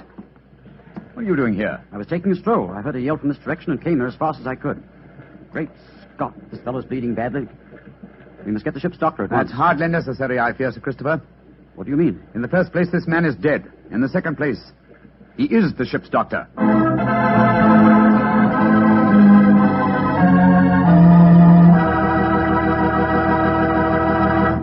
We'll hear the rest of Dr. Watson's story in just a second, so I'm just going to ask you to do one thing for me. Well, I should say for yourself. Tomorrow night, if you're having meat or any meat dish for dinner, why not open up a bottle of Petri California Burgundy? That wonderful, rich, red Petri Burgundy will turn your dinner into a real feast. You see if it doesn't. Because there's nothing like a good wine with good food. And I know your family gets good food, and I know that Petri Burgundy is a good wine. In fact, it's a perfect mealtime wine. Try it and see. And now, Dr. Watson, tell us what happened next. You said you found the ship's doctor dead at the foot of the companionway? Yes, Mr. Bartell. His neck had been broken instantly. Imagine there was a good deal of excitement aboard. No, my boy, as a matter of fact, there wasn't. We managed to get the body back to its cabin without attracting attention. Holmes, after revealing his true identity, was able to persuade the captain to hush up the killing until after the Raleigh's party had taken place. Oh, he didn't want to scare the murderer, I guess. What happened next, Doctor? Holmes and I returned to our cabin to dress for the party. Holmes, I remember, was in a state of suppressed excitement. He spoke quietly and deliberately. Watson? Surely it's obvious why the doctor was murdered. Well, it isn't obvious to me. It's elementary, my dear fellow. If you're planning a subtle murder by poison, how wise to remove the one man who might save the victim's life, a doctor. Oh, you keep harping on poisoning. It seems to me to be the last way a murderer would try to dispose of the Rani. Everything she touches is first tested by the poison tester. Exactly. That's why I call it a subtle murder attempt. Didn't you notice the physical attributes of Prumer, the poison tester? Which in particular, Well, his unusually glossy hair, his remarkably clear complexion, his plump figure. Look here. Just tell me one thing, will you? What's that? I presume that in your medical bag you have a supply of magnesia. Naturally. Do you also have hydrated ferric oxide? Yes, I do. Splendid. Let's be off to the party. Oh, funny things to take to a party, I must say. That's true, my dear fellow, but I'm afraid that this party may not prove as convivial as the Rani thinks.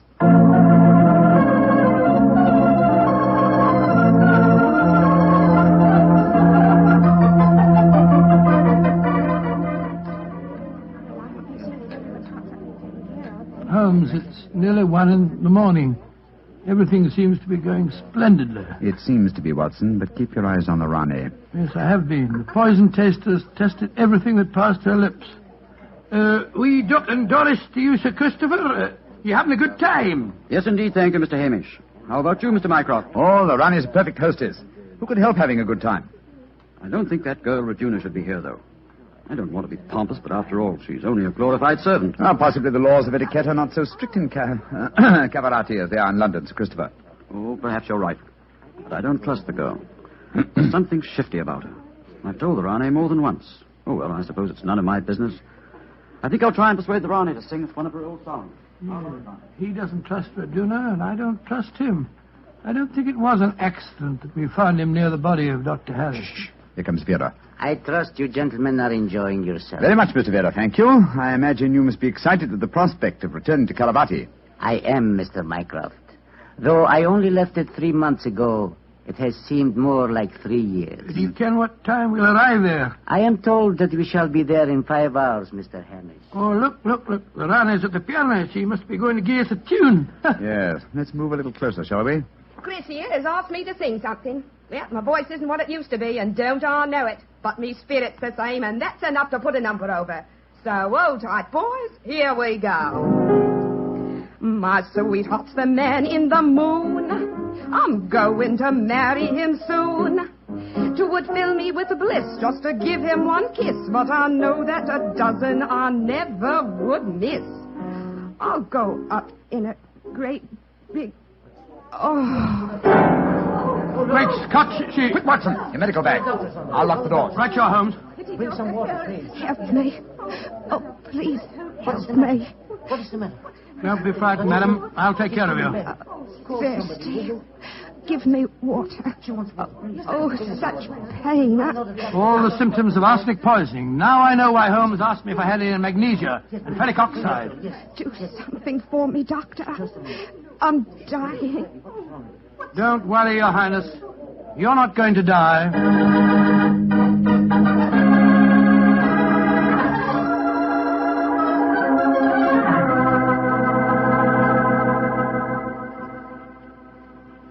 She's going to live, Holmes. Ah, gracious me, I'm tired. It's touch and go there for a while, though. Well done, Watson, old chap. Well done. Now that she's out of danger, why can't we all go back to our cabins? It's nearly dawn, and we've been locked in here since 1 o'clock. You've no right to do this, you know. Possibly not, Sir Christopher, but there's a murderer in this cabin, and I don't intend to let him escape. Mr. Holmes, what happened? How could I have been poisoned when Frumer tasted everything first? Why wasn't he poisoned? For a very simple reason, Your Highness. The murderer has been conditioning Frumer for over a year. What do you mean? He's been feeding him gradually increasing doses of arsenic until he has finally become immune to the poison. Great Scott, I never thought of that. Frumer's glossy hair, his complexion, and stout figure are all typical of a person who consumes arsenic regularly. But who could have done it? Only one person had the opportunity. Well, tell us who that person is. No, not you, Sir Christopher, not you. For you haven't been on the island for years, whereas Frumer returned from Caravati but 3 months ago. Raduna has also been in London with her mistress for the past 18 months, remember? The answer is obvious. You did it, Verda. You brought the taster over when you came to fetch me. You'd prepared him for the year beforehand. Of course I did. No white runner will ever rule over Cavarati. And you murdered Dr. Harris. Equally true. Mr. Holmes, give me the key to the door, please. Oh, no. What? Do not come near me. Please throw it on the floor. Do not hesitate. You see this revolver? I should have no compunction in using it, I assure you. How do you expect to escape, Vera? The key, please. Thank you. You'll never get away with this, Verda, you devil. But I shall. We are now in the harbor of Cavarati. I shall swim ashore and arrange your welcome, my dear Rane. Turn your backs, please. Turn them. Thank you. Goodbye. He's gone. Come on, Watson. Talk to him. You have your revolver, Watson? Yes, but I didn't get a chance to draw it. He had me covered. Well, draw it now, old fellow. Aim for a leg or an arm, and don't hesitate to shoot. There he is, up on the lifeboat. He's climbing up on the rail. Where is he? Where did he go? Out there on the rail above us, madam. He's going to dive. Give me that revolver, Dr. Watson, quick. That's it. Come down off there, Verda. Wolves, Maitland, keep out of my affairs. There he goes. He's dived. Madam, you shot to kill. Of course I did, Mr. Holmes. Remember that we're now in Cavarati waters, and that I Though I may not look like it at the moment, I am still the Ronnie of Cabarati.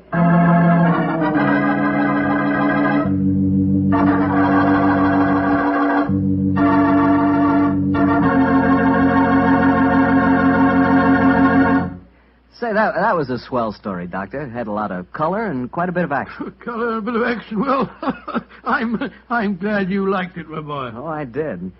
Say, that's not a bad idea. I mean, having someone taste everything before you eat it. Oh, it's a very old idea, very old. Very common, too, years ago. You know the kind of job I'd like? No, what's that? I'd like to be the official taster for the Petrie family. Boy, just think of all the Petrie wine I'd get to taste. Petrie to the right of me, Petrie to the left of me. What a life. What wine? Yeah, I wouldn't mind having that job myself. You said it. The Petrie family, really knows how to make good wine. Well, here's the patio of Dr. Watson's Northern California bungalow, but where's the doctor? Here I am, Mr. Bartell, out in the garden. Okay, I'll be right there. Oh, sitting by the fish pond, huh, Doctor? Yes, my boy. It's rather pleasant out here for a change. Has it ever occurred to you how stupid the expression of a goldfish is, Mr. Bartell? Well, I can't say I've ever given it much thought, Doctor. Why? You see this foolish little fellow here with his silly little mouth opening and closing as though he were constantly astonished? What is this? I thought you were a fish lover. Yes, I am. But as I was brooding over tonight's story, that goldfish seemed to be making faces at me as though it were trying to remind me of how my face must have looked on a certain June evening in 1890. It sounds to me as if you're going to tell a story against yourself, Doctor. I am, young fellow, my lad. What happened? One Sunday morning in 1890, I dropped round to visit my friend in Baker Street. Mrs. Hudson told me that he was out, but suggested that I wait in our old rooms for his return, and promised me a pot of strong tea and some buttered scones as an inducement. As I walked into the sitting room, I was astonished to see Holmes standing there, a bag in one hand and a coat in the other.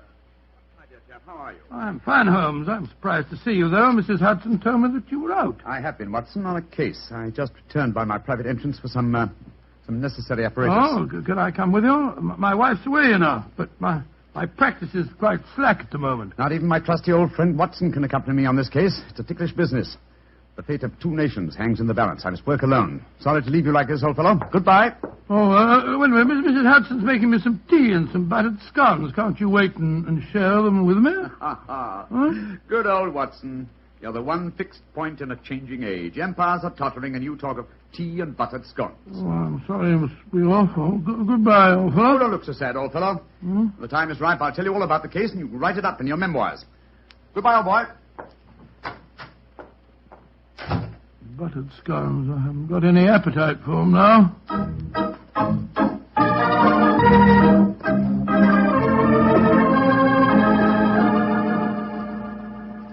Did you enjoy the scones, Dr. Watson? Oh, I'm afraid my appetite disappeared when Mr. Holmes left. It did it? I see you've eaten them all just the same. What? Oh, yes, so I did.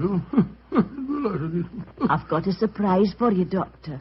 Inspector Lestrade is downstairs. Oh, is he? He came to see Mr. Holmes, but when I told him he was out, the inspector said he'd like to see you. Oh, he did? Oh, splendid. I'll ask him to come up, please, will you, Mrs. Hudson? Aye, sir. Will you come up, please, Inspector? Thank you, Mrs. Hudson. Can I butter you up a few more scones? No, thank you. I really couldn't eat them. I'll just go and make some more the same. You'll eat them if I fix them, Doctor. No, really, thank you.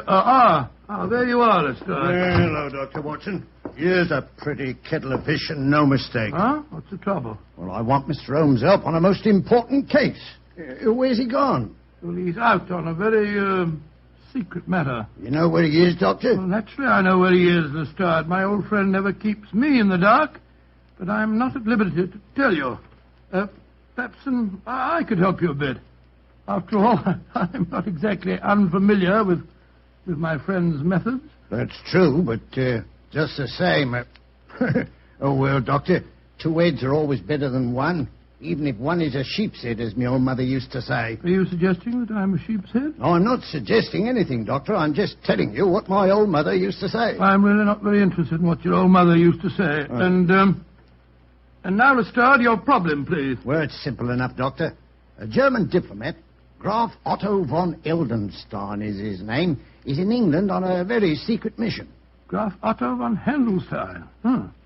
Yes, I've heard of him. Pray continue. Well, this von Ildenstein staying at the Manor House at Hampton Wick, not far out of London. This morning, somebody slipped past his guards and threw a bomb into his study. His secretary was killed, and he would have been too, if it hadn't been that he'd left the room a few minutes earlier. Well, these second-hand investigations are very little use, Lestrade. We must both go down to the Manor House at Hampton Wick and examine the situation on the spot. All right. Get out the timetable and look up the next train, will you? Yeah. And while you're doing that, I'll go and tell Mrs. Hudson where I'm going. All right, you are, Doctor.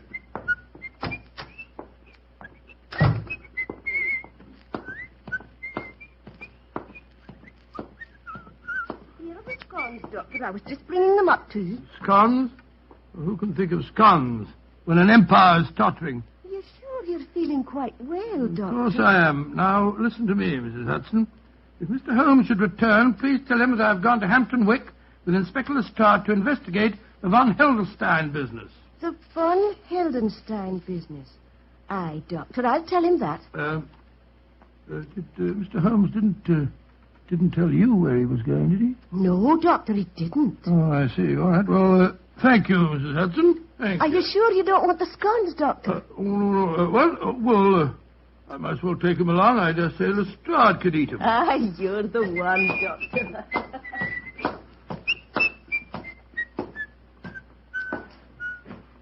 Yes, I suppose this is rather exciting.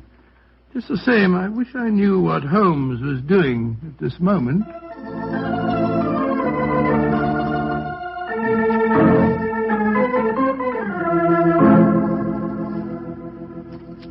You are Herr Sherlock Holmes? Yes, I presume Graf Otto von Heldenstein is expecting me? Yeah, Herr Holmes. He was so anxious that you would come here to the Manor House. I left immediately after I got his summons. He's very weak.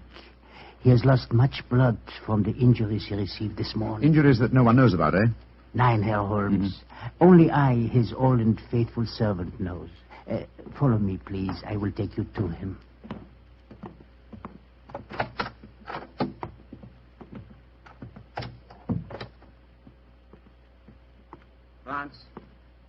Franz, is that you, Franz? Ja, Herr Graf. And with me is Herr Sherlock Holmes. Oh. Thank heaven you are here, Holmes. I hope I can be of service to you, sir. You can. You can be of great service. Sit close to my bed, Holmes. I have not much strength to speak. I'm listening, Herr Graf.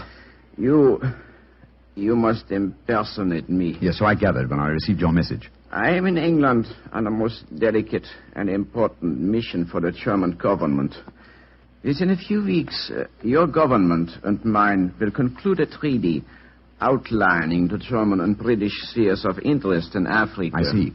Obviously, that bomb was thrown this morning by someone who does not wish the treaty to be concluded. Yeah, exactly, Herr Holmes. That is why you must impersonate me.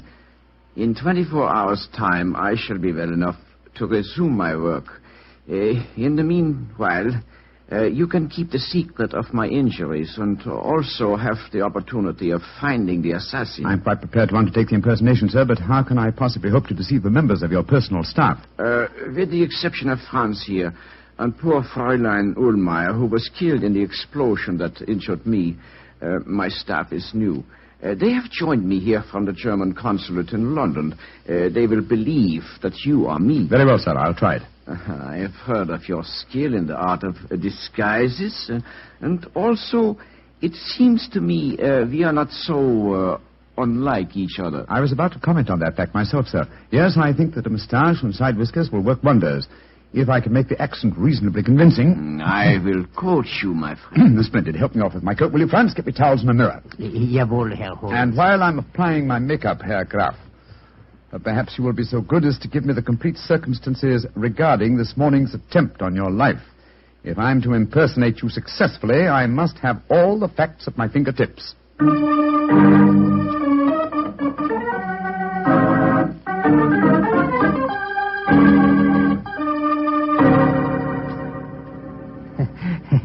Wunderbar. It is amazing, Herr Holmes.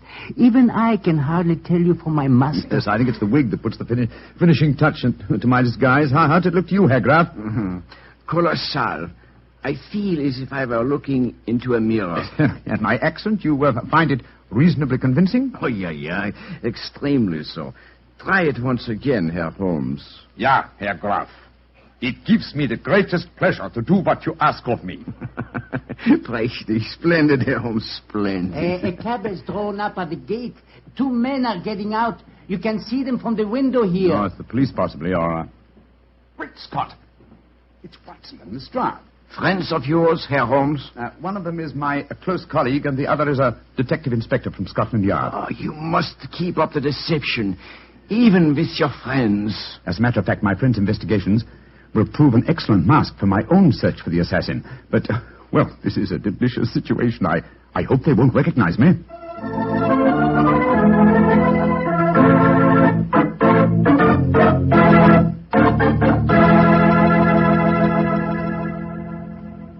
I am Graf Otto von Heldenstein, gentlemen. You wish to see me? How do you do, sir? My name is Watson, Dr. Watson, and this is Inspector Lestrade of Scotland Yard. How do you do, sir? Inspector.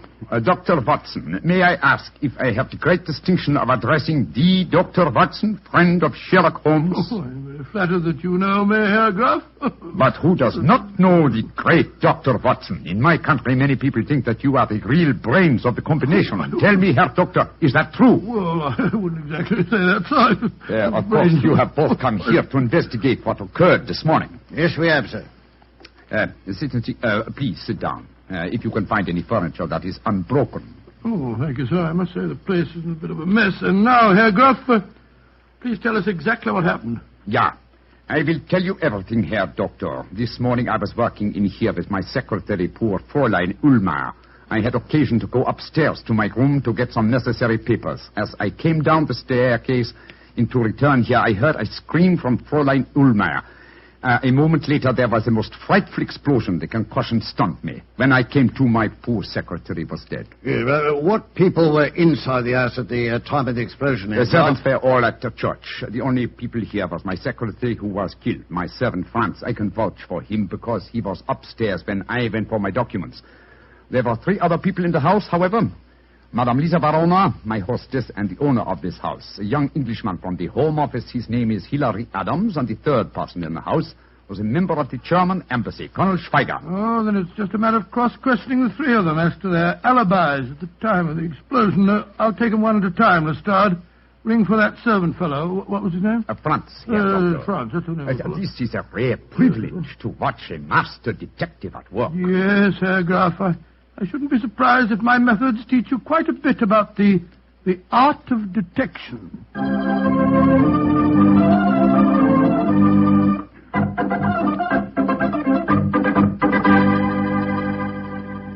Herr Dr. Watson, this is Colonel Schweiger of the German embassy. Where were you, Colonel Schweiger, when the explosion occurred this morning? I was discussing the military tactics of Clausewitz with one of the guards near the front gates. Yeah, well, what was the name of the guard, sir? Carter. Mr. Arthur Carter. Yeah, I'll check on that. Thank you, Colonel Schweiger. Please ask Madame Lisa Verona to come in, will you? Questions, nothing but questions. Leave me alone. I'm sorry, madam. All I want to know is where were you when the explosion occurred this morning? Where was I? In my boudoir, listening to that stupid babblings of the young Englishman, Hilary Adams. Herr Graf, when I offered you my house, I did not know that I would have to put up with the love-making of your staff. Everywhere he followed. No. Please don't get so excited, Madame Verona. Questions. Stupid young English puppies making calf eyes at me. My beautiful house blown to pieces, and all you do is... Mr. Adams, where were you when the explosion occurred? In Madame Verona's suite. You swear to that? Of course I do. You may ask her. I've already done so, sir. Thank you, Mr. Adams. Thank you. That's all. You may go.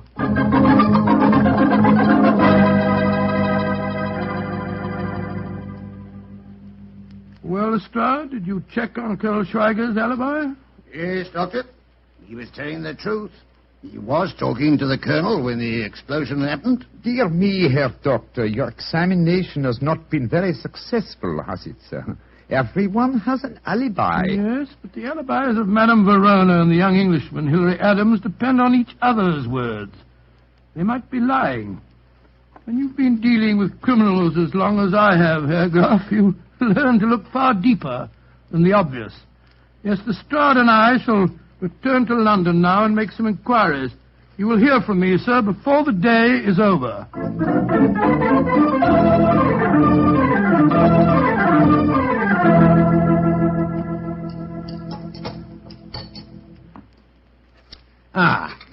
Yes. Well, I'm much obliged to you, Doctor, for a very nice meal.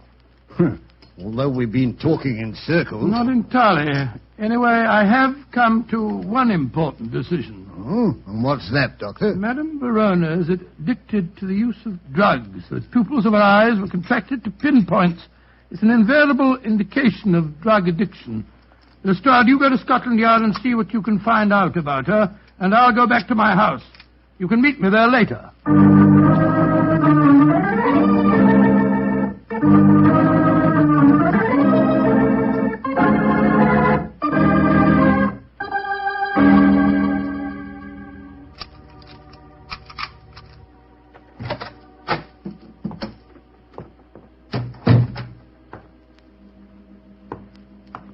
I wish Mary wasn't away. It's the cook's night out, confound it.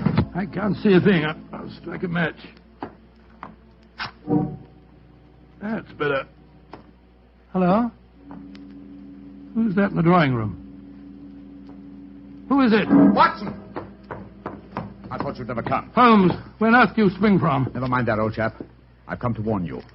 Keep out of the von Heldenstein business if you value your life. Well, how did you know that I was working on the case? I have time to tell you now, but I implore you. Keep out of it. There are dangerous forces at work.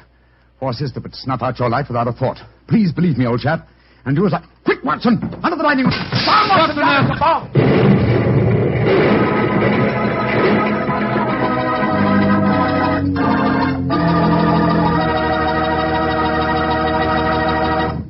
You'll hear the rest of Dr. Watson's story in just a few seconds. All the time I need to remind you that, what with this being National Wine Week, if you want to take a gift to a young lady, why not take her a bottle of Petri California Muscatel? Petri Muscatel is the kind of wine you'd serve a queen. That Petri Muscatel has the flavor of plump, sun-ripened Muscat grapes, and is it ever good? You couldn't ask for a more delicious after-dinner wine, or a more delicious wine to serve when company comes. Remember, it's Muscatel, but the important thing is, it's Petri. Petri Muscatel.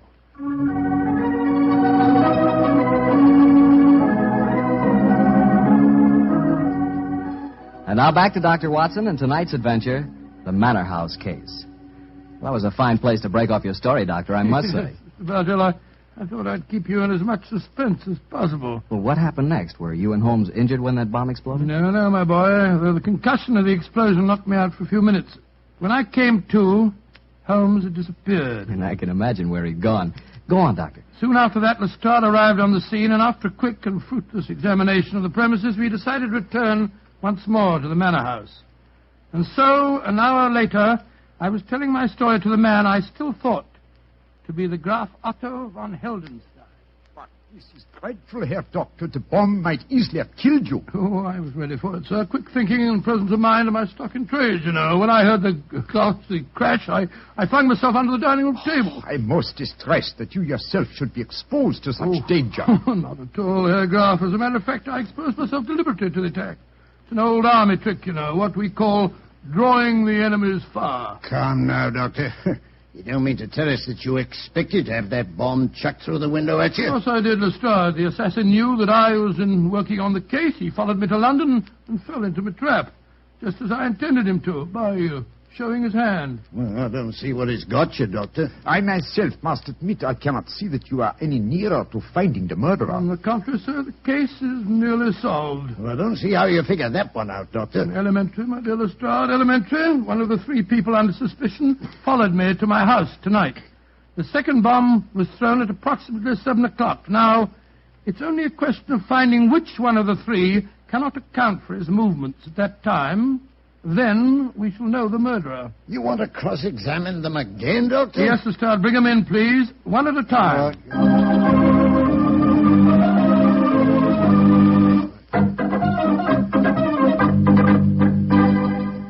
Colonel Schweiger, where were you at 7 o'clock tonight? Discussing the military tactics of Clausewitz with Mr. Carter of the Home Office Guards. Great Scott, that's what you were doing at 11 o'clock this morning, too. It would take many days of discussion for two students to appreciate all the subtleties of Clausewitz. Yeah, I'll check on that again, Doctor. Thank you, Mr. Odd. And please ask Madame Verona to come in, will you? Questions, and still more questions. Where was I 7 tonight, you ask me? I was listening to more babblings from that stupid young Englishman. Ask him for yourself. Mr. Adams, where were you at 7 tonight? With Madame Verona in her boudoir. There is a curious sameness about the pattern of life in this house, is there not, Herr Doctor? Well,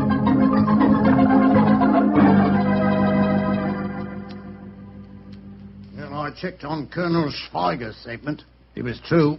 He was talking to Carter at 7 o'clock, all right. Well, could the other two account for themselves, Doctor? Oh, once again, they alibied for each other, but this time I begin to doubt them. Oh, why do you say that, Herr Doctor? Oh, I would accept Madame Verona's alibi for young Adams. Obviously, she loathes the boy and wouldn't perjure herself for him. On the other hand, he worships her, and I'm certain that he wouldn't have any scruples about lying to provide an alibi for her. Well, you got a point there, Doctor. Yes, I regard her with great suspicion. Yeah, come in. Yes, Mr. Adams? Dr. Watson, I've been worrying about Madame Verona. I was afraid you wouldn't believe my alibi for her. Indeed? I have another, an unbiased witness who can testify that Madame Verona was in this house at 7 tonight. Come in, Franz. Jawohl, gnädiger Herr. Franz, did you see Madame Verona at 7 tonight? Yeah.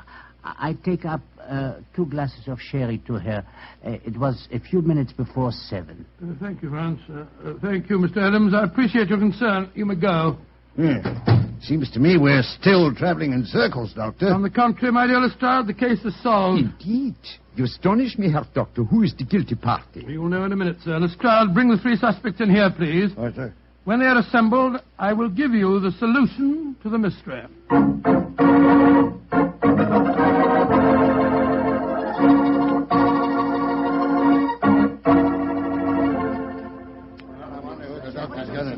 Ladies and gentlemen, the mystery is solved, and I must apologize for any little inconvenience that you've undergone. You, Madame Verona, you, Colonel Schweiger, and you, Mr. Adams, have all unshakable alibis. Therefore, the solution's obvious. As my dear friend Sherlock Holmes has often said, eliminate the impossible, and whatever remains, no matter how improbable, is the truth. Therefore, the only person that could have thrown both bombs is you yourself, Graf Otto von Heldenstein. By George, I believe you're right, Doctor. What have you got to say for yourself, sir? That I, too, Herr Doctor, have an unshakable alibi. Oh, what is it? I was with you, Herr Doctor, when the second bomb was thrown. What on earth are you talking about? I was alone, sir. Oh, come now, old fellow, that's not true. Holmes. What?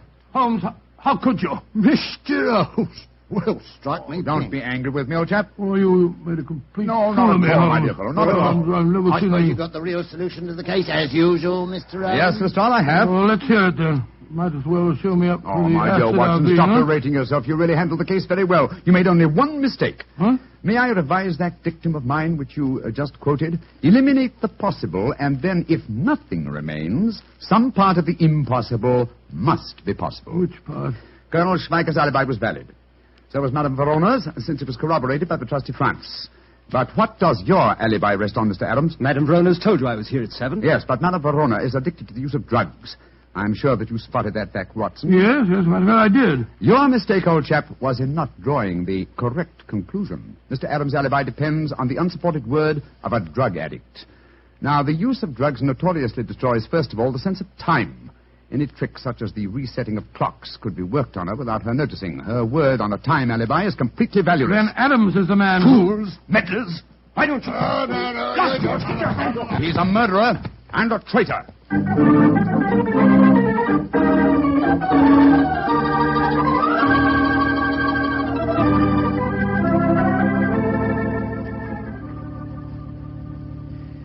Well, now that we're back in Baker Street, Watson, I may as well tell you that I had my suspicions of Adams from the first. You did? Why? Well, my brother Mycroft had told me that he was suspected of being a traitor at heart.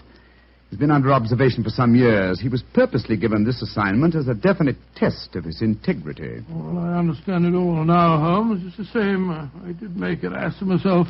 In front of Lestrade, too. Don't worry about it, old chap. Please don't worry. You always can correct that impression, you know. Yours will be the last word. Oh, how do you mean? Well, when you come to write this story in your memoirs, my dear fellow, you can always do a little, what shall we say, re-editing of your own part. Posterity never need know.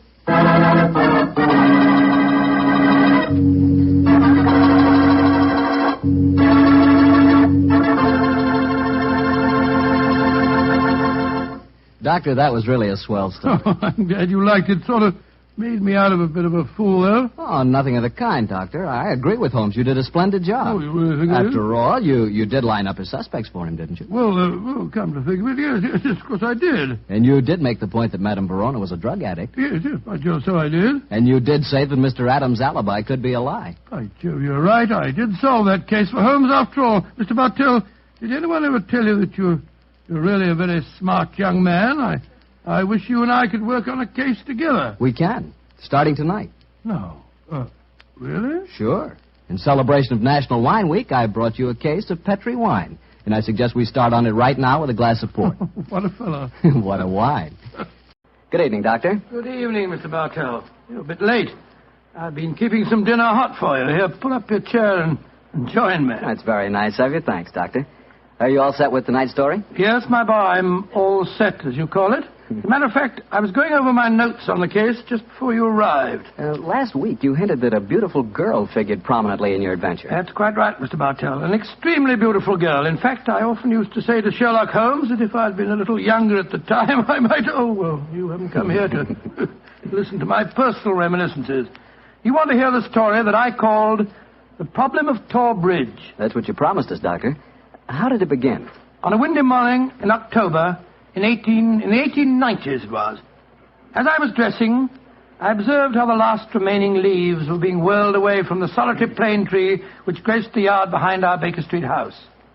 I descended to breakfast, prepared to find my companion in depressed spirits, for, like all great artists, he was easily impressed by his surroundings. But, to my surprise, he was in an unusually gay mood. As I entered the room, he looked up at me and, with a smile, my dear fellow. Hope you slept well. Splendidly, thank you, sir. I'm so glad. Well, you're very solicitous this morning. I think you must have got a new case. Am I right? The faculty of deduction is certainly contagious. Yes, I have a new case. After a month of trivialities and stagnation, the wheels revolve once more. Good. Tell me all about it. Well, as yet, there isn't much to tell. Have you ever heard of Neil Gibson? Neil Gibson? Oh, yes, it has something to do with gold mining, isn't he? A great deal to do with it, my dear fellow. In fact, he's considered the greatest mining magnate in the world. About 5 years ago, he bought a large estate in Hampshire. Perhaps you've read of the tragic death of his wife. Oh, yes, of course. I remember the case now. She was murdered by a jealous governess who was in her employ, wasn't she? That point will be decided when the lady in question, Grace Dunbar, I believe her name is, comes up for trial at the forthcoming Winchester Assizes. In any case, it's hard for me to see what I can do for my client at this late date. Your client? Oh, yes, I forgot. I hadn't told you. I'm getting into your involved habit of telling a story backwards. Better read this letter. Came this morning. Oh, let's have a look. Dear Mr. Sherlock Holmes, Miss Dunbar is innocent. I can't see the finest woman in the world go to her death without doing everything possible to save her. I shall call on you at 10:30 tomorrow morning to discuss the matter. Yours faithfully, Neil Gibson. Good gracious me. There you have it, Watson. That is the gentleman I'll wait. Do you know anything about his dead wife?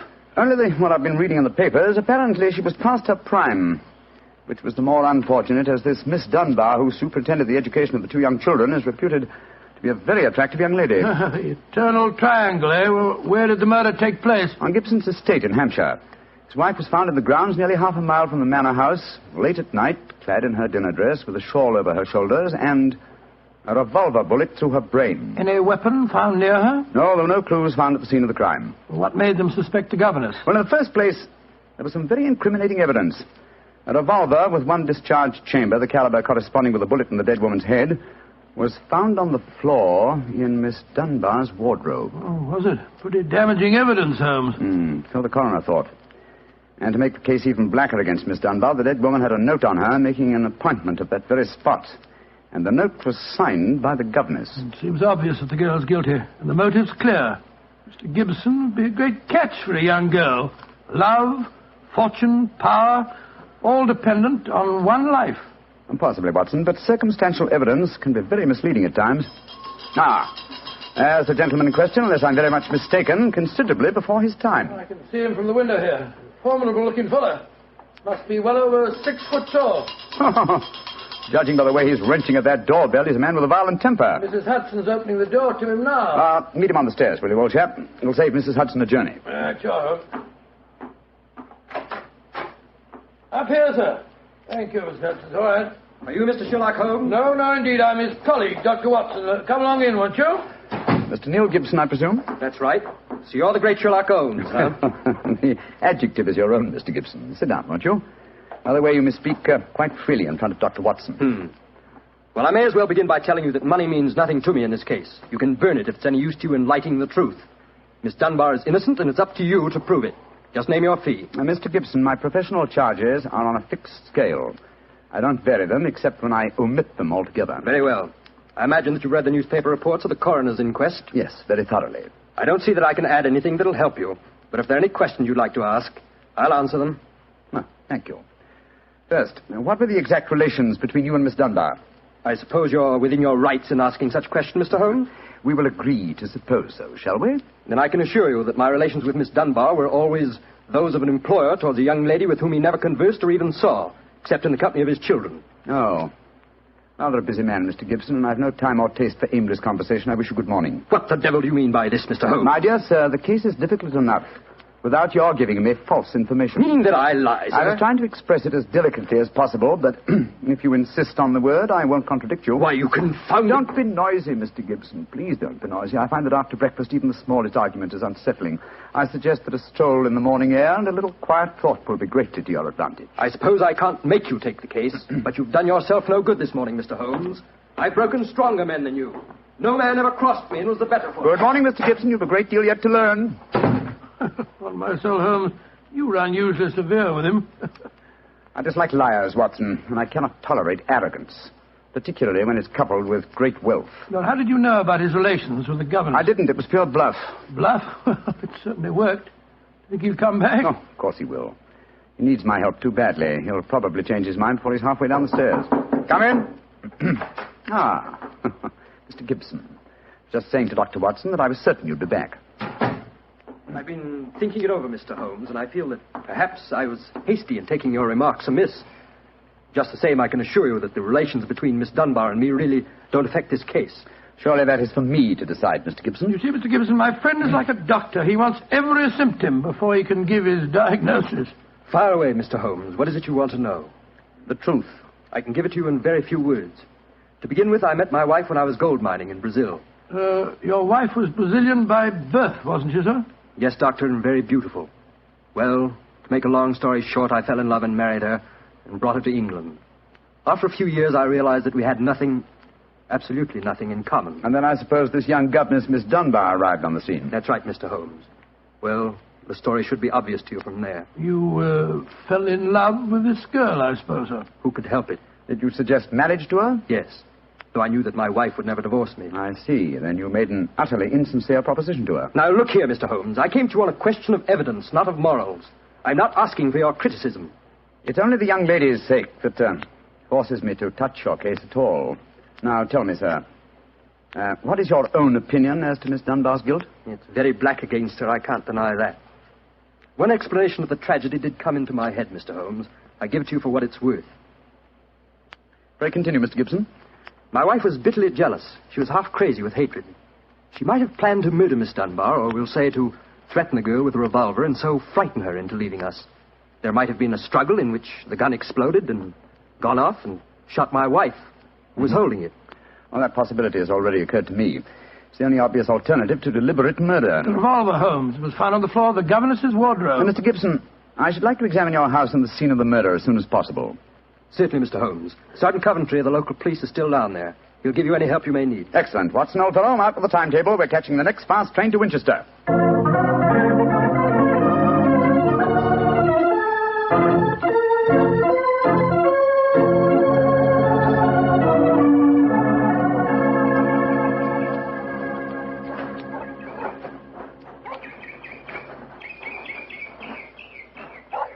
So if I have to have someone else on the case, I'd rather have you, Mr. Holmes. The yard gets called in, then we local police loses all credit for success. generally gets blamed for the failures. Now I've heard that you play straight. I don't appear in the matter at all, Sergeant Coventry. If I can clear it up, I don't ask to even have my name mentioned. Well, that's handsome of you, I'm sure, and I know your friend Dr. Watson can be trusted, too. Oh, don't worry, my dear fellow. We won't steal any of your thunder. Oh, that's nice and friendly of you, Doctor. Well, come on, gentlemen. I'll walk you down to the bridge. That's where we found Mrs. Gibson's body. It's not far from the house here. Well, I must say, Mr. Gibson has a beautiful estate. It must be 60 or 70 acres. Oh, nearly twice that, Doctor. The woods back of the house there belongs to him, too. Mr. Holmes. Yes, Sergeant? There's a question I'd like to ask you. A question I wouldn't ask anyone else. Then please ask it. Don't you think there might be a case against Mr. Gibson himself, sir? I've been considering that possibility. That there, Miss Dunbar's a bit of all right. If you ask me, he wanted his wife out of the way, and the pistol she was shot with was his pistol, you know. Oh, was that fact proven? Yes, Doctor. It was one of a pair that he had. One of a pair? Where's the other? Well, Mr. Gibson has a lot of firearms. We never quite matched that particular pistol. But the box was made for two. Well, if it was one of a pair, surely you'd be able to match it. Well, we have them all laid out at the house if you want to look them over. We'll do that later. This, I presume, is Thor Bridge. That's right, sir. Found Mrs. Gibson's body lying right here at the approach to the bridge. I see. I gathered from the newspaper reports that the shot was fired at very close quarters. Yes, sir, very close. Near the right temple, wasn't it? Just behind it, sir. How did the body lie, Sergeant? Oh, on spec, Doctor. No trace of a struggle, no marks, no weapon. The note from Miss Dunbar was clutched in her left hand. Clutched, you say? Yes, sir. We could hardly open the fingers to get at it. Ah, that's of greatest importance. It excludes the idea that anyone could have placed the note there after death in order to furnish a false clue. What did the note say, Sergeant? Little enough, Doctor. It just said, I will be at Tor Bridge at 9 o'clock, and it was signed Grace Dunbar. Did Miss Dunbar admit writing it? Oh, yes, sir. What was her explanation? She wouldn't say nothing. Said she was saving her defense for the trial. Yes, it seems odd that Mrs. Gibson was still clutching that note. Seems perfectly natural to me. Oh, come now, old fellow. Argue the thing out logically. If the letter is genuine, it was certainly received sometime before the tragedy, say an hour or two. Why, then, was the dead woman still clasping it in her left hand? Why should she carry it so carefully? She certainly didn't need to refer to the note at all at the interview. Doesn't it strike you as rather strange? Well, now you put it that way, it does seem a little peculiar. Hello. Did you notice this, Sergeant? Oh, you mean that chip out of that stone on the underside of the parapet of the bridge, sir? Yes, I noticed it. Didn't think nothing of it, though. It's a very large chip. Yes, but it's been done recently. That is how the stonework is white just here. It took some violence to do that. Hand me your cane, Watson, will you? Here you are, fella. Thanks. Yes. It's a hard knock. And in a curious place, too. But it's 15 feet from where we found the body, Mr. Dow. Yes, Holmes, I don't see how it could have any connection with Mrs. Gibson's murder. Possibly it hasn't. But it's a point worth noting.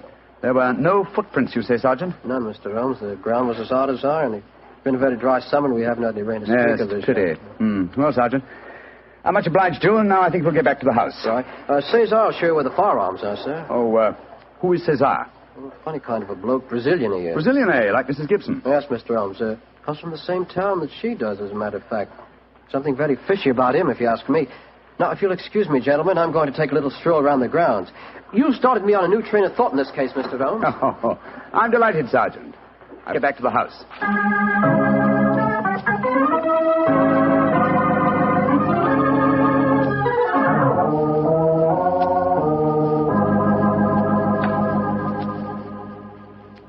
I see. And these are all the firearms in Mr. Gibson's possession, eh, Cesar? Except for the revolver that is missing from the case. Yes, so I say I see him. I've never seen such a collection of guns and revolvers in my life. Mr. Gibson had many enemies, senor. He always sleep with a loaded pistol beside his bed. He's a man of great violence. There have been times when all of us were afraid of him. Did you ever witness physical violence towards Mrs. Gibson? No, senor. I cannot say that I have. But I have heard him say many terrible things to her. He would taunt her in front of we servants. I have heard him do it many times. Thank you, Cesar. That will be all. Muito bem, senor. You know, Holmes, I still think the case against Miss Dunbar looks very black. I should agree with you if it were not for one fact. The finding of the revolver in her wardrobe. On the soul, Holmes, that seems to me the strongest evidence of all. I think not, old chap. Huh? We must look for consistency. Where there is a want of it, we must suspect deception. I don't quite follow you. Suppose for a moment that we visualize you in the character of a woman who, in cold, premeditated fashion, is about to murder a rival. You've planned it. A note has been written. The victim has come. You have a weapon. The crime is well done. It has been workmanlike and complete. You mean to tell me that after carrying out so crafty a crime, you'd be so stupid as to forget to fling the incriminating revolver to the bottom of the stream? Or perhaps in the dense reeds that border it? Would you carefully carry it home and put it in the first place that would be searched? Your wardrobe? Well, perhaps in the excitement of the moment one... No, my dear chap, I won't admit that's even possible. When a crime is coolly premeditated, then the means of covering it are coolly premeditated also. Well, then if Miss Dunbar didn't shoot Mrs. Gibson, who the devil did? I hope I can give you the answer to that question, Watson, when we've made one further visit. Oh, Lord. Where are we going now? To prison, old chap. Prison? Yes, we're going to Winchester Prison to call on Miss Dunbar. I'm certain that the key to this strange mystery lies in her hands.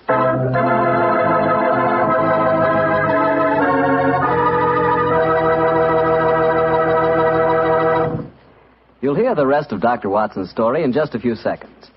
Just time enough for me to remind you that the easiest way to make good food taste better is to serve that good food with a good Petri wine.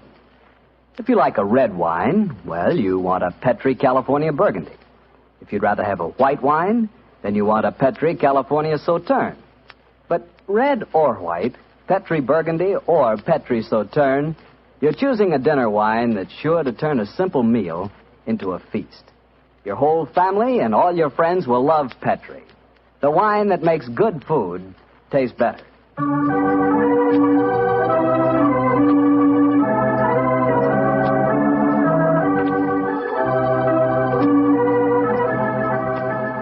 And now back to Dr. Watson and tonight's Sherlock Holmes adventure, The Problem of Tor Bridge. Well, Doctor, did you go to Winchester Prison and see Miss Dunbar? We did, Mr. Bartell. An hour later, I found the two of us sitting in a dank and gloomy cell, talking to one of the most beautiful girls that I've ever seen. Her bright, flashing eyes and her air of quiet confidence seemed sadly out of place in such a setting. Holmes spoke to her quietly, soothingly. Dunbar, tell us of your true relations with the dead woman. She hated me, Mr. Holmes. She hated me with all the passion of her distorted mind. Please tell us exactly what happened on the evening of Mrs. Gibson's death. Well, I received a note from her in the morning. A note imploring me to meet her at the bridge after dinner that night. She said she had something important to say to me. Did you keep that note, Miss Dunbar? No, Doctor. She asked me to destroy the note, so I burned it in the schoolroom grate. I saw no reason for such secrecy, but, well, I did as she asked. And yet she kept your reply very carefully. It's interesting. Tell me what happened when you met her that night. When I reached the bridge, she was waiting for me. I won't tell you what she said, but she poured out her whole wild fury in burning, horrible words. I didn't answer. I couldn't. It was dreadful even to look at her. She was like an insane woman, standing there screaming disgusting insults at me. I put my hands to my ears and rushed away. Where was she standing when you left her? Within a few yards of the spot where her body was found later. And yet, presuming she met her death shortly after you left her, you heard no shot. No, I heard nothing. But I was so upset, Mr. Holmes, that I rushed straight back to my room. Did you leave it again that night? Yes. When the alarm came that Mrs. Gibson was dead, I ran out with the others. Did you see Mr. Gibson? Yes, Doctor. He had just returned from the bridge when I saw him. He had sent for the doctor and the police. This pistol that you found in your room, have you ever seen it before? Never, Mr. Holmes, I swear it. When was it found, Miss Dunbar? Next morning, when the police made their search. It was on the floor of my wardrobe where I keep my shoes. You had no idea how long it had been there? Well, it hadn't been there the morning before. How do you know? Because I had tidied up the wardrobe that day. I see. Then someone must have come into your room and placed the pistol there in order to incriminate you. I'm certain of it. When could they have done that? Well, it could have been at meal times, or when I was in the schoolroom with the children. Yes. Miss Dunbar, on examining the scene of Mrs. Gibson's death, I noticed that a piece of stonework on the underside of the parapet of the bridge had been broken away. Can you suggest any possible explanation for that? Oh, surely it must have been a mere coincidence, Mr. Holmes. Possibly. But why should it appear at the very time of the tragedy and at the very place? Could it possibly be that... Why, yes, of course. Idiot. Why didn't I think of it before? Come along, Watson. Where are we going, Holmes? Back to Thor Bridge, old fellow. As fast as we can get there. What have you found out, Mr. Holmes? The answer to this mystery, I hope, my dear young lady. You will get news before the day is out. And meanwhile, take my assurance that the clouds are lifting and that the light of truth is breaking through.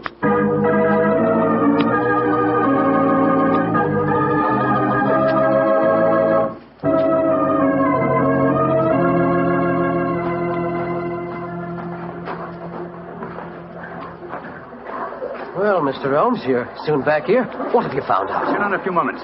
You got my message? Oh, yes, sir. Here you are. Ball of twine. What you wanted for, I can't imagine. You'll soon see, Sergeant. Watson, I have some recollection that you usually go armed on these excursions of ours. Yes, I'm carrying my revolver. Why? Give it to me, old chap, will you? Thanks. I believe your revolver may have a very intimate connection with the mystery we're investigating. You're joking. Now, Watson, I'm very serious. Huh? I have a test to make. If the test is successful, Miss Dunbar will be free before nightfall, and the test will depend on the conduct of this revolver of yours. Yes, I'll take the precaution of unloading it. Uh-huh. There we are. Now, Sergeant, ball of twine, please. Wish I knew what you was up to, sir. I tie one end of the twine like this to the handle of the revolver. So. Sergeant, see if you can find me a heavy stone, will you? Oh, right, you are, sir. Holmes, what are you doing? Trying to reconstruct the killing of Mrs. Gibson. But you've seen me miss the mark before, Watson. I have an instinct for such things, and yet it has sometimes played me false. It seemed a certainty when it first flashed across my mind in Miss Dunbar's cell. But one drawback of an active mind is that one can always conceive alternative explanations which would make our scent a false one. And yet, oh well, we can but try. Here's a nice stone, Mr. Holmes. Thank you, Sergeant. Yes, now, sir. I tie the other end of the twine to the stone. Wait a minute. Like that. Splendid. Sergeant, will you please take the stone and stretch the twine across the parapet of the bridge there, so that the stone will swing just clear of the water on the other side of the bridge? Right, sir. I'll stand on the spot where Mrs. Gibson's body was found. That's it, Sergeant. Over the parapet. How's that, Mr. Holmes? The stone swinging about 8 feet above the water. Splendid. Now, Watson, watch closely. I raise the revolver to my head. Careful, Holmes, careful. Don't worry, old chap's not loaded. Now, let us imagine I am the late Mrs. Gibson. I raise the revolver to my head and fire it. Instantly, my fingers release their grip and... There's your answer, Watson. Great Scott, the revolver flashed back out of your hand, struck the parapet of the bridge, and then the weight of the stone flipped it over into the water. Was there ever a more exact demonstration? Come on, old fellow. You're a blooming magician, Mr. Holmes. That's what you are. A blooming magician. Look at that. Observe the second chip on the stonework, the parapet here. Same size as the first. And the murder of Mrs. Gibson... Wasn't murder at all. It was suicide. What? We can follow the various steps quite clearly. A note was extracted very cleverly from Miss Dunbar, a note which made it appear that she had chosen the scene of the crime. Mrs. Gibson, in her anxiety that the note should be discovered, somewhat overdid it by holding it in her hand to the last. That alone should have excited my suspicions earlier than it did. So she stole one of her husband's revolvers and planted the other one in Miss Dunbar's wardrobe. Exactly. After discharging one of the cartridges, which you could easily do in the woods without attracting suspicion, she then went down to the bridge, where she contrived this exceedingly ingenious method of getting rid of her weapon. When Miss Dunbar appeared, she used her last breath in pouring out her hatred, and then, when the girl had left, carried out her terrible purpose. Then the missing revolver... You'll find it with the aid of a grappling hook at the bottom of the stream, and also the stone and the string, with which this vindictive woman attempted to disguise her own crime and fasten a charge of murder on an innocent victim. Yes, Sergeant, and don't forget while you're at it that my revolver's down there, too. No, don't worry, Doctor. I'll get some grappling hooks right away. I must say, Holmes, you've solved this case brilliantly. Quite brilliantly. I disagree, old chap. And I fear that you will not improve my reputation by adding the case of the Tor Bridge mystery to your annals. Oh, nonsense, but that's ridiculous. Oh, no, it isn't, old boy. I've been sluggish in my mind and wanting in that mixture of imagination and reality which is the very basis of my art. I confess that the chip in the stonework was a sufficient clue to suggest the true solution, and I blame myself for not having attained it sooner. Well, Holmes, personally, I agree with the sergeant's opinion of you. Oh? What was that, old fellow?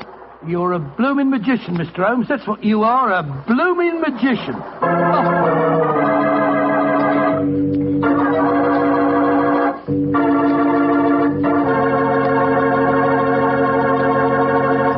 Well, Doctor, Holmes really was a magician. That is, if you did find Mrs. Gibson's revolver and your own in the string. Oh, we found them all right. You don't think I'd tell you the story otherwise, do you? What do you take me for, anyway? Well, now that you ask, I'll tell you. I take you for a very charming gentleman, a wonderful storyteller, and a fine host. Oh, that's very nice. Really, Well, you are a gentleman of the old school. And you do tell a fine story. You flatter me, you... And you are a perfect host. That meal we had tonight was wonderful. Oh, it was, eh? And, that wine, what kind was it? It was Petri wine, and you know it. And I should have known that you were leading up to something. Mr. Bartell, you should be ashamed of yourself. You will do anything to get a chance to talk about Petri wine. Oh, I can't say I don't blame you. Well, honestly, Doctor, I meant everything I said. But you don't really want me to stop talking about Petri wine, do you? And now let's look in on our good friend Dr. Watson and see if he's expecting us. Come in, Mr. Bartell. You're just the man I've been expecting. How are you, Dr. Watson? It's good to see you again. Thank you, my boy. It's very nice to see you again, too. I've missed our Monday night visits during the last 3 months. Sit yourself down. Would you care to join me in a glass of port? Thanks, Doctor. That'd be nice. You know, it seems to me after our summer vacation, a toast to the great Sherlock Holmes would be in order. That's an excellent idea. Here you are, young fellow, my lad. Thanks. You propose the toast, Doctor. To Sherlock Holmes, master detective and loyal friend, whose adventures have brought considerable, shall we say, fame to a certain retired doctor now living in Northern California. I'll drink to that. Well, now, suppose I might as well get on with tonight's story. Which particular adventure have you selected, Doctor? One that I call The Limping Ghost. Sounds exciting. And, as usual, you find me saying, how did it begin? In Baker Street on a windy December evening at the turn of the century. A young, white-faced boy sat in front of our blazing fire. And as he told us his strange story, the flickering firelight danced weird patterns on the walls. The young man was Alexander McMorris, the 7th Earl of Lochnair. The Earl of Lochnair? Say, didn't I read in the papers the other day that the 8th Earl of Lochnair had been killed in an airplane accident? Quite right, my boy. Even in this day and age, the tragic history of violent death seems to dog the footsteps of the Lochnair family. But to return to my story. On that December night in 1900, we heard the whole history of the limping ghost of Lochnair. The first Earl had lost a foot at the Battle of Flodden Field in 1513. In spite of this terrible handicap, he fought on valiantly until he died on the battlefield from loss of blood. From then on, right until the time this story begins, the limping ghost, clad in a suit of armor, always appeared at Lochnair Castle before and after the death of the current Earl. Yes, Mr. Bartell, it was a strange story that Sherlock Holmes and I listened to that night. A story of death and horror over the centuries, punctuated by the limping clank of ghostly armor.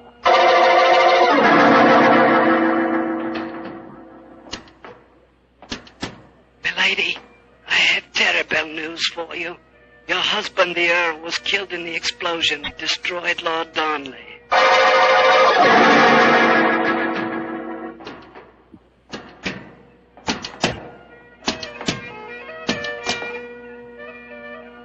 Milady, the Guy Fawkes plan to blow up the Houses of Parliament has failed. Your husband is in the Tower of London.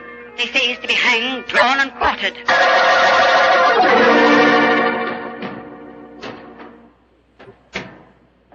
Madam, I regret to inform you that your husband, on my instructions, has been arrested for murder. I have no doubt that he will hang. And that's the story of the Lochnairs, Mr. Holmes. You were instrumental in sending my great uncle to the gallows, a fate which he richly deserved, I'm told. So it seemed only natural to come here to Baker Street and consult you now that I'm in trouble. I shall be most happy to do anything I can to help you, sir. I don't remember anything about your sending the Earl of Lochnair to the scaffold, Holmes. Well, he did, Dr. Watson. Mm-hmm. And the servants have always sworn the ghost really did walk at midnight on the day that he was hanged. Indeed. Now, sir, I suggest that you tell us what problem brought you here. The ghost is walking again, Mr. Holmes. You know what that means. According to the legend, that the present Earl will die. Exactly. And as I'm the present Earl, you can see why I'm rather worried. Am I to understand that you've actually seen this ghost yourself? Yes, Mr. Holmes. The night before last, Betty, well, that is, Miss Noel and I were sitting in the dining hall in front of the fire when we heard a strange sound up in the musicians' gallery.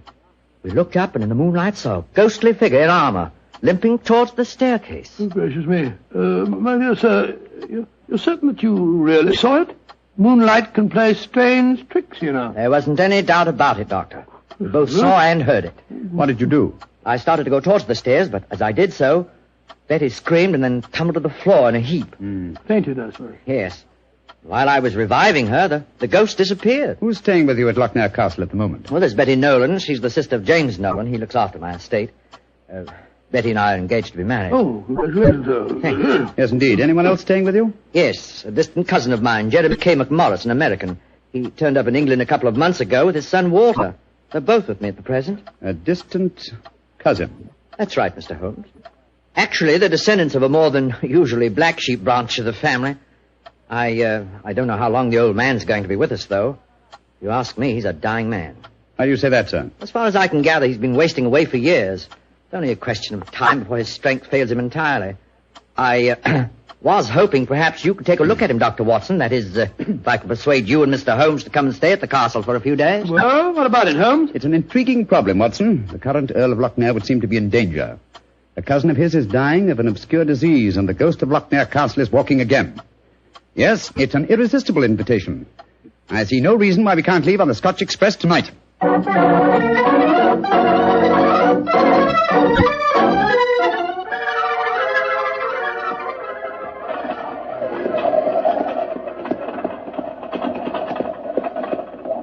been quite a heavy fall of snow here in your absence, young man. Quite so, and judging from the colour of the sky, there's more to come.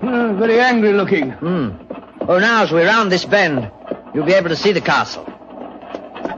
Ah, yes. There you are, gentlemen. Magnificent. Yes, it's a fine place, all right, Doctor, though it cost me a great deal in upkeep. As a matter of fact, I only have one wing open. It's always been something of a problem to get servants to come and live here. See, the local villagers have a great respect for the Lochnair ghost, you know. What servants do you have at the castle at present? A cook housekeeper, Mrs. McClintock, fine old lady who's been with me for 6 years now. And then there's old Tammas. He served my family for as long as I can remember. Well, as a matter of fact, there he is now. Hello, Tammas. I'm glad to see you back, my lord, and that's a fact. Oh, thank you, Tammas. Oh, these gentlemen are Mr. Sherlock Holmes, Dr. Watson. Good day to you, gentlemen. How do you do? Good day, Thomas. Good day. Before I take the trap round to the stables, I may as well break the news to you. Yes? What's happened, Tammas? It's your cousin, my lord. Poor old Mr. McMorris. He's dead. What? Died early this morning.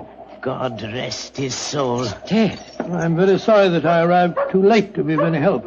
Well, thank you for telling me, Tammas. Well, you may take the trap round now. Aye, sir. I'll bring the baggage up later. So he's dead. Well, I can't say it's unexpected, but it is a shock, nevertheless. I'm sure that it must be, particularly as you yourself told us you saw the ghost of Lochnair the night before last. In which case, Watson, I think we may reasonably expect another visitation. Perhaps before the night is over. Shall we go in?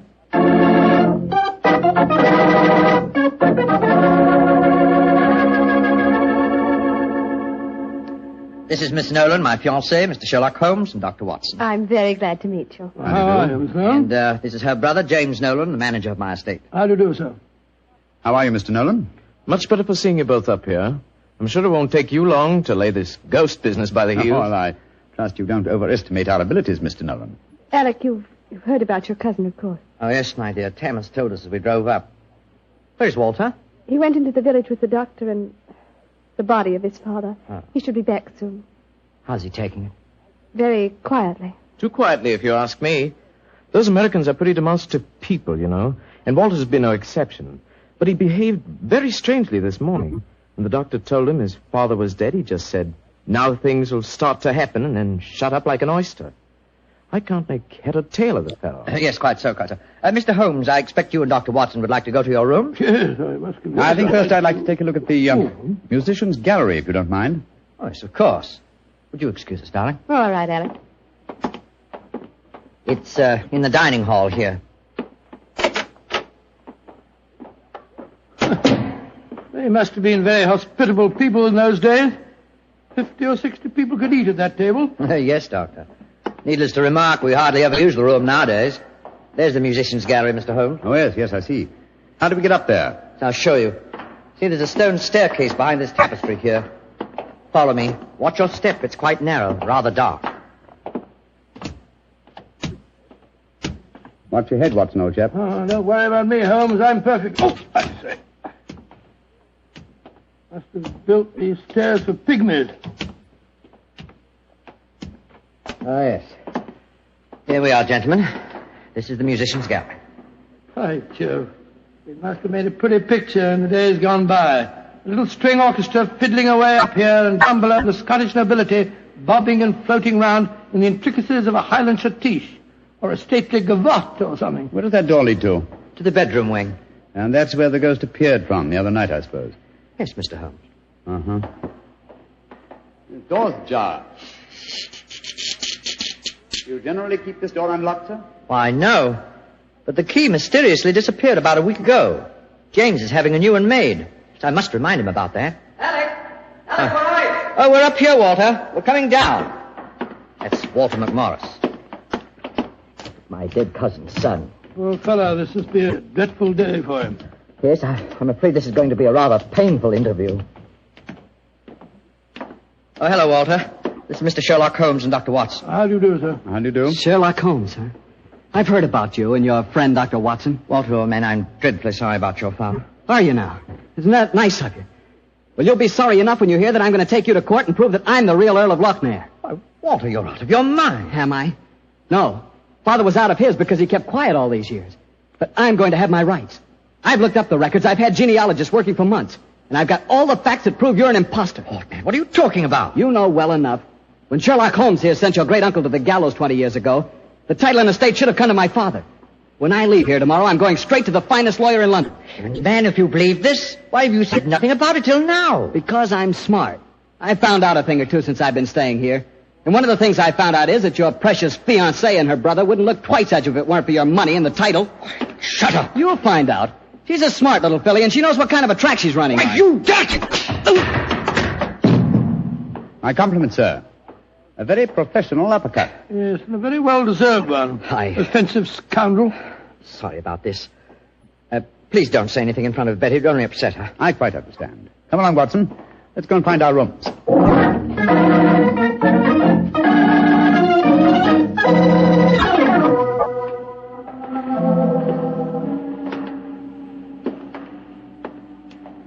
Holmes, it's nearly dinner time. Why are we wandering about here in the dark instead of having a glass of sherry with the others in the library? I'm a conscientious practitioner, Watson. I like to earn my fees. It occurred to me that a further examination of this dining hall might prove profitable. Well, personally, Holmes, I think you're wasting your time on this case. What makes you think that, old chap? It's perfectly obvious that young American fellow was impersonating the ghost a few nights ago. He knew his father was going to die, and he wanted to build up the legend so as to make his own claim seem more believable. Well, that's very sound reasoning, Watson. Though to be logical in his deception, he should repeat the performance now that his father is dead. Well, ghosts only walk at midnight, so why don't we go and have a glass of sherry? Shh. What is it, Holmes? Someone's coming in from the library. The lighted candle. Yes? Who is it?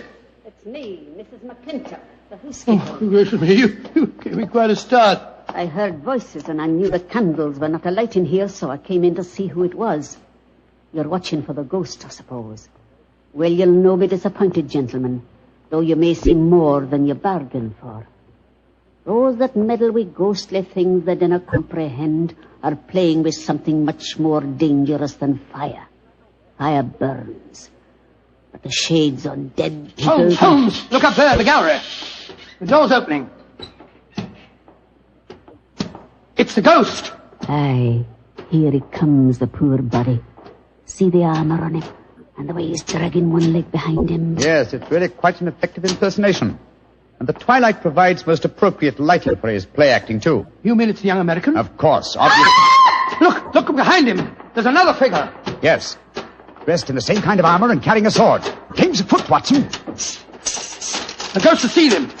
He's turning. The second figure's raising his sword. Look out!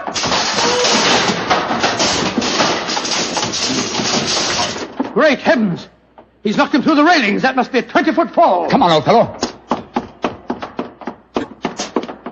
Help me open his visor. Just a minute. Yes. It's Walter McMorris, the American. Though from the angle of his head, I would suggest that it might be the late Walter McMorris, eh, Watson?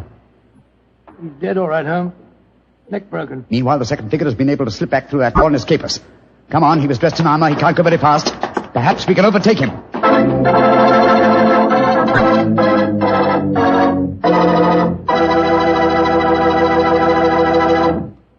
Dr. Watson's story will continue in just a few seconds, which is all the time I need to tell you about Petri California Muscatel.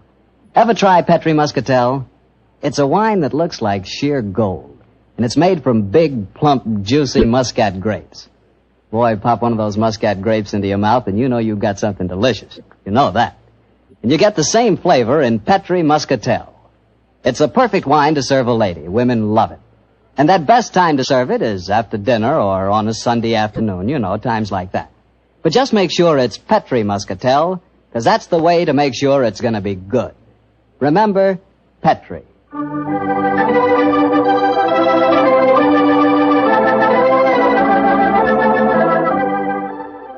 And now back to tonight's new Sherlock Holmes adventure and the story of the Limping Ghost of Lochnair.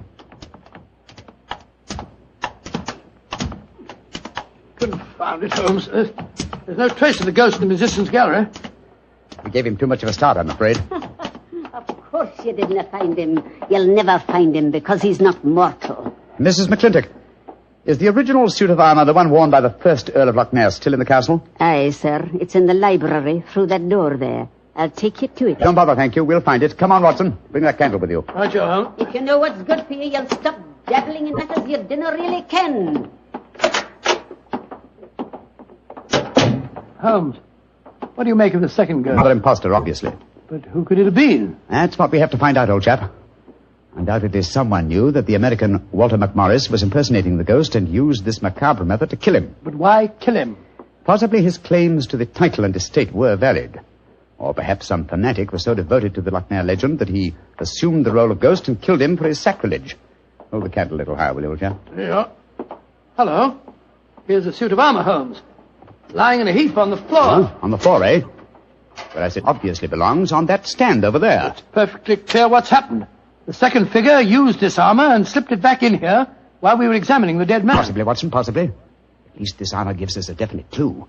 But it limits the field of possible suspects. How do you mean, Holmes? Well, it's an interesting fact that the human race has grown definitely larger in the past 400 years.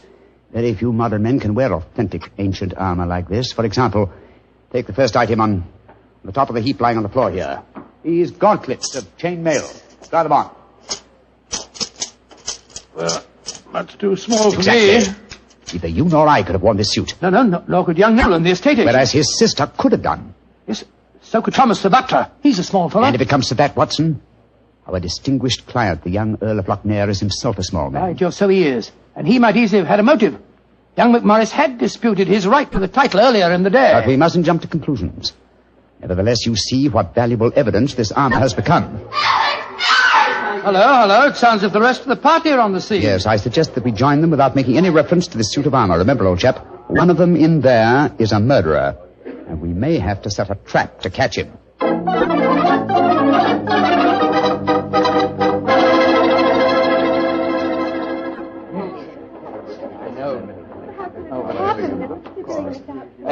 Are you sure he's dead, Dr. Watson? There's no doubt about it. His neck was broken instantly by the fall. It's dreadful. Father and son both dying on the same day. And you said the real ghost came up behind him, Mr. Holmes, and struck him so they crashed through the railing up there. I said another figure dressed in armor killed him, Mr. Nolan. 'Twas a real ghost. I saw him with my own two eyes. He killed that man for trying to bring shame on the name of Lochnair. Shouldn't we get into touch with the police? How can I get a message to them tonight? Have you looked outside? We're almost completely snowed in. Snowed in? Oh, Alec, I'm frightened. Hush, darling. There's nothing to be afraid of anymore. No, at least we have the assurance that the ghost will not limp again. Why? Well, the murderer has no further motive for impersonating the ghost. To walk now would be to support the dead American's claims. No. We shall spend a quiet night, and tomorrow I shall communicate with the proper authorities as to my quite definite notions regarding the murderer's identity. But if the ghost should walk again, Mr. Holmes? Well, then, sir, I shall know that at last I've encountered a truly supernatural crime and shall retire from the practice of detection.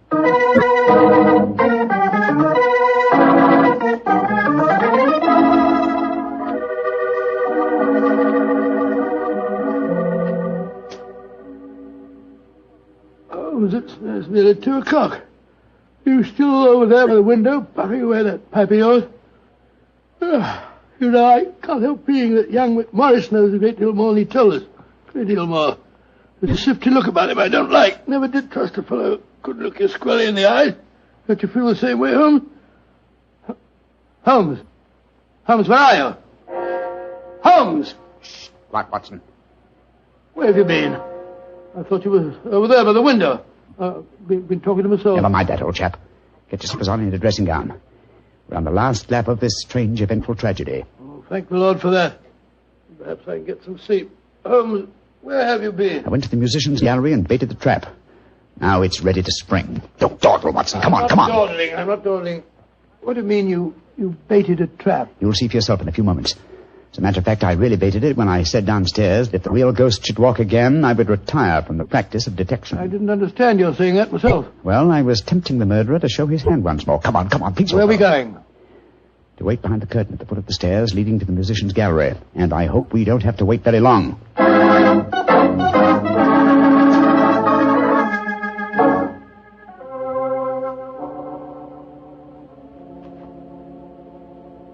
Holmes, I'm getting a crick in my neck trying to peer through this wretched curtain. How much longer do we have to wait? Until our murderer arrives. Are you certain he'll come? Not certain, but hopeful. Extremely hopeful. You know who it is, don't you? Yes. But my proof is too thin for a court of law. I must catch him in the act. Here he comes. Splendid. Let's go up and grab him. No. They walk into my trap. He's coming towards the head of the stairs. Oh! Great Scott! Exactly. A simple piece of wire stretched across the gallery is remarkably effective, even with ghosts. Come on, Watson. Help me off with this visor. There we are. Good Lord, it's James Nolan. Exactly. What happened? You walked into a simple trap, my friend. I'm afraid the next trap will be more lethal, for it will undoubtedly prove to be the one beneath the gallows.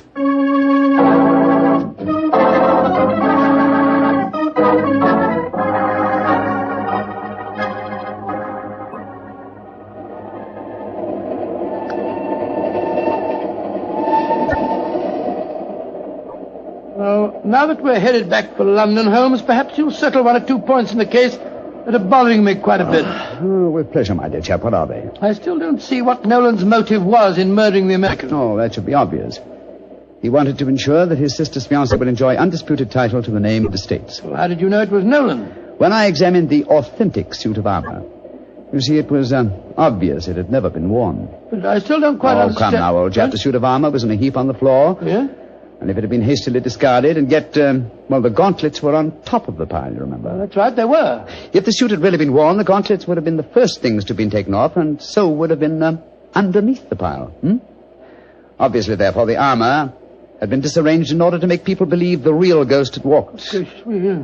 After the American's death, the suspects were four. Miss Nolan, her brother, Thomas, the butler, and the Earl himself. Well, I ruled out Mrs. McClintock because, you remember, she was standing behind us at the time of the murder. Well, I'm beginning to understand. All the suspects except Nolan were small enough to have worn the armor. That's right. Therefore, only he could have pretended to use it. Pretended? But he did use it. Oh, no, my dear fellow. Undoubtedly, he procured a similar one of modern manufacture. An amazing case, Holmes. An interesting one, at any rate. And once again, old fellow, I'm forcibly reminded of an old Scottish litany. Scottish litany? Which one's that? Oh, you remember it. From ghoulies and ghosties and long-legged beasties and things that go bump in the night. Good Lord deliver us.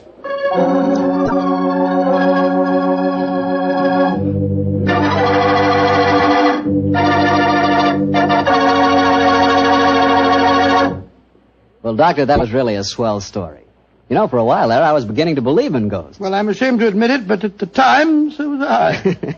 You know, this sounds silly, but I bet it would be fun to be one of those legendary English ghosts. You know, go around sticking your nose into everybody's business and playing practical jokes like mad and nobody able to figure out who did it. That would really be fun in a way. Well, you can go around scaring people all you want to, but not for me. I think a ghost leads a terrible life myself. For instance, a ghost can't have the pleasure of eating a nice, juicy steak. Yeah, or drinking a glass of really good wine. Ah, now you're talking, young fellow, my lad. Petri wine. Yeah, still talking, young fellow. You see, when I say good wine, I always mean Petri wine because you can depend on Petri. I know. Why, the Petri family has been making wine for generations. Let's knock on his library door and see if... There's no point in doing that, Mr. Slattery. I'm right behind you. Oh, hello, Dr. Watson. Don't tell me you've been stalking me. No, my boy. I was on the patio and I heard your footsteps, so I thought that I'd come in and fetch you. Let's go back and sit out there, shall we? It's a beautiful evening. That's fine with me, Doctor. Here we are. Now, settle yourself down in a chair and light a cigarette, if you have one. And I'll get on with my story. Well, last week you told us it concerned an adventure that you and Sherlock Holmes had in Flanders during the First World War. That's right, Mr. Slattery, I did. I thought that you and the great man had retired at that period. We had, my boy, but it was only natural that as soon as the war broke out, we both offered our services in any capacity that might help our country. Of course. And how did tonight's story begin, Doctor? It was in the winter of that first year. Things weren't going very well for the Allies. The Germans were advancing on Paris, and the picture was looking very black. It was just 24 hours before the famous Battle of the Marne began, the battle that changed the early course of the war, when Holmes told me that we had to go up to the front lines on a secret mission. We'd been in Paris for several weeks, where Holmes had just solved the case of the missing aide-de-camp. I was anxious to get back to England and my work in the war hospitals, but of course this new summons was in the nature of a command. And so, late on a rainy September afternoon, Holmes and I, with the boom of gunfire in our ears, found ourselves in the front seat of a staff car, sloshing and jolting its way towards the battlefield. Am I driving too fast for you, gentlemen? No, Sergeant, not at all. No, you're doing a splendid job. Oh, my man, look out, considering the state of the road. Thank you, sir. Hello? The gunfire's getting nearer, Holmes. Yes, old fellow. I imagine we haven't much further to go, have we, Sergeant? No, sir, we're nearly there. Did you notice the two civilians in the back seat, Holmes? Yes. Handsome woman and a distinguished-looking man several years her senior. I wonder who they are. I'll tell you. He's a Shakespearean actor of some note, though he never achieved the fame to which he thinks he's entitled. I shouldn't be at all surprised if he feels that he's been slighted in not receiving a knighthood. But, Holmes, that's amazing. How can you possibly deduce all that from just looking at the man as we got into the car? Elementary, my dear fellow, I didn't deduce it. We saw him twice last year in the London Theatre, if you remember. What? His name is Maitland Morris. As for his biography, he's a friend of my brother, Mycroft's. He told me about him. Well, what do you suppose he's doing up here near the front line? His brother is General Sir Stanley Morris, who's in command of this particular front, and it would seem reasonable to presume that his brother has come up here to give a performance for the front-line troops. I suppose this hut is as far as we can drive, Sergeant. I'm afraid so, sir. We're 4 miles from the front line now. You'll have to clear your papers here. See that ruined farmhouse there, sir? Yes, Sergeant. Is that the General's headquarters? Yes, sir. Come on, Watson. Good Lord, it's pelting with rain. Yeah, let's make a dash for it.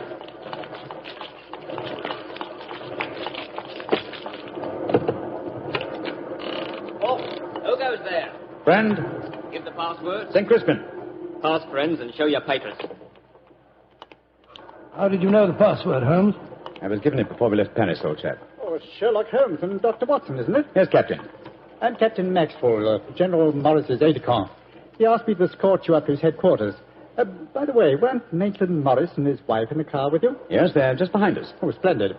I'm afraid I'll have to ask to see your papers. Yes, of course. Here's my permit, Captain Maxwell. Thank you.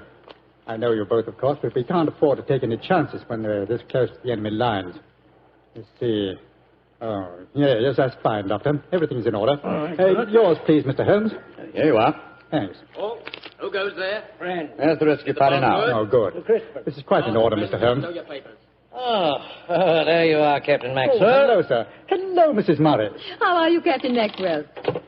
Well, you both met Mr. Sherlock Holmes and Dr. Watson, I suppose? Well, no, we haven't, even though we drove up in the same car. Natural reserve of us Britishers, I suppose. How are you, Mr. Holmes? How do you do, sir? I know your brother Mycroft very well. How are you, Doctor? I'm glad to meet you, Mr. Morris. I saw you a couple of times at the theatre last year and enjoyed your performances very much. Well, thank you, sir. Well, then you must know my wife, my leading lady. How do you do, gentlemen? How do you do, Mr. Morris? Can I see your papers, Mr. Morris? Just a matter of form. You understand. Yes, of course. Mrs. Morris, I presume you and your husband are going to give a performance tonight for the men going up the front line. Yes, Doctor. We're very flattered. They've asked us to do some Shakespearean things. Oh, yes. Although I should have thought something a little lighter would have been more appropriate. The General, he's Maitland's brother, you know, seemed to think differently. Well, my dear, show Captain Maxwell your papers. Then we can all go along and see my brother Stanley. Very well, Maitland. Mr. Morris, I shall look forward to hearing your reading of Shakespeare's St. Crispin speech from Henry V tonight. Well, bless my soul, Holmes. How did you know I was planning to do it? Well, the setting is so perfect and the time so appropriate, I can't conceive an English actor who could resist the temptation. Oh, right. I noticed that your brother appreciated the fact in naming today's password. Yes, it's amazingly appropriate. You know, it's almost 500 years ago to the day that the Battle of Agincourt took place. Well, let's hope that the results of the forthcoming battle will be equally successful for England. Yes, indeed.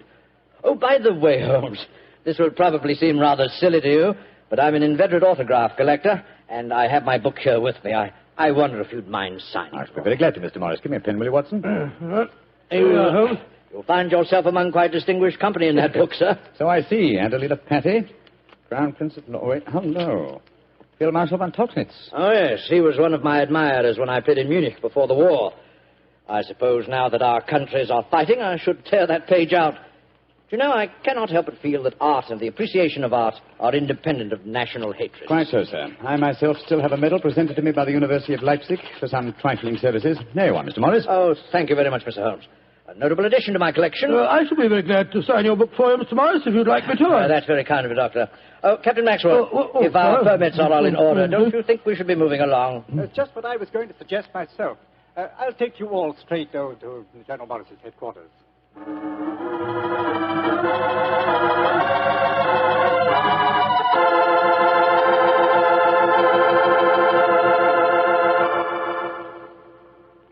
General Morris, may I introduce Mr. Sherlock Holmes and Dr. Watson? How do you do, sir? How are you, General? How do you do? Know a lot about you. Long way from Baker Street, isn't it? Yes, indeed, sir. Where's that brother of mine? Ah, there you are, Maitland. Cynthia. How nice to see you both. Oh, it's good to see you again, Stanley. Hello there, Stanley. The men will be glad you arrived. They're looking forward to your show tonight. We're very flattered that they want to hear us do some Shakespeare. Oh, rubbish, old boy.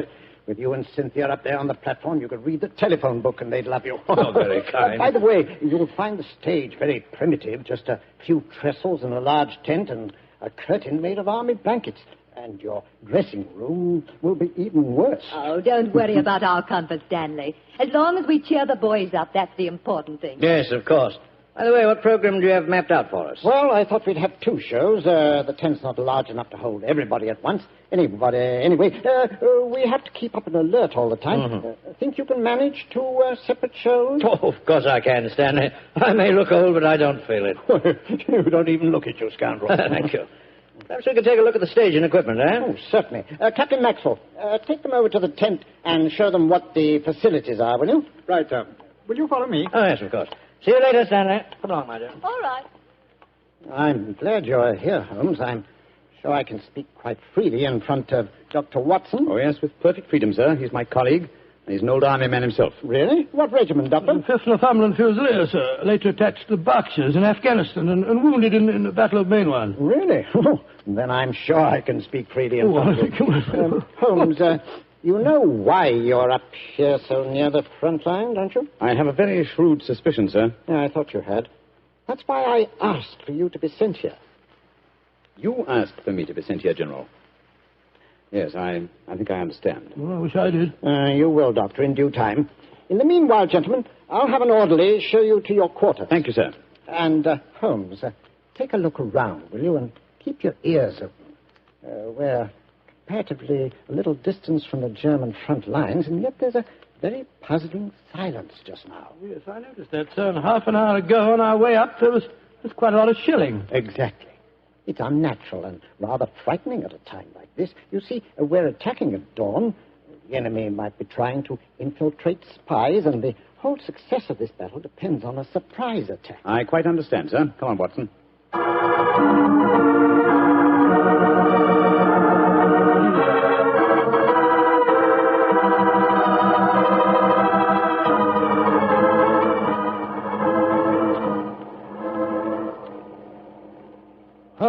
Holmes. The first performance starts in a few minutes, you know. They're all there waiting. Why are we tramping about out here in the mud and the rain? I thought a pipe or two in the open air would clear our brains. Yes, a pipe in the open air is one thing, but a pipe in a downpour of rain is another. Was it raining? Oh, didn't even notice it. I was listening to the silence. What do you mean? Thousands upon thousands of Germans. Armed Germans. Full of a blind fanatical hatred and desire to kill. Are crouched in trenches only a mile or two from here. Surrounding us are an equal number of English boys, also armed. and with a will, if not the desire, to fight. Because they know their cause is the cause of freedom and justice. All these thousands poised, ready to pounce on each other and fight to the death. And yet, beyond that patter of rain, there isn't a sound to break the stillness of a September evening. Strange world we live in, old chap. You're being unusually rhetorical, Holmes. Yes, I am, aren't I? Let's be a little more practical, shall we? I wonder what is wrong with the actors tonight. Why do you ask that? Well, a little while ago I noticed Mrs. Morris in a great state of excitement, going towards the farmhouse where the General is. Then she went back to her own quarters, and now she seems to be headed in our direction. Is anything wrong, Mrs. Morris? It's Maitland. What's wrong with him, madam? He's disappeared. Disappeared? What's happened? We were in the tent together, making up for our performance, when an orderly came in with a message. Maitland said it was from his brother. Slipped on a raincoat and went out, saying he'd be back in a few moments. I waited and waited, and after a while I got worried, and I went over to see the General myself. He said that he'd sent no message, and that he hadn't seen any sign of Maitland. Good Lord, what could have happened to him? I don't know, Doctor, but I'm frightened. What shall I do, Mr. Holmes? You're a brave woman, Mrs. Morris. Brave? I don't know, Mr. Holmes. Why? Because the show must go on. I shall take your husband's place. But Holmes, something's happened to Maitland Morris. He's in danger. He might True, be... Watson, true. But 1,000 men inside that tent are in mortal danger, too. Tomorrow morning, many of them may be corpses on the fields of Flanders. But tonight, they've been promised a show. Do you think that you can do it, Holmes? Oh, I think I can, with the help of Mrs. Morris. I can't do it, Mr. Holmes. You can, Mrs. Morris, and you will. If only to uphold that great tradition of the theater, that the show must go on.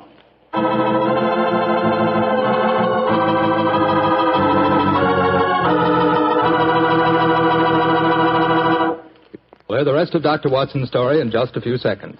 Time I'd like to take to tell you that if you've got a butcher who has meat, and you've got the points to get that meat, don't forget to bring home a bottle of Petri California Burgundy. Tell you why. That Petri Burgundy is a rich red mealtime wine that's wonderful with any meat or meat dish. That's a fact. Petri Burgundy can make a banquet out of a hamburger.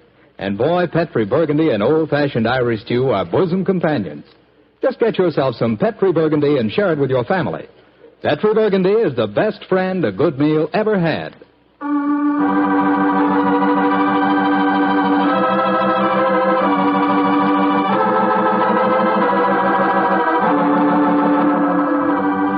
And now, back to tonight's new Sherlock Holmes adventure.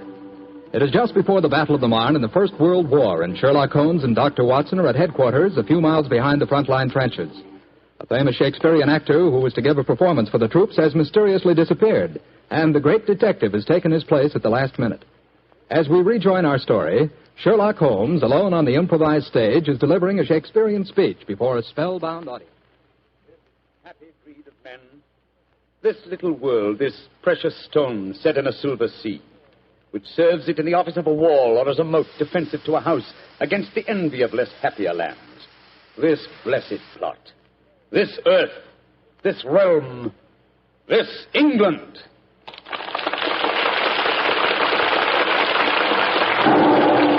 Holmes! That shot, are you all right? Yes, old chap. Fortunately, I started to leave the stage as the shot was fired. The bullet just missed me.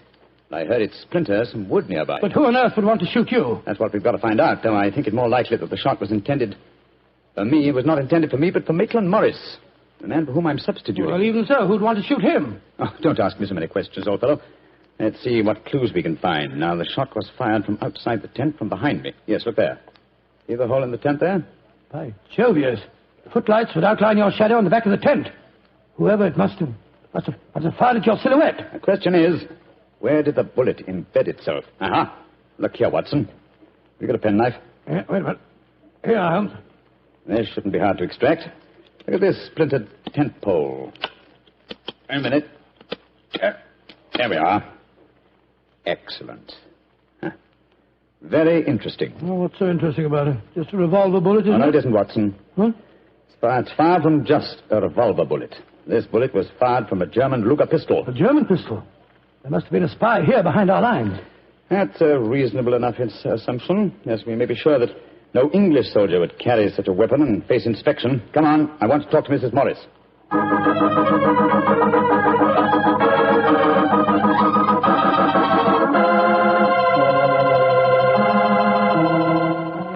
Mrs. Morris, I want you to be very frank with me. But of course, Mr. Holmes. You know why your husband's missing, don't you? No, I don't. Have you found out anything? Come, madam. Why keep up this pretense any longer? I know that your husband is a spy, or at least a great sympathizer with the German cause. The General's brother a spy? Good Lord. How dare you say that? Because it's true. Foreign Office have been suspicious of his sympathies for some time. His own brother knew it. That's why he asked to have me sent up here to keep an eye on him during his visit. It is true. Why should I keep up the pretense any longer? You see, Maitland was a disciple of Stuart Houston Chamberlain. Oh, who was this Stuart Houston Chamberlain? An Englishman who married one of Richard Wagner's daughters and became a German citizen, and an arch-enemy of England. I tried to dissuade Maitland. I implored him to consider his British heritage, his brother's name and mine. But Maitland was a strange man.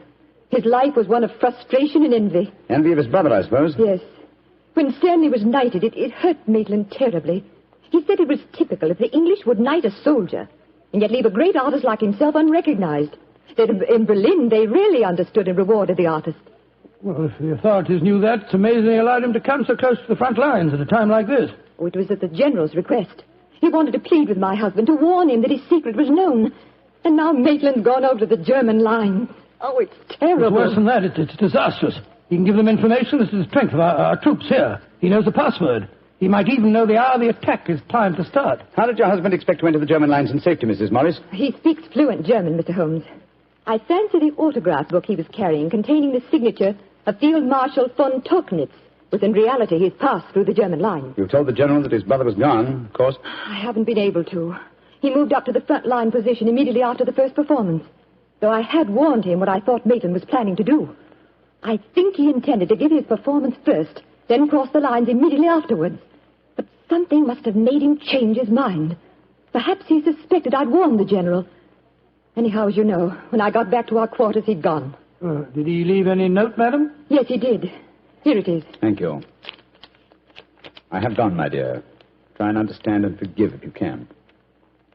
You wouldn't come with me, and so I'm taking what is left of my heart and my hopes where they belong, among the friends that understand and appreciate me.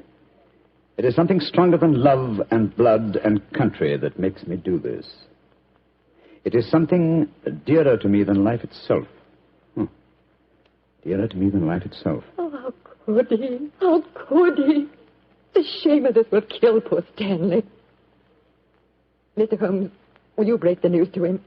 I know it's cowardly of me, but I just can't tell him myself. Don't worry, Mrs. Morris. I'll tell him. Dr. Watson and I will ask Captain Maxwell to escort us to the General's frontline headquarters. In the meantime, try and keep calm. We'll tell him.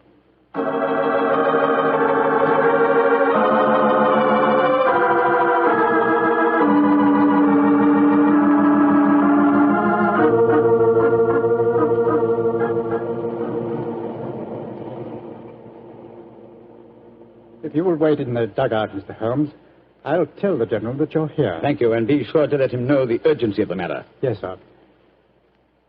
Holmes, this is a dreadful business. Yes, it is, Watson.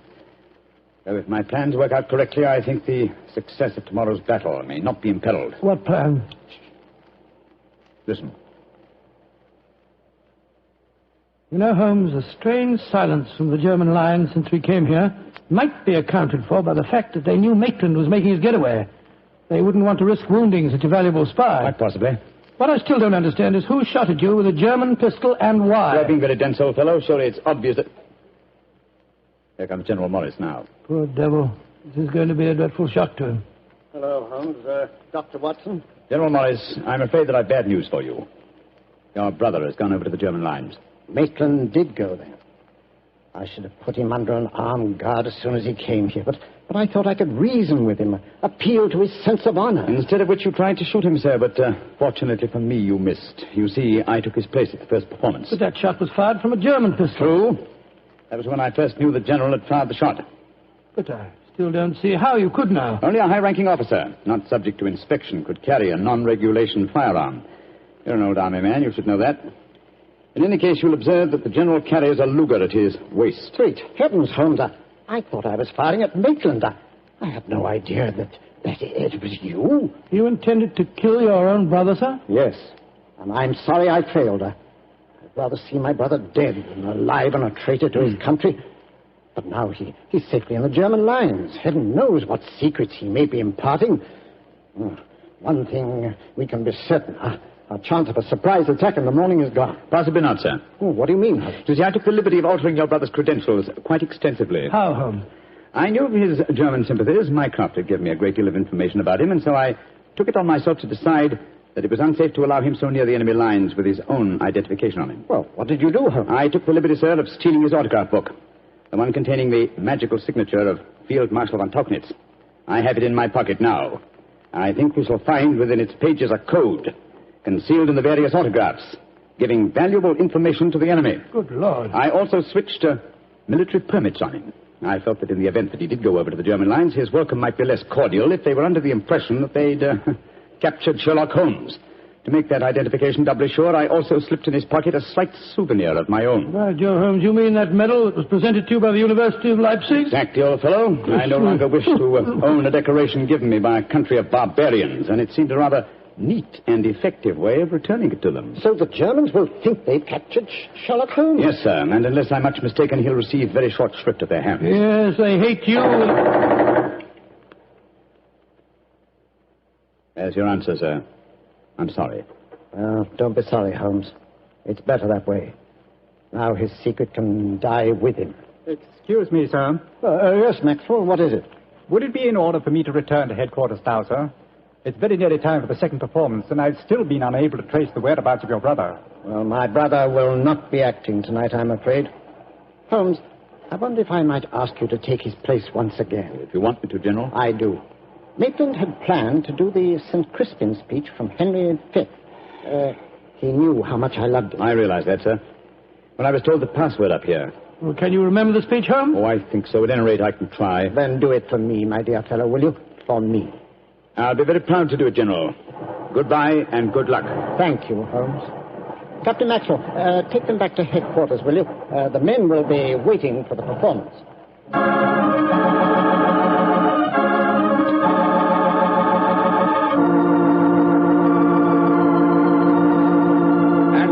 Crispian shall ne'er go by from this day to the ending of the world, but we in it shall be remembered. We few, we happy few, we band of brothers.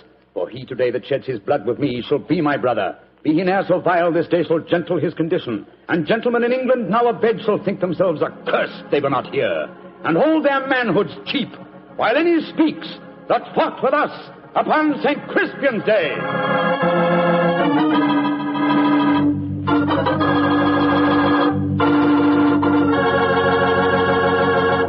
Well, Doctor, that was a bit of an exciting adventure. I can still remember that awful feeling I had when I heard the shot in the tent and realized someone had tried to kill Holmes. He did have a narrow escape, didn't he? Well, Holmes always said there was no such thing as a narrow escape. He said you either escaped or you didn't. If you did, well, why worry? And if you didn't, you couldn't worry, so what? Quite a philosophy. I'd like to discuss it with you further. Over a bottle of wine? How else? What kind of wine? Naturally. Naturally. You couldn't ask for a more delicious wine than Petri. That's because the Petri family knows how to make good wine. It began on a summer evening in 1906. I'd been for a long walk in the park, I remember, when I returned to Baker Street and entered our rooms. Holmes looked up at me with a twinkle and spoke. You look positively glowing with health, Watson. Well, I had a splendid walk, my dear fellow. You should have come with me. The park was looking particularly beautiful. Well, chap, during your absence, I've decided to write another monograph. Oh, what's the subject this time? Occupational liability to murder. For instance, the mortality rate is naturally high among policemen and detectives. Physicians are murdered with fair regularity, but the murder of a dentist is rare. And who ever heard of a murdered veterinary surgeon? It's quite true, but what's the occasion for this little homily? I've been browsing over my newspaper clippings. Yeah? You recall ever hearing of a murdered tobacconist, Watson? No, I can't say that I do. Oh, why? And yet my clippings inform me that no less than 3 tobacconists have been murdered in the past 6 months, and all the murders have occurred in the same small shop at the East End of London. Now, why do you suppose 3 tobacconists would be murdered in the same shop? Come now, old fellow. Give me a logical solution to the problem, will you? Well, let me see. You say that the shop's in the East End? Yes. Is it near the river? As it happens, it's on the water's edge. Then supposing the tobacconist's shop was the headquarters of a smuggling ring. Perhaps boxes of cigars were unloaded from the dock and brought to the shop cigars containing pearls or opium or something. Watson, my dear fellow, you're doing splendidly. You must walk in the park more frequently. You're positively scintillating. Oh, no, you're making fun of me. I assure you I'm not. You're expecting anyone home? No, probably a visitor from Mrs. Hudson. Go on with your fascinating theory. Now, why are 3 tobacconists murdered? Well, because they know too much. Perhaps they demand a share in the profits, so the head of the ring decides to kill them. Plausible enough, Watson. I really must congratulate you. I can see that I'm very lucky in having a biographer with such a lively imagination. Thanks very much. Come in. That's very nice of you. Imagination. Oh, hello, Lestrade. Lestrade, I'm glad to see you. I hope I'm not intruding. Not at all, my dear fellow. Come along, sit down. Thank you, Mr. Holmes. Anything remarkable on hand? No, Mr. Holmes. Nothing very particular. Then tell me all about it, Lestrade. Can't hide anything from you, can I, sir? Yes, there is something on my mind, and no mistake. And it concerns the 3 murdered tobacconists, I see. Splendid. Now, how the blazes did you know that? Yes, Holmes, that's pure magic. Not at all, my dear Watson. It's simple deduction. Observe the 5 cigars peering out of Lestrade's breast pocket. They are of a far superior quality to his usual brand. Obviously, the scene of his latest investigation has proffered certain, well, shall we say, professional perquisites. Am I right, Lestrade? Of course you are. Careful one, Mr. Holmes. Thank you, no, I'll stick to my pipe. Well, how about you, Doctor? Oh, thank you, Lestrade. By Jove. Coronas. And now, Inspector, tell me about the murdered tobacconists. Well, how much do you know about the case? Just what I've read in the papers. Well, curiously enough, we were discussing the affair as you walked in, Lestrade. It's a strange business, gentlemen. I only got hold of the old story today when I had a long talk to young Jack Longworth. He's the owner of the shop. Well, in relation to Gerald Longworth, the Tory member of Parliament who battled so successfully against the slum clearance bill? His son, Mr. Holmes. Nice young fellow, too. When his father died, he inherited this shop along with a lot of other property in the East End. Well, how big a shop is it, Lestrade? Oh, just a hole in the wall, Doctor. Like all the other shops in that part of London. Young Mr. Longworth tells me he first rents it to a man by the name of George Grillett. He lives there with his daughter Lily and made quite a nice go out of the shop. 6 months ago, when Jack Longworth was abroad, George Grillett has a stroke and nearly kicks the bucket. Kicks the what? He nearly dies, Doctor. Oh, kicks the bucket. That's very good. I remember that. And then what happened, Lestrade? Well, while he's in the hospital, his daughter gives up the lease on the shop. A few days later, an Italian takes it over, and a couple of weeks later, he's found with his throat cut. Did you investigate that first murder yourself? No, Mr. Holmes. It seemed like any of a dozen killings we get in that part of London. A shopkeeper cut up, his till emptied, no clues. Well, who was the next tenant? A Scotchman. Bloke by the name of Mackintosh. A few weeks after he moved in, the same thing happened to him. That time, I did go down there. But I couldn't find out nothing. Was robbery again the apparent motive? Yes, sir. But the killing wasn't the same. He was strangled with a silk scarf. Silk scarf, eh? And who was the third tenant? The man who was murdered yesterday? A Hindu fella. A man by the name of Mukherjee. He takes it over a week last Friday, and yesterday we finds him knife through the back and his money gone. Of course, I was down there before you could say Crystal Palace. But once again, I didn't find out nothing. No knife, no fingerprints on the till, no footprints. Just a very dead Hindu. Was young Mr. Longworth a landlord in England when these murders occurred? Yeah, that's the funny thing about it, Mr. Holmes. He docked at Tilbury yesterday morning. He didn't know nothing about what had been going on. Well, I imagine he'll have difficulty in renting the shop after 3 murders. Well, that's just it, Doctor. That's why he comes to me at the yard. George Grillett, his first tenant of the shop, moved back there today with his daughter Lily. And young Mr. Longworth's worried about them.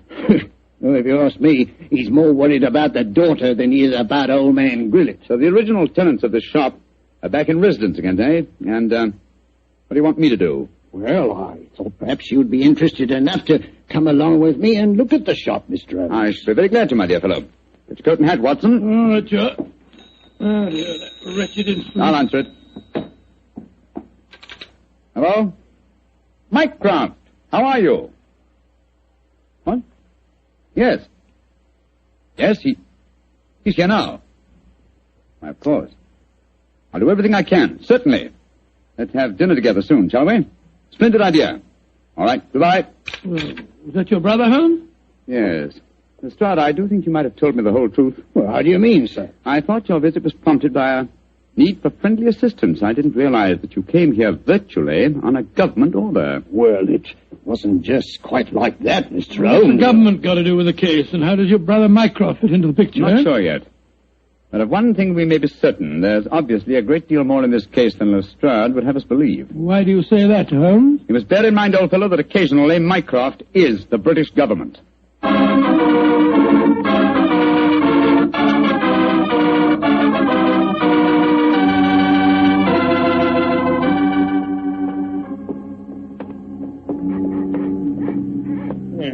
Nice part of London to take a walk in on a foggy night, ain't it, gentlemen? All our policemen work down here in pairs, you know. Yes, I don't blame them. It's a vile neighborhood. There's the shop just ahead of us, with a sign hanging out. Hello, there he is again. Oh. See that bearded Hindu skulking off around the corner there? Oh, yes. He's been haunting the place ever since I came down here. So a bearded Hindu haunts the place, eh? Yes, and yesterday, Holmes, the Hindu proprietor of the shop was murdered. Exactly. Well, here we are. I'll go in first. Depressing-looking place, huh?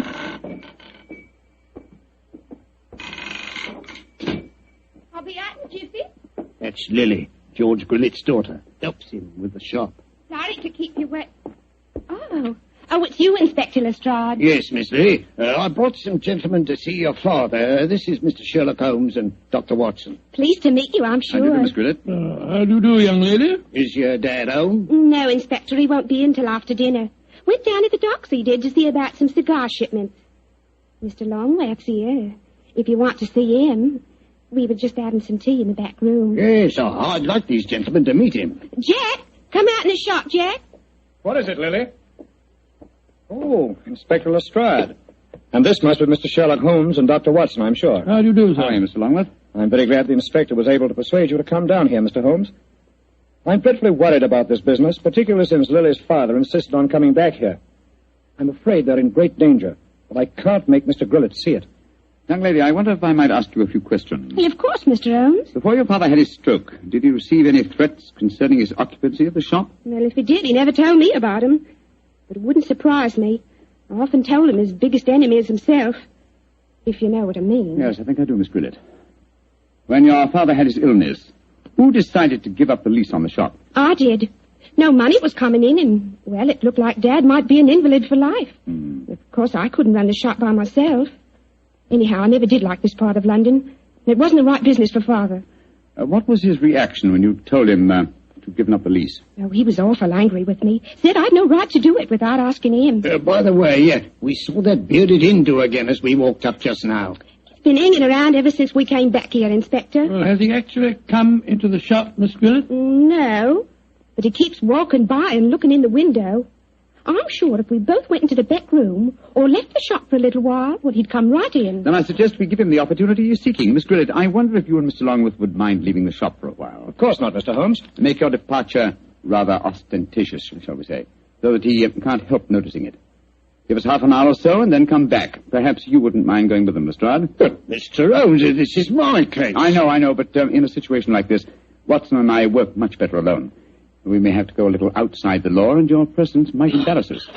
You'd never think I was a detective, too, would you? Very well, We'll be back Mr. in half an Holmes. hour.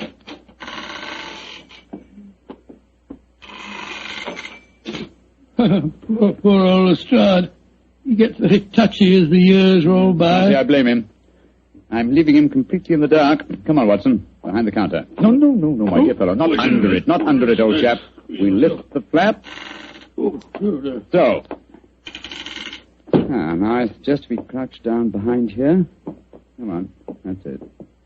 Have you got your revolver, Watson? Yes, it's in my pocket. Good. In the meantime, make yourself as comfortable as these cramped quarters will permit. We may have quite a wait ahead of us.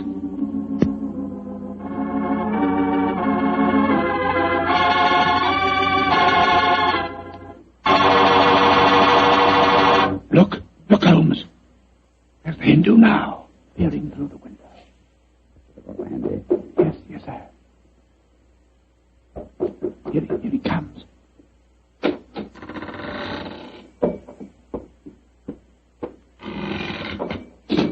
All right, Watson. Put your hands up. I've got you covered with this revolver. Now, my man, what are you doing here? Who are you? Never mind who I am. Just answer my question. I do not speak very good English. Tum Hindustani baat bolne sakta? Sakta hai. Iko tum idhar aaya? देखने को आस्ती तुम्हारा भाई हमको हुक्म दिया तुम्हारा भाई तुम जान नहीं सकता बहुत अच्छा Salam. No, you don't, my man. Just you stay where you are. It's all right, Watson. Let him go. He's on our side. I wish you'd tell me what in thunder's going on.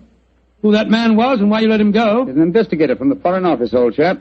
Given his instructions by my brother, Mycroft. Mycroft? Yes, old fellow. When my brother fails to tell me all the facts concerning this case, I begin to think these triple murders have far greater ramifications than we ever dreamed of.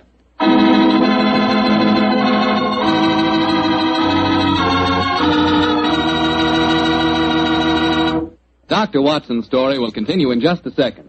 Just about time enough for me to mention that any meal becomes a better meal when you serve it with Petri wine.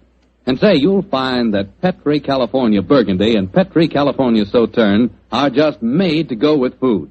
That Petri Burgundy is a rich red wine that's bosom pals with any meat or meat dish.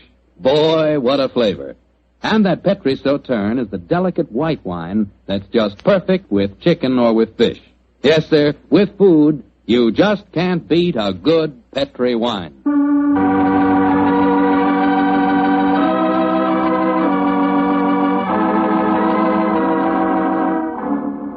And now back to tonight's new Sherlock Holmes adventure. A puzzling case is occupying the attentions of Sherlock Holmes and Dr. Watson. 3 murders have taken place in a small tobacconist shop in the East End of London. As we rejoin our story, it's late at night, and Sherlock Holmes and Dr. Watson, accompanied by Inspector Lestrade, are once again walking toward the ill-fated shop. Well, I don't see that you've accomplished much, Mr. Holmes, except that you've just bought me a nice dinner. Oh, we're making progress, Lestrade. If only by the elimination of obvious suspects. But there's a pattern to this case, and that should give us a clue. Well, how do you mean, Holmes? My dear fellow, consider the obvious motive of these murders, and particularly observe the results they've obtained. Well, the motive was the same in all 3 killings, robbery. Oh, no, Lestrade. Don't let the theft of a few pounds from the till blind you to the real motive. Look. Here's Miss Grillet now. She's coming out of the shop. Good evening, Miss Grillet. Hello, Mr. Holmes. Is your father home yet? Yes, he is, Mr. Holmes. Well, I can't tell you how anxious I am for you to talk to him. I'm going to meet Mr. Longworth. He's taken me to the music hall. I should be home just after 10. I hope you'll be able to stay with Dad until then. Well, don't you worry, Miss Grillet. We'll keep an eye on him. Oh, thanks ever so much. Oh, Mr. Holmes. Yes, Miss Grillet? Please don't go into our rooms in the back, will you? I've left things in a frightful mess. I quite understand, Miss Grillet. Well, ta-ta. See you later. Let's go into the shop.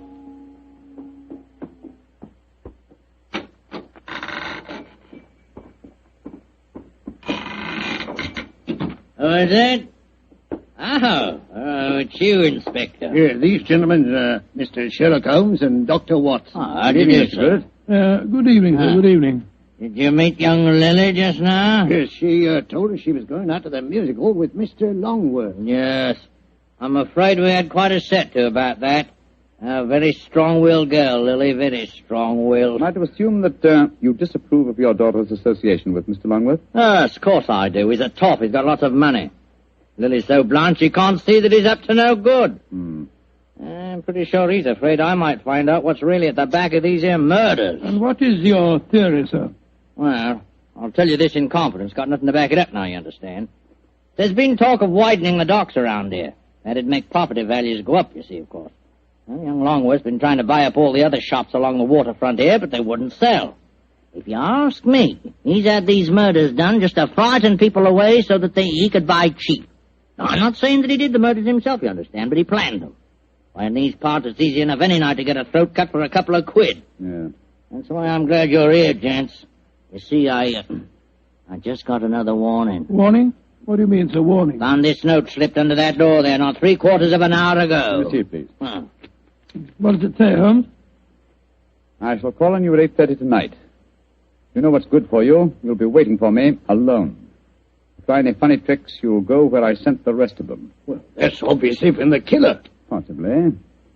What's the time now? Look, It's 8:20. I was hoping you gentlemen would wait in our rooms back of the shop. You can hear what's going on in here, and if he tries any rough stuff, you can pop in and nab him. Just what I was about to suggest myself, Mr. Grillet. Either way, will you? Oh, yes. Just step behind the counter, gents. Now, through here. Here we are. Ain't exactly Buckingham Palace back here, but you can make yourselves comfortable, can't you, gents? Oh, don't you worry about us, Grillet. Oh, I better turn out the gas. If this bloke spots a light under the door in here, he might smell a rat. Now, there we are. Now, as soon as I see him coming in the shop, I'll knock twice on the door, like this. And that'll give you the signal that he's here. Is that right? Right, you are, Grillet. All right, now keep your ears open, gents. I may need your help. Where are you, Holmes? I can't see a thing. Over here, Watson. You know, I've got another theory why Jack Longworth might be at the back of all this. You listening, Holmes? Yes, I'm listening, old fellow. What is your theory? Longworth knows that Grillet doesn't approve of his having anything to do with Lily. So when he goes abroad, he leaves instructions to murder the tobacconist. The assassins don't know about Grillet having a stroke, of course, so they keep murdering the wrong fellow. Well, that makes very good sense, Doctor. What do you say, Mr. Holmes? Holmes? Holmes? Where are you? Oh, bless my soul, he's disappeared. No, I haven't. I was just exploring. Shh. The signal. There goes the front door. Somebody's come in.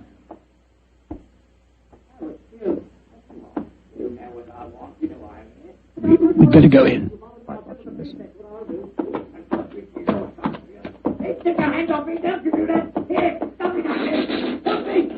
We've got to get in there at once. Open the door.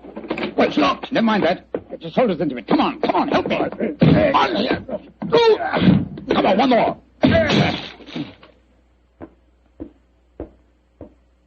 Poor devil. He's been slashed with a knife. Grillet! Grillet! What, the killer got away? I'm going No, after him. Lestrade, conserve your energy. Your murderer lies there. But that's Grillet. Of course it is. Search his pockets, Watson. I think you'll find a blood-stained knife. Let's have a look. Good Lord. Here's a razor in his pocket. It's covered with blood. You mean to say that he slashed himself? Let's slip the handcuffs on him, Lestrade. While he's still play-acting, he may be more difficult to handle when he realizes the game's up. Take your hands off of me. Come on, quick. Come on, yes. Hey. Come on. Very neat, Lestrade. Yeah. Well, now that I've knocked a wounded man out cold, perhaps you'll tell me what's going on, Mr. Holmes. Yes, I'm completely in the dark, too. Oh, it's very simple, really. Grillet has just staged a fake attack on himself. Fool us into believing that someone else is the murderer. Yeah, but the threatening note he received... Composed by himself for the occasion. Yes, but we heard voices. We heard the shop door open. We heard Grillet talking to himself. And as for the shop door, that's how he gave himself away. Well, how do you mean, Mr. Holmes? Whenever the shop door opens, there's a bell that jangles. You will notice... So. Yeah, that's right, there is. There's no bell jangle when we were in the back room. Grillet got us in there, locked the door on us unobtrusively, and staged his little drama. Yes, but we heard the door creak open and close, Mr. Holmes. The creak of this flap in the counter would sound exactly the same, my dear fellow. Now listen. Yes, but why, Holmes? How did you spot that Grillet was a man? It was obvious from the beginning that since nothing had changed about the shop except the ownership, that the attackers were directed against any tobacconist who was not Grillet himself. Of course, his daughter, Lily, obviously knew what was going on. Well, I don't see how you figured that one out, Mr. Holmes. Every remark that she made showed that although she loved her father, she knew his failings. In any case, she gave me the final clue. Well, what clue was that? In very pointedly asking me not to go into the back room of the shop. Of course, she meant the reverse of what she said. I followed her advice when you were explaining your theory to Lestrade. Well, what did you find, Mr. Holmes? Miss Grillet had obligingly left a secret door open, a door leading to a passageway that seemed to go down to the waterfront. We'll examine it more thoroughly in a minute. Yes, but I still don't understand Grillet's motive, Holmes. Neither do I, old chap. No, I suspect that from the interest of the Foreign Office in the case, this shop has been the headquarters of an espionage ring. I'm afraid the final answer to that question will have to be given by someone else. Oh, who, Holmes? By my elder brother, Mycroft. Humiliating, isn't it, Watson?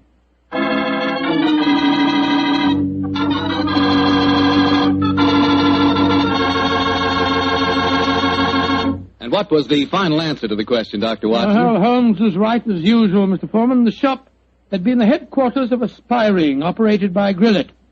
Many international criminals had been smuggled in England or foreign ships moored up the river. And did Mr. Guileless hang for his crime? No, he didn't, my boy. Before he came to trial, he had another stroke and he died. Probably just as well for his daughter's sake. Oh, his daughter. A lovely girl. Did she marry Longworth? Indeed she did. As a matter of fact, I danced at her wedding. It was a very wonderful wedding reception. See, you would have been there yourself, Mr. Foreman. In fact, you'd have liked it very much. They served a pretty good wine. Was it a Petri wine by any chance? Oh, well, it was so good it easily might have been.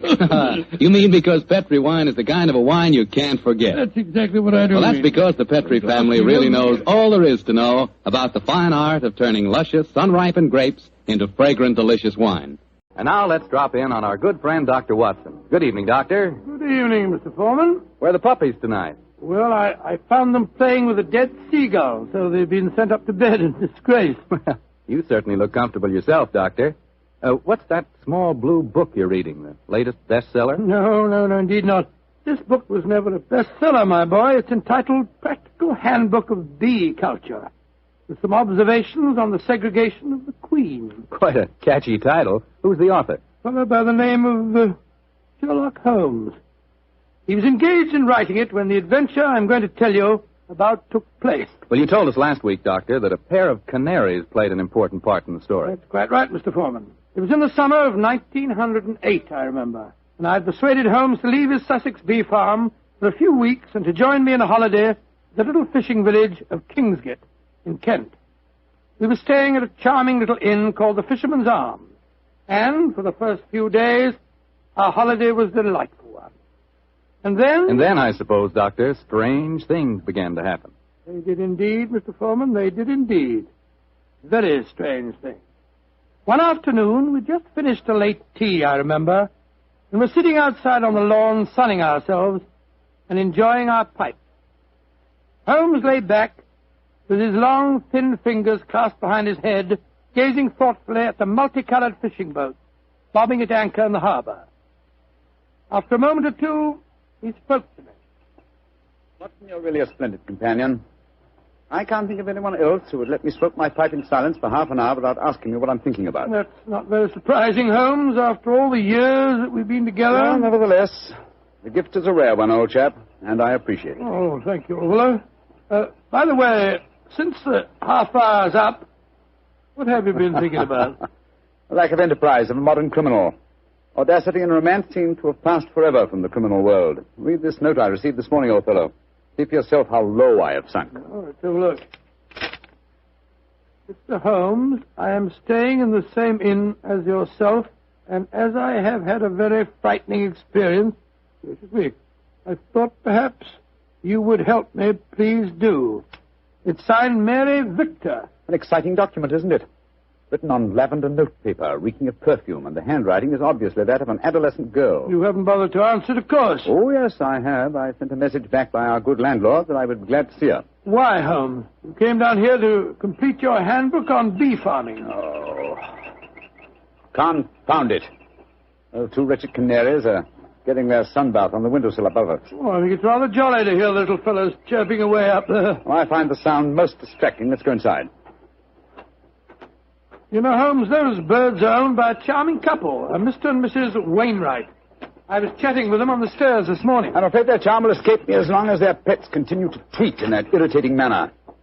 You've spoken of the peace and quiet of the country inn, Watson, and yet I find that... Come in. Ah, Miss Mary Victor, I presume. Yes, Mr. Holmes. Please come in and close the door, won't you? Thank you. This is my old friend, Dr. Watson. You may speak quite freely in front of him.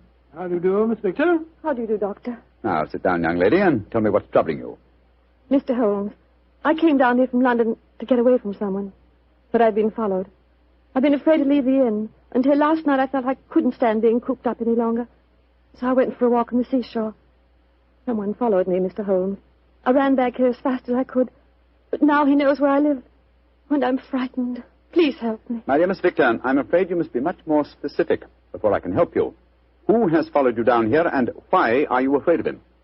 I'll tell you the whole story. It'll sound strange to you, but I swear Oh, there he is again, down by the gate. I'm going to my room. Now. Don't you be frightened, Miss Victor. I'm sure we'll be... That's all. Extraordinary. I don't see anyone outside who might have frightened her. There are 2 or 3 fishermen loitering about. Wait a minute. Here's a young fellow walking up the path. Come on, Watson. Out through the French windows again. Oh, good gracious me. Here we go again. I think we'll take the liberty of accosting him. Excuse me, sir. Yes? Are you looking for Miss Mary Victor? Is she young and pretty? Yes, sir. She is. Extremely so. Then I'm looking for her. Where can I find her? I can see you're being facetious, sir. Well, there's no harm in that, is there? By the way, who are you gentlemen, may I ask? My name is Holmes, and this is my friend Dr. Watson. I'm Basil Carter. You're not Sherlock Holmes, are you? That is my name. I thought you seemed familiar. I know your brother, Mycroft. Oh, indeed. Then I presume you're connected with the Foreign Office. Yes, I'm in the consular service. Are you staying at the inn, young man? For a few days. It's funny that I should run into the great Sherlock Holmes. Why, may I ask? I was planning a murder. Oh, really? But with you gentlemen here, I see that I shall have to be very discreet. Who is your intended victim, may I inquire? There are 2 of them. The 2 canaries in the room next to mine. Canaries. For a moment I thought that you were really serious. But I am serious. The wretched creatures are driving me mad. Yes, I quite sympathize with you, sir. I've been thinking of committing a slight case of mayhem on them myself. We can take one apiece, Mr. Holmes. Well, I'm glad to have met you both. I'll probably see you again. Goodbye. Goodbye, sir. Goodbye. I don't like that fellow, Holmes. If you ask me, he's the man who's been frightening the poor girl that came to us. He had a peculiar look on his face when you asked him if he was looking for Mary Victor. Well, there's only one person who can settle the question, and that's the young lady herself. Come on, old fellow. Let's go back indoors. Shh. Here comes Wainwright, the owner of the Canaries. Good evening, Mr. Wainwright. Good evening, gentlemen. This is my friend, Mr. Sherlock Holmes. I am honored to meet you, sir. How do you do, Mr. Wainwright? Beautiful evening, isn't it? I just took a stroll down to the store to get some more birdseed. By the way, Mr. Holmes, I hope our canaries don't bother you. Little fellows are such a comfort to my wife and me. Oh, no, not at all, sir. I find that chirruping very soothing. Oh, I'm so glad. Good night, gentlemen. Good night, sir. Good night, Mr. Wilson. Not Wilson, Mr. Holmes. Wainwright. Oh, I beg your pardon. I'm so sorry. I thought you said Wilson. Good night. Not like you to mix up names, Holmes. I didn't mix them up, old fellow. I never forget a face. Mr. Wainwright is in reality Wilson, the notorious canary trainer, whom I had the pleasure of sending to prison for a 7-year stretch in '95. Some years later, he made one of the most spectacular escapes from prison in the history of crime, and has since managed to evade all efforts to recapture him. Great Scott, he seems such a sweet old fellow. Well, possibly he's reformed, but I doubt it. Our stage is set for an intriguing problem, old chap, and our cast is an interesting one. A frightened young girl, a diplomat of uncertain integrity, and a noted criminal. Watson, I have a feeling that once again the game's afoot.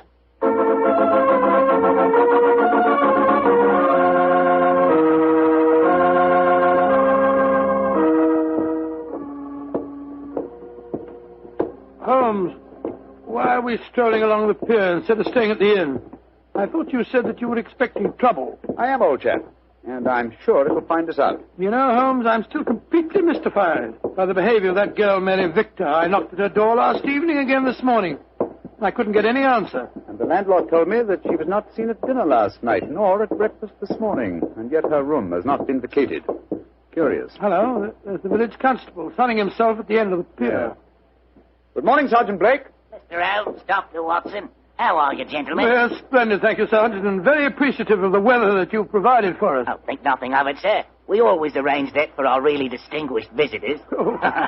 By the way, Mr. Holmes, I was reading one of your friend's stories about you last night. The one called The Adventure of Mysteria Lodge. That was, Wisteria Lodge, you foolish fellow. Well, maybe it was. Anyway, I was reading it aloud to me old woman. And if you don't mind my saying so, Mr. Holmes, we both thought you made a bad mistake. Oh, really? Though, of course, you come out all right in the end. Dear me, Sergeant, I stand reproved.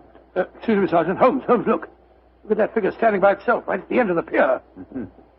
Our friend Wilson, the canary trainer. He's got a revolver. Here, we don't want any of these goings-on in Kingsgate. Come on. Here, you.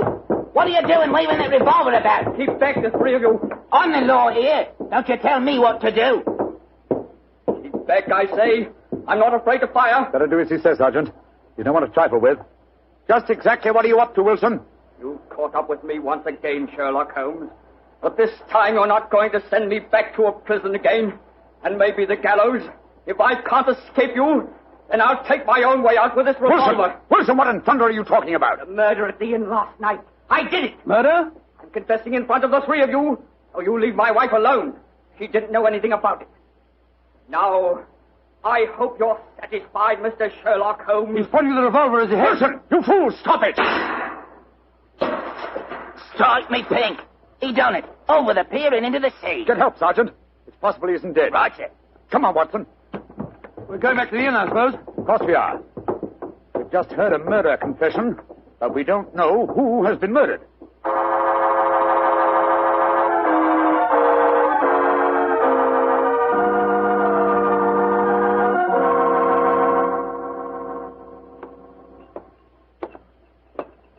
Holmes, what was the telegram that you sent off just now? A message to my brother, Mycroft. The innkeeper informed me that Basil Carter, the young diplomat we met yesterday, left the inn rather hurriedly in the early hours of this morning. Come on, let's go upstairs.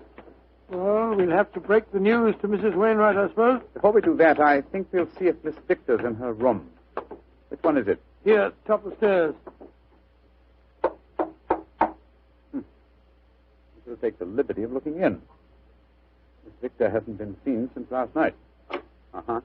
Unlocked. Lord, what a mess. Clothes strewn all over the place, open suitcases. Yes, it Look looks at as if the young lady had been planning an immediate departure. Where can she be? No one's seen her since last night. Oh, I beg your pardon, gentlemen. I thought I heard Mary Victor come in. I'm Mrs. Wainwright. Mrs. Wainwright, I'm afraid we have some rather bad news for you. Your husband shot himself a quarter of an hour ago at the end of the pier, and his body fell into the sea. Is he dead? We must presume so, madam. I left the police sergeant there searching for him.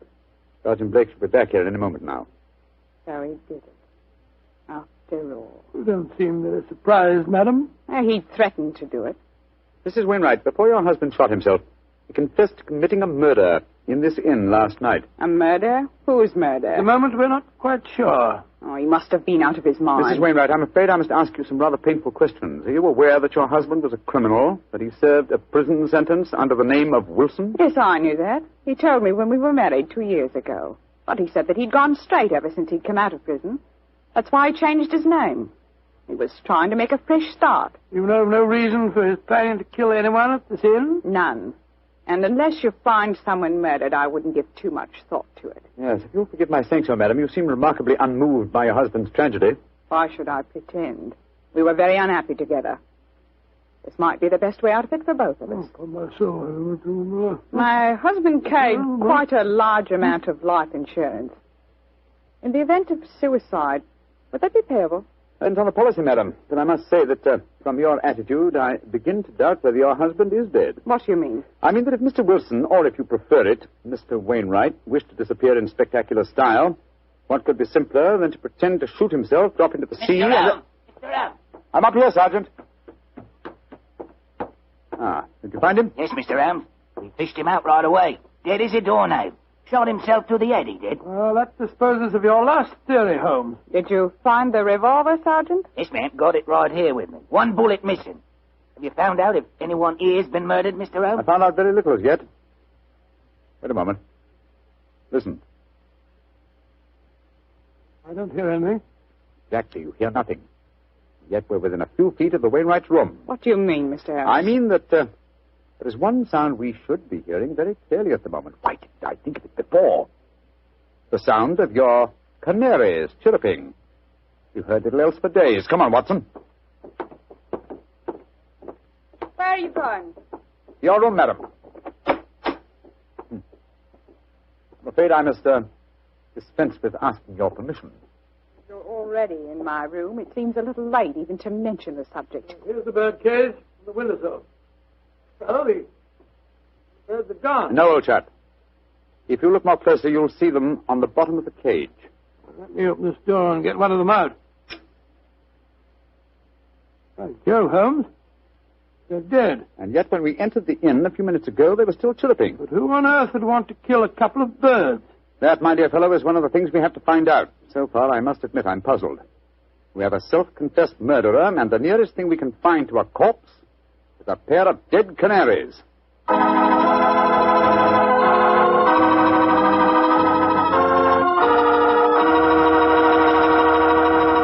We'll bring you the rest of Dr. Watson's story in just a second. A second I'll take, if you don't mind, to ask you if you've ever had a glass of Petri California sherry. Because if you haven't, boy, you want to remedy that situation pronto. Try that Petri sherry before dinner some evening. Look at its clear amber color. Smell the fragrance of those luscious grapes. And get a sample of that Petri flavor. That Petri sherry can turn the usual before-dinner lull into a main event. And say, if you like your sherry dry, as I do, wait till you taste Petri Pale Dry Sherry. Is that ever good? But after all, when it's a Petri wine, it's always a good wine.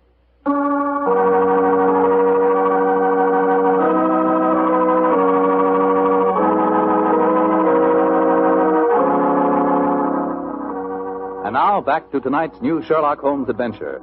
Strange events are taking place in the Kentish fishing village of Kingsgate. A self-confessed murderer has committed suicide, but his victim cannot be found. As we rejoin our story, the great detective and his old friend Dr. Watson are once again examining the room of Mary Victor, one of the missing guests. You know, Holmes, the murder that Wilson confessed to before he committed suicide might have been the killing of those two canaries. I think not, old chap. Wilson obviously loved the creatures and kept them in spite of the fact that they were dangerously apt to identify him with his criminal past. Interesting. Very interesting. Huh? What have you found? This note lying on Miss Victor's dressing table. Here. Have a look. You think you can hide from me, Mary, but you can't. Wherever I go, I shall follow you. So why not get wise to yourself and stop running away? Sounds as if the poor girl was in danger, all right. Possibly, but the writer of that note was certainly obliging. Though the letter is unsigned, he at least gives us a clue to his identity. Oh, what clue? The phrase, get wise to yourself, is very un-English. It's American. Come on, old chap. Well, where are we going now? The envelope to this letter has the Kingsgate postmark on it. I should be surprised if that fount of all knowledge, the village postmistress, can't help us find an American visitor.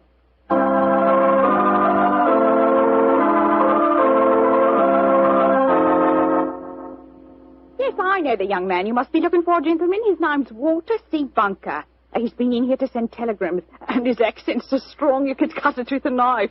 Just like one of the Red Indian fellows you read about, you know. Can you tell me where he lives, madam?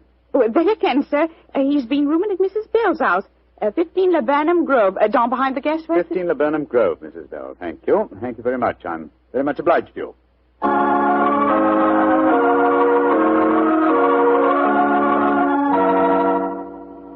Mrs. Bell? Yes, sir. What can I do for you, gentlemen? Well, we understand that Mr. Walter Bunker has been staying with you, madam. Yes, he has. A nice young American gentleman. Is he at home, may I ask? No, sir. And I'm worried about him. This morning, when he goes out, he asks me where the nearest cemetery is. Cemetery? Oh, gracious me. Huh? I tell him, and then he gives a queer kind of laugh. I'm not sure I'll see you anymore, he says. And then he walks off, and I haven't seen him since. I tell you, I'm worried about him, gentlemen. And where is the nearest cemetery, Mrs. Bell, the one you directed him to? About 3 miles from here. Mm-hmm. Just this side of Branson Woods. Thank you, madam. Come on, Watson.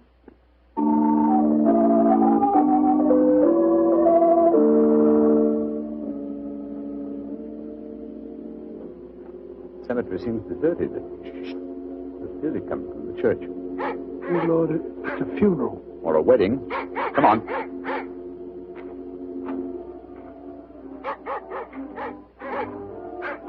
By Jove, it is a wedding, Holmes. I'm afraid we're on the false trail, but we'd better make sure.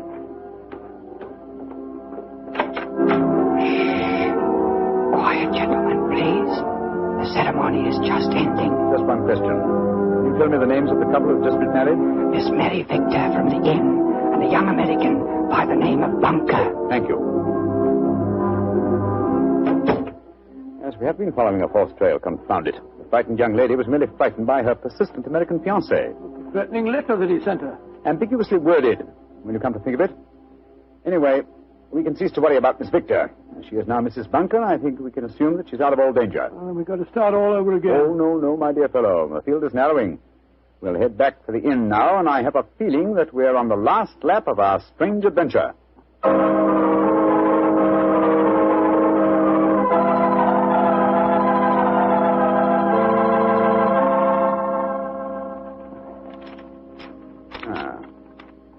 Yes, here's another suspect eliminated.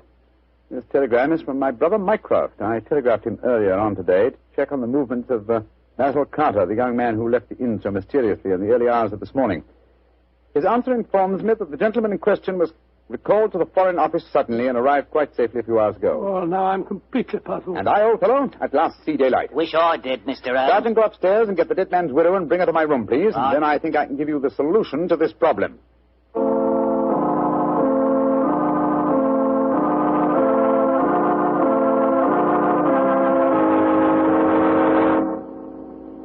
What do you want with me, Mr. Holmes? Just sit down, madam.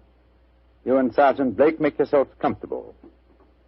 Now, in the first place, the murder occurred this morning and not last night. I know what you're hinting at. The canaries. I admit I killed them. But you can't do anything to me for that. Why did you kill those birds? I hated them. As much as my husband loved them. And when I knew he was dead, their singing drove me mad. And so I killed them. But they must have been already dead when we told you of your husband's suicide. True, Watson, but the lady was fully aware that her husband was dead when we informed her of the fact. You see, she murdered him. You're talking rubbish. Yes, Mr. Holmes. How could she have murdered him? We saw him shoot himself before our eyes. Because when Wilson raised that revolver to his head, he was convinced that it contained blank cartridges. Unfortunately for him, his wife had deliberately replaced the blanks with live cartridges. But great heavens, why? How? Let me reconstruct the case for you. Wilson, with the connivance of his wife here, had contrived a disappearance plot. He knew that I had spotted his real identity, and so he planned this rather dramatic exit. Confessed to a non-existent murder, and then, well, had his plan materialized, he was to shoot himself with a blank. Fall from the pier, and apparent suicide. What a fantastic scheme, but how did he plan to get away? Well, he would have swum under the water, safe distance, and so made his escape. Oh, his plan couldn't work possibly. No, probably not, not. But at least it was ingenious. He would have destroyed his true identity and had his revenge on me by making the search for a murder that had never been committed. Unfortunately for him, his wife was his accomplice and saw in the scheme an excellent way of killing her husband. You think you're so very clever, Mr. Holmes, but even if it were true, how could you prove it? Observe this revolver, Mrs. Wilson. It's the one your husband shot himself with. What can you prove from that? Ever hear of fingerprint tests? I've heard of them. But that revolver's been underwater. True, quite true. But thanks to the researches of my excellent friend, Dr. John Thorndyke, an infallible test has been discovered for recording fingerprints even after immersion in seawater. I applied the test to the prints on the revolver and the bullets and compared them with some that we found on the water glass in your room. They are the same, Mrs. Wilson. Now, does a man let his wife load his suicide weapon? Sergeant Blake, I think it's obvious that the time has come for you to take over the case. All right, so I did change the bullets. I hated him. I'm glad he's dead. And what's more, I'd do it again.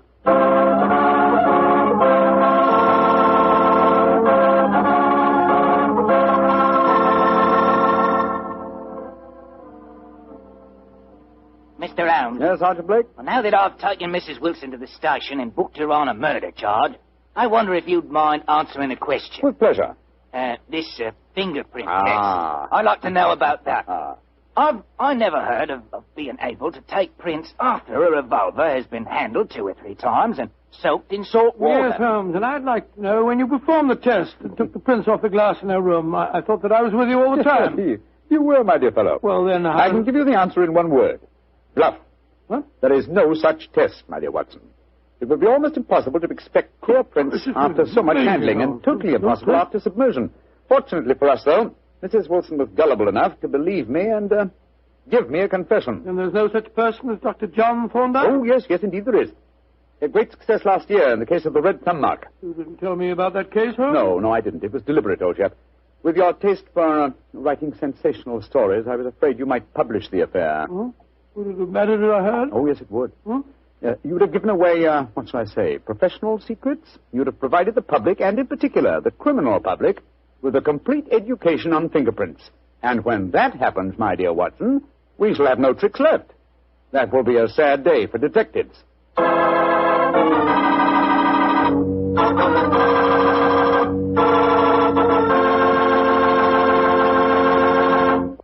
And now now for our weekly visit with the genial Dr. Watson. Good evening, Doctor. Good evening, Mr. Foreman. Come in and settle yourself down. Thank you. You're looking particularly comfortable tonight, Doctor. Feet up on the sofa and the puppies asleep on your lap. Yes, my boy. The three of us went for a long walk on the beach this afternoon. Monty and Winnie had a running battle with the seagulls. In consequence, they've been fast asleep ever since we got home. Oh, I hope you're not too tired, Doctor. I'm counting on a new Sherlock Holmes story, you know. No. I'm all ready for you, Mr. Foreman. In fact, I was going through my notes on the case just before you arrived. Well, last week you told us it concerned a strange society who held their meetings in an underground vault of a furniture warehouse. Yeah, that's right, my boy. Now, down, Winnie. Get down, Monty. No. Down. The story really began one stormy November night in 1887. I was married at the time and living away from Baker Street. On this night in question, my wife had already gone to bed, and I was nodding in front of the fire over one of Clark Russell's fine sea stories. I'd had a very tiring day, I remember. It was about the hour that a man gives his first yawn and glances at the clock, when suddenly my front doorbell jangled discordantly. Oh, our servant Edna had gone up to bed, so I crossed to the window and opened it. It was very dark, but I could just see the outline of a figure standing on my doorstep. It looked like a woman. Suddenly, a cultivated voice called up to me. Is the doctor in? Yes, madam. I'm the doctor. Then please come at once. It's a matter of life and death. I have a carriage waiting. Gracious me. All right. I'll be down immediately. I closed the window, scribbled a note to my wife, grabbed my coat and hat and my bag, and a few minutes later I stepped out of the front door and closed it behind me. The carriage was standing at the curb, but I couldn't see any trace of the lady who'd called me. The only person in sight was an old and repulsive-looking beggar woman, dressed in rags and tatters. After a moment of bewilderment, I spoke. My good woman, did you see a lady leave here a moment ago? No, Doctor, she didn't leave. She's still waiting for you. Forgive me, madam, but clothes of yours, I thought you were a beggar woman. There isn't any time to discuss that now. Please get in this carriage. But where's the driver? I'm going to drive. Please get in. Very well. It's only business. Are you sure that you can handle those horses, madam? Of course I can. Well, I wish you'd tell me the way you're driving, ma'am. Please don't ask me any more questions, Doctor. You'll find out soon enough.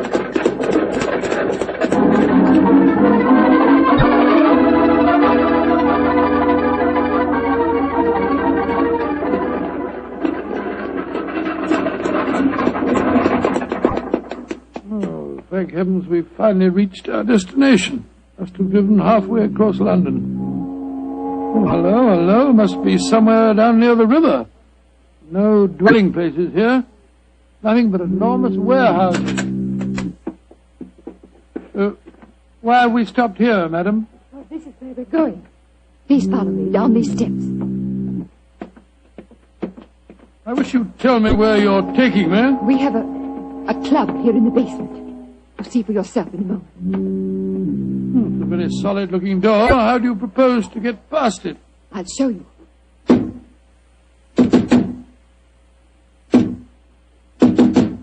Lord, it must be a very secret club of yours, madam. It is, Doctor. Who knocks? Number 7. Give the password. To the lanterns. You may enter.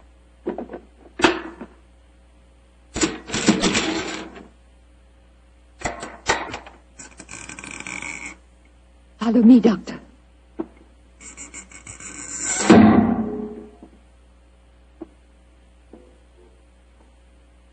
Madam, I do wish you'd tell me where you're taking me.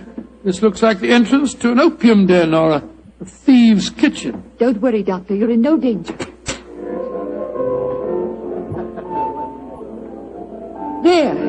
Does that look like a thieves' kitchen? Great Scott, I don't believe my eyes. A luxuriously furnished room. What a strange collection of people. Some look like beggars, others in full evening dress. Amazing. Number 7.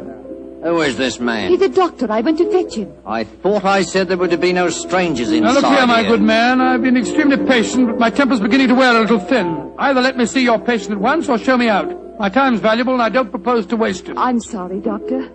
Where is Julian? He's in the back room. And if you know what's good for you, Doctor, whatever you call yourself, you'll forget everything you see in here. Stop threatening me, sir. I'm not in the least interested in your blasted club. Just take me to the patient.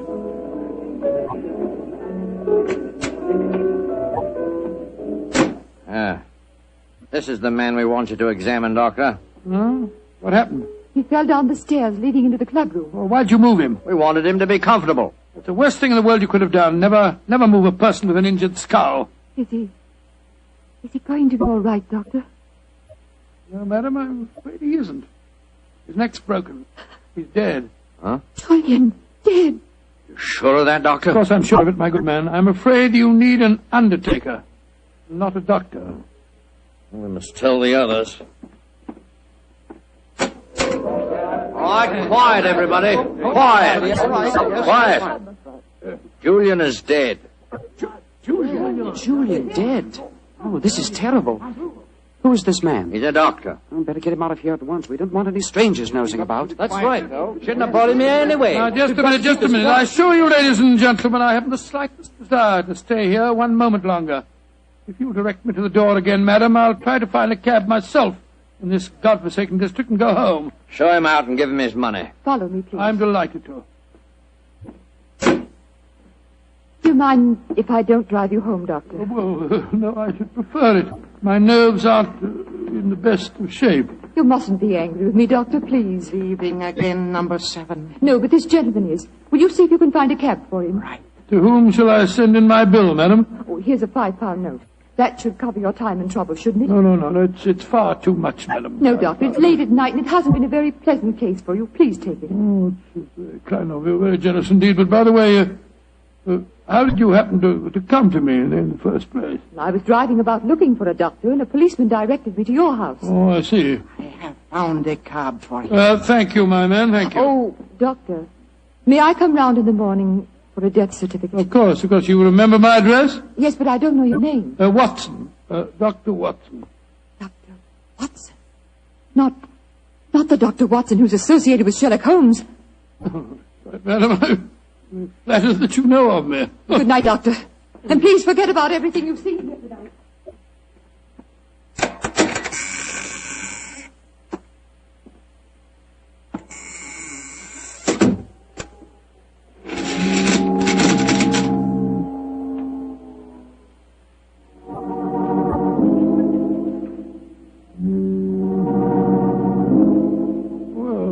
My soul, what an amazing business. Holmes will be interested to hear about this.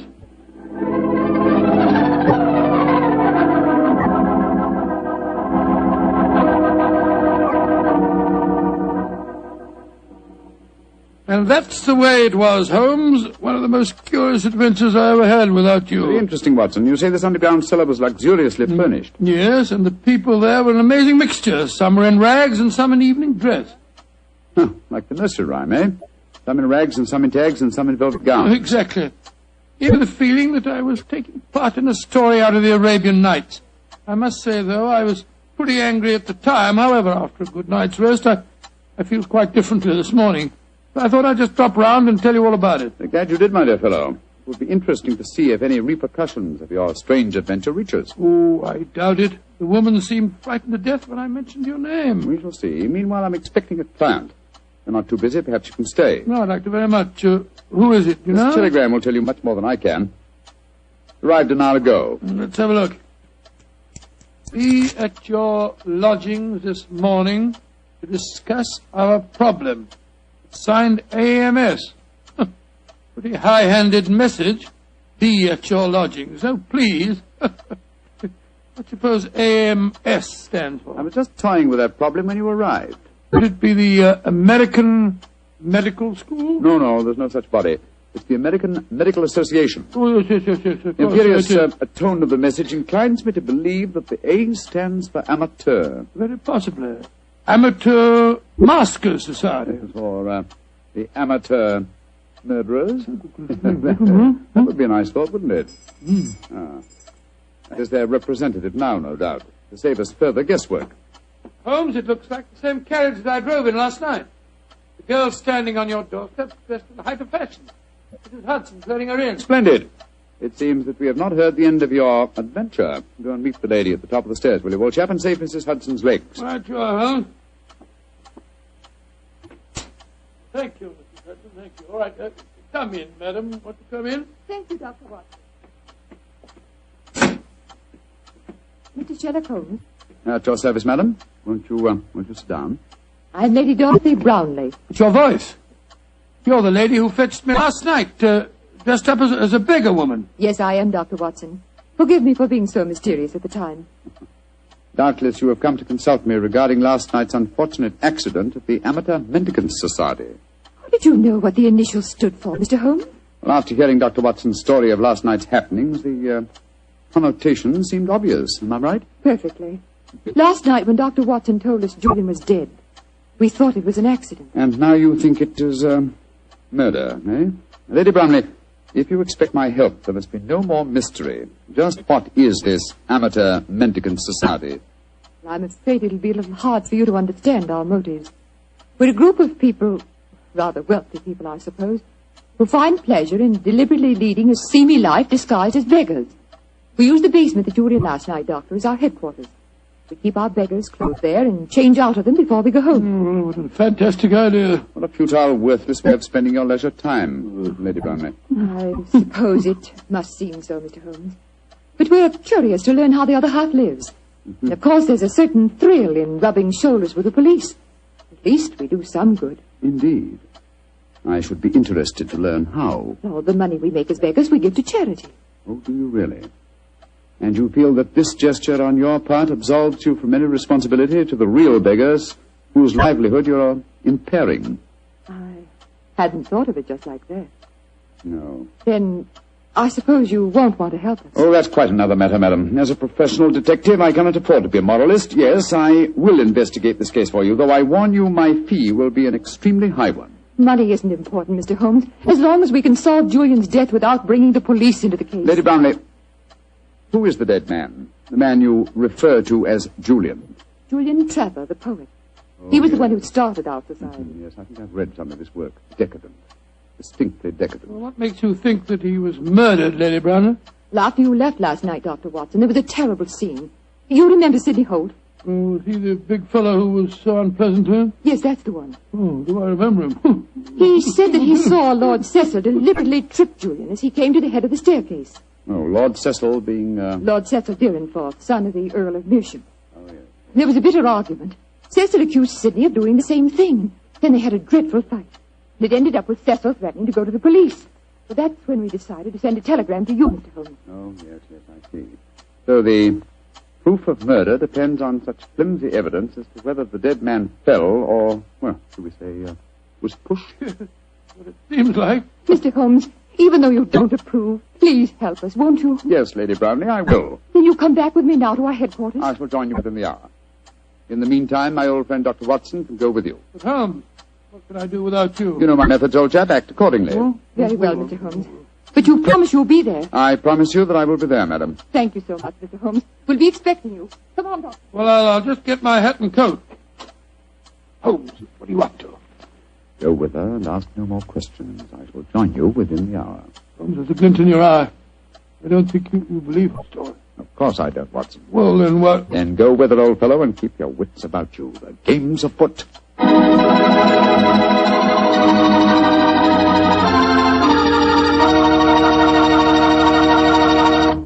The story of the Amateur Mendicant Society will continue in just a few seconds. Time I'd like to use to remind you that you're really missing something until you try having wine with your dinner. And I mean a Petri wine. Let's say a Petri California Burgundy or a Petri California Sauterne. Both wines are just made to make good food taste better.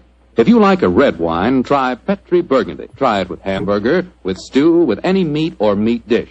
And if you like a delicious white wine, a wine that'll make chicken taste better than ever, try a well-chilled Petri Sauterne. With food, nothing can take the place of a good Petri wine.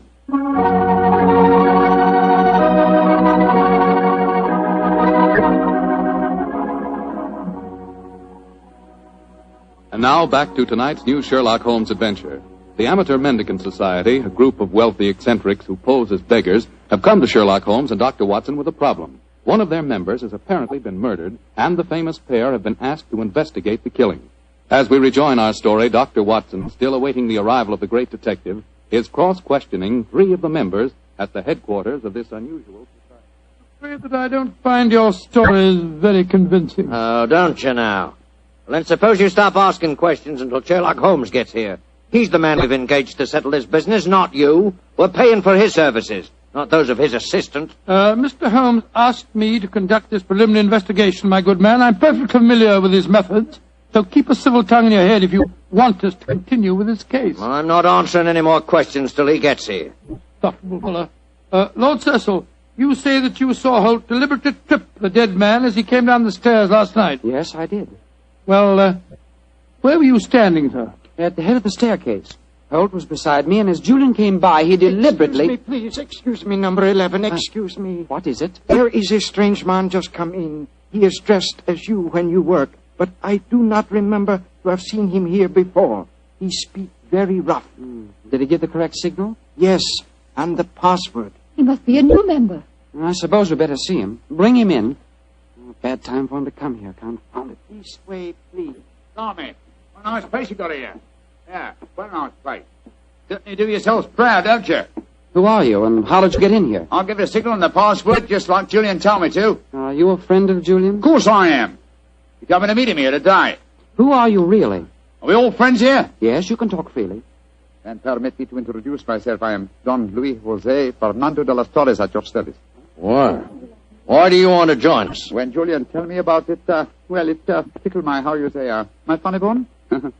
It is a so charming idea to see another of mendicancy. I suppose he's all right. Of course I'm all right. Now, where is Julian, please? He will vouch for me. He's in the other room. He had an accident. An accident? Not a bad one, I hope? A very bad one. Dr. Watson, you better take him in there and break the news to him. Very well. Follow me, sir. This is terrible. Please, tell me what happened, Doctor. I'm afraid you must prepare yourself for a shock, sir. Your friend is dead.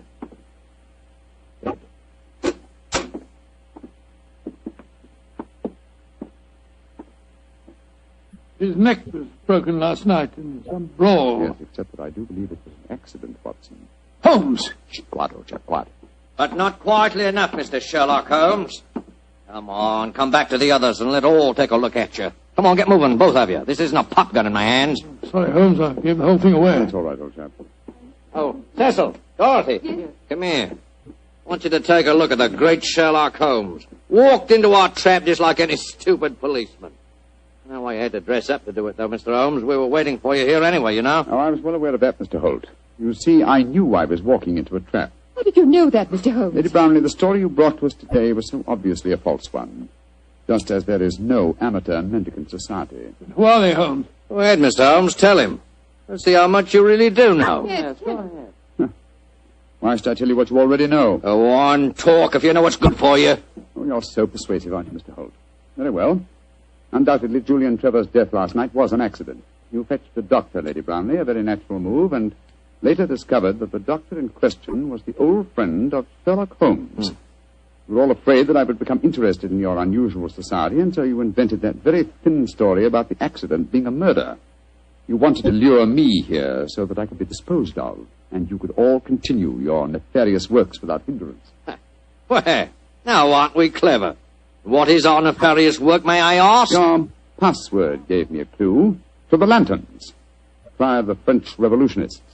They strung the aristocrats up on the lampposts. Then again, the combination of curious costumes and a luxurious establishment in a low-class area posed another question. What political belief provides a common meeting ground for misguided aristocrats and dangerous commoners? And how did you answer that question? Oh, very simple, my dear sir. One word. Nihilism. Its doctrine of assassination and overthrow of government would find every chance of being put into practice by all of you at the forthcoming Jubilee celebrations to be held here in London. And also would account for your beggar's clothes. A beggar would have greater freedom of movement in a crowd than an ordinary person. You're a clever man, Mr. Holmes. Too bad you'll have to die. I'll get the rope. What are you going to do with him? Do? Give them a first-hand taste of nihilism, of course. They can't live. They know too much. You can't possibly do this, you know. The police will track us here. By the time the police get here, you and your friend Holmes will be blown to kingdom come. Oh, right. Hands together, Mr. Holmes. That's it. Ah! Oh, mind that bandaged wrist of mine, will you? It's confoundedly sore. Oh, isn't that a shame now? Is this any better? Oh. Tie up the doctor, Cecil, while I bind Holmes's legs. With pleasure. I can't go through with this. What do you mean, Dorothy? You can't go through with it. I just can't stand by and see two innocent men murdered. Don't be a fool, Dorothy. We can't let them live. They know too much. I don't care. If you go on with this, I'm going out for the police. You fool. Tie her up as well, Cecil. Leave me alone. Sit down there beside him. Go on. You're a devil. Oh, shut up. Now, Mr. Holmes, I'm going to fetch a little invention. A little invention I'm sure you'll be interested in. Mr. Holmes, it's a pity you and your friend didn't learn to mind your own business. I'm afraid it's too late to teach an old dog new tricks. It's too late now, at any rate. Quite comfortable, Dr. Watson? Don't you speak to me, sir. You're a filthy traitor to your country. Rubbish. Here we are. Example of Mikhail Petrov's mechanical genius. This bomb will blow the entire building sky high, and the three of you with it. Now, I wind the time clock so, and we'll set the fuse to go off in 5 minutes. It'll give us plenty of time to get away. So.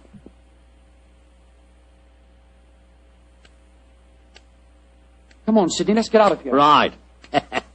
Charming picture. Three of you bound hand and foot sitting beside each other on the sofa. Well, ta-da, Dorothy. Think of our cause during the 5 minutes. And as for you, Mr. Holmes, and your friend, good riddance to bad rubbish.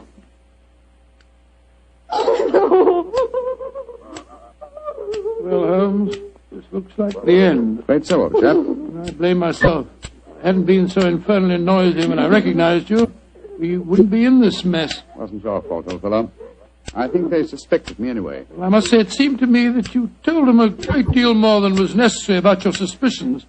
Surely you can pretended ignorance. Oh, I suppose I could have done. I can't die yet. I'm not ready to Courage, die. Lady Brownlee, courage. And by the way, was I right in assuming that your associates are nihilists? Of course they are. They're planning to assassinate the Prime Minister during the Jubilee celebration. Prime Minister, great heavens, Holmes, we've got to get free. Assuming some miracle happened, we did get free and your former associates were arraigned in court, would you testify against them? Oh, of course I would. But what chance is there of that? That clock! That devilish clock! Why doesn't it stop ticking? If it bothers you that much, Lady Brownlee, I'll stop it for you. Holmes, your hands are free. Of course they are, my dear fellow. The bandaged wrist I mentioned just now concealed a razor-edged blade. I cut through the ropes almost before our friends had left the room. Then why did you keep us in suspense, Mr. Holmes? I wanted to be quite sure that you'd testify in the forthcoming trial, madam. There we are. That renders the bomb harmless. Aha! And that means that the police have sprung the trap that I set for your associates, Lady Brownlee. It's lucky for you that you had a change of heart and prevented you from leaving us. Oh, Mr. Holmes, how can I ever thank you? Holmes, you had the place surrounded with police when you came in here. Of course I did, my dear fellow. Here, let me undo your ropes. No wonder you were so calm.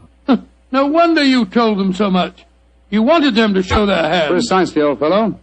And they obliged me most satisfactorily. They attempted our triple murder. They are self-confessed anarchists. And with the evidence of Lady Brownlee, I'm sure that we can put them where they all belong. Considering it barely noon, I think you'll agree, Watson, that is a very comprehensive morning's work.